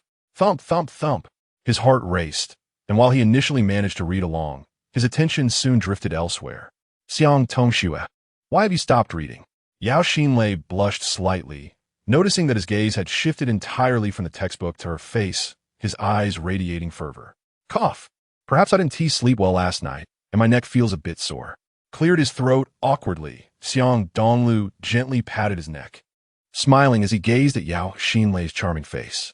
Internally, he fantasized about how delightful it would be to kiss that exquisite face, imagining that meals and sleep would be all the more enjoyable. However, as soon as he spoke, Mu Lingqian, nearby, rolled her eyes and inwardly scoffed. This guy doesn't even bother to prepare a cover story. He clearly wants to kiss Teacher Yao. Yao Xinlei smirked internally, fully aware of Xiang Dongliu's intentions, as his gaze was too intense, almost devouring. Nevertheless, she refrained from exposing him, as she herself felt her heart racing, her cheeks turning ever redder. After a brief moment of contemplation, Yao Xinlei said, since your neck is uncomfortable, let us postpone for now. I have other matters to attend to. With that, she hurriedly left Class 8, pausing by a flower bed in the campus. This guy is truly intimidating. Yao Xinlei gently patted her flushed chest, her delicate face already burning with heat. As soon as Yao Xinlei departed, the atmosphere in Class 8 erupted into chaos, with nearly all eyes fixated on Xiang Dongliu, their murmurs incessant. The content of their whispers revolved around how Yao Xinlei could possibly guide him in reading English vocabulary, as she had never been so close to a student, especially a male one. Upon witnessing this scene, Xiang Dongliu couldn't help but exclaim, "What are you looking at? It's morning reading." Clearly, most found it difficult to comply, yet Xiang Dongliu managed to do so effortlessly, lending his words a powerful impact. However, Mu Lingxian was somewhat taken aback, for she knew that Xiang Dongliu's exam results were obtained through cheating and that he had previously been unable to read English vocabulary. Thus, to hear him spontaneously utter an English phrase within such a short reading session seemed utterly absurd. After all, Xiang Dongliu had not consulted any dictionaries. It was purely an instinctive reaction. Hence, it was evident that his remarkable comprehension and retention abilities were formidable weapons. Staring at him with wide, captivating eyes for 3 seconds, Mu Lingxian soon chimed in with a playful giggle. "Not bad. You sound quite fluent. It seems Teacher Yao truly possesses an irresistible charm, transforming a slacker into a genius." Indeed, Xiang Dongliu chuckled, nodding in self-satisfaction, while unconsciously brushing the mind ring, pondering that this must be the true reason for the transformation from a slacker to a genius. As the morning classes progressed, Xiang Dongliu indeed did not spot Li Xiaowei's presence. It was only after lunch that Li Xiaowei, yawning, entered Class 8, his first words booming, "Where is Zhou Xiaoqiang? Get over here." Zhou Xiaoqiang, slightly tilting his head in concern, said to Xiang Dongliu, "This guy's here. No worries. Let us ignore him for now. Let us finish this game of checkers first." Xiang Dongliu replied with a grin, continuing to play checkers with ease. Despite Zhou Xiaoqiang's internal anxiety, he trusted Xiang Dongliu completely, and thus, though his heart raced, he continued with the game. Each player took turns, their moves attracting Li Xiaowei's ire as he widened his eyes in disbelief. "Zhou Xiaoqiang, are you deaf or something? Didn't you hear me calling you?" Li Xiaowei roared in anger, kicking a nearby chair that flew towards Zhou Xiaoqiang, nearly causing him to jump out of his skin. However, recalling Xiang Dongliu's instructions, Zhou Xiaoqiang took a deep breath and resolutely ignored Li Xiaowei, continuing with the checkers game. Li Xiaowei was on the verge of spitting blood. Had it not been for his slight apprehension towards Xiang Dongliu, he would have certainly gone over to upend the checkers. Taking a deep breath, Li Xiaowei could not help but stride over and grab Zhou Xiaoqiang by the collar, disdainfully huffing, "Damn it, do you think that by hiding and remaining silent, I want to be able to see you? Hurry up and pay back the money. You still owe me 15,000. Under Xiang Dongliu's meaningful glance, Zhou Xiaoqiang quickly responded in a nonchalant manner, "No money here, but I do have a life to spare." "Oh, so you've learned some bravado, have you? Acting all tough?" Li Xiaowei frowned and forcefully shoved Zhou Xiaoqiang. Boom! Clatter, clatter, clatter. As Zhou Xiaoqiang deliberately fell, the checkers scattered across the floor, rolling everywhere. This compelled Xiang Dongliu to stand up, a smirk dancing on his lips as he remarked, "Are you feeling a bit mischievous today? If memory serves, didn't someone receive a slap yesterday? Mind your own business. I haven't settled the previous accounts with you yet. You should just stay put." Li Xiaowei retorted angrily, pointing a finger at Xiang Dongliu's nose. "Pick up the checkers one by one." Xiang Dongliu effortlessly seized his finger, applying just enough pressure to bend it downwards. Let go of me," Li Xiaowei cried out in pain, his facial muscles contorting. However, Xiang Dongliu showed no mercy, twisting his finger even more, coldly uttering, "Will you pick them up or not?" Li Xiaowei screamed again, the increasing pressure on his finger amplifying his agony. "Now, that's more like it." Xiang Dongliu smiled slightly at Zhou Xiaoqiang before finally releasing Li Xiaowei. Of course, Li Xiaowei would not do the picking himself. He signaled his subordinates and a few others from Class 8 to assist him, and the group scurried under the desks, diligently gathering the scattered checkers. This spectacle left the other students in Class 8 wide-eyed in disbelief. At the same time, Mu Lingxian's mouth fell agape, feeling as though Xiang Dongliu had completely subdued Li Xiaowei, compelling him to pick up the checkers. Could it be that Xiang Dongliu would actually break his fingers? It seemed unlikely. However, to Mu Lingxian's surprise, Li Xiaowei bellowed once more, Xiang Dongliu, I don't have time for your nonsense today. I'm here for Zhou Xiaoqiang. I know. Xiang Dongliu nodded seriously, but then raised an eyebrow, shifting the conversation. However, shouldn't we adhere to the principle of first come, first served? He finished our game of checkers, so why should I let him go? Li Xiaowei gritted his teeth, barely managing to refrain from throwing a punch. Yet, he realized from Xiang Dongliu lifting him with one hand that this fellow possessed considerable strength. Relying solely on his few subordinates from Class 8, he knew they had no chance of winning. Thus, he had to endure for the time being, contemplating that this guy must be stalling to make him forget about Zhou Xiaoqiang for now. But was Li Xiaowei truly a man of little patience? Since you wish to waste time, I shall accompany you to the end. With this thought, Li Xiaowei nodded, seething with rage. Fine. I'll wait for you to finish this game. Agreed. Xiang Dongliu subtly moved his thumb away from the heart ring, revealing a cold smile. He then resumed the game of checkers with Zhou Xiaoqiang, appearing leisurely, while Li Xiaowei stood by like a mere attendant, anxiously awaiting his turn. 1 minute passed. 5 minutes passed.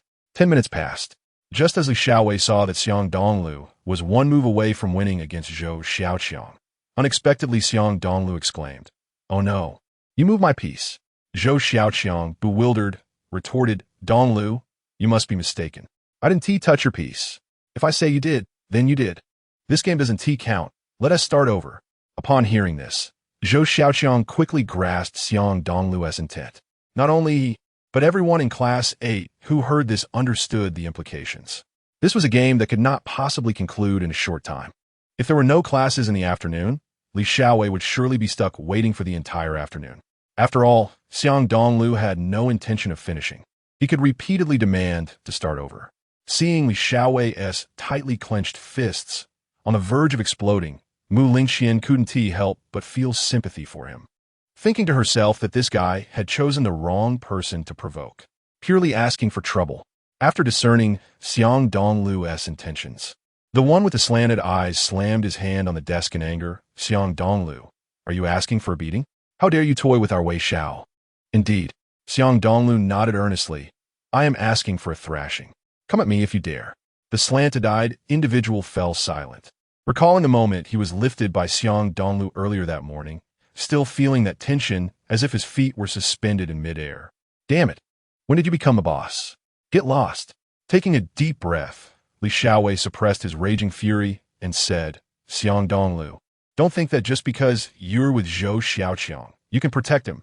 Let me tell you, there was another person who was playing poker with us last night.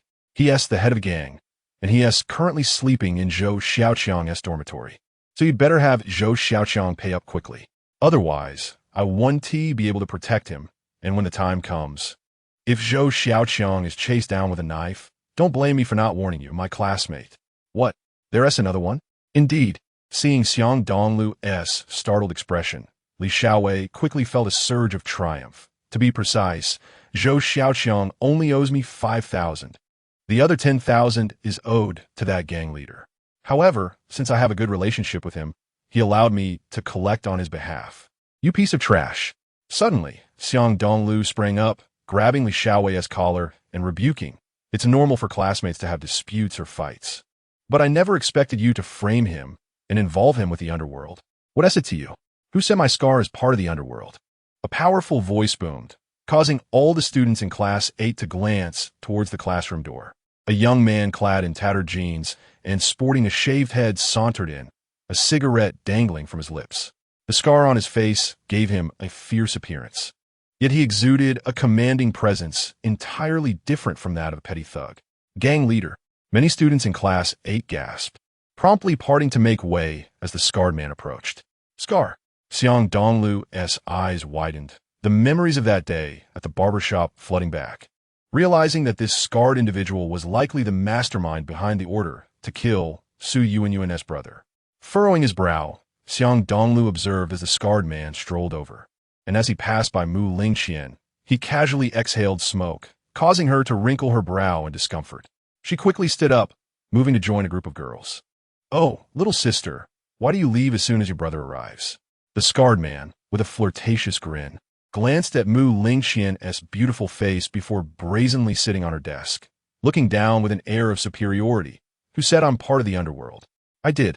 Xiang Dongliu's frown deepened, a sense of foreboding creeping into his heart, as he sensed that the scarred man seemed to harbor a certain intense desire for Mu Lingxian. In an instant, he gently touched the heart ring, and he soon discerned the scarred man's inner thoughts, which included a plan to strip Mu Lingxian of her clothing, though it appeared he had yet to find a way to execute it. "Ah, do you comprehend what is meant by the term underworld? If you are uncertain, refrain from making baseless accusations." Daob sneered coldly, dismissing the crowd from Class 8 without a second thought. "Today, I am somewhat fatigued and do not wish to engage in lengthy discussions with you youngsters." After saying this, he patted Zhou Xiaoqiang's shoulder, his seemingly warm gesture laced with an underlying threat as he grinned. "Little brother, what about the money you promised me last night? Have you brought it out yet?" "And no, not yet," Zhou Xiaoqiang stammered, his terrified gaze seeking help from Xiang Dongliu. "It appears that my words carry little weight." Daob spat out his cigarette, but slowly pointing at Zhou Xiaoqiang. "If you delay repayment until tonight, you know the consequences." "Daob, why the rush?" Xiang Dongliu suddenly chuckled. "I must admit, I have a penchant for gambling, and since Xiaoqiang is my friend, I couldn't help but feel tempted upon hearing of your remarkable skills. How about we engage in a friendly match this afternoon?" Chapter 074. Jinding Auto Repair Shop. Li Xiaowei felt a surge of anxiety, fearing that Xiang Dongliu would reveal the incident of his basketball defeat. Fortunately, when Xiang Dongliu ceased his remarks, Li Xiaowei, although visibly dejected, managed a slight nod. "Indeed, Daob, this guy is definitely wealthy. All right, let's depart. After our card game this afternoon, I will take you all out for a joyride." Daob snapped his fingers, leaping off Mu Lingxian's desk with a beaming smile, then fancied himself cool as he waved goodbye to her. "Little sister, I shall visit you again next time. Farewell." Mu Lingxian felt utterly bewildered and couldn't be bothered to even lift her eyelids, choosing to ignore Daob entirely. However, upon spotting Xiang Dongliu, she couldn't resist gesturing towards him, forming her lips into a shape that silently conveyed, "You are doomed." "Not all," Xiang Dongliu replied with a confident smile, promptly shaking his finger and elegantly departing the classroom amidst the astonished gazes of the students from Class 8. Zhou Xiaoqiang, witnessing this, grew increasingly restless, deeply worried that Xiang Dongliu might fall victim to bullying, such as being gang-beaten. As they left the campus, Li Xiaowei guided Daob over the wall, with Zhou Xiaoqiang following closely behind. Meanwhile, Xiang Dongliu smiled softly, retrieving the gilded first pass from his pocket, and easily exited the campus while they gaped in disbelief. "Goodness, who is this guy?" Daob inquired, slightly tilting his head towards Li Xiaowei. "Why do you and this kid need to sneak out with me while he strolls out so nonchalantly?" "Ah, Daob, you may not know, but this guy possesses a first pass, allowing him to leave the campus freely," Li Xiaowei responded, a hint of envy and jealousy saturating his words. "Currently, there are no more than 3 people in our high school qualified to obtain a first pass." Li Xiaowei's anxiety grew as he lamented, "I would love to acquire one, even if it costs several thousand yuan, but the school simply does not grant me that privilege. Is there truly such a ridiculous situation? What nonsense is this first pass?" Daob scoffed, quickly dismissing the matter as he jumped over the wall. Once reunited, Daob lit a cigarette, leading Xiang Dongliu, Li Xiaowei, and Zhou Xiaoqiang to his Jinbei van. He tapped on the car door, and 4 scruffy-looking thugs promptly poked their heads out, respectfully greeting Daob. Daob nodded and swiftly beckoned Xiang Dongliu, Zhou Xiaoqiang, and Li Xiaowei to board the vehicle. As they drove, Zhou Xiaoqiang felt increasingly tense, convinced that Daob's subordinates would pounce on him at any moment. Taking a deep breath, Zhou Xiaoqiang gently tapped Xiang Dongliu and whispered, "Brother Dongliu, this seems serious. Daob is well-connected in Baiming City, and he has over 100 subordinates who have already entered society, not to mention countless others still in school. What, are you frightened?" "Yes," Zhou Xiaoqiang nodded, extending his trembling left hand. "But it's merely a card game. There's nothing to fear." In a fit of rage, he snatched a fruit knife from a roadside vendor, recklessly pursuing a thief who had stolen money, ultimately charging into a gang stronghold of several hundred members. At that moment, Xiang Dongliu, witnessing the throngs of thugs, was terrified. Yet, recalling that his father lay in bed waiting for money to sustain his health, he felt compelled to risk everything, recklessly confronting the thief in front of the gang. Reflecting on that harrowing experience, Xiang Dongliu couldn't help but smile bitterly, recognizing that his current lack of fear stemmed from having endured similar trials in the past. Shaking his head, Xiang Dongliu suddenly noticed the Jinbei van halting at the entrance of a place called Jinding Auto Repair Shop, where Dayao called for everyone to disembark. Upon observation, the auto repair shop was quite expansive, with most of the mechanics being young, sporting dyed hair and trendy hairstyles. How about that? Dayao, you seem to be doing quite well. This repair shop belongs to you, and those working here are your subordinates, Li Xiaowei remarked with a smug smile. Dayao isn't one to disregard rules. If you dare cheat, I guarantee you'll walk in and be carried out. What if Dayao becomes a tyrant and bullies others? Xiang Dongliu chuckled, yet remained undeterred. Does that mean we are destined to lose whatever amount we bring today? Are you joking? Dayao replied, as though hearing an international joke, and responded solemnly, Little brother, do you see the scale and business of my repair shop? We bring in at least several thousand yuan daily. Will I really scam you for a mere pittance? Well, if word gets out, how would I maintain my standing in this world? Xiang Dongliu was left speechless, harboring a deep disdain for Dayao. Previously, Dayao had vehemently denied being part of the underworld while at school, yet here in his domain, he boldly claimed to be part of it. Consequently, upon realizing this, Xiang Dongliu nodded in assurance, following Dayao into the repair shop. Chapter 075, a fun game under the arrangement of Dayao's subordinates, Xiang Dongliu and Zhou Xiaoqiang were led into a space resembling a small conference room, complete with refreshments and playing cards. It appeared to be the venue where Dayao typically engaged in gambling with others. Xiang Dongliu sat down, unperturbed, while Zhou Xiaoqiang remained beside him. Indeed, they could tally the total later. Dayao settled down not far from Li Xiaowei and declared, If you win, I shall not make things difficult for you. However, should you lose, you will need to retrieve the money accompanied by my brothers. Zhou Xiaoqiang cursed under his breath, realizing that both Li Xiaowei and Dayao intended to squeeze out more money from him. He turned slightly to Xiang Dongliu and asked, Brother Dongliu, what do you think I should do? Don't worry, you're not in the right state. Just watch from the sidelines. Xiang Dongliu replied with a faint smile, swiftly taking out 1,000 yuan and placing it on the table.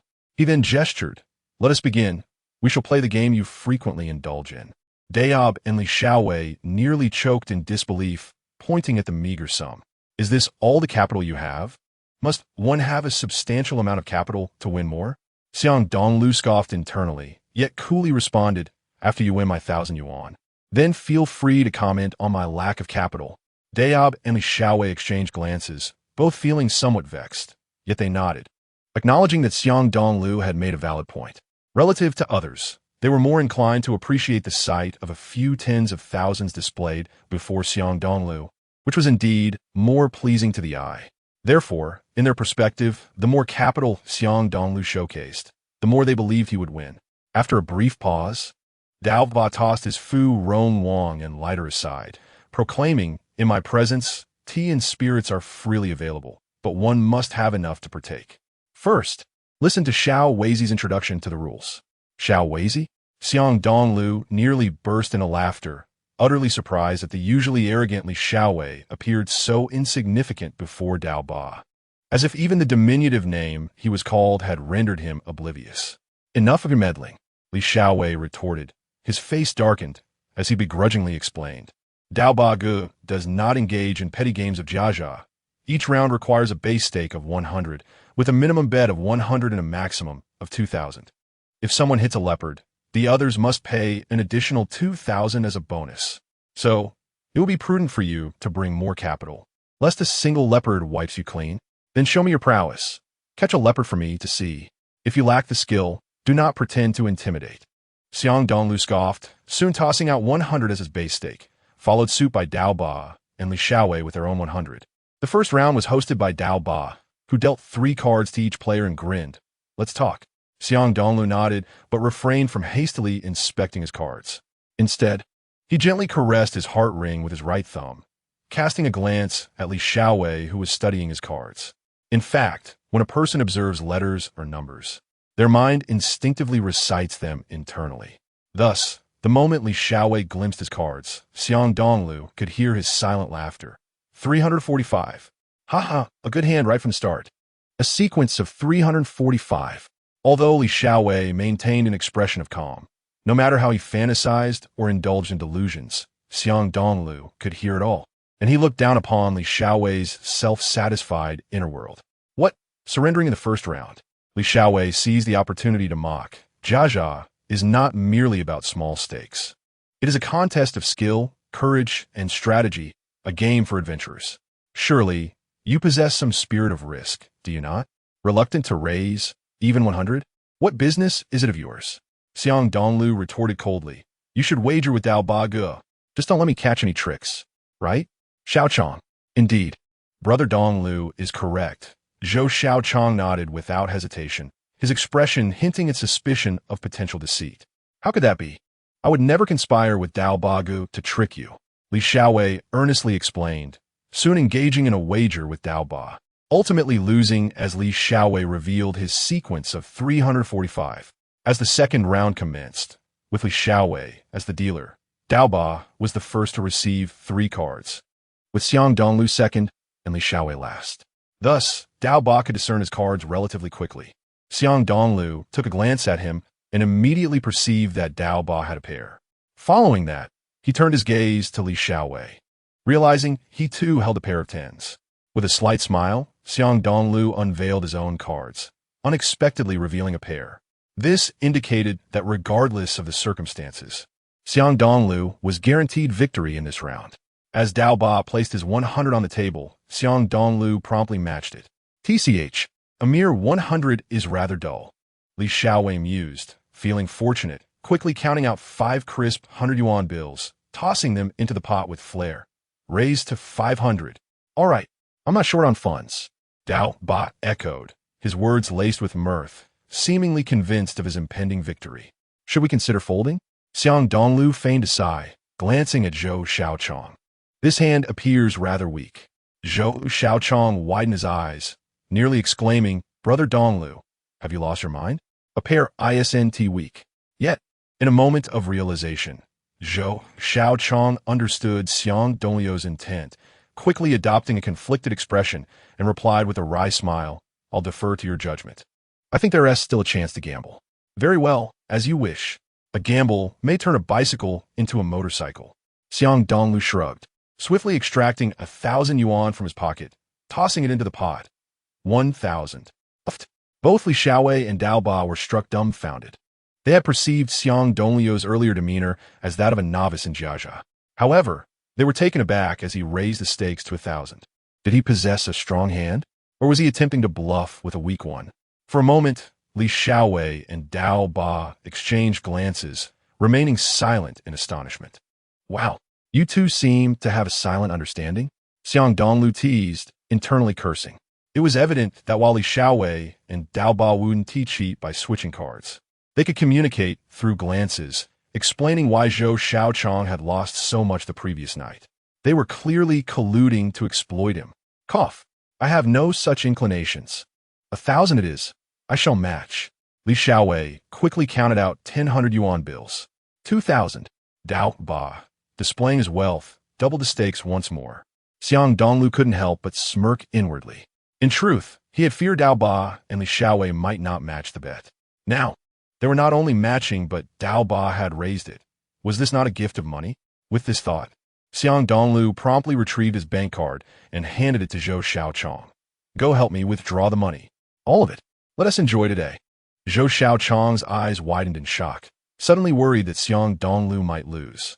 After all, he had battled Li Xiaowei and Dao Ba all night, and even if they were subpar, he had grasped their general tendencies. Based on his current deductions and observations, it was evident that both Dao Ba and Li Xiaowei held relatively strong hands, perhaps even a straight or better.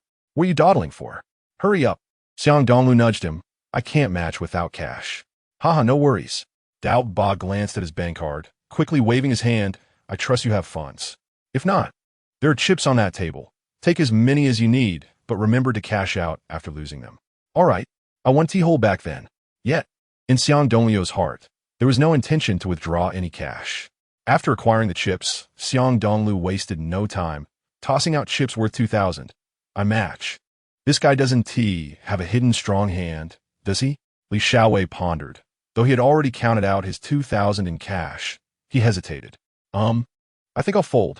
Li Xiaowei glanced at Xiang Dongliu's gesture and quickly opted to withdraw, leading Xiang Dongliu to mentally curse while becoming increasingly aware of the deception between Li Xiaowei and Dao Ba. Clearly, Dao Ba's earlier gesture was meant to encourage Li Xiaowei to fold. Damn, and they claim not to conspire. A cold smile crept upon Xiang Dongliu's lips as he turned to Dao Ba. Dao Ba, go, will you match or not? Let's just call it. My hand doesn't seem substantial. Dao Ba glanced at the 2,000 and decided. Let us reveal our cards. Fine. Xiang Dongliu shrugged, revealing his pair. Feigning tension as he inquired, Dao Ba, go. You don't have straight, do you? Otherwise, I'm finished. Dao Ba, looking somewhat resigned, discarded his cards. Brother, yours is greater. Oh, so I won? Xiang Dongliu quickly erupted into laughter, gathering all the money on the table before him. However, deep down, he continuously grumbled to himself. If you surpass me, that would be absurd. A quick calculation revealed that although he had not engaged in many rounds with DOB, he had still won over 4,000. The sparkle in Zhu Xiaoqiang's eyes radiated with joy, akin to the sweetness of honey filling his heart. Simultaneously, he held an immense admiration for Xiang Dongliu's deceptive prowess. Brother Dongliu, you are truly remarkable. It should be attributed to good fortune. Xiang Dongliu smiled modestly, feigning humility. If I encountered DOB's fortunate hand, I would surely be in dire straits. Indeed, you will stumble soon enough. Li Xiao, I see that inwardly, though his exterior remained calm as he urged. Let's shuffle and deal swiftly. No more delays. Zets, si nevezengili juka. Slightly stepping aside, inviting Xiaoqiang, come help out. My shuffling lacks your flair. All right, as long as DOB doesn't object. Zhu Xiaoqiang nodded cautiously, inquiring.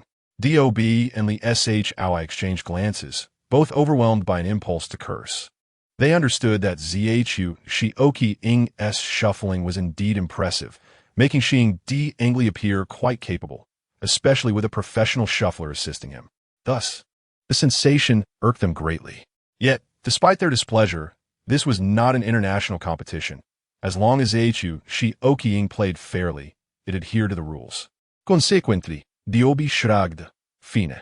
Appreciating Xiaoqiang's shuffling skills isn't too bad, as the cards cascaded under Zhu Xiaoqiang's dazzling shuffle. Xiang Dongliu beamed with increasing joy while discreetly utilizing his mind ring to eavesdrop as Li Xiao and DOB viewed their cards. In a mere 8 seconds, he discerned that Li Xiao held a straight flush of 3-4-5, while DOB possessed a straight flush of 4-5-6. At that moment, the corner of Xiang Dongliu's mouth twitched, realizing he would likely have to forfeit this round. After all, both had strong hands. A fleeting thought crossed his mind, and he eagerly examined his own cards, then slammed his hand on the table and exclaimed with great excitement. Great hand. Wonderful hand. Sioki neve. TCH. Can your hand surpass mine? Li Xiao, buoyed by a straight flush, triumphantly seized some cash, declaring, 2,000. Wow. Li Wez is quite bold. DOB chuckled, remarking, it seems I'm growing old. Competing with you two youngsters is quite taxing. Nevertheless, I shall join you with 2,000. He then mimicked Xiang Dongliu's earlier actions, swiftly calling over a junior to assist him in counting the money.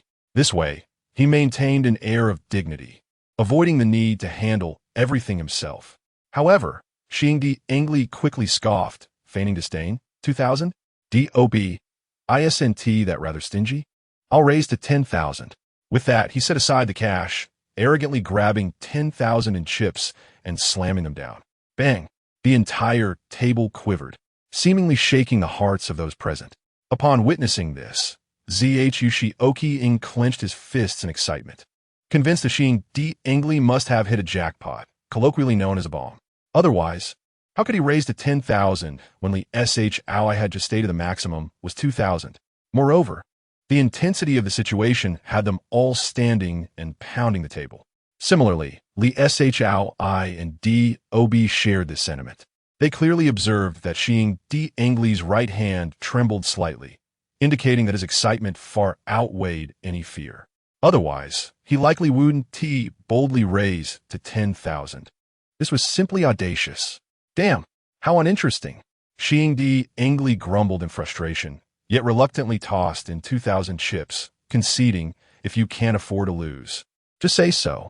No need to whine. Li Shao wished to retort, but found himself at a loss for words. Taking a deep breath, he quickly glanced at Dob. Cough. "W easy. Why are you looking at me? Are you going to call or fold?" Dob appeared impatient, tapping the table twice, neither more nor less. Sweat trickled down. "I concede." Li Shao decisively placed his cards into the pile, concealing them from Xiang Dongliu. However, Xiang Dongliu was fully aware that this fellow had forfeited a straight flush of 3-4-5. Thus, he inwardly chuckled, disdainfully thinking, "What a lousy hand. You folded that quickly?" Chapter 077. To follow through relentlessly, Li Shao's eyes widened in disbelief, his heart aching as if he could spit blood. After all, the hand he had folded was not weak at all. It was incredibly strong. Yet, he could only harbor these thoughts, unwilling to defy Dob's wishes, and even more so, afraid of letting Xiang Dongliu discover the true strength of his discarded hand. Otherwise, Xiang Dongliu might suspect a conspiracy between him and Dob, which would be entirely justified. With a fleeting thought, Li Shao's muscles twitched as he muttered, "What if it's a lousy hand? Since when is that any of your concern? Damn, a bet of 10,000? You truly are ruthless. You don't even leave bones for the dead. I'll forfeit this round." Dob inwardly cursed but maintained his composure, forcefully tossing his straight flush of 4-5-6 into the pile, equally unwilling to reveal its strength. Dob believed that Xiang Dongliu's hand was likely a bomb. In the game of Zhj without opponents to gamble against, no matter how strong one's hand, one could not win much. Thus, Dob thought that Xiang Dongliu's intention to tempt him into a high-stakes gamble was merely to seize more money under the guise of a bomb.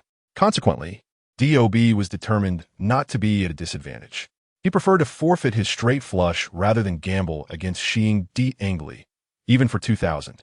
For Dob, forfeiting felt like the most comfortable choice. However, the reality unfolded in a manner entirely unexpected for both Dob and Li Shao, as well as Zhou. Just as Dob conceded, Xiang Dongliu burst into laughter, revealing his utterly dreadful hand. 3-5-7. Goodness, what a terrible hand. Dob and Li Shao gasped, an overwhelming desire to strangle Xiang Dongliu rising within them. Damn it, such a terrible hand. And he managed to bluff away my straight flush. They both thought this, their anger intensifying, their eyes glaring fiercely. Meanwhile, Zhou's eyes sparkled with admiration, almost rushing to embrace Xiang Dongliu. "Ha, Brother Dongliu, you are simply incredible. You defeated a straight flush with 3-5-7. Dob and Li Shao widened their eyes in disbelief, their fury unquenchable. They thought to themselves that if Xiang Dongliu were aware that they had forfeited a straight flush, he would undoubtedly be laughing uncontrollably. In reality, apart from Zhu, and Dob's juniors, Xiang Dongliu was fully aware of the situation. However, he chose not to provoke Dob too much, fearing that this furious fellow might incite his subordinates to gang up on him and Zhu. After approximately 8 seconds, all three had received their hands. Coincidentally, Dob also drew a bomb, 3 of a kind with 10s. Yet, in contrast, Dob remained composed, his thoughts far more calculated than Li Shao's reckless bravado. 3 of a kind with 10s? It seems I must devise a strategy to win all this kid's money. After processing Li Shao and Dob's inner thoughts, Xiang Dongliu inhaled sharply, realizing that even if he attempted to bluff, he likely could not deceive them any longer. In the end, such an impressive hand is something few would willingly relinquish. Even though Li Xiaowei and Daoba are fully aware of their impending doom, They're likely to wait until they see the coffin before conceding defeat. Moreover, having already forfeited a substantial straight flush, would they be foolish enough to surrender again? Clearly they would not. Taking a deep breath, Xiang Dongliu, filled with anticipation, slightly revealed his hand. Upon seeing it, he gasped once more, his eyes wide open in astonishment. He, too, held a powerful hand, a trio of the highest caliber. Even with his eyes closed, victory was assured. What a splendid hand! Xiaoqiang, I never expected your cards to be this good. Xiang Dongliu excitedly patted Zhou Xiaoqiang, his voice trembling with exhilaration. Li Xiaowei cursed inwardly, slamming his hand on the table and shouting, 2,000. Wow, little Wei, have you taken explosives or something? Dao Ba feigned surprise, but soon followed with 2002. Brother, as I always say, I'll risk my life for a gentleman. All right, Dao Ba. Your skills are certainly still sharp. Xiang Dongliu smirked, flattering him as Dao Ba basked in his delight. Then, as Dao Ba reveled in his triumph, Xiang Dongliu stood up and declared loudly, 10,000. What? Are you kidding me? Li Xiaowei glared in disbelief, jumping up as he exclaimed, Are you deliberately causing trouble? I've already said the cap is 2,000, and here you are with 10,000. Humph. Do you think you can bluff me with lousy cards? Hey, little Wei, sit down. Calm down. Dao Ba waved his hand, secretly pleased but maintaining a facade of indifference. Since Xiang Dongliu enjoys playing for higher stakes, why not indulge him? Otherwise, I might lose face. Fine. Since Dao Ba has said so, I want to oppose it. Li Xiaowei, catching Dao Ba's drift, quickly glared at Xiang Dongliu, saying this round, Let us see how capable you are. Humph, I won't reveal my cards even if I lose. With that, he swiftly threw down a stack of $10,000 bills. I'll follow suit. 10,000. Dao Ba gestured to his subordinate, his words laced with a hint of excitement. All right, since you both are so generous, as the dealer, it will be quite unbecoming of me not to follow along. Let us go all the way. A cold smile crept across Xiang Dongliu's lips as he quickly matched with another 10,000 in chips. At this moment, both Li Xiaowei and Dao Ba were taken aback, their expressions filled with skepticism. They were unsure if Xiang Dongliu was genuinely bluffing or truly had a strong hand. It was crucial to note that the 10,000 was a sum Xiang Dongliu had put forth himself, and now he had contributed a total of 20,000 chips. This was no small amount, and if he truly intended to bluff, he would likely be more cautious to avoid a loss, rather than being so brazen. Could it be that he genuinely holds a strong hand? Li Xiaowei furrowed his brow, but upon recalling his trio of sevens, he shrugged it off, thinking, no hand could possibly surpass my trio. With a slight smirk of disdain, he tossed another stack of $100 bills onto the table, declaring, I call. Wow, little Wei impressive. Dao Ba remarked, chuckling as he too added another 10,000, much to Xiang Dongliu's delight. However, Zhou Xiaoqiang quickly tapped him, worry etched across his face. Brother Dongliu, be careful. If this goes wrong, it could be disastrous. You've already put forth a total of 20,000. It's fine, I can afford to lose 20,000. Xiang Dongliu replied with a smile, tossing in another 10,000. Could it be that he truly has a strong hand? Li Xiaowei exclaimed, quickly knocking on the table twice to signal Dao Ba, urging him to reconsider following through. Yet, Dao Ba, upon seeing this gesture, widened his eyes in disbelief and promptly knocked twice on the table as well, urging little Wei, what are you doing? Speak up. Li Xiaowei's eyes were wide, his heart racing with anxiety. After all, if it were any other hand, surrendering wouldn't matter. But the key was that he held a trio of sevens. Thus, if luck weren't against him, he could certainly win the entire pot. Taking a deep breath, he gritted his teeth and declared, I call. Damn, Dao Ba cursed, nearly snapping at his subordinate to deal with Li Xiaowei. In Dao Ba's mind, his trio of tens should dominate this round. Little did he expect that Li Xiaowei would disregard his advice. This led Dao Ba to deduce that Li Xiaowei must be holding a formidable hand. But whether it could surpass his own would only be revealed when the cards were shown. Furrowing his brow, Dao Ba remained resolute, signaling his subordinate with a snap of his fingers 10,000. Li Xiaowei gasped, his anxiety mounting. If he could communicate telepathically like a character from a martial arts novel, he would implore Dao Ba, Brother Dao, I have a trio of sevens. Please don't play along. Let me take down Xiang Dongliu. Having grasped this crucial point, Li Xiaowei kept silent, growing impatient as he urged Xiang Dongliu, "Hurry up. Are you in or out?" "Of course I'm in," Xiang Dongliu retorted with a cold laugh, tossing another 10,000 into the pot. "Please don't let me lose." Zhou Xiaoqiang thought, his heart tight, palms sweating profusely. In truth, he desperately wished to unveil Xiang Dongliu as hand, but Xiang Dongliu refused to let him see, leaving him in a state of anxious anticipation. When it was once again Li Xiaowei's turn to speak, he scrutinized Xiang Dongliu's expression, glanced at Dao Ba, and finally, with gritted teeth, threw down another 10,000, declaring, "Xiang Dongliu, I'm calling your hand." "All right." Xiang Dongliu nodded, swiftly revealing his trio, cautiously asking, "So, what do you think? Is my hand strong?" Li Xiaowei gasped, his eyes bulging, cold sweat pouring down as his once fervent heart plummeted to the depths of despair.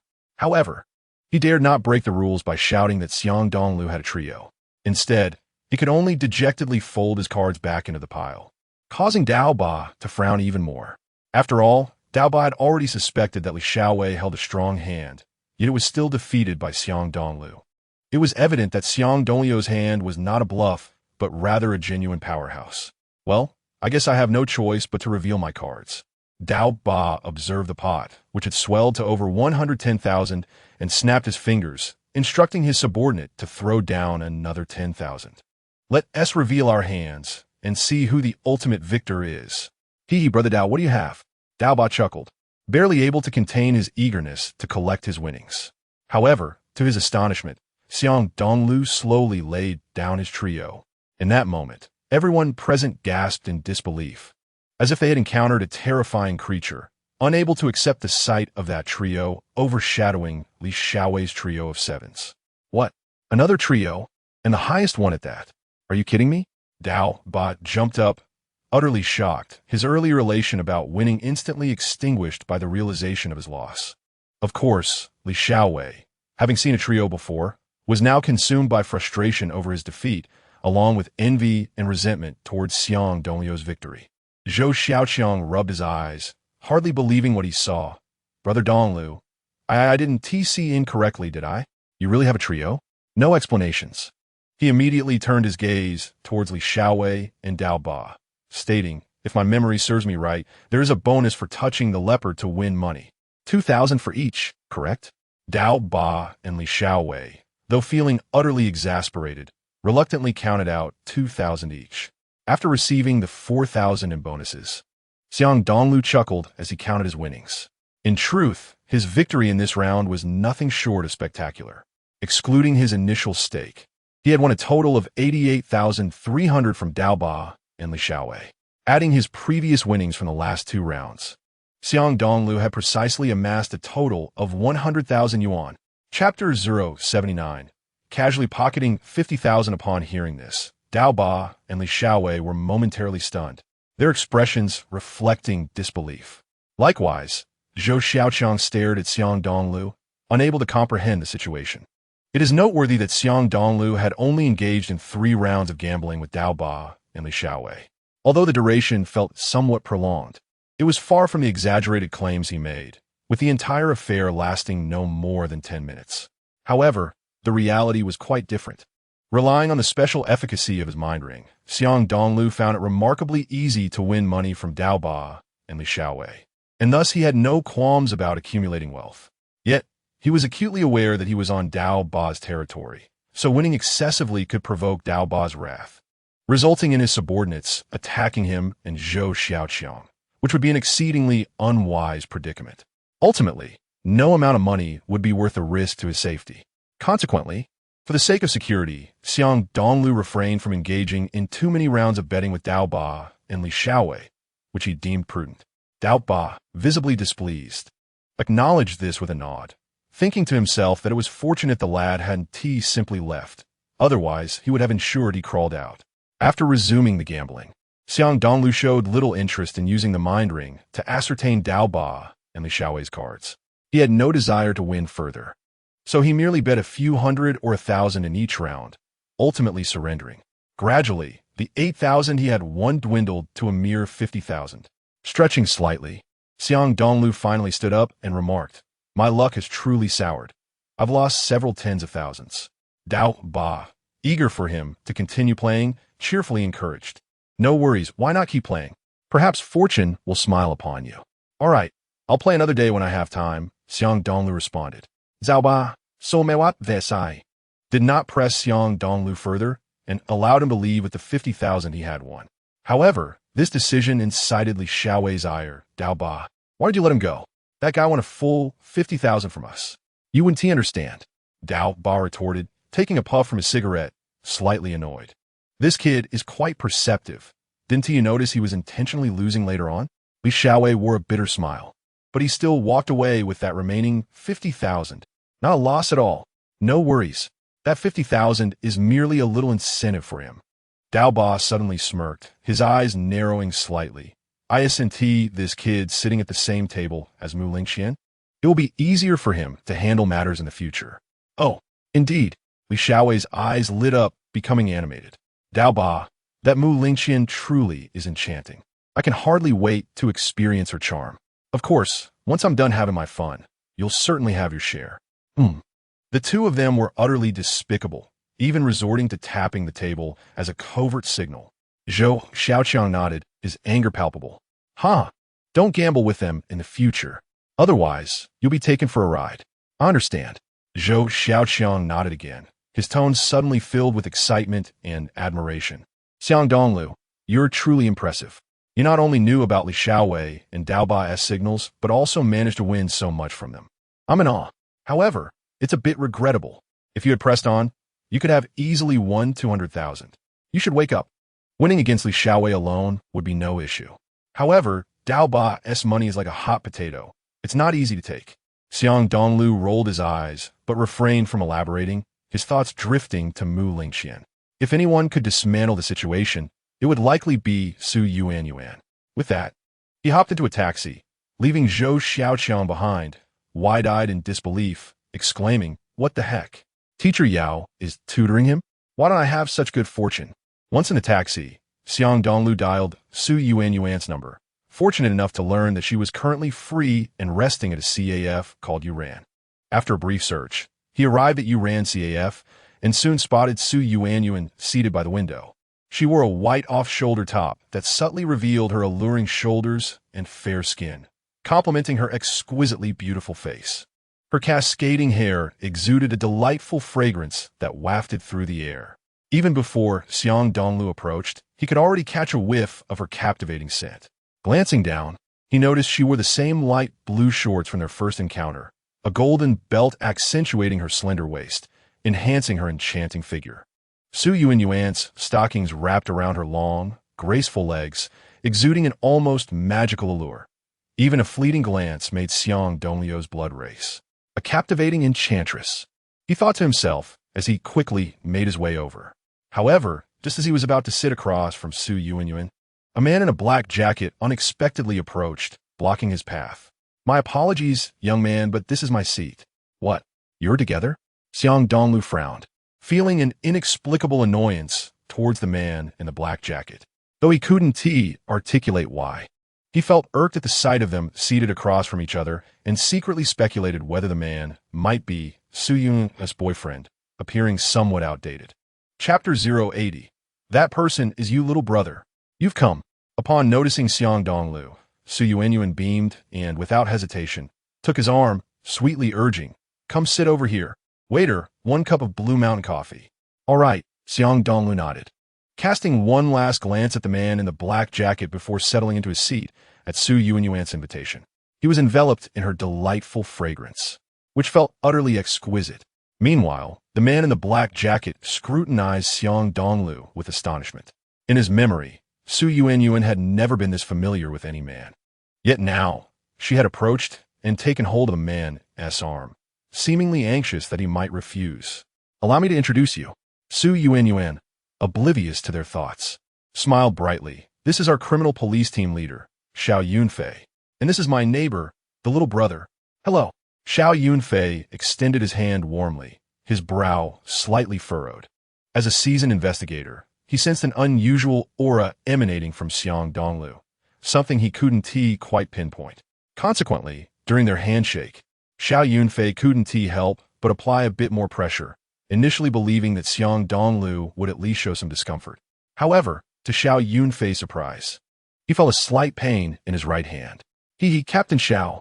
Xiang Dongliu chuckled inwardly, but did not exert too much force as he released his grip, for he did not wish to show off. Shortly after, a server brought over a fragrant cup of Blue Mountain coffee.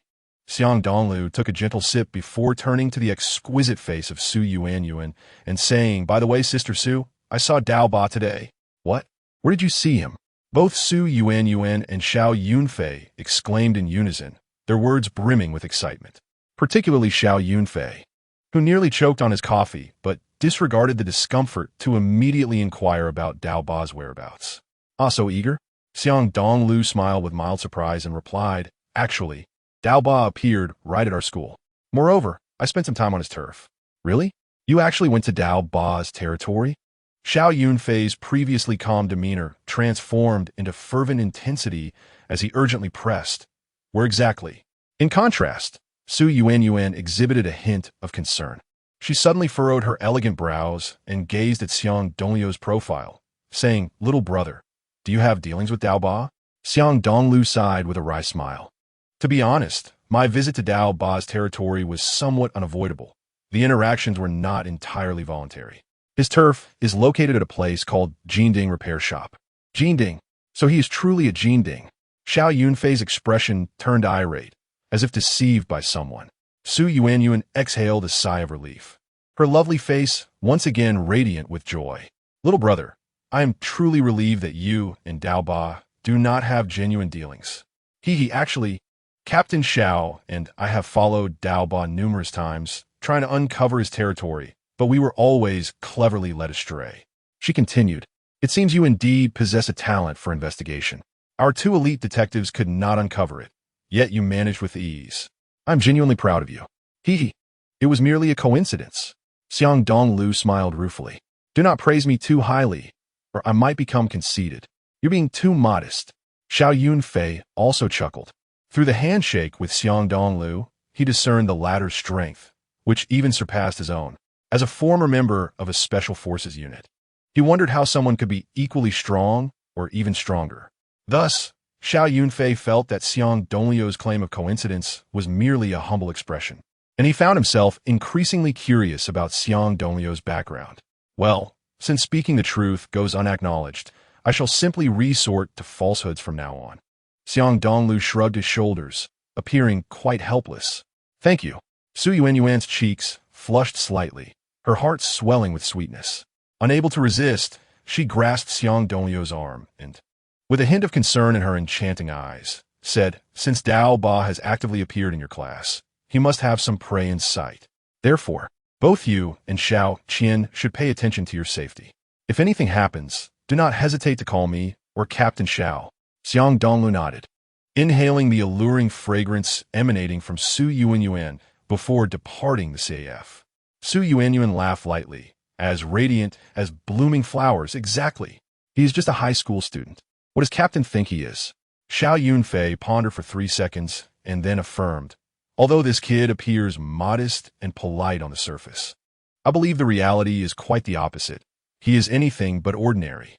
As he recounted the handshake with Xiang Dongliu, Su Yuanyuan's enticing lips parted in surprise, her beautiful eyes gleaming with delight, while her heart felt as sweet as honey. "This fellow must possess even more exceptional qualities," she thought. However, from her pouting expression, it was easy to infer her current displeasure. "What is wrong? Who has offended you again?" Xiang Dongliu grinned and quickly sat beside her, saying, "Tomorrow, I will help you teach him a lesson." However, Mu Lingqian suddenly smiled mischievously and said, "No need to wait until tomorrow. We can do it right now." With that, she grabbed a black baseball bat from nearby and added, "You can hit yourself, because that person is you." Xiang Dongliu's lips twitched, inwardly relieved that he had not asked while drinking water. Otherwise, he would have surely choked on Mu Lingqian's words. "This girl seems to have a natural grudge against me. It appears I have not wronged her at all." Xiang Dongliu shook his head in confusion and joked, "Could you please clarify your words? What have I done to offend you? I must warn you, if you truly hit me with that bat, you will forfeit all future meals." "Fine, then I won't eat.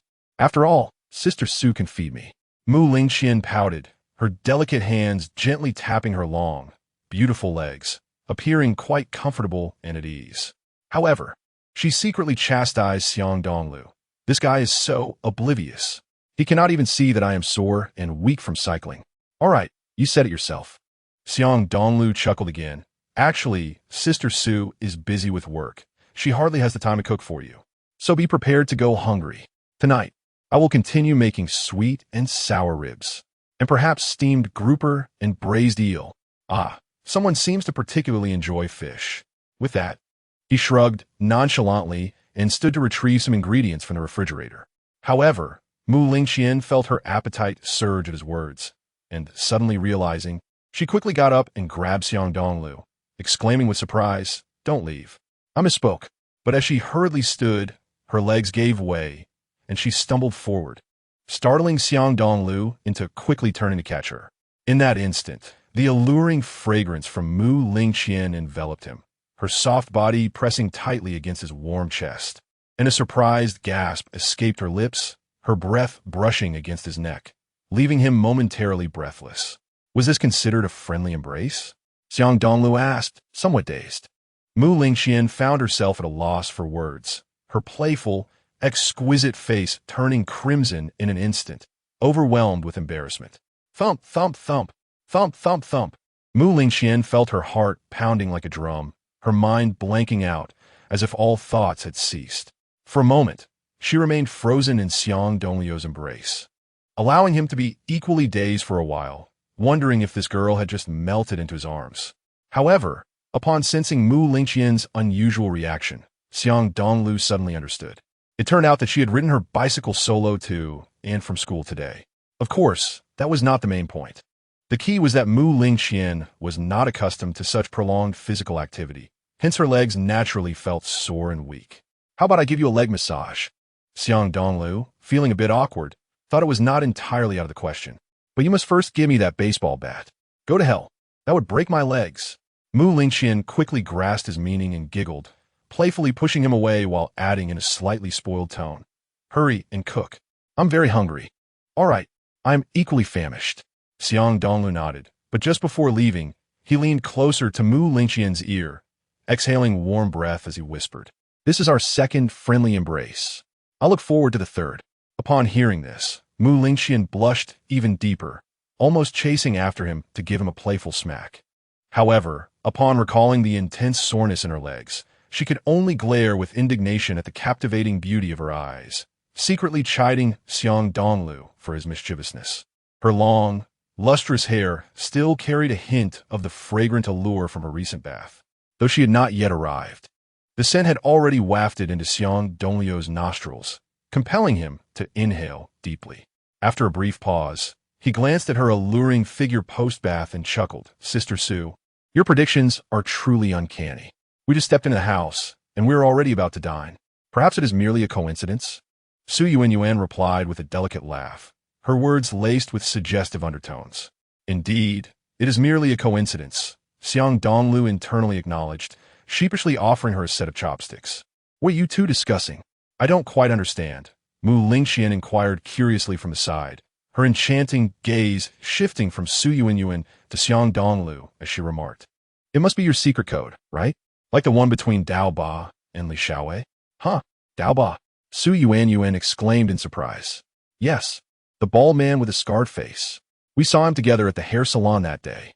Mu Lingqian interjected, playfully pointing at Xiang Dongliu as she added, "Sister Su, this guy went gambling at Dao Ba's place with my classmates today. He gambled fiercely, losing and winning over 100,000 in one go. It's simply terrifying. You should arrest him." Xiang Dongliu felt speechless and refrained from interjecting, aware that Su Yuan was a bona fide police officer, and the thought of her actually apprehending him was rather disheartening. Yet, just as he was feeling a tad anxious, Su Yuan curiously asked, "Is that true? Did you win any money, little brother?" Once again at a loss for words, Xiang Dongliu buried his head in his meal while reluctantly extending 5 fingers. His gesture resembled that of a condemned prisoner, prompting shared laughter between Mu Lingqian and Su Yuan. After a moment, Su Yuan inquired, "So you won 5,000? It's 50,000. Mu Lingqian exclaimed in disbelief. "Sister Su, This guy must be a natural-born gambler. You know, I heard from Zhou Xiaoqiang in class that Dao Ba and Li Xiaowei had already established a secret code. Yet, during the gambling, he still lost 100,000 to them. It's simply unbelievable. Chapter 82. Sheng-Ing Investigative Agency, Xiang Dongliu felt increasingly uneasy, easily surmising that Zhou Xiaoqiang must have been boasting in class. He worried about whether this information might reach the ears of the school authorities. If the school learned of his gambling ties with gangsters, it could lead to serious trouble.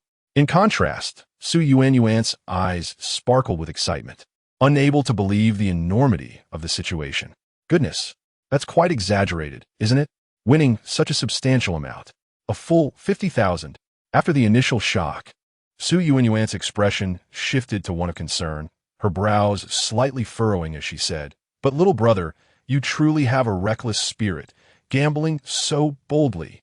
Thankfully, you won this time, but what if you had lost? How would you repay it?" Hee, this great diviner never engages in uncertain bets. Xiang Dongliu replied with a hint of pride, swiftly changing the subject. "You two should eat quickly. Let's not dwell on this matter." Great diviner?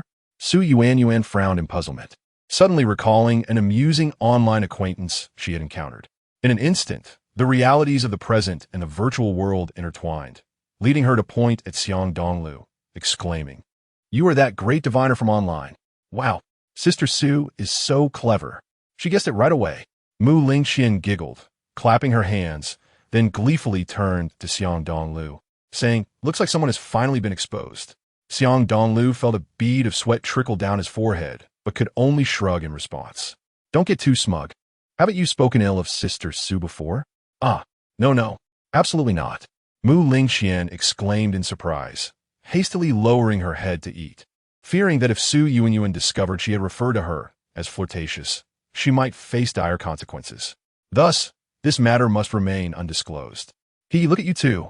I must say you are a perfect match," Su Yuanyuan remarked with a wry smile, her flawless features flushed with a rosy hue, exuding an enchanting shyness. Since Xiang Dongliu was her amusing online acquaintance, it implied that the individual she had pursued on Tianyi Wancheng was also him. Recalling that day, Su Yuanyuan felt her cheeks warm with embarrassment, her heart racing with a mix of anxiety and shyness. She remembered his words about wanting to handcuff her, making her wish to dig a hole and disappear at that moment, utterly mortified by his audacity. For a while, the three of them ate in silence, each lost in their own thoughts, hesitant to bring up that particular topic.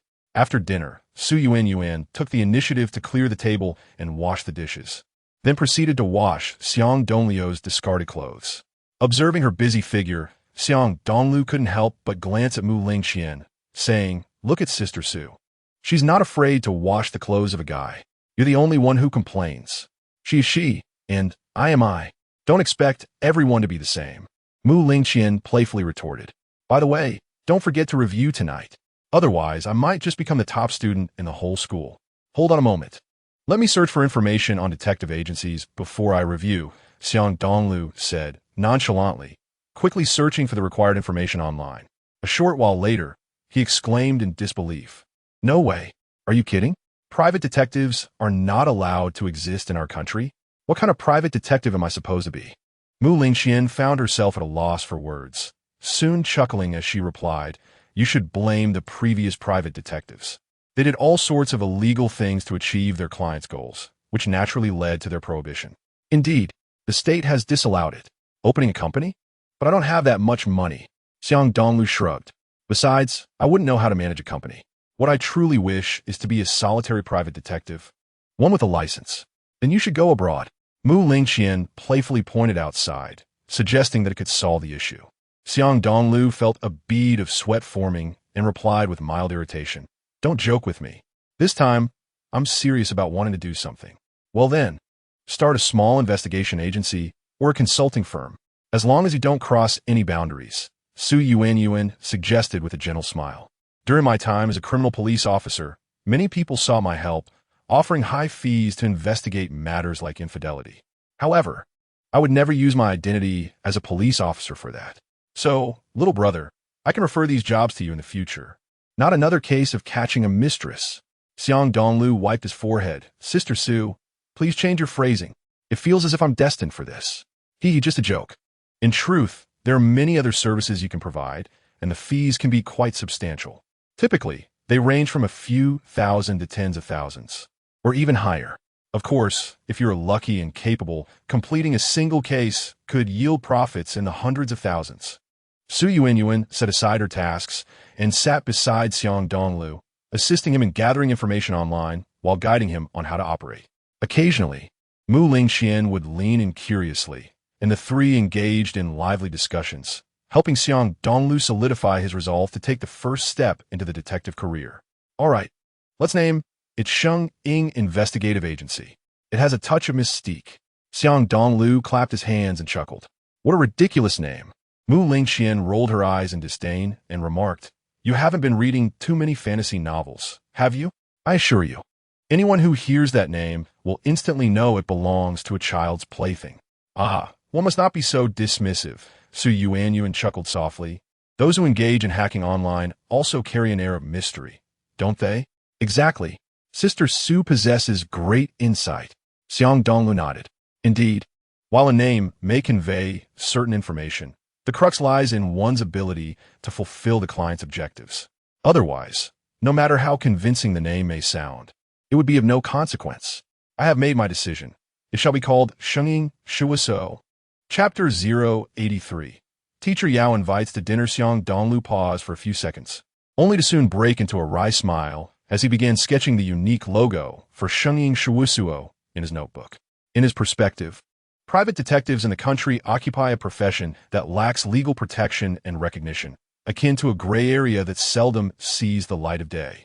However, this does not imply that private detectives are entirely shrouded in darkness. As Su Yuanyuan aptly pointed out, as long as one does not transgress societal boundaries, they shall never descend into the status of a pariah. Consequently, after much deliberation, Xiang Dongliu ultimately resolved to adopt a black ghost motif as the emblem of Shengying Shuosuo. This way, once the agency earns credibility and a resounding reputation, it will naturally exude an aura of profound mystery. Simultaneously, the fee structure would surely ascend to a premium level, reflecting both the enigma and exceptional capabilities of the services provided. Perhaps, just as Su Yuanyuan suggested, a single contract could yield sums in the hundreds of thousands or even millions. Furthermore, Xiang Dongliu believed that if he encountered affluent clients, sums exceeding 10 million were not beyond the realm of possibility. With a chuckle, Xiang Dongliu concluded his planning and, feeling a sense of eager anticipation and fulfillment, shut down his computer to immerse himself in the review of his first and second-year courses. Thanks to the unique properties of the Lingling ring, which enhances all attributes to 5, he found himself increasingly enamored with the exhilarating sensation of rapidly absorbing knowledge. It was a delightful and electrifying experience, akin to a sponge soaking up water, as he swiftly ingested previously learned yet still unfamiliar English vocabulary, ancient poetry, classical literature, and more into his mind.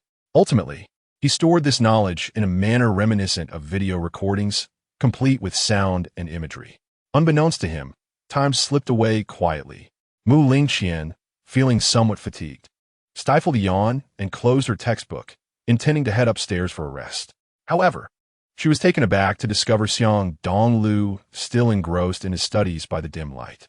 His intense concentration compelled her to restrain herself from making any noise, fearing it might disrupt his focus.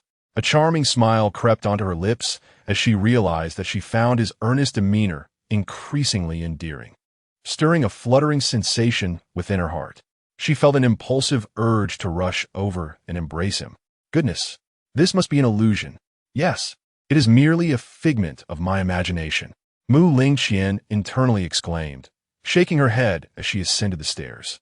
The following day, Xiang Dongliu rose a bit earlier.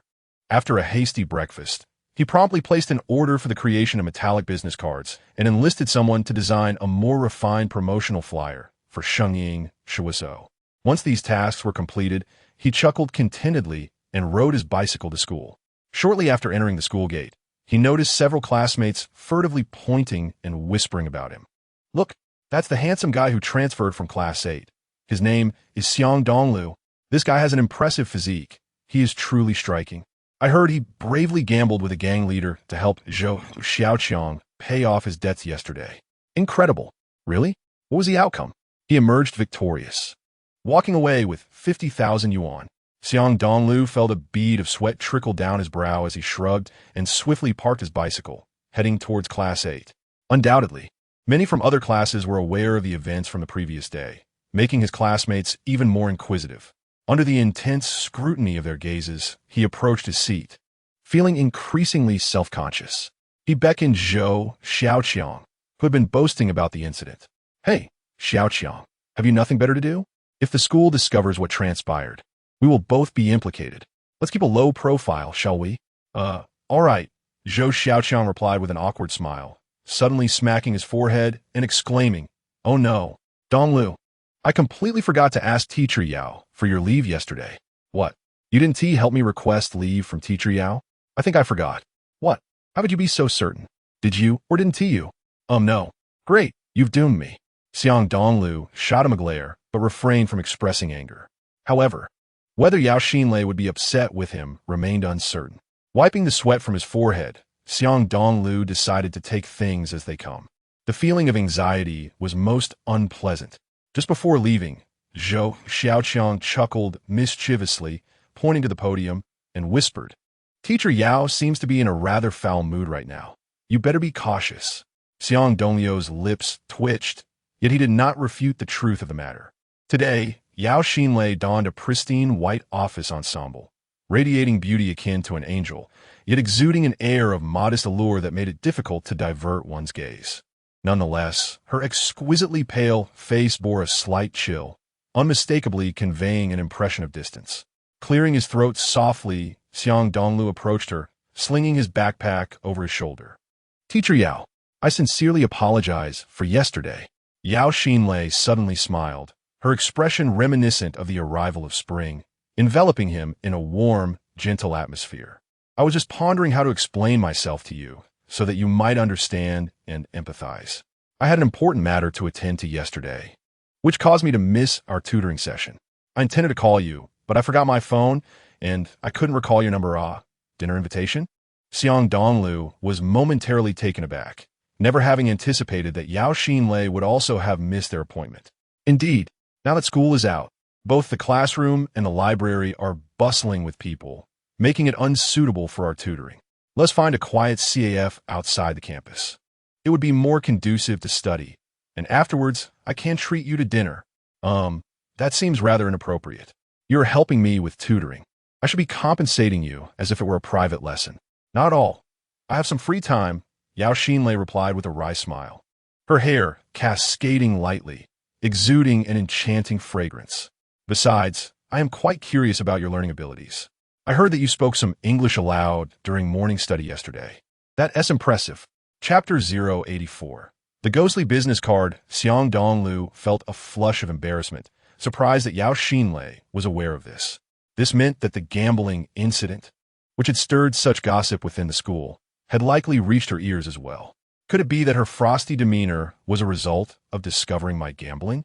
After a moment of contemplation, he quickly dismissed the thought, realizing it was likely his own overthinking. Perhaps Yao Xinlei was preoccupied with other matters. With a fleeting thought, Xiang Dongliu chuckled, Thank you, Teacher Yao. Not all. Let's be on our way. As they walked, Xiang Dongliu pushed his bicycle alongside Yao Xinlei. As the two walked side by side, sharing laughter and conversation, they attracted the attention of passing students from the first high school, who stared in wide-eyed disbelief. Wow, that guy is unbelievable. Is he on a date with Teacher Yao? How infuriating. My goddess, please don't leave with him. Naturally, Xiang Dongliu was too preoccupied to notice the envious glances cast his way.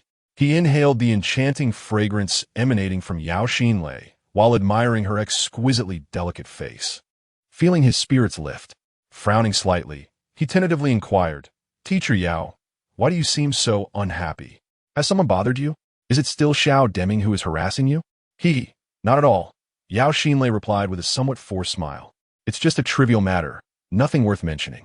Well, if you don't wish to discuss it, I want to press further, Xiang Dongliu conceded. Soon, they arrived at a tranquil and elegant CAF, where they ordered 2 cups of coffee and commenced their tutoring session. Accompanied by sweet and graceful music, Yao Xinlei seemed to be uplifted by the melodies, speaking earnestly and passionately, while Xiang Dongliu listened intently, captivated by her words. For a moment, it felt as if they were the only two souls in the CF, creating a harmonious tableau that resembled a beautiful painting. However, the reality was quite different.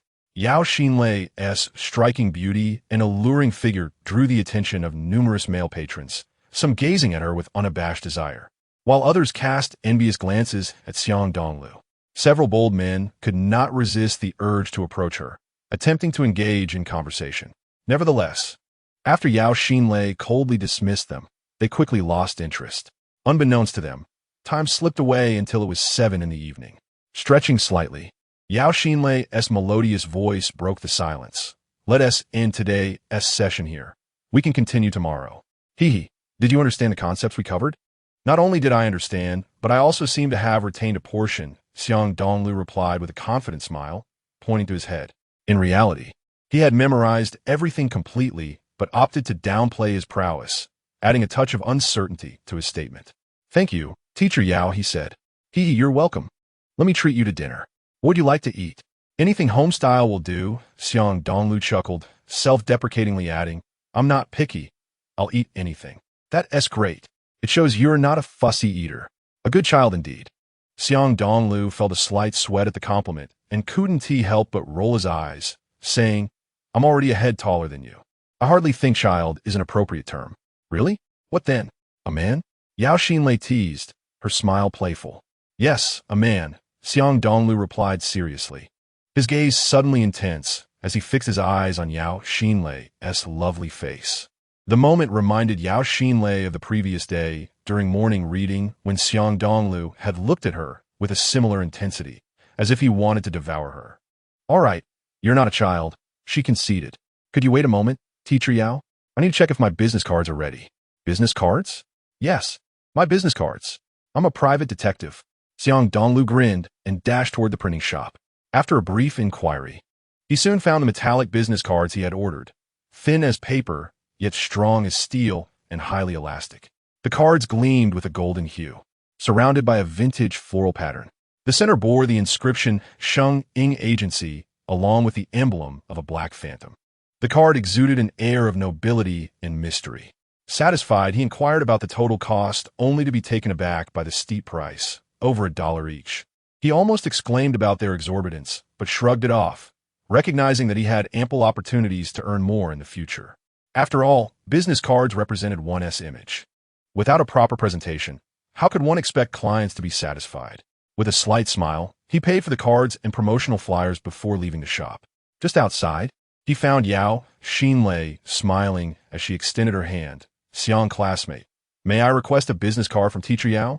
Xiang Dongliu's lips twitched as he glanced at the cards and flyers in his hands.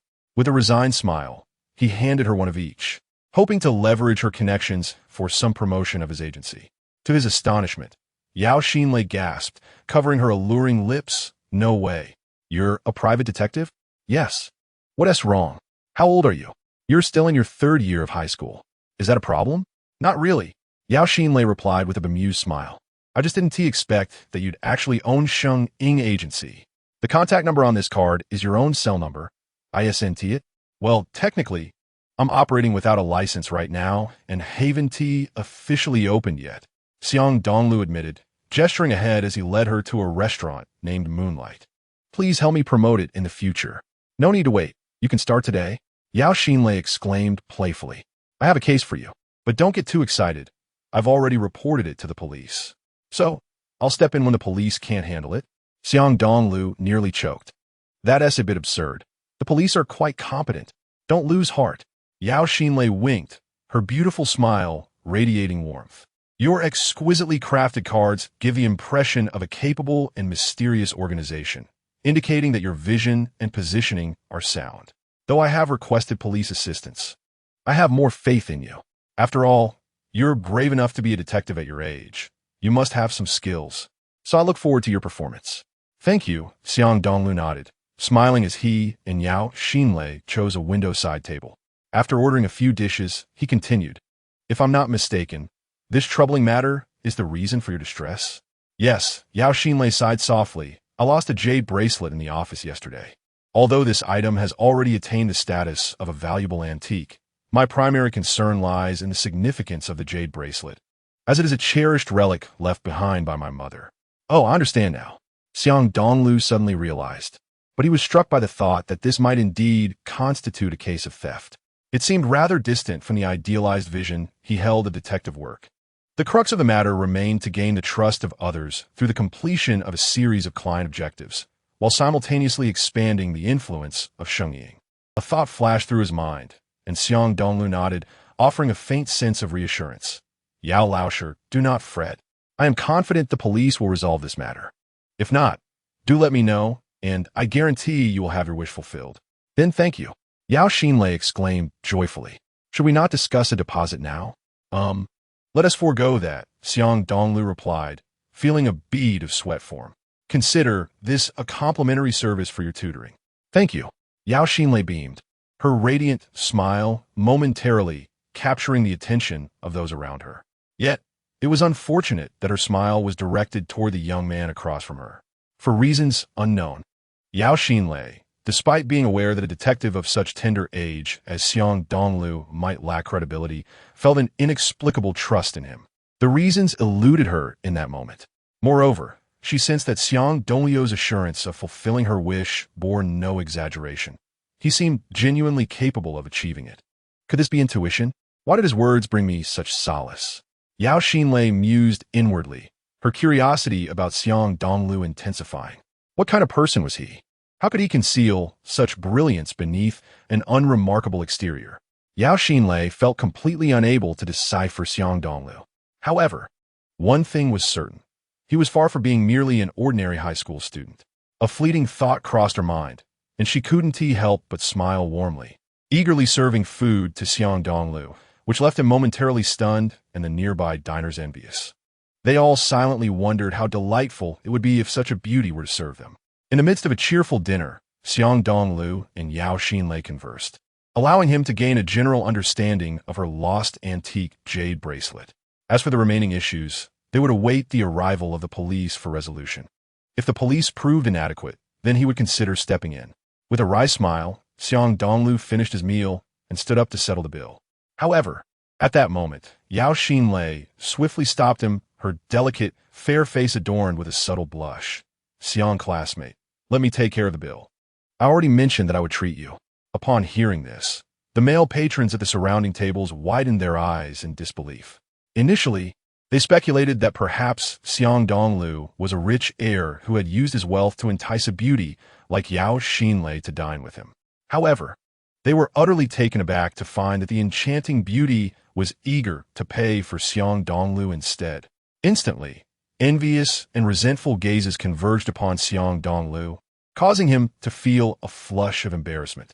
Nevertheless, he seemed to have grown accustomed to it, merely shrugging and ultimately allowing Yao Xinlei to pay. Chapter 086. Why not steal instead?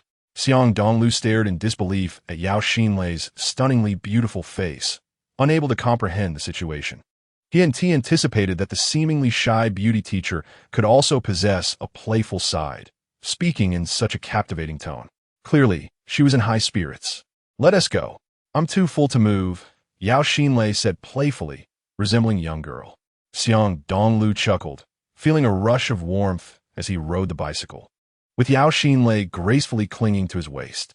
The enchanting fragrance of her presence enveloped him, prompting him to inhale deeply, relishing the delightful sensation.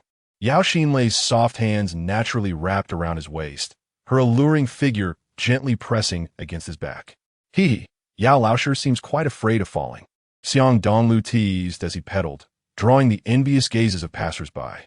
I've never ridden before, Yao Xinlei admitted with a shy smile, tightening her embrace, causing Xiang Dongliu to gasp in surprise at the stimulating sensation. As they rode and chatted, Xiang Dongliu gradually followed Yao Xinlei's guidance and soon arrived at the entrance of an opulent villa. The surrounding environment was picturesque, filled with the fragrant aroma of flowers, resembling a captivating painting. All right, I've arrived, Xiang Dongliu thought to himself, marveling at the luxurious villa, which must have cost at least 3 to 5 million. It dawned on him that Yao Xinlei was indeed from a wealthy family. However, he found himself puzzled as to why someone so young and affluent would choose to become a teacher. Was it merely a passion for teaching, or were there deeper reasons? Having never seen Yao Xinlei's home before, he could not comprehend her situation. Yet, he suspected that she was not concerned about a teacher's salary. A fleeting thought crossed his mind, and he inadvertently exclaimed, "I was thinking, but Yao Laosher, is there anyone else in your home?" No one else. I live here alone." Yao Xinlei clearly understood his concern and laughed softly. "Come in and rest. Look at you all sweaty from riding. I feel quite guilty." "All right then." In the small hall of the villa, Mu Lingxian and Su Yuanyuan were already seated at the dining table, waiting. 4 exquisite dishes, untouched yet bursting with color and aroma, were clearly the creations of Su Yuanyuan. Upon seeing this, Xiang Dongliu realized they had been waiting for him to join them for dinner. However, the problem was that he had already eaten with Yao Xinlei. If he revealed this, it would likely cause both Mu Lingxian and Su Yuanyuan to be utterly disappointed after waiting for over an hour. "Hurry up and wash your hands to come eat. Today's dishes are all your favorites." "That depends on who serves them." Mu Lingxian winked mischievously, as Su Yuanyuan's eagerness seemed to suggest something more. "Cough. Let's not gossip. Please take a look at the business cards and promotional materials for Shengying Agency. How do they look?" Wiping away a bead of sweat, Xiang Dongliu promptly placed the business cards and brochures on the table, eliciting gasps of astonishment from Mu Lingxian and Su Yuanyuan. "Wow, what an impressive business card. Is it made of gold? It feels even more impressive than my father's card. It possesses an air of mystery. If it were mine, I would probably keep it as a collectible and not share it with others. Indeed, if it lacked mystery, it would be mismatched with the name of Shengying Agency." Xiang Dongliu chuckled. "I currently don't have that much money. Otherwise, I would truly consider crafting a pure gold business card and positioning Shengying as a high-end boutique agency, where the lowest contract would be in the millions, and anything below that would be off the table." "Wow, a minimum price of $1 million? You really have a vivid imagination. Why not just rob a bank instead?" Xiang Dongliu's lips twitched, nearly causing him to choke. Fortunately, Su Yuanyuan chimed in with a soft laugh. "Actually, I share that sentiment too. In the future, you might truly elevate Shengying to that level. Keep it up. I support you. Tomorrow, I will help you distribute some business cards and promotional flyers." "Thank you, I will strive hard." Xiang Dongliu clenched his fist with one hand and soon raised his right arm in a gesture of encouragement. After chatting for a while, although Xiang Dongliu felt he had eaten enough, with 2 stunning beauties accompanying him for dinner, he found himself willing to indulge a little more without any concern.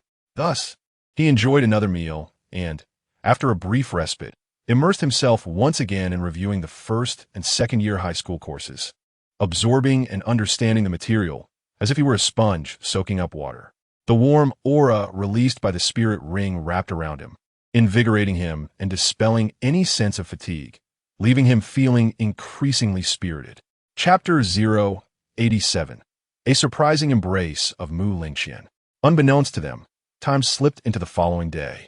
During breakfast, Xiang Dongliu reflected on the vast knowledge he had absorbed the night before, realizing he had retained everything, as if it were stored in his mind like a video, easily accessible with a mere thought.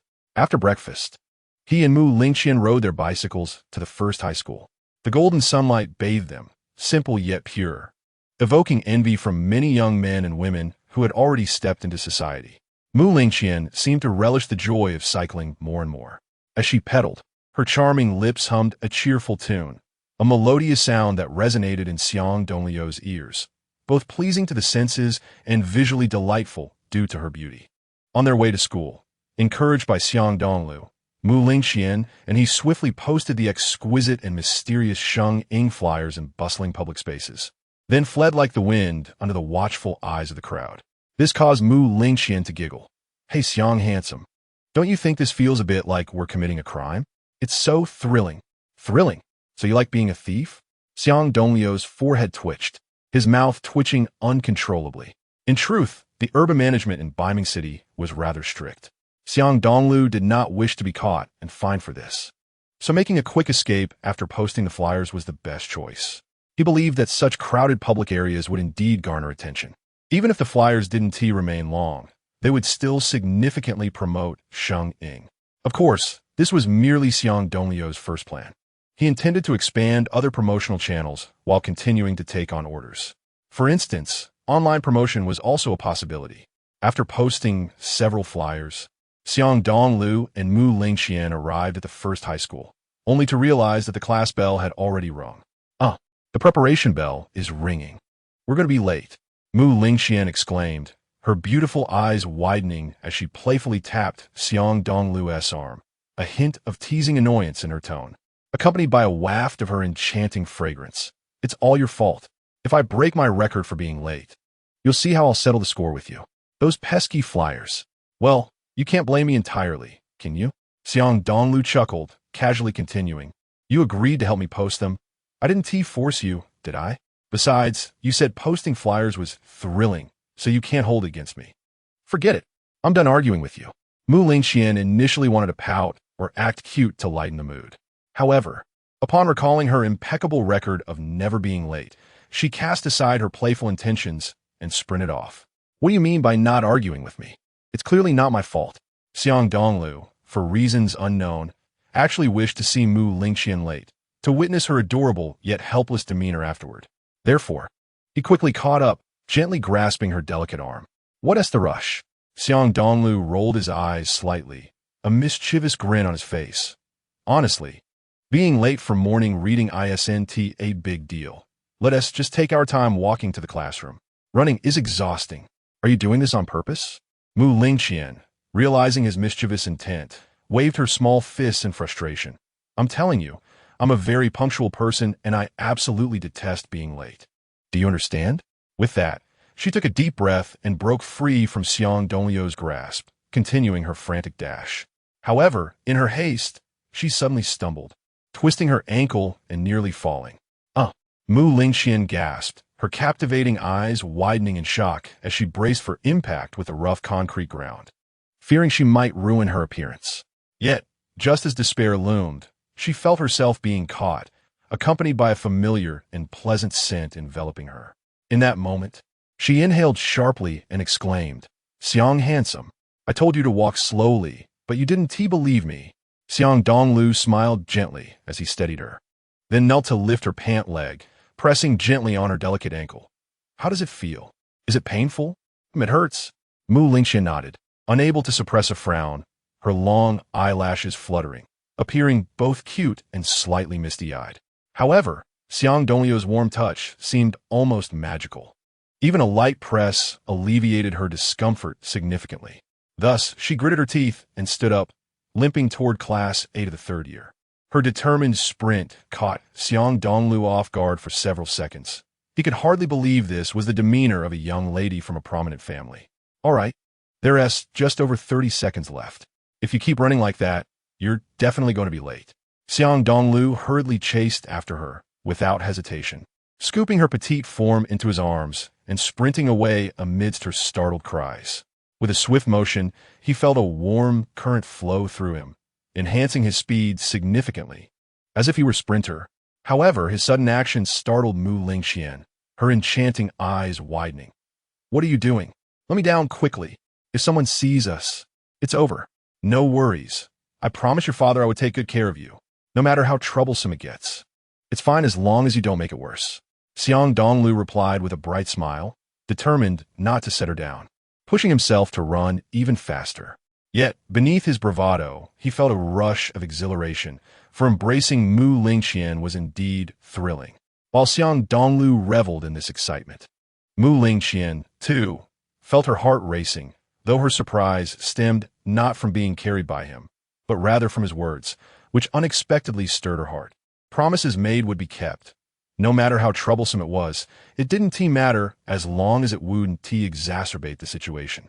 Those words were incredibly touching, almost bringing her to tears.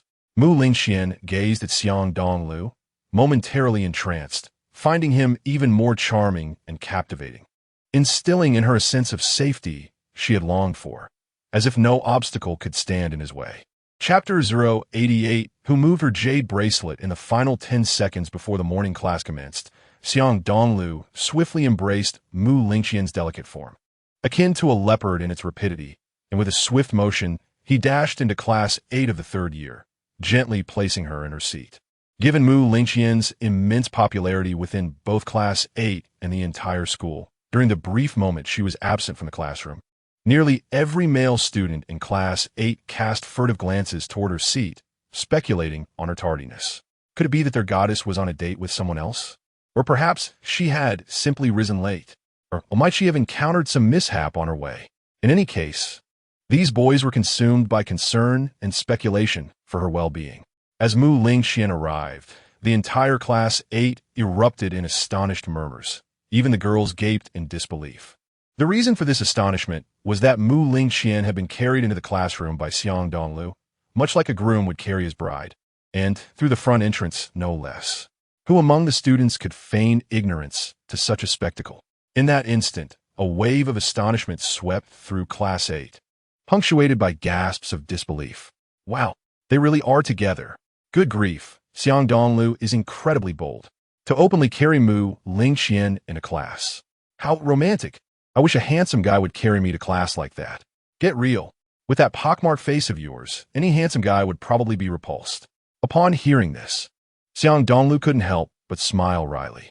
After furrowing his brow slightly, he suddenly stood up and bellowed, "Everyone quiet down. What are you all chattering about? Mu Lingqian just sprained her ankle. Do you understand? If anyone dares to spread rumors that we're dating, I will be the first to set them straight." Instantly, the students of Class 8 fell silent. Those who had been gossiping now, too, intimidated to speak. This was largely due to Xiang Dongliu's fierce demeanor and the memory of his recent display of prowess on the basketball court when he nonchalantly dunked over Li Xiaowei. Additionally, his recent triumph as the top student in the mock exams and his audacious victory in gambling against a gang leader for a sum of 50,000 further solidified his reputation. As a result, the students harbored a mix of respect and fear towards him, believing that such a classmate was not to be trifled with. Furthermore, Xiang Dongliu had provided a reasonable explanation for carrying Mu Lingqian into the classroom. It was to prevent her from being late, which only added to their understanding. Thus, under this confluence of factors, no one in Class 8 dared to utter a word of dissent. Even Li Xiaowei, who had initially witnessed Mu Lingqian being carried in, secretly sighed in relief, thinking to himself that it was fortunate they were not in a romantic relationship, or else he would surely have had a bone to pick with Xiang Dongliu. With this minor uproar concluded, Class 8 resumed their usual morning study routine. "Well, Xiang, don't worry. Captain Xiao and I will definitely work hard to resolve this," Su Yuan said with a gentle smile, offering a comforting embrace before turning to Xiao Yunfei. "Captain, what do you make of this situation? Suspicious, complex, chaotic, difficult," Xiao Yunfei replied, slowly articulating those 4 words, which caused Yao Xinlei's previously hopeful expression to instantly cloud over, as if she had been repelled from a great distance. While others may not comprehend the shift in Yao Xinlei's demeanor, Su Yuan, being her close friend, understood her disappointment all too well. Observing this, Su Yuan shot a reproachful glance at Xiao Yunfei, silently chastising him for his lack of sensitivity despite his age. Did he not hear Yao Xinlei's evident distress? It was astonishing that he could be so blunt, offering no comforting words whatsoever. Realizing this, Su Yuan sought to console Yao Xinlei further, then surveyed the collective office environment. At that time, when Yao Xinlei had left for dinner, her jade bracelet remained on the table, while only 8 teachers were present, 6 men and 2 women, occupied with grading assignments. After briefly reviewing the basic profiles of these 8 teachers and their self-defense letters regarding the incident, Su Yuan began to suspect that each of them bore some level of culpability, while simultaneously feeling that none of them could be implicated. The reason for suspicion lay in the fact that they were all present and none were wealthy individuals. Thus, the antique jade bracelet would be of considerable value to each of them. Conversely, the absence of suspicion stemmed from the evidence that none of the 8 teachers had left their seats. They had been engrossed in their work for the full duration of 2 hours, unable to reach the bracelet from a distance. Could it be that a student from the first high school had stolen Yao Xinlei's jade bracelet? If that were the case, Su Yuan found the situation exceedingly perplexing, complex, chaotic, and challenging, akin to searching for a needle in a haystack. With a faint smile of resignation, Su Yuanyuan suddenly began to empathize with Xiao Yunfei's feelings. In her experience, Xiao Yunfei possessed strong investigative and judgment skills, and given his assertive nature, he would not express such hopelessness unless absolutely necessary. Although the loss of Yao Xinlei's jade bracelet seemed an ordinary case, the potential entanglement of numerous individuals rendered it as tangled as a mess of threads. After questioning the 8 teachers, Su Yuanyuan received a uniform response. None had moved from their seats between 5 o'clock and 5:57. Thus, they were unable to extend their reach to take the jade bracelet. Could it truly have been a student? Su Yuanyuan furrowed her brow and quietly inquired, "Excuse me, teachers, do you know how many students have visited the collective office during that time? For instance, the class representative submitting assignments or collecting them." Only one. Mu Lingqian from Class 8 came by. Oh, Su Yuanyuan's eyes brightened momentarily, as the student who had visited the collective office could very well be the one who took the jade bracelet. However, upon realizing that it was Mu Lingqian, her excitement quickly turned to confusion. After all, she understood Mu Lingqian's character and financial situation, leading her to believe that another party must be responsible for the theft. Nonetheless, adhering to professional integrity, Su Yuanyuan could not harbor any bias. With a wry smile, she said to Xiao Yunfei, "I will go fetch this student and see if she has been paying attention in class." Chapter 089, Could it be this grand lady? In a classroom of Class 8, Xiang Dongliu was diligently practicing his pronunciation by referencing the standard enunciation from the learning device, reading aloud the words while simultaneously memorizing their spellings and meanings. He appeared thoroughly engrossed in his studies. Meanwhile, the other students in Class 8 were far from as entranced as he was. They were all captivated by Su Yuanyuan, who stood at the entrance of their classroom. At that moment, dressed in her police uniform, she exuded an air of elegance that accentuated her alluring figure. Though her beauty may not have been exaggerated to the extent of being utterly breathtaking, it was certainly enough to rival Yao Xinlei's charm. In fact, Su Yuanyuan possessed a sultry allure that Yao Xinlei lacked. Given that Yao Xinlei was regarded as the goddess of the first high school, it was easy to imagine the astonishment that Su Yuanyuan's presence evoked among the students of Class 8. Wow, a goddess in uniform. Bro, I really love that kind of allure. She never anticipated that these little rascals, seemingly still in their infancy, would utter such words that left her feeling quite embarrassed. After a moment of internal turmoil, Su Yuanyuan swiftly chose to ignore them and, under the intense gaze of the crowd, slowly made her way towards Xiang Dongliu. At that instant, the boys from Class 8 were left breathless, their eyes wide as they watched Su Yuanyuan approach Xiang Dongliu, pausing just a hair's breadth away from him before leaning in to whisper something with a smile.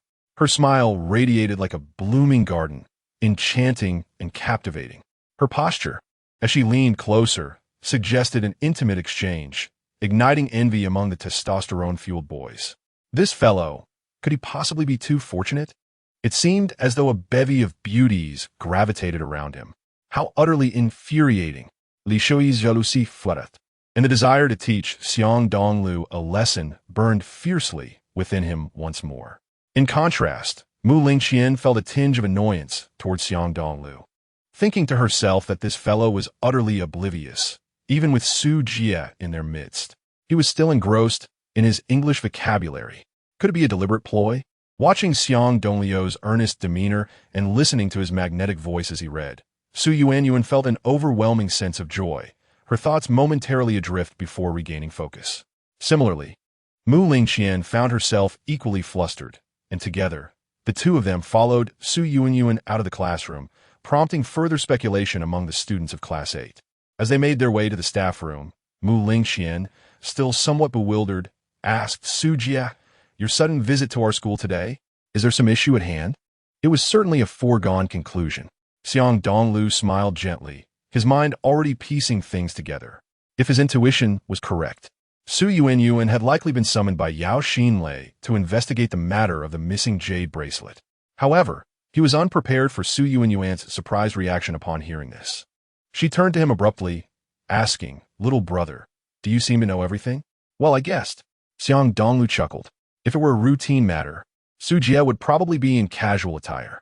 Yet, you are in uniform, which makes this quite plausible. All right, you guessed correctly. Su Yuanyuan shrugged her alluring shoulders and stated earnestly, "The reason I sought you two out is that Mu Qian is involved in the case regarding the missing jade bracelet belonging to your teacher, Yao. However, Mu Qian, rest assured, Su Jia has complete faith in you. It's just that you were in the staff room the day before yesterday around 5 p.m., so it's necessary for you to come along." "Ah, teacher Yao lost something?" Mu Lingqian exclaimed softly, then laughed and shook her head. "The innocent will be exonerated. This isn't an issue. But Su Jia, what do you need this guy for?" She pointed her delicate finger at Xiang Dongliu. "Heavens, you haven't forgotten that you're the little boss of Shengying Agency, have you?" Su Yuanyuan asked playfully. "Of course, if you could lend a hand. Su Jia would be immensely grateful." "Captain Xiao, that guy seems like quite the character. What could I possibly do to help?" Xiang Dongliu smiled with a hint of helplessness but did not refuse, silently thanking Su Yuanyuan. After all, this was a chance to gain experience and knowledge. As they walked and talked, Su Yuanyuan quickly recounted the situation regarding Yao Xinlei's missing jade bracelet. Mu Lingqian grasped the general idea, while Xiang Dongliu understood it even more clearly. Upon arriving at the staff room, Xiang Dongliu noticed both Xiao Yunfei and Yao Xinlei present, and he politely greeted them without interrupting. However, both Xiao Yunfei and Yao Xinlei's eyes lit up as if they had stumbled upon a treasure, albeit for different reasons. Xiao Yunfei felt joy and curiosity upon seeing Xiang Dongliu again. After ensuring that all relevant personnel were present, Xiao Yunfei called out the 8 teachers and Mu Lingqian from the staff room. With a smile, he addressed them. "I trust you all understand the situation at hand. Therefore, I, Xiao Yunfei, will refrain from unnecessary chatter. You are all colleagues and students of teacher Yao, and your relationships are undoubtedly solid. Hence, I offer you the opportunity to come forward and rectify this matter. In doing so, teacher Yao will not hold it against you, as bringing this to light would tarnish your reputation in school. However, if the jade bracelet is not found in the paper bags, I will no longer concern myself with your reputations. You will face whatever consequences arise." With that, he distributed the brown paper bags and instructed the 8 teachers and Mu Lingqian to search their respective secretive spots. If the individual who had taken the jade bracelet chose to return it, the matter could reach a satisfactory conclusion. Yet, as soon as Xiao Yunfei had handed out the paper bags, one teacher quickly declared, "I didn't take it, so I have no antique jade bracelet to return." The other teachers promptly followed suit. "Neither did I. I didn't take it. I didn't either." Mu Lingqian couldn't help but chuckle quietly, thinking, if none of them took it, could it be that it was her who had? After shaking her head, Mu Lingqian chose not to overstep and also handed in her paper bag, prompting Xiang Dongliu and Su Yuanyuan to exchange bemused glances, both sharing a wry smile. However, Xiao Yunfei's expression darkened. After all 9 paper bags he had collected were empty. This indicated that his initial leniency strategy had failed, leaving him feeling rather disgruntled. Taking a deep breath, Xiao Yunfei's demeanor became more serious. "All right, since some are harboring a sense of complacency, I shall not hold back.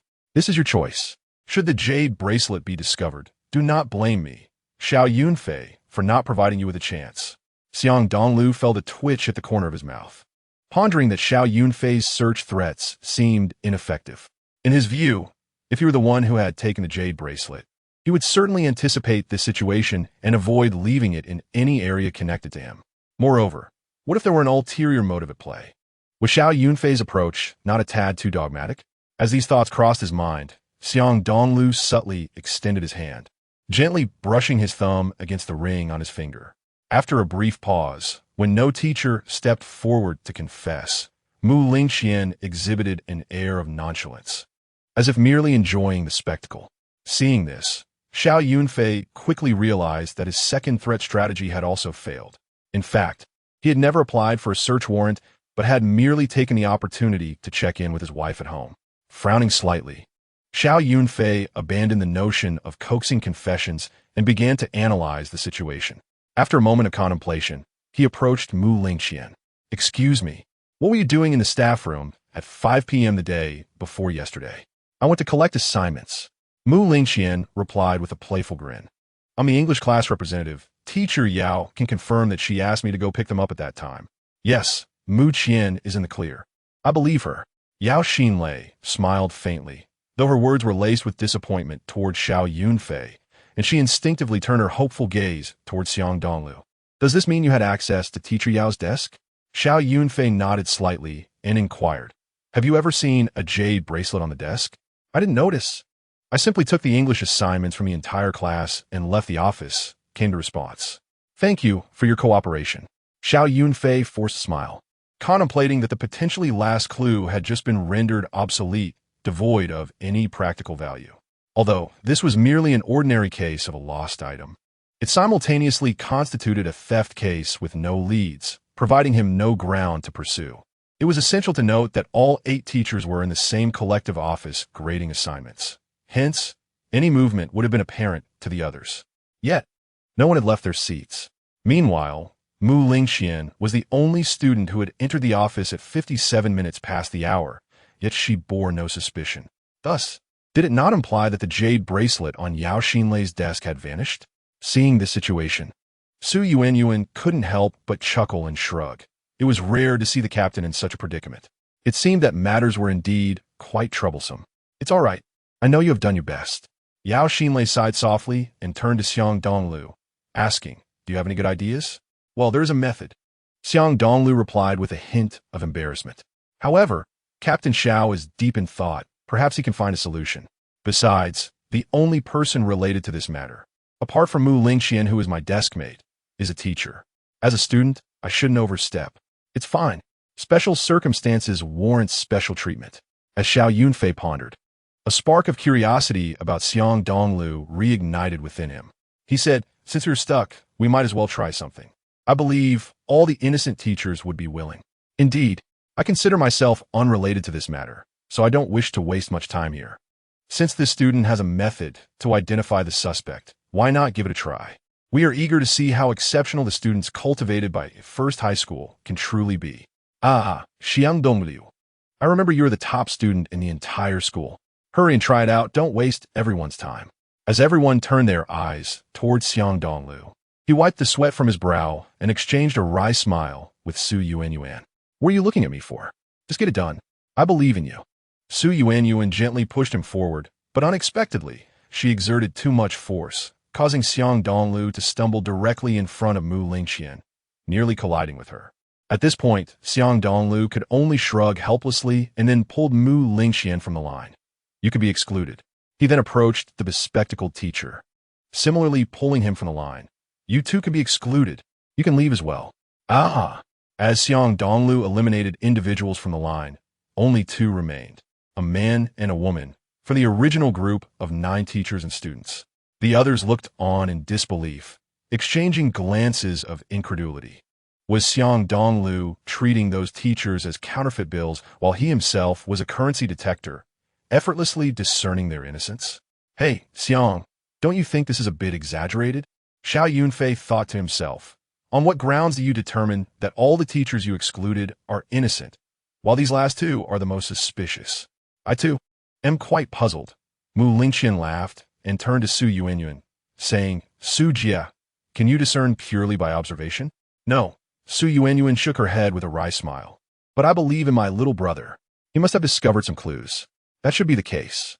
Yao Xinlei's enchanting eyes were now filled with joy, and her heart raced with excitement.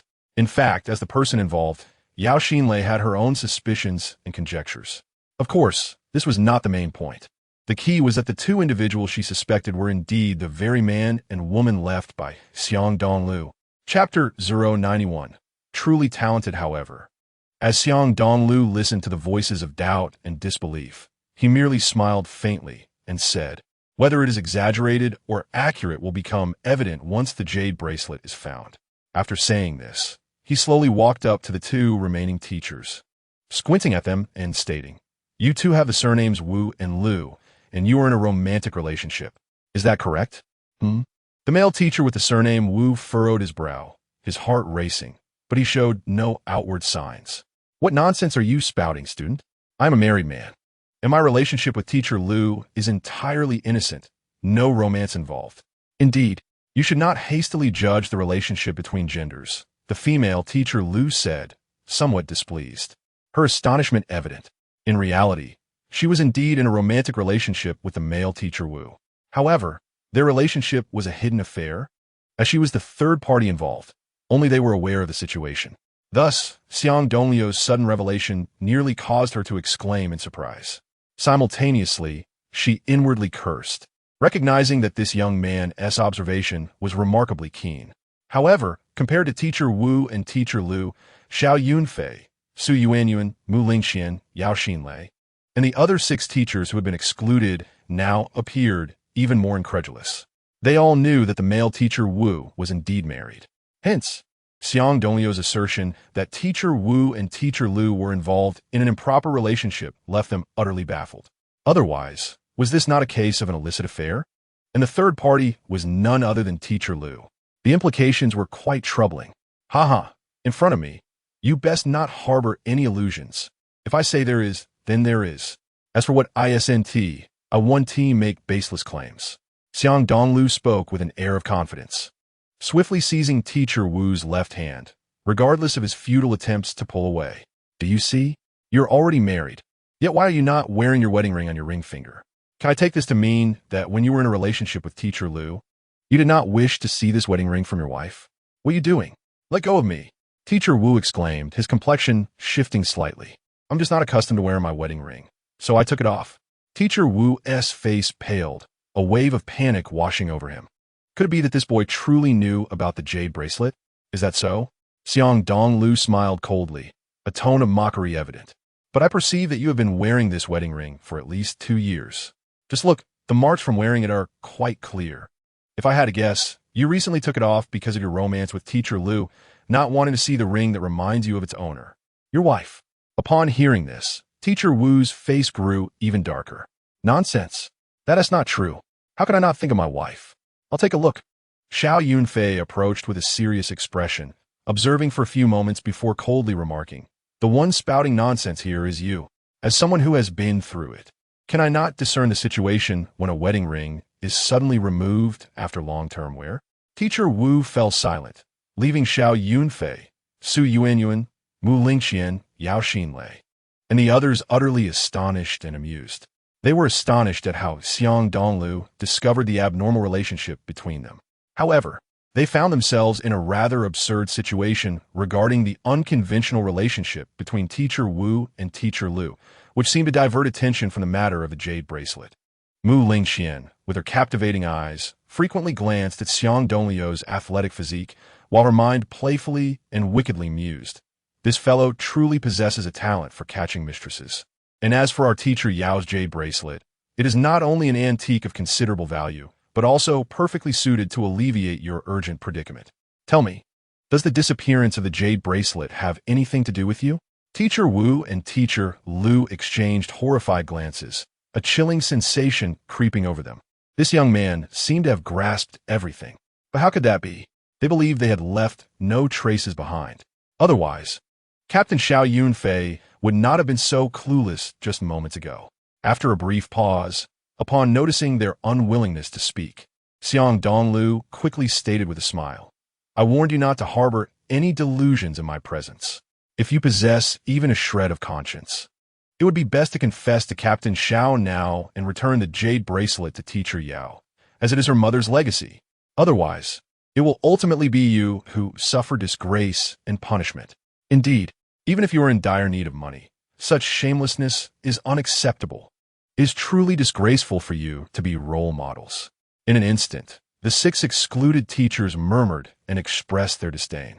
However, to everyone's surprise, teacher Wu merely admitted to his abnormal relationship with teacher Liu, resolutely refusing to speak about the jade bracelet. Don't scare people, classmate. I haven't done anything wrong. As for my relationship with teacher Liu, that is my private matter, and there is no need for you police and outsiders to intervene. Huh? Not shedding tears until seeing the coffin? Xiang Dongliu's brow furrowed suddenly, a surge of anger rising within him. In truth, he had effortlessly learned the entire story through the unique powers of his mind ring. He even knew some other, more clandestine matters.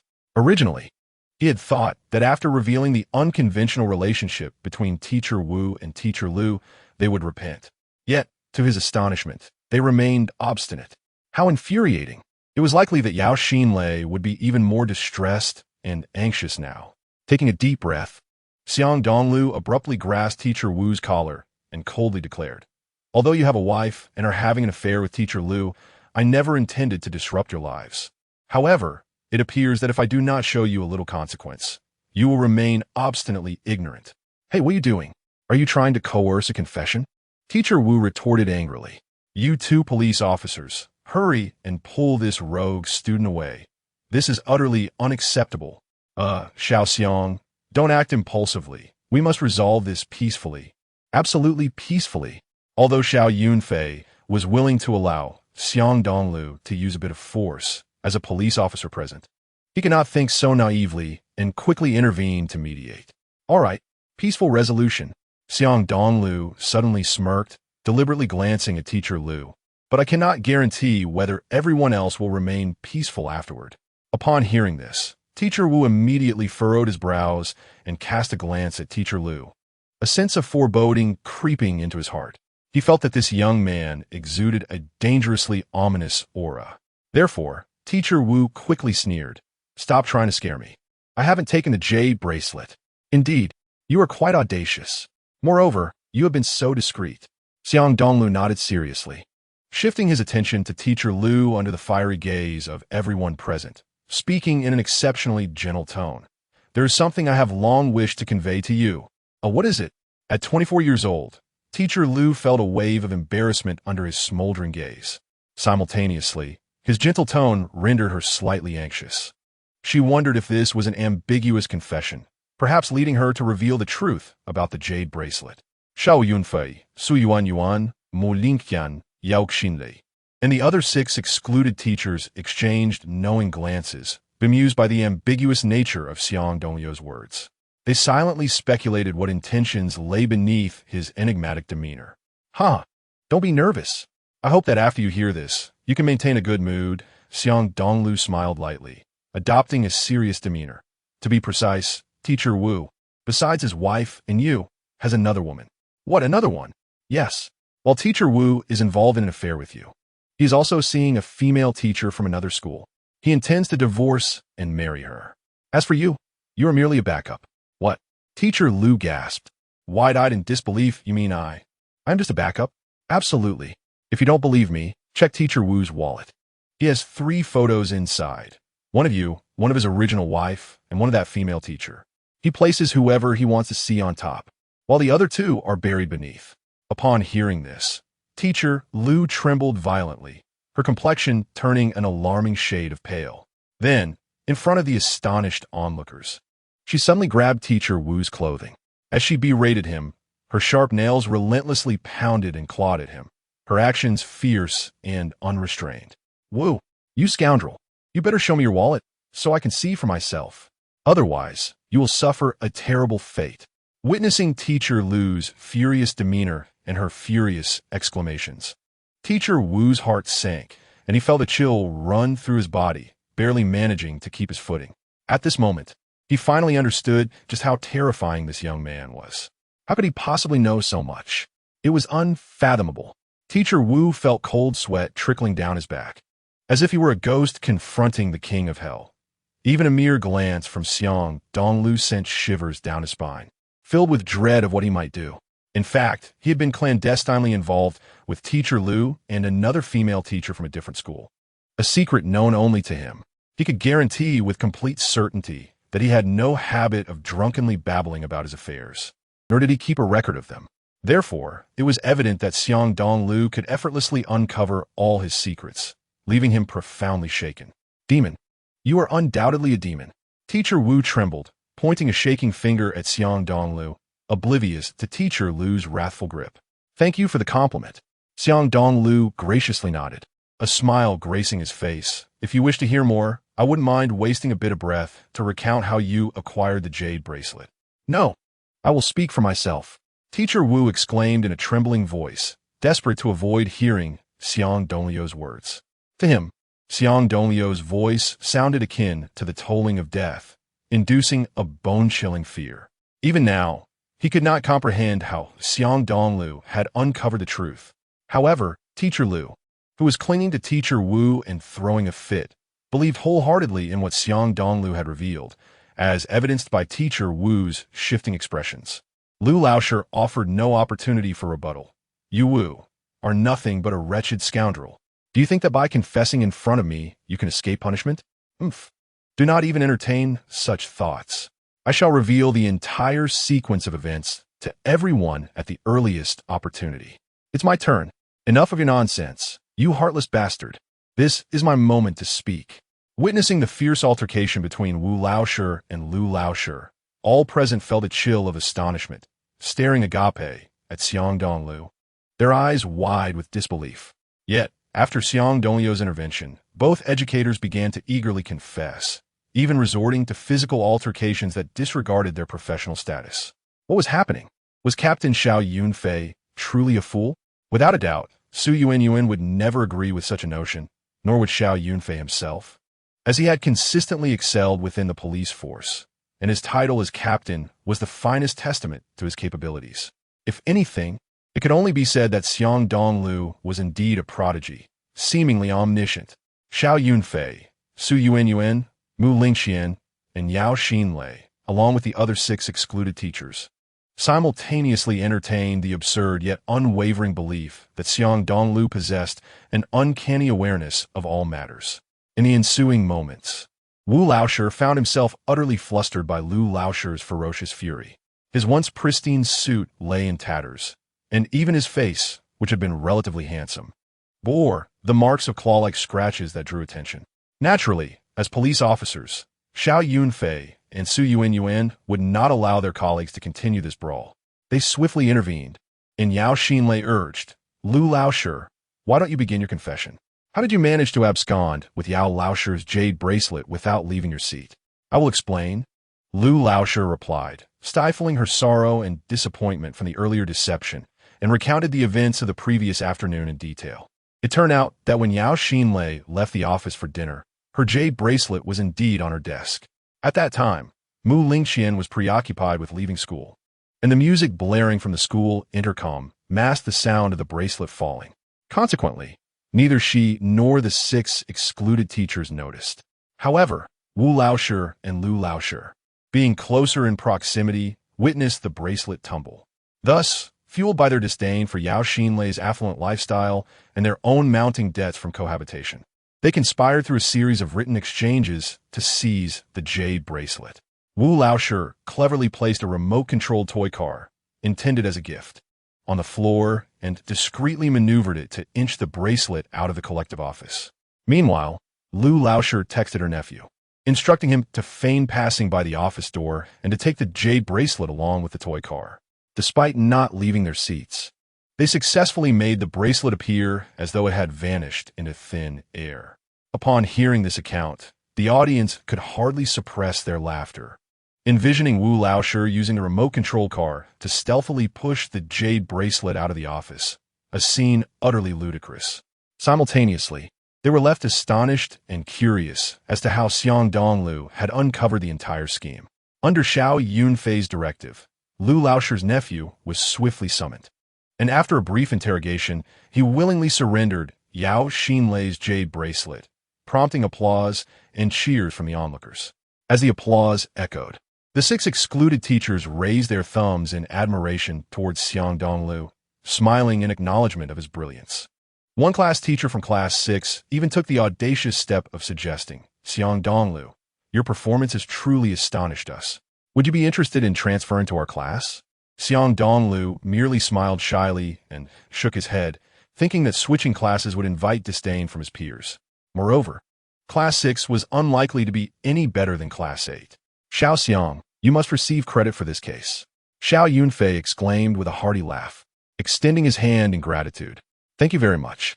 No need for thanks, Xiang Dongliu replied modestly. Enough of your modesty. Focus on your studies, and you shall undoubtedly secure a place in a satisfactory university. Xiao Yunfei encouraged, patting him on the shoulder before gesturing towards Wu Laoshi, Lu Laoshi, and her nephew, instructing, take these 3 away first. Su Yuanyuan nodded with a joyous smile, her enchanting eyes sparkling with delight. After a brief pause, she waved at Xiang Dongliu, signaling for Wu Laoshi, Lu Laoshi, and her nephew to accompany her to the police station. As they passed Xiang Dongliu, both Wu Laoshi and Lu Laoshi dared not meet his gaze, engulfed by an indescribable fear, especially for Wu Laoshi, who felt that his deepest secret had been effortlessly unveiled by Xiang Dongliu, even while he had been meticulously tight-lipped. For him, Xiang Dongliu represented a harbinger of doom, a specter to be avoided at all costs, lest he be haunted by nightmares. Observing the trio being led away by Xiao Yunfei and Su Yuanyuan, Mu Lingqian chuckled and shook her head, reminiscent of an elder sighing. Had I known this would be the outcome, I would have acted differently. Wu Laoshi is indeed a scoundrel among scoundrels, dragging even his aunt into this disgrace. With that, she turned her gaze towards Xiang Dongliu, her eyes sparkling with a captivating brilliance, alluring in their depth. Curious, are we? Perhaps a friendly embrace first? Once the other teachers had departed, Xiang Dongliu jested. Then we can find a more elegant environment to discuss matters at length. Mu Lingqian's cheeks flushed crimson as she quickly bid farewell to Yao Xinlei, retreating in a flurry, her fragrant presence lingering in the air. As she departed, the golden sunlight cascaded down, enveloping her in a halo of warmth, adding an air of mystery to her beauty, as if she had become a timeless piece of art. After her departure, Yao Xinlei clutched the jade bracelet, her captivating eyes fixed intently on Xiang Dongliu. Just as he was about to inquire about her intentions, she unexpectedly lunged toward him. In that instant, the scent of orchids enveloped him as her soft, alluring form pressed warmly against him, igniting within him a desire to embrace her tightly. Momentarily stunned, Xiang Dongliu glanced at his surroundings and awkwardly coughed. Ahem, Yao Laoshi. This is a public space. Upon hearing this, Yao Xinlei quickly freed herself from his embrace, her delicate and fair face blushing fiercely, resembling a petal drenched in dew. In truth, he is no fool. A few days ago, when Mu Lingqian bestowed upon him that friendship embrace, he had already discerned the true motive behind it, her curiosity to experience the sensation of a hug. In Xiang Dongliu's perspective, it is likely that Yao Xinlei falls into the latter category as well. With a flicker of thought, Xiang Dongliu playfully and instinctively inquired, I wonder if there will be a next time? Yao Xinlei was momentarily stunned.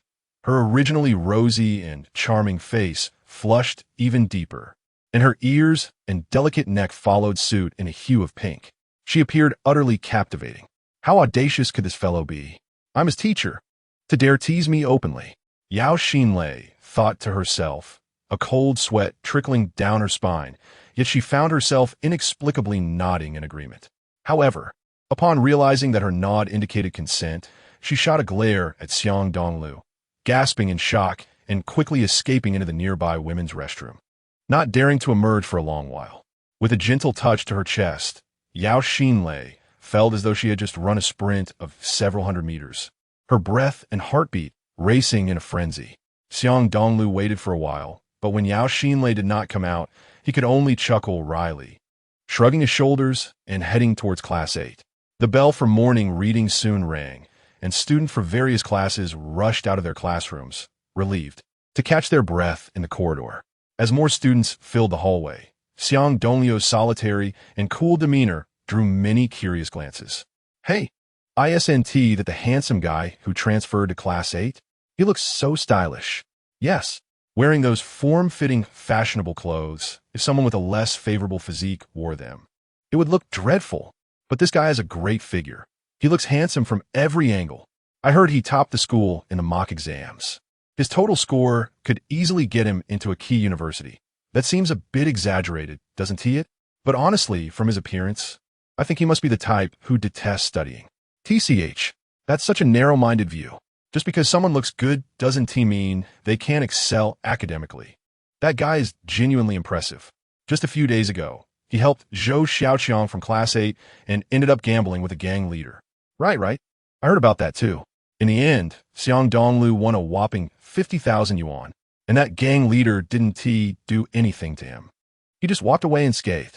Let me share a little secret. Actually, Xiang Dongliu is quite the basketball player too. He jumped and dunked, completely overpowering Li Xiaowei from our school's basketball team. Wow, no way. He can dunk? Absolutely. My sister is in class 8 with Xiang Dongliu. She witnessed it with her own eyes during gym class. By the way, you all better keep this under wraps. Otherwise, it might get back to Li Xiaowei, and that will be troublesome. Yes, yes. This news is too explosive. We must share it quietly, due to the distance. Although Xiang Dongliu was aware that many were watching and whispering about him, he couldn't hear their murmurs. However, as he entered the academic building and ascended the stairs, he was confronted by 4 fashionably dressed boys blocking his path. With a slight furrow of his brow, Xiang Dongliu assumed they were envious individuals due to his seating arrangement with Mu Lingqian, and he expressed his displeasure. What do you want? His indifferent tone, laced with a hint of coldness, left the 4 boys momentarily taken aback, unsure of how to respond. After exchanging glances, a chubby boy finally spoke up. Brother Dong, we are the 4 tigers of class 5. Xiang Dongliu burst into laughter. You're a chubby one, a skinny one, and 2 bespectacled oddballs. How are you even remotely fierce? The self-proclaimed 4 tigers felt as if they were about to choke on their blood from his words. Had it been someone else, they would have likely retaliated swiftly. After all, one should not judge a book by its cover. They believed themselves to be formidable, as did their classmates.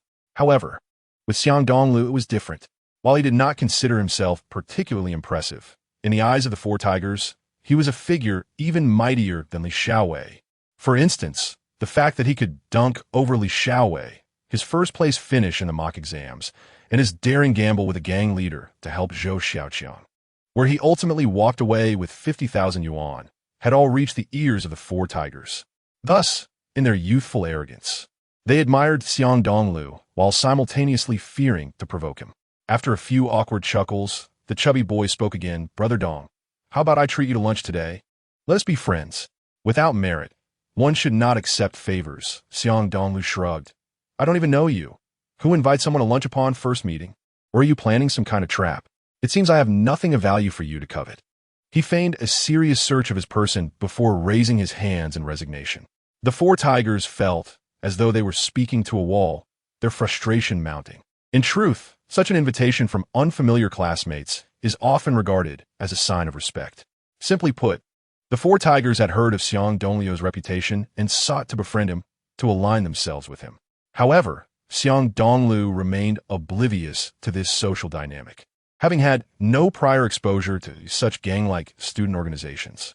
With that, he brushed past the 4 tigers and, amidst their astonished gazes, leisurely ascended the stairs. In that moment, many second-year students nearby gaped in disbelief, their mouths agape. Wow, this guy's terrifying. The 4 tigers are bowing to him, and he doesn't even bother with their lunch invitation. What is the big deal? He might have hundreds of followers outside of school. It's not unusual. Hearing their whispers, the 4 tigers turned to glare at them, and the chubby boy growled, What are you looking at? Do you want me to kick you? The second-year students promptly fell silent, hastily retreating, for they lacked Xiang Dongliu's audacity. Moreover, the 4 tigers were indeed a formidable presence to them, and they dared not provoke them lightly. Chapter 095. The invitation from Scarface. Zhou Xiaoqiang chuckled and quickly sidled up to Xiang Dongliu, slinging an arm over his shoulder. Brother Dong, I remember that beautiful policewoman. You better tell me honestly, what did she call you and Mu Lingqian out for? All right. Zhou Xiaoqiang was startled, quickly frowning and swearing. What is your problem? Why so sudden? You looking for a fight? Li Xiaowei, with a sinister demeanor, threatened. For you, you damned cockroach. I have ways to deal with you. Get lost. And if I don't? Zhou Xiaoqiang shot a glance at Xiang Dongliu beside him, his confidence swelling. What can you do to me? Damn it. Believe it or not, I could take you down right now. Li Xiaowei shouted angrily, grabbing Zhou Xiaoqiang by the collar. Seeing this, Xiang Dongliu could not help but frown and stood up, gazing down at Li Xiaowei. Let go of him. Fine, I'll let go. Li Xiaowei, feeling quite helpless, took a few seconds before releasing Zhou Xiaoqiang and pulling out a red invitation card from his pocket. This is an invitation from Scarface. He wants you to join him for lunch at Feiyang restaurant outside the school, and you're to bring her along too. Upon concluding his words, Li Xiaowei gestured towards Mu Lingqian and seized the opportunity to glance at her playful and charming visage, as well as her alluring and exquisite form, a fleeting heat igniting in his eyes. Xiang Dongliu inwardly cursed, reflecting on how he had just declined one invitation, only to be immediately confronted with another. However, in contrast, this meal hosted by Daoba was considerably more serious. Even if he wished to decline, careful consideration was imperative. Otherwise, one could not predict the consequences of inciting Daoba's wrath. After casting a brief glance at Mu Lingxian, Xiang Dongliu could not suppress a slight displeasure as he muttered, "Do you take me for someone of little consequence? If you possess the capability, feel free to invite Mu Lingxian out for a meal yourself. I certainly cannot. Is that so? It appears your relationship with her is rather intricate, is it not? Therefore, cease your attempts to obfuscate before me. Any explanations should be directed towards Brother Daoba. I am merely delivering a message." 3 seconds later, as Xiang Dongliu pondered, Zhou Xiaoqiang, filled with curiosity, opened the crimson invitation and gasped in astonishment. Wow, this is quite exaggerated. The formidable Daoba, the boss of Jinding, with hundreds of subordinates, has personally invited Brother Dongliu to dine? What, do you think that is impressive? Xiang Dongliu replied with a bitter smile, rolling his eyes. He subtly indicated Mu Lingxian and murmured, "In truth, Daoba's intention is quite evident. The actual invitee is Mu Lingxian.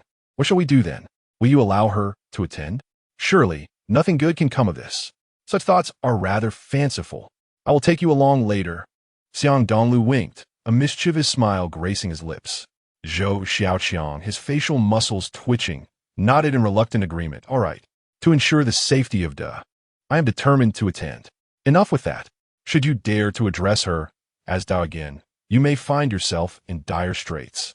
Xiang Dongliu chuckled, swiftly discarding the crimson invitation that Li Xiaowei had presented, tossing it into a nearby trash bin. As the morning classes concluded, Xiang Dongliu stretched lazily and stood up, noticing Li Xiaowei approaching. "After you exit the school with the first pass, remember to wait at the rendezvous point we discussed last time. I shall guide you." "Sure. You go over the wall first." Xiang Dongliu chuckled inwardly, nodding in agreement. However, once Li Xiaowei departed, he swiftly beckoned Zhou Xiaoqiang. "It seems I know the location of Feiyang Restaurant. We will let Li Xiaowei wait while we proceed on our own. Anything is fine. I still have much homework left to complete." Mu Lingxian hastily looked up and quickly returned to her studies. "Come on. The young lady is weary of meat. She occasionally craves some vegetables." Xiang Dongliu smiled gently, turning to leave with Zhou Xiaoqiang under Mu Lingxian's nearly exasperated gaze. Undoubtedly, with the first pass in hand, Xiang Dongliu strode confidently out of the school gates, attracting envious glances from many students at first high. However, Zhou Xiaoqiang once again opted for the wall. After a few minutes, upon their reunion, they navigated around to the vicinity where Li Xiaowei awaited, peering stealthily. Indeed, Li Xiaowei sat atop a pile of stones, a cigarette dangling from his lips as he exhaled clouds of smoke. Yet, his demeanor was unmistakably impatient, seemingly wishing to leave at once but unable to do so. "Huh, let us see you be so arrogant now. Enjoy your wait." Zhou Xiaoqiang silently signaled him a middle finger and called out, "Brother Dongliu, let us depart. We need not concern ourselves with him." "All right." Xiang Dongliu nodded, swiftly leaving Li Xiaowei behind as he and Zhou Xiaoqiang headed towards the entrance of Feiyang Restaurant. Perhaps due to a stroke of luck, as they arrived at the restaurant, Daoba's van appeared from the distance. As the door opened, Daoba emerged, a cigarette in his mouth, and upon spotting Xiang Dongliu, he clapped a hand on his shoulder, chuckling, "Little brother, where's your female classmate? Why hasn't Tishi joined us?" Xiang Dongliu suppressed a cold smile within, maintaining a cordial facade. "In truth, I just called her. She mentioned she would come once she finishes her assignments." "Ha ha, Brother Daoba, are you smitten with her?" "Ha ha, it seems little brother speaks with charm. That girl indeed possesses a captivating and innocent beauty." Xiang Dongliu's internal derision deepened. After exchanging a few words with Daoba, he and Zhou Xiaoqiang followed him into the restaurant. However, just behind them, four formidable figures from the second year, known as the Four Great Tigers, coincidentally headed towards Feiyang Restaurant as well. "Wow, that figure resembles Brother Dongliu. Indeed, it seems he is negotiating with that gang." Chapter 096. The rules of the underworld. After exchanging glances, the Four Great Tigers hastily pursued them.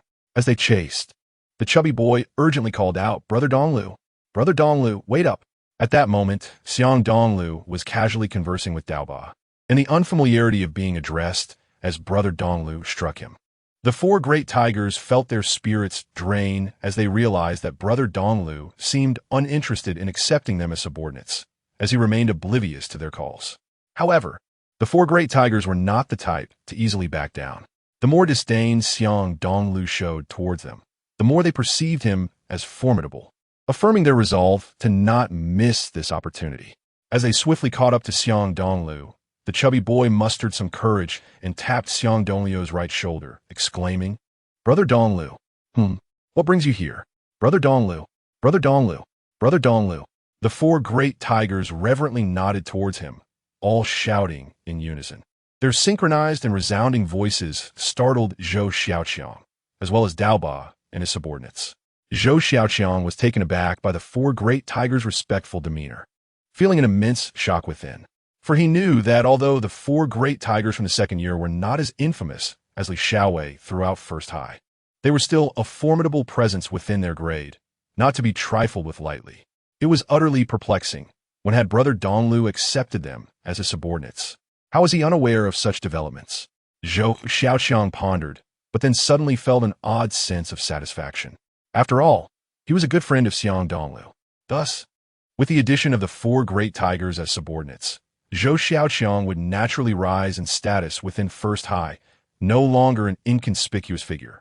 Perhaps they would even refer to him as Brother Chong. Zhou Xiaoqiang's heart brimmed with delight, and the four great tigers appeared increasingly amiable to him. Meanwhile, Dao Ba felt a sense of embarrassment creeping in. Initially, upon hearing the respectful and harmonious title of Brother Dongliu, he truly believed he had encountered a prominent figure from the underworld. However, upon realizing that this esteemed figure was none other than the humble Xiang Dongliu, whom Li Xiaowei had disparaged, a surge of indignation welled within him. In that instant, Dao Ba glanced at his four despondent subordinates, then compared them to the four great tigers, swiftly feeling a flicker of annoyance. Although the four great tigers were not particularly striking in appearance or stature, their imposing aura instilled a hint of trepidation within him. Simultaneously, he inwardly chastised Xiang Dongliu, thinking, "This little brat has been cunningly masquerading as a fool. Thankfully, I did not resort to force against him. Otherwise, who knows what scale of chaos would have ensued." In contrast to Zhou Xiaoqiang and Dao Ba's entourage, Xiang Dongliu remained blissfully unaware of the unfolding intricacies. He simply perceived that the four great tigers were overly enthusiastic towards him, leading him to awkwardly chuckle and ask, "What are you all doing?" Making me feel like a member of the underworld. Upon hearing this, the four great tigers exchanged glances, and the chubby boy immediately responded, "Since Dongliu doesn't like this formality, let's tone it down a bit." Xiang Dongliu felt a trickle of cold sweat. He had intended to convey that their demeanor had no bearing on him at all. However, considering the warmth with which the four great tigers regarded him, he refrained from expressing such thoughts and instead, slightly taken aback, inquired, "Do you have something to discuss?" If Dongliu is negotiating with others, we naturally cannot let you lose face." They replied, "Yes, we are here to cheer for Dongliu." Dao Ba could not help but widen his eyes, thinking to himself that these four little rascals were indeed audacious, treating him, Dao Ba, with such disregard. It was evident that this fellow Xiang had a considerable background, likely commanding a substantial following. Otherwise, his four subordinates would not dare to regard him with such boldness. Taking a deep breath, Dao Ba felt an urge to scold his subordinates. "You useless lot. Look at how well-mannered and impressive their subordinates are. I've been raising you all for nothing." Despite the tumult of thoughts racing through his mind, Dao Ba, as a leader, maintained his composure. Thus, he calmly addressed the four great tigers. "Why are you so tense?" "I'm just having a meal with your Dongliu. What negotiations are you talking about?" After saying this, he patted Xiang Dongliu on the shoulder and smiled. "It seems Dongliu is doing quite well. These brothers of yours appear to be quite obedient and formidable." "Dongliu," Zhou Xiaoqiang thought to himself, feeling a mix of admiration and concern, realizing that Dao Ba was indeed a chameleon. Previously, he referred to Xiang Dongliu as Xiao Xiang or little brother, but now, upon seeing Xiang Dongliu's subordinates arrive, he directly addressed him as Dongliu. "Haha, What do you mean by doing well? I'm just an ordinary student, you know? I neither smoke nor drink, Xiang Dongliu said with a bitter smile. Yet he did not dismiss the four great tigers. In truth, he rather enjoyed their exuberance and relished the feeling of being surrounded by admirers. Soon, amidst the facade of jovial banter between Xiang Dongliu and Dao Ba, both secretly hurling insults at one another, the assembly of 11 arrived at the elegant private room of Feiyang Restaurant, startling the patrons on the way, who hurriedly retreated. Please, take a seat, Dongliu. The chubby boy among the four great tigers hurriedly pulled out a chair for him, while the other three lined up neatly behind, their hands resting behind their backs, standing like a row of spears. Once Xiang Dongliu sat down, he felt a wave of discomfort and questioned, "What are you all standing for? Sit down and eat." "No, it's for you to sit, Dongliu," they replied in unison, feeling a warm glow in their hearts. In contrast, Dao Ba only cared for himself, neglecting his four subordinates, allowing them to stand behind him. "Ha, Dongliu, it's fine. This is the way things are done. We can't disrupt the hierarchy." Zhou Xiaoqiang chuckled as he sat down, adding, "Just look at Dao Ba Gu across the table. He acts the same way." "Oh, the rules." Xiang Dongliu nodded in slight understanding, but then suddenly, in confusion, he asked, "Then why don't you go stand behind?" Upon hearing this, Zhou Xiaoqiang's face changed, feeling quite embarrassed. Nevertheless, he merely harbored a slight grievance against Xiang Dongliu in his heart and stood up, intending to join the four great tigers in standing. Zhou Xiaoqiang's lips twitched in incredulity. It was indeed a situation that left him both amused and bewildered. If Xiang Dongliu's earlier request for him to stand had felt like a descent into hell, then Xiang Dongliu's current insistence for him to sit was akin to a rise to paradise, filling him with gratitude and excitement. After all, this signified that Xiang Dongliu did not regard him as insignificant. At the very least, he felt elevated above the four great tigers in Xiang Dongliu's eyes. He seemed enshrouded in layers of mystery. Even as one layer was peeled away, another and more layers remained, as if they could not be exhausted. Once they were seated, Dao Ba chuckled as he perused the menu. "Dongliu, where's your female classmate? I'm waiting for her to order with us. I wonder what she enjoys eating."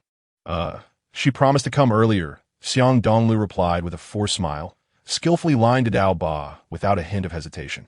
"However, I suspect she is still busy with her assignments." "Haha, Dao Ba Gu, you need not worry about what she likes. Just order the most expensive dishes. The pricier the better." Dao Ba felt a cold sweat break out, thinking to himself, "This kid is simply looking to exploit me for a lavish meal." Nonetheless, it was merely a meal. He could still afford it. After a brief moment of reflection, Dao Ba nodded and called out to the restaurant owner. "Just as Dongliu suggested, make it the most expensive." "All right, please wait a moment, Dao Ba Gu and Dongliu. It will be ready shortly." Since Dao Ba was a regular at Feiyang Restaurant, the owner was well aware of the guests Dao Ba treated. In his view, only those of equal standing in the underworld would have the privilege of being treated to a meal by Dao Ba. What sort of background does this kid have? He is already a big brother at such a young age, commanding subordinates with such imposing presence. Truly remarkable. After a flurry of speculations, the restaurant owner understood the importance of cultivating relationships and winning hearts, which would benefit his restaurant's growth. For instance, should any trouble arise at the restaurant, he could effortlessly call on his connections for assistance. Conversely, when no trouble was present, these big brothers would bring their subordinates to dine, thus enhancing the restaurant's profitability. Truly a win-win situation.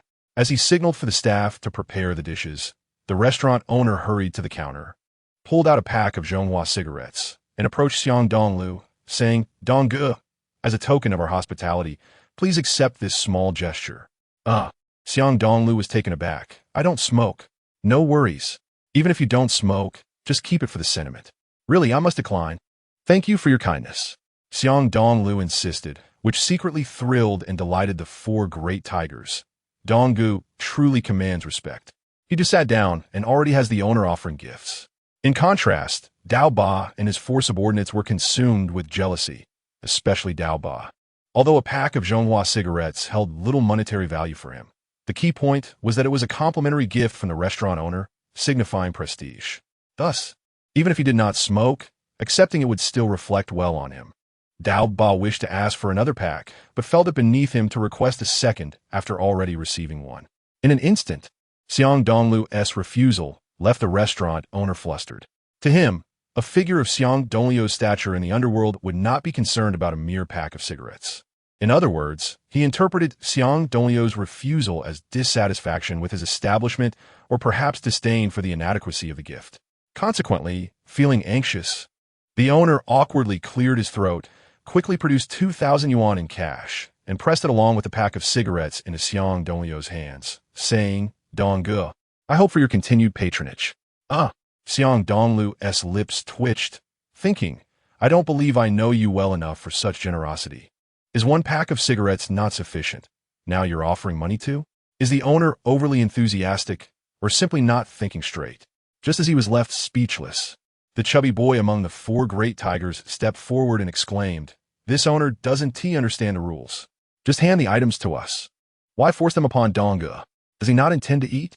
After finishing his words, he assisted Xiang Dongliu in collecting the entire pack of Zhonghua cigarettes along with 2,000 yuan in cash. The surprised expressions of Scar and his four subordinates reflected their astonishment at the disparity in treatment. Fortunately, the proprietor of the restaurant was astute and perceptive. After bestowing an additional 2,000 yuan upon Xiang Dongliu, he naturally felt compelled to compensate Scar with an equivalent sum to avoid inciting his displeasure. Thus, once Scar received the 2,000 yuan, he immediately beamed with joy and exclaimed to Xiang Dongliu, "I truly did not expect this. The waves of the Yangtze River push the front waves, and Brother Dong, your strategy of retreating to advance is indeed masterful. I also benefit from your success. I am in awe." Wiping his forehead, Xiang Dongliu refrained from elaborating excessively. He believed that how others perceived and interpreted him was their own affair. Even if he could silence their tongues, he could not quell their inner thoughts. With a slight shrug, he leisurely began to crack sunflower seeds while awaiting the arrival of the dishes. Shortly thereafter, the waiter promptly brought forth several delectable dishes, prompting Scar to glance toward the entrance of the private room and inquire, "Brother Dong, the dishes have started to arrive, but where is your female companion?" Before he could finish his sentence, the entire room was filled with the sound of footsteps ascending the stairs. Given that the restaurant featured an ancient wooden staircase, the sound was pronounced and urgent. Scar immediately sprang to his feet, his eyes brightening as he exclaimed, "Could it be that she has arrived? Indeed, it is quite possible. She is always so impatient," Xiang Dongliu thought to himself, cursing inwardly while exchanging a knowing glance with Zhou Xiaoqiang. This ignited Scar's excitement as he rubbed his hands together and swiftly approached the door of the private room, opening his arms wide. He believed that if Mu Lingqian were to burst through the door, his posture would undoubtedly allow him to seize a tender opportunity. As the footsteps grew increasingly hurried, Scar's eyes sparkled with anticipation, and he felt as though his blood was igniting with fervor. He thought joyfully, "Little sister, hurry and leap into your brother's embrace." However, as the door opened, it revealed an enraged man crashing into him. At that moment, upon recognizing the intruder, Scar gasped in horror and loudly exclaimed, "Why, Xiao Weizi, what are you doing here?" Li Xiaowei stared wide-eyed, equally incredulous, caught off guard by being embraced by another man, feeling an overwhelming sense of frustration. "What the hell?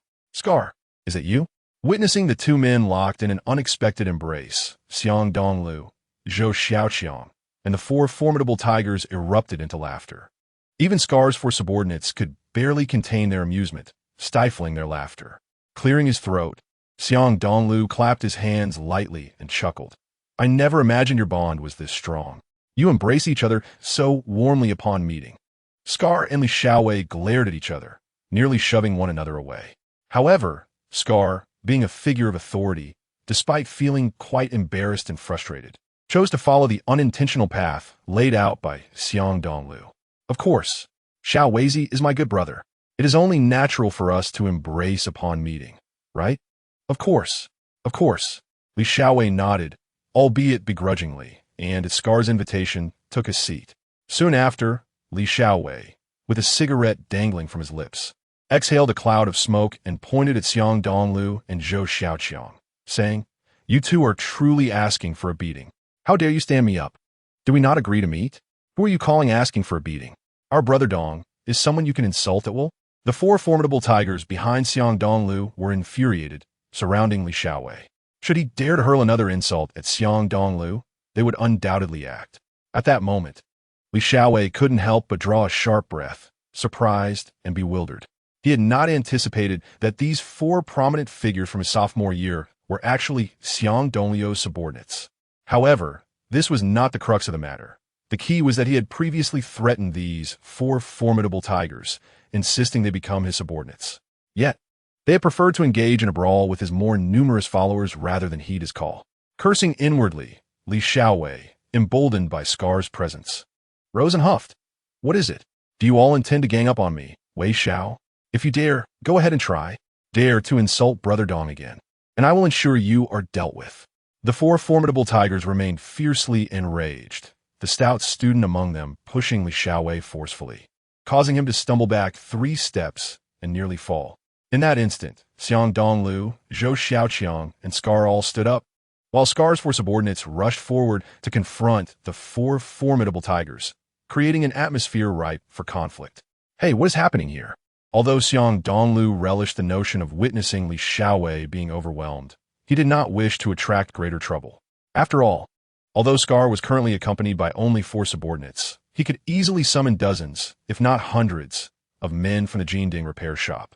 Thus, his side would undoubtedly suffer. After speaking, he turned to Scar and sheepishly remarked, "Brother Scar, they are simply being unreasonable. I hope you will overlook their behavior." However, Li Xiaowei, feeling aggrieved from the stout student's push, quickly grabbed a chair and shouted, "You come over here right now. Put it down." Despite appearing to chastise the 4 formidable tigers, Xiang Dongliu was, in truth, protecting them.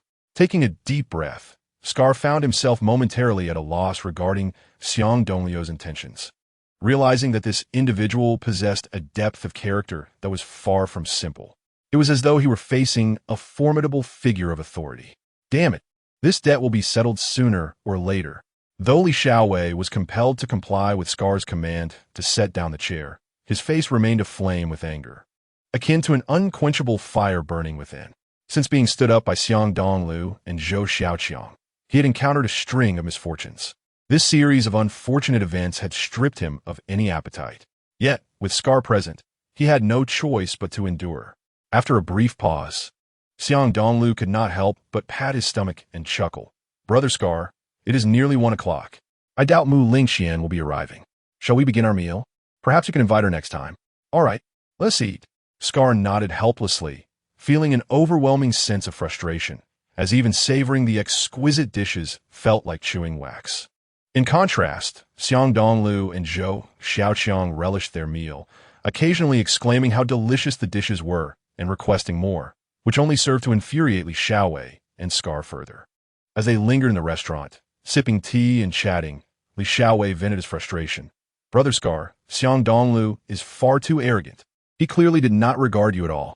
What do you expect?" Scar scoffed, slowly exhaling smoke. "This kid exudes an air of mystery. Who knows how many followers he has? He can't have many, can he? He is a transfer student. Do you believe I would still trust your inept judgment?" Scar suddenly exclaimed angrily. "Last time, you claimed Xiang Dongliu was a bumpkin, yet he is clearly fit and looks like a star. Moreover, you mentioned that he was weak at first high. But what about today? The 4 formidable tigers beneath him are even more powerful than those 4 rascals." As he spoke, Dao Ba pointed at his 4 underlings, causing them to lower their heads in unison. Li Xiaowei opened his mouth, momentarily at a loss for words. However, he soon broke into a sinister grin. "Brother Dao Ba, why don't we find some people to give him a good beating? Let's also see how many subordinates he has. All right, you handle it, but don't let that brat realize it was us. Haha. I still want to win him over to help me pursue that little sister. Chepter nulla devadisad deviat, molinkianis underlinks. Haha, Dongo, your reputation truly precedes you. Not only did the mafia boss treat us to a meal, but he also received a greeting gift from the restaurant owner.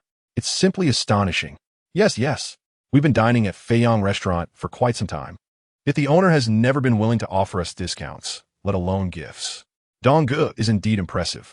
Hearing such flattery, Xiang Dongliu broke into a hearty laugh, feeling quite pleased within. After a moment's thought, he tossed a whole pack of Zhonghua cigarettes to the chubby boy. Take it. I don't smoke. Wow. You're giving us a whole pack? Don't like it? Then just give us one. Dongliu, stop joking. Just give us the whole pack. I love the taste of Zhonghua.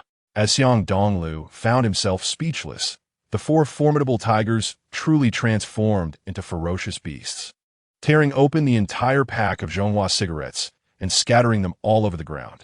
Immediately, they pounced to grab them, prompting Zhou Xiaoqiang to act on impulse and snatch 2 packs.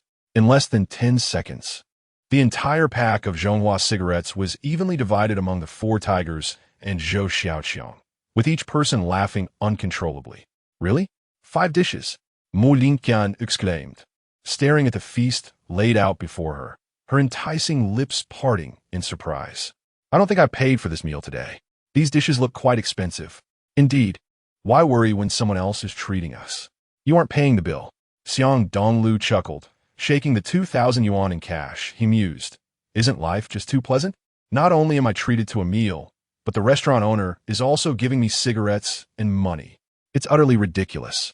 Wow, such a wonderful thing, Mu Lingqian exclaimed, her beautiful eyes sparkling with curiosity. What exactly is going on? I can't believe the restaurant owner would send you money for no reason. Unless he has lost his mind. Ha! Dongliu Ji's reputation is quite formidable. Don't you understand? Zhou Xiaoqiang chimed in, grinning widely. The owner is trying to curry favor with Dongliu Ge. Curry favor? Mu Lingqian playfully pointed at Xiang Dongliu, her charming face brimming with mischief. What makes him so special? I haven't noticed anything. Hee, you really know how to bring someone down. Zhou Xiaoqiang sighed. Actually, Dongliu Ge is quite exceptional, truly skilled in both literature and martial arts.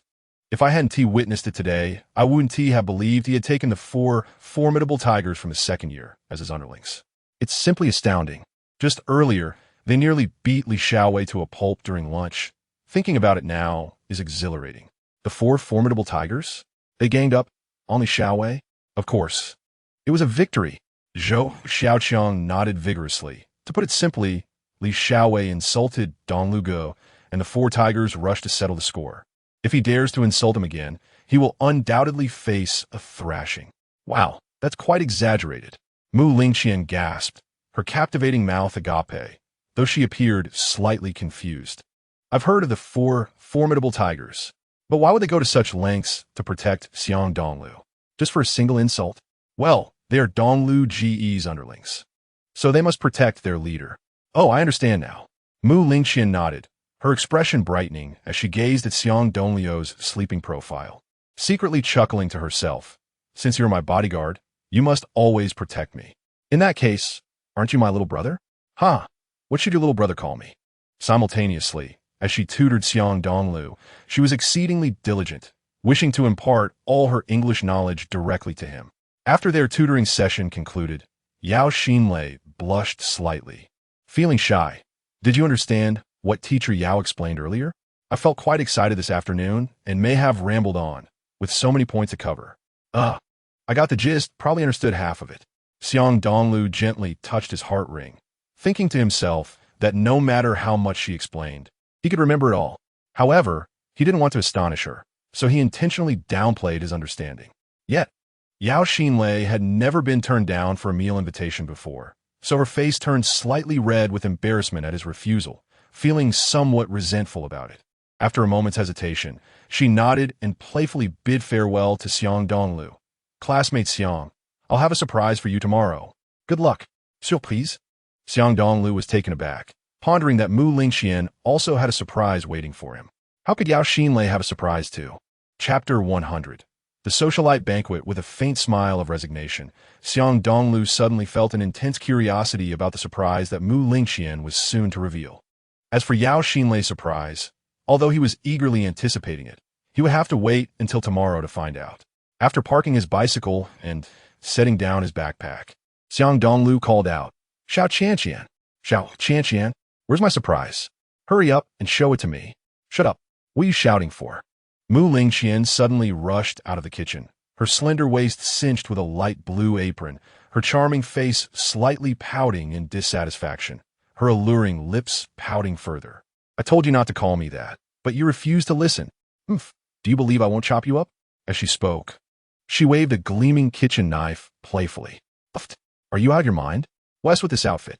Xiang Dongliu burst into laughter, feeling no threat from her demeanor, rather finding her appearance exuded a charming domestic allure.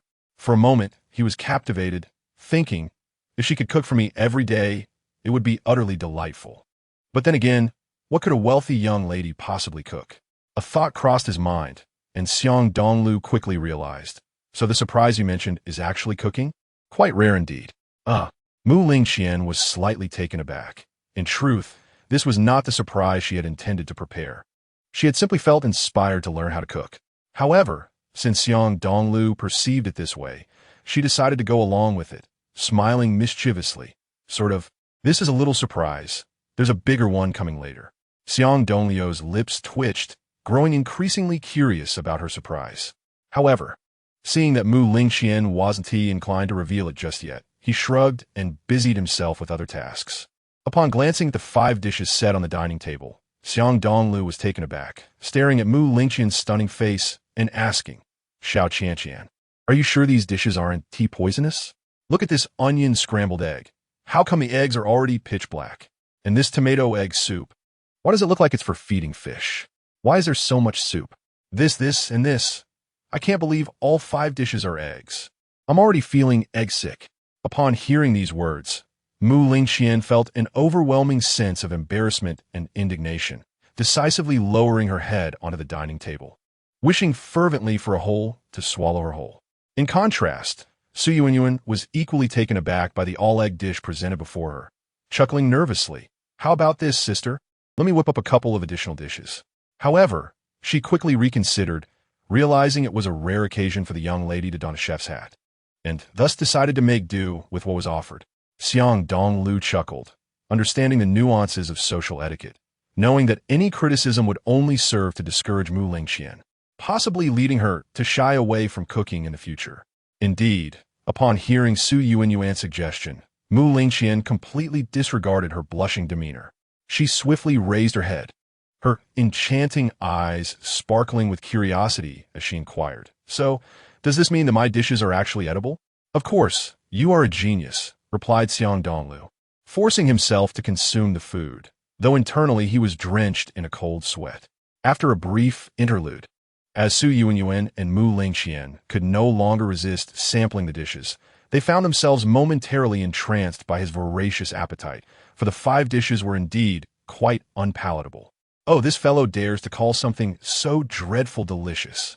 Is he not afraid of being ridiculed? While Mu Lingqian felt profoundly moved, she couldn't help but scold him inwardly for his audacity. She had not anticipated that Xiang Dongliu would evoke tears for the second time.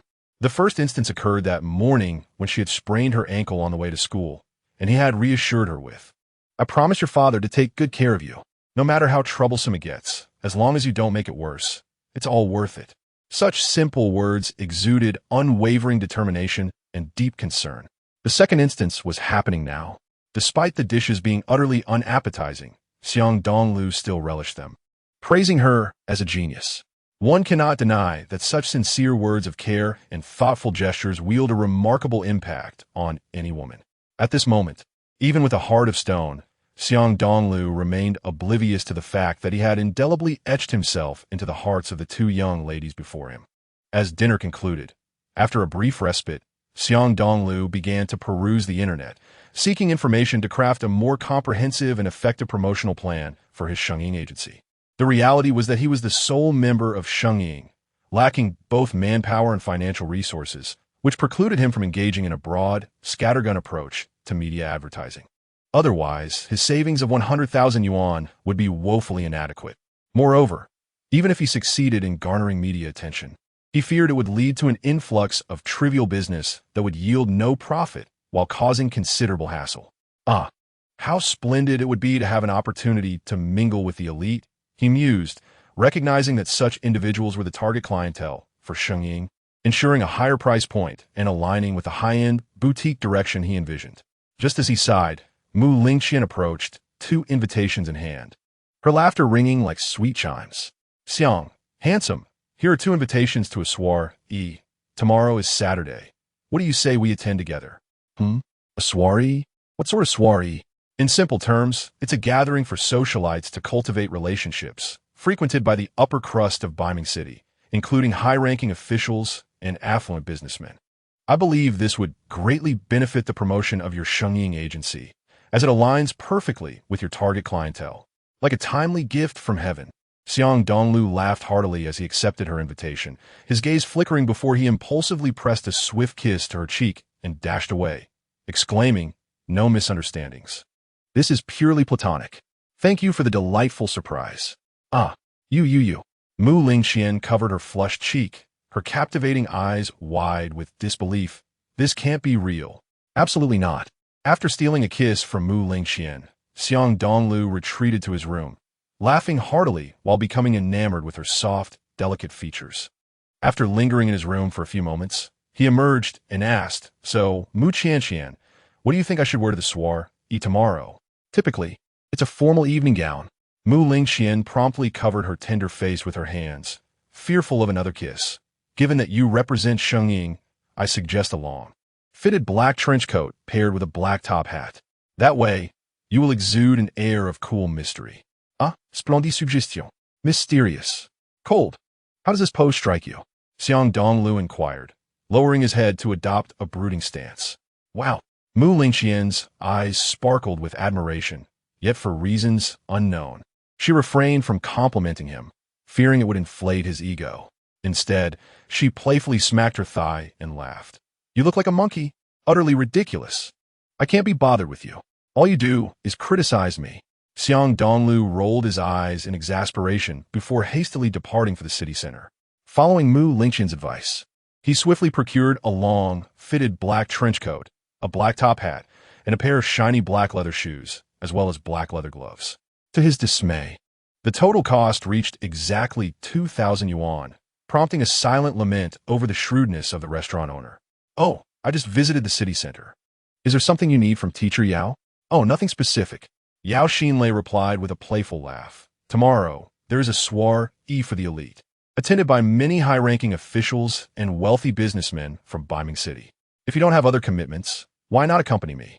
I could introduce you to some prominent figures who may later become clients of your Shengying agency." "Oh, you will also attend the elite soiree?" Xiang Dongliu's keen intuition quickly pieced together that this was the surprise Yao Xinlei had mentioned. He was pleasantly surprised to discover that both she and Mu Lingqian were diligently assisting with the promotion of his Shengying agency. Feeling a warmth in his heart, he expressed his gratitude before ending the call. Unbeknownst to him, on the other end of the line, Yao Xinlei, clad in a delicate pink nightgown, paced her room. Curiosity etched across her flawless complexion. Who is this young man? He seems to have a connection to the soiree. It appears he belongs to the invited class. Yet, she thought to herself, if he learns of my identity, I'll simply let things unfold naturally. With a bittersweet smile, Yao Xinlei nestled in her soft bed, her alluring form fading into the darkness as the lights dimmed. When dawn broke, Xiang Dongliu donned a complete ensemble of black, the long, fitted trench coat and top hat, lending him an air reminiscent of a mafia boss. He exuded charisma, coldness, and an enigmatic allure that captivated even Mu Lingqian, who had just descended the stairs with a yawn, leaving her momentarily speechless. She quickly reached for her phone, then widened her eyes in astonishment. "Wow, it's like a frog turned prince. Truly, you embody the essence of Dongliu." Dongyi. Xiang Dongliu's lips twitched at the title, yet he maintained last night's brooding pose, producing a metallic, ghostly business card. "So, do I still look like a monkey?" Mu Lingqian's heart screamed handsome beyond measure, but her lips remained playfully indifferent. "It's passable. I could reluctantly take you out for a stroll. A dog's mouth can't spit out ivory." Xiang Dongliu lamented, feeling utterly defeated. In truth, he had checked his reflection in the mirror and noted the astonished glances of those around him when he purchased the trench coat. Although he dared not proclaim himself exceedingly handsome, he was certainly not as mediocre and forced as Mu Lingqian suggested. "Who has discouraged you?" Mu Lingqian silently chuckled within, yet maintained a facade of indifference as she mockingly retorted, "If you have the ability, show me an ivory." Feeling disinclined to engage further, she added, "Quickly brush your teeth and wash your face. I shall prepare you a fried egg." Xiang Dongliu shrugged with a wry smile. swiftly casting off his trench coat as he elegantly entered the kitchen. Once the hall was left with only Mu Lingxian, she immediately covered her enticing red lips and stifled her laughter, then gazed at the photograph she had secretly captured earlier, murmuring to herself, "Why is he so handsome? Had I known, I wouldn't have let him with a trench coat. Oomph. If he must wear it, it should be solely for my eyes." Her alabaster neck was still adorned with a striking red crescent jade pendant, perfectly complementing her pink gown, as if the accessories were destined to be together. As she gracefully descended the stairs, she was truly a sight to behold, captivating all who gazed upon her. Xiang Dongliu stared in awe for 3 seconds before awkwardly clearing his throat and saying, "I've never seen you in a dress before. I didn't expect you to look so feminine today. Are you implying that I lacked femininity before?" Mu Lingxian blushed slightly, feeling somewhat indignant. Regardless, she was quite confident in her figure. However, Xiang Dongliu nodded earnestly. That's more or less the implication. If your bust were a tad larger, it would certainly enhance the effect. Go to hell, you, and your big mouth. Hurry and leave, or we will be late. Mu Lingxian swiftly covered her face and fled. And then they took a taxi to the prestigious soiree in Beiming City, held only once every 6 months. In the opulent 7th-floor hall of the 5-star Huangqiao Lidu Hotel, ethereal music flowed like water. Dignitaries, affluent merchants, and socialites in elegant and extravagant attire moved gracefully.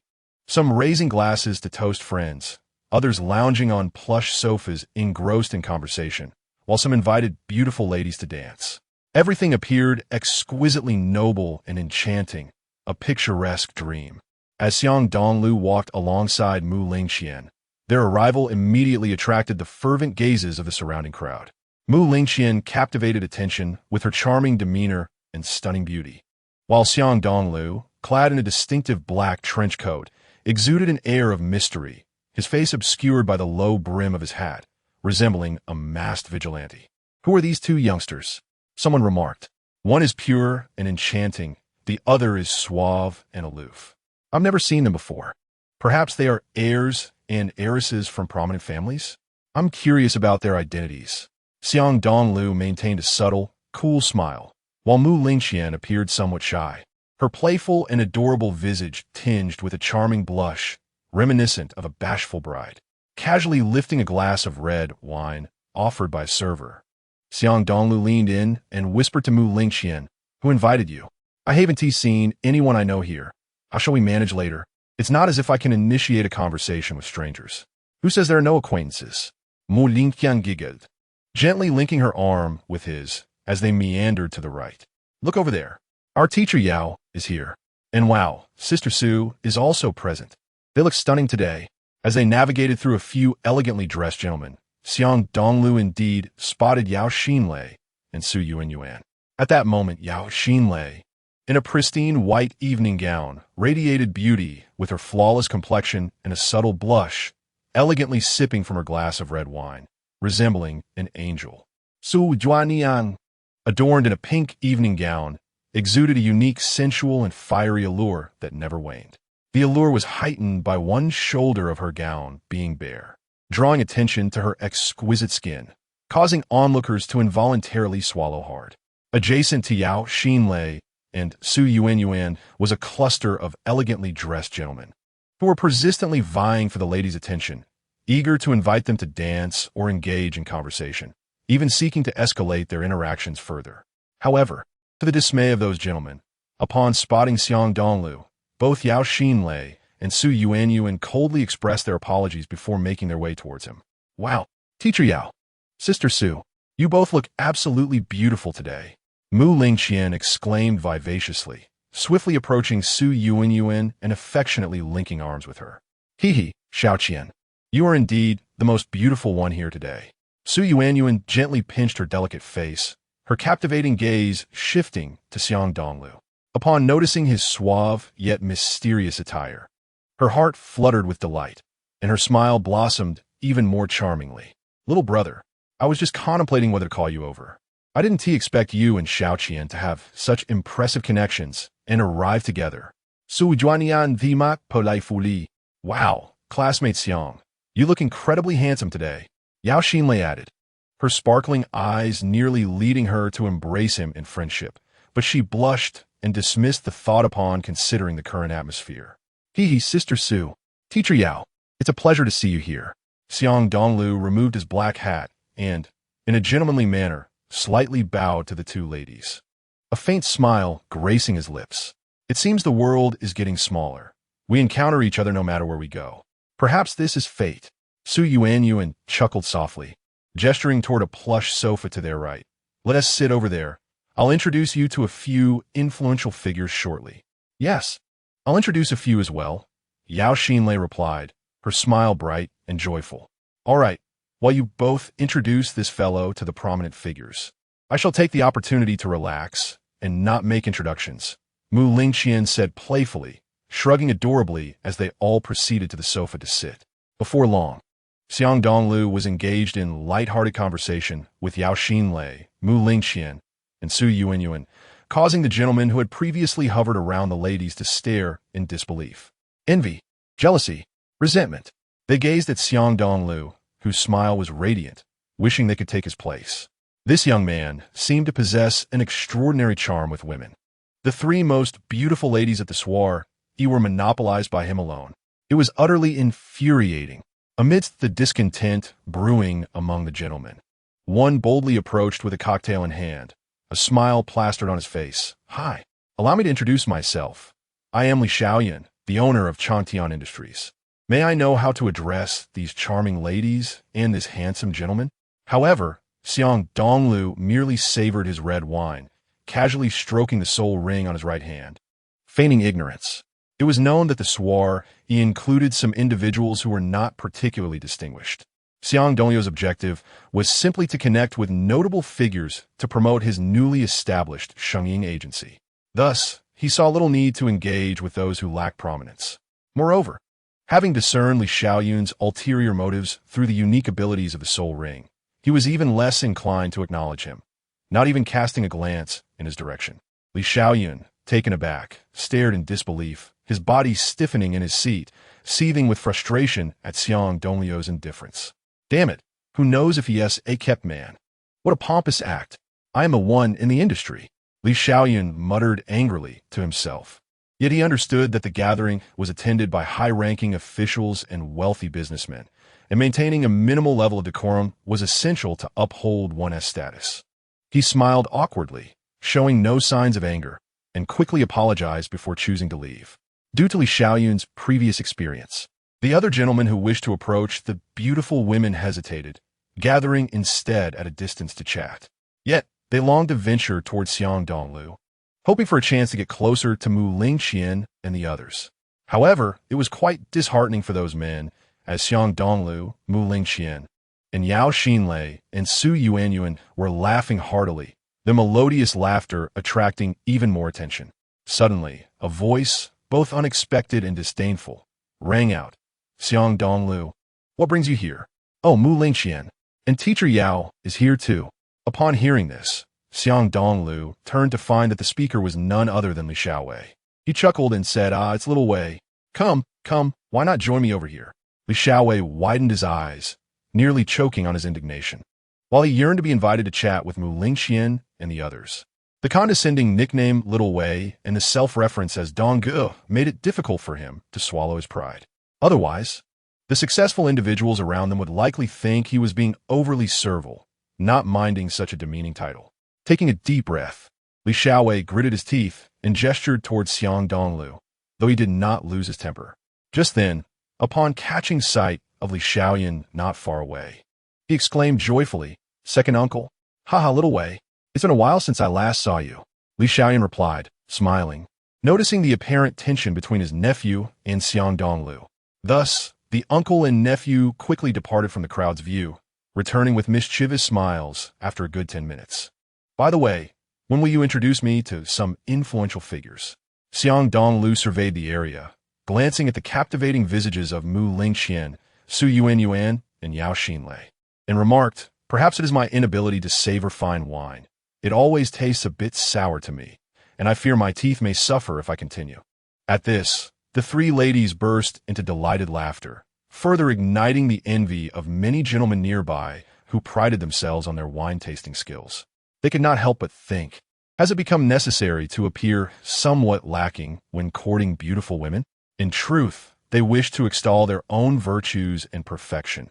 Yet here was this fellow, revealing his shortcomings and eliciting laughter from the ladies. After a brief moment, Su Yuanyuan suddenly stood, her delicate arm waving toward the front. "Daddy, over here. Ha, finally, I found you, you little rascal." A middle-aged man with a square face quickly approached, flanked by Xiao Yunfei and a dozen well-dressed gentlemen, smiling broadly. "Are these your friends?" "Yes." Su Yuanyuan nodded with a smile, pointing to Yao Xinlei. "This is Lei Lei. I believe no further introduction is necessary."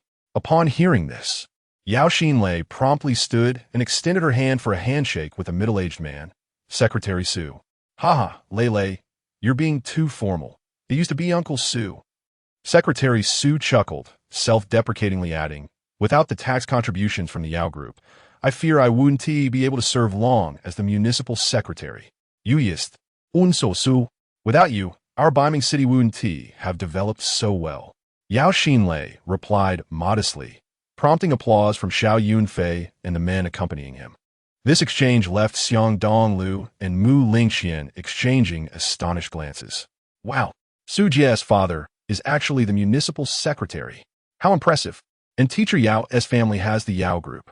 How could they be lacking?" Xiang Dongliu smiled wryly, aware of the Yao Group's significant influence in Beiming City. In truth, Su Yuanyuan's father had not exaggerated much. The Yao Group was indeed the most powerful enterprise in the entire Beiming City, contributing substantial tax revenues annually. "Haha, Daddy. These two are my good friends. They live next door." Su Yuanyuan quickly introduced Xiang Dongliu and Mu Lingxian. "Hello, Secretary Su." Xiang Dongliu stood and handed over an exquisite yet enigmatic ghostly business card, leaving Secretary Su and those around him speechless. "Xiang Dongliu? Shenging Agency?" Secretary Su murmured, suddenly pointing at Xiang Dongliu, exclaiming, "You're that student who solved the case of Lei Lei's stolen bracelet? From first high school? I heard Xiao mentioned you just yesterday, praising you endlessly. Indeed, that's him." Xiao Yunfei chuckled. That case left both Xiao, Su, and me at a loss until he stepped in to help. Secretary Su and the accompanying officials scrutinized Xiang Dongliu's stylish black coat and hat, sensing an aura of mystery about him, which harmonized perfectly with his ghostly business card and the name of Shenging Agency. Under this multifaceted intrigue, Secretary Su and the officials quickly became both astonished and curious about Dongliu, instinctively believing that Shenging Agency held considerable significance and power. After all, beyond the external mystery, Xiang Dongliu had resolved the case that Xiao Yunfei could not, thus proving his capabilities. "Haha, young Xiang is indeed an impressive talent," Secretary Su sincerely praised, glancing at Su Yuanyuan's stunning face with a smile, saying to Xiang Dongliu, "Later, I would like to host a simple commendation ceremony for you, to express my gratitude for your assistance in the case. How does that sound?" Xiang Dongliu smiled awkwardly, intending to decline and maintain a low profile, but unexpectedly, Mu Lingxian shot him a glare and clapped her hands with a laugh. "Great. I adore commendation ceremonies. Haha, it's settled then. You all continue your conversation. I must excuse myself for a moment." Secretary Su nodded with a smile, leading Xiao Yunfei and the accompanying officials away. After a short while, Xiang Dongliu turned to Mu Lingxian, smiling wryly. "Why did you agree so quickly? How could I pass up such a splendid opportunity?" Mu Lingxian chuckled, playfully tapping his forehead, an endearing gesture that prompted Yao Xinlei and Su Yuanyuan to exchange glances, astonished by the ambiguous relationship between the two. After a brief pause, Mu Lingxian asked, "I believe you understand the weight Secretary Su carries in Beiming City, yes?" "Indeed. The municipal secretary holds great power, greater than the mayor." "Ha! Then even a simple commendation ceremony he organizes will carry significant credibility. At that time, you can leverage it for some publicity. I'm sure many influential figures will trust your Shenging Agency," she concluded, glancing at Su Yuanyuan. "In truth, this should be Su Jie's idea, right? Secretary Su is merely following orders."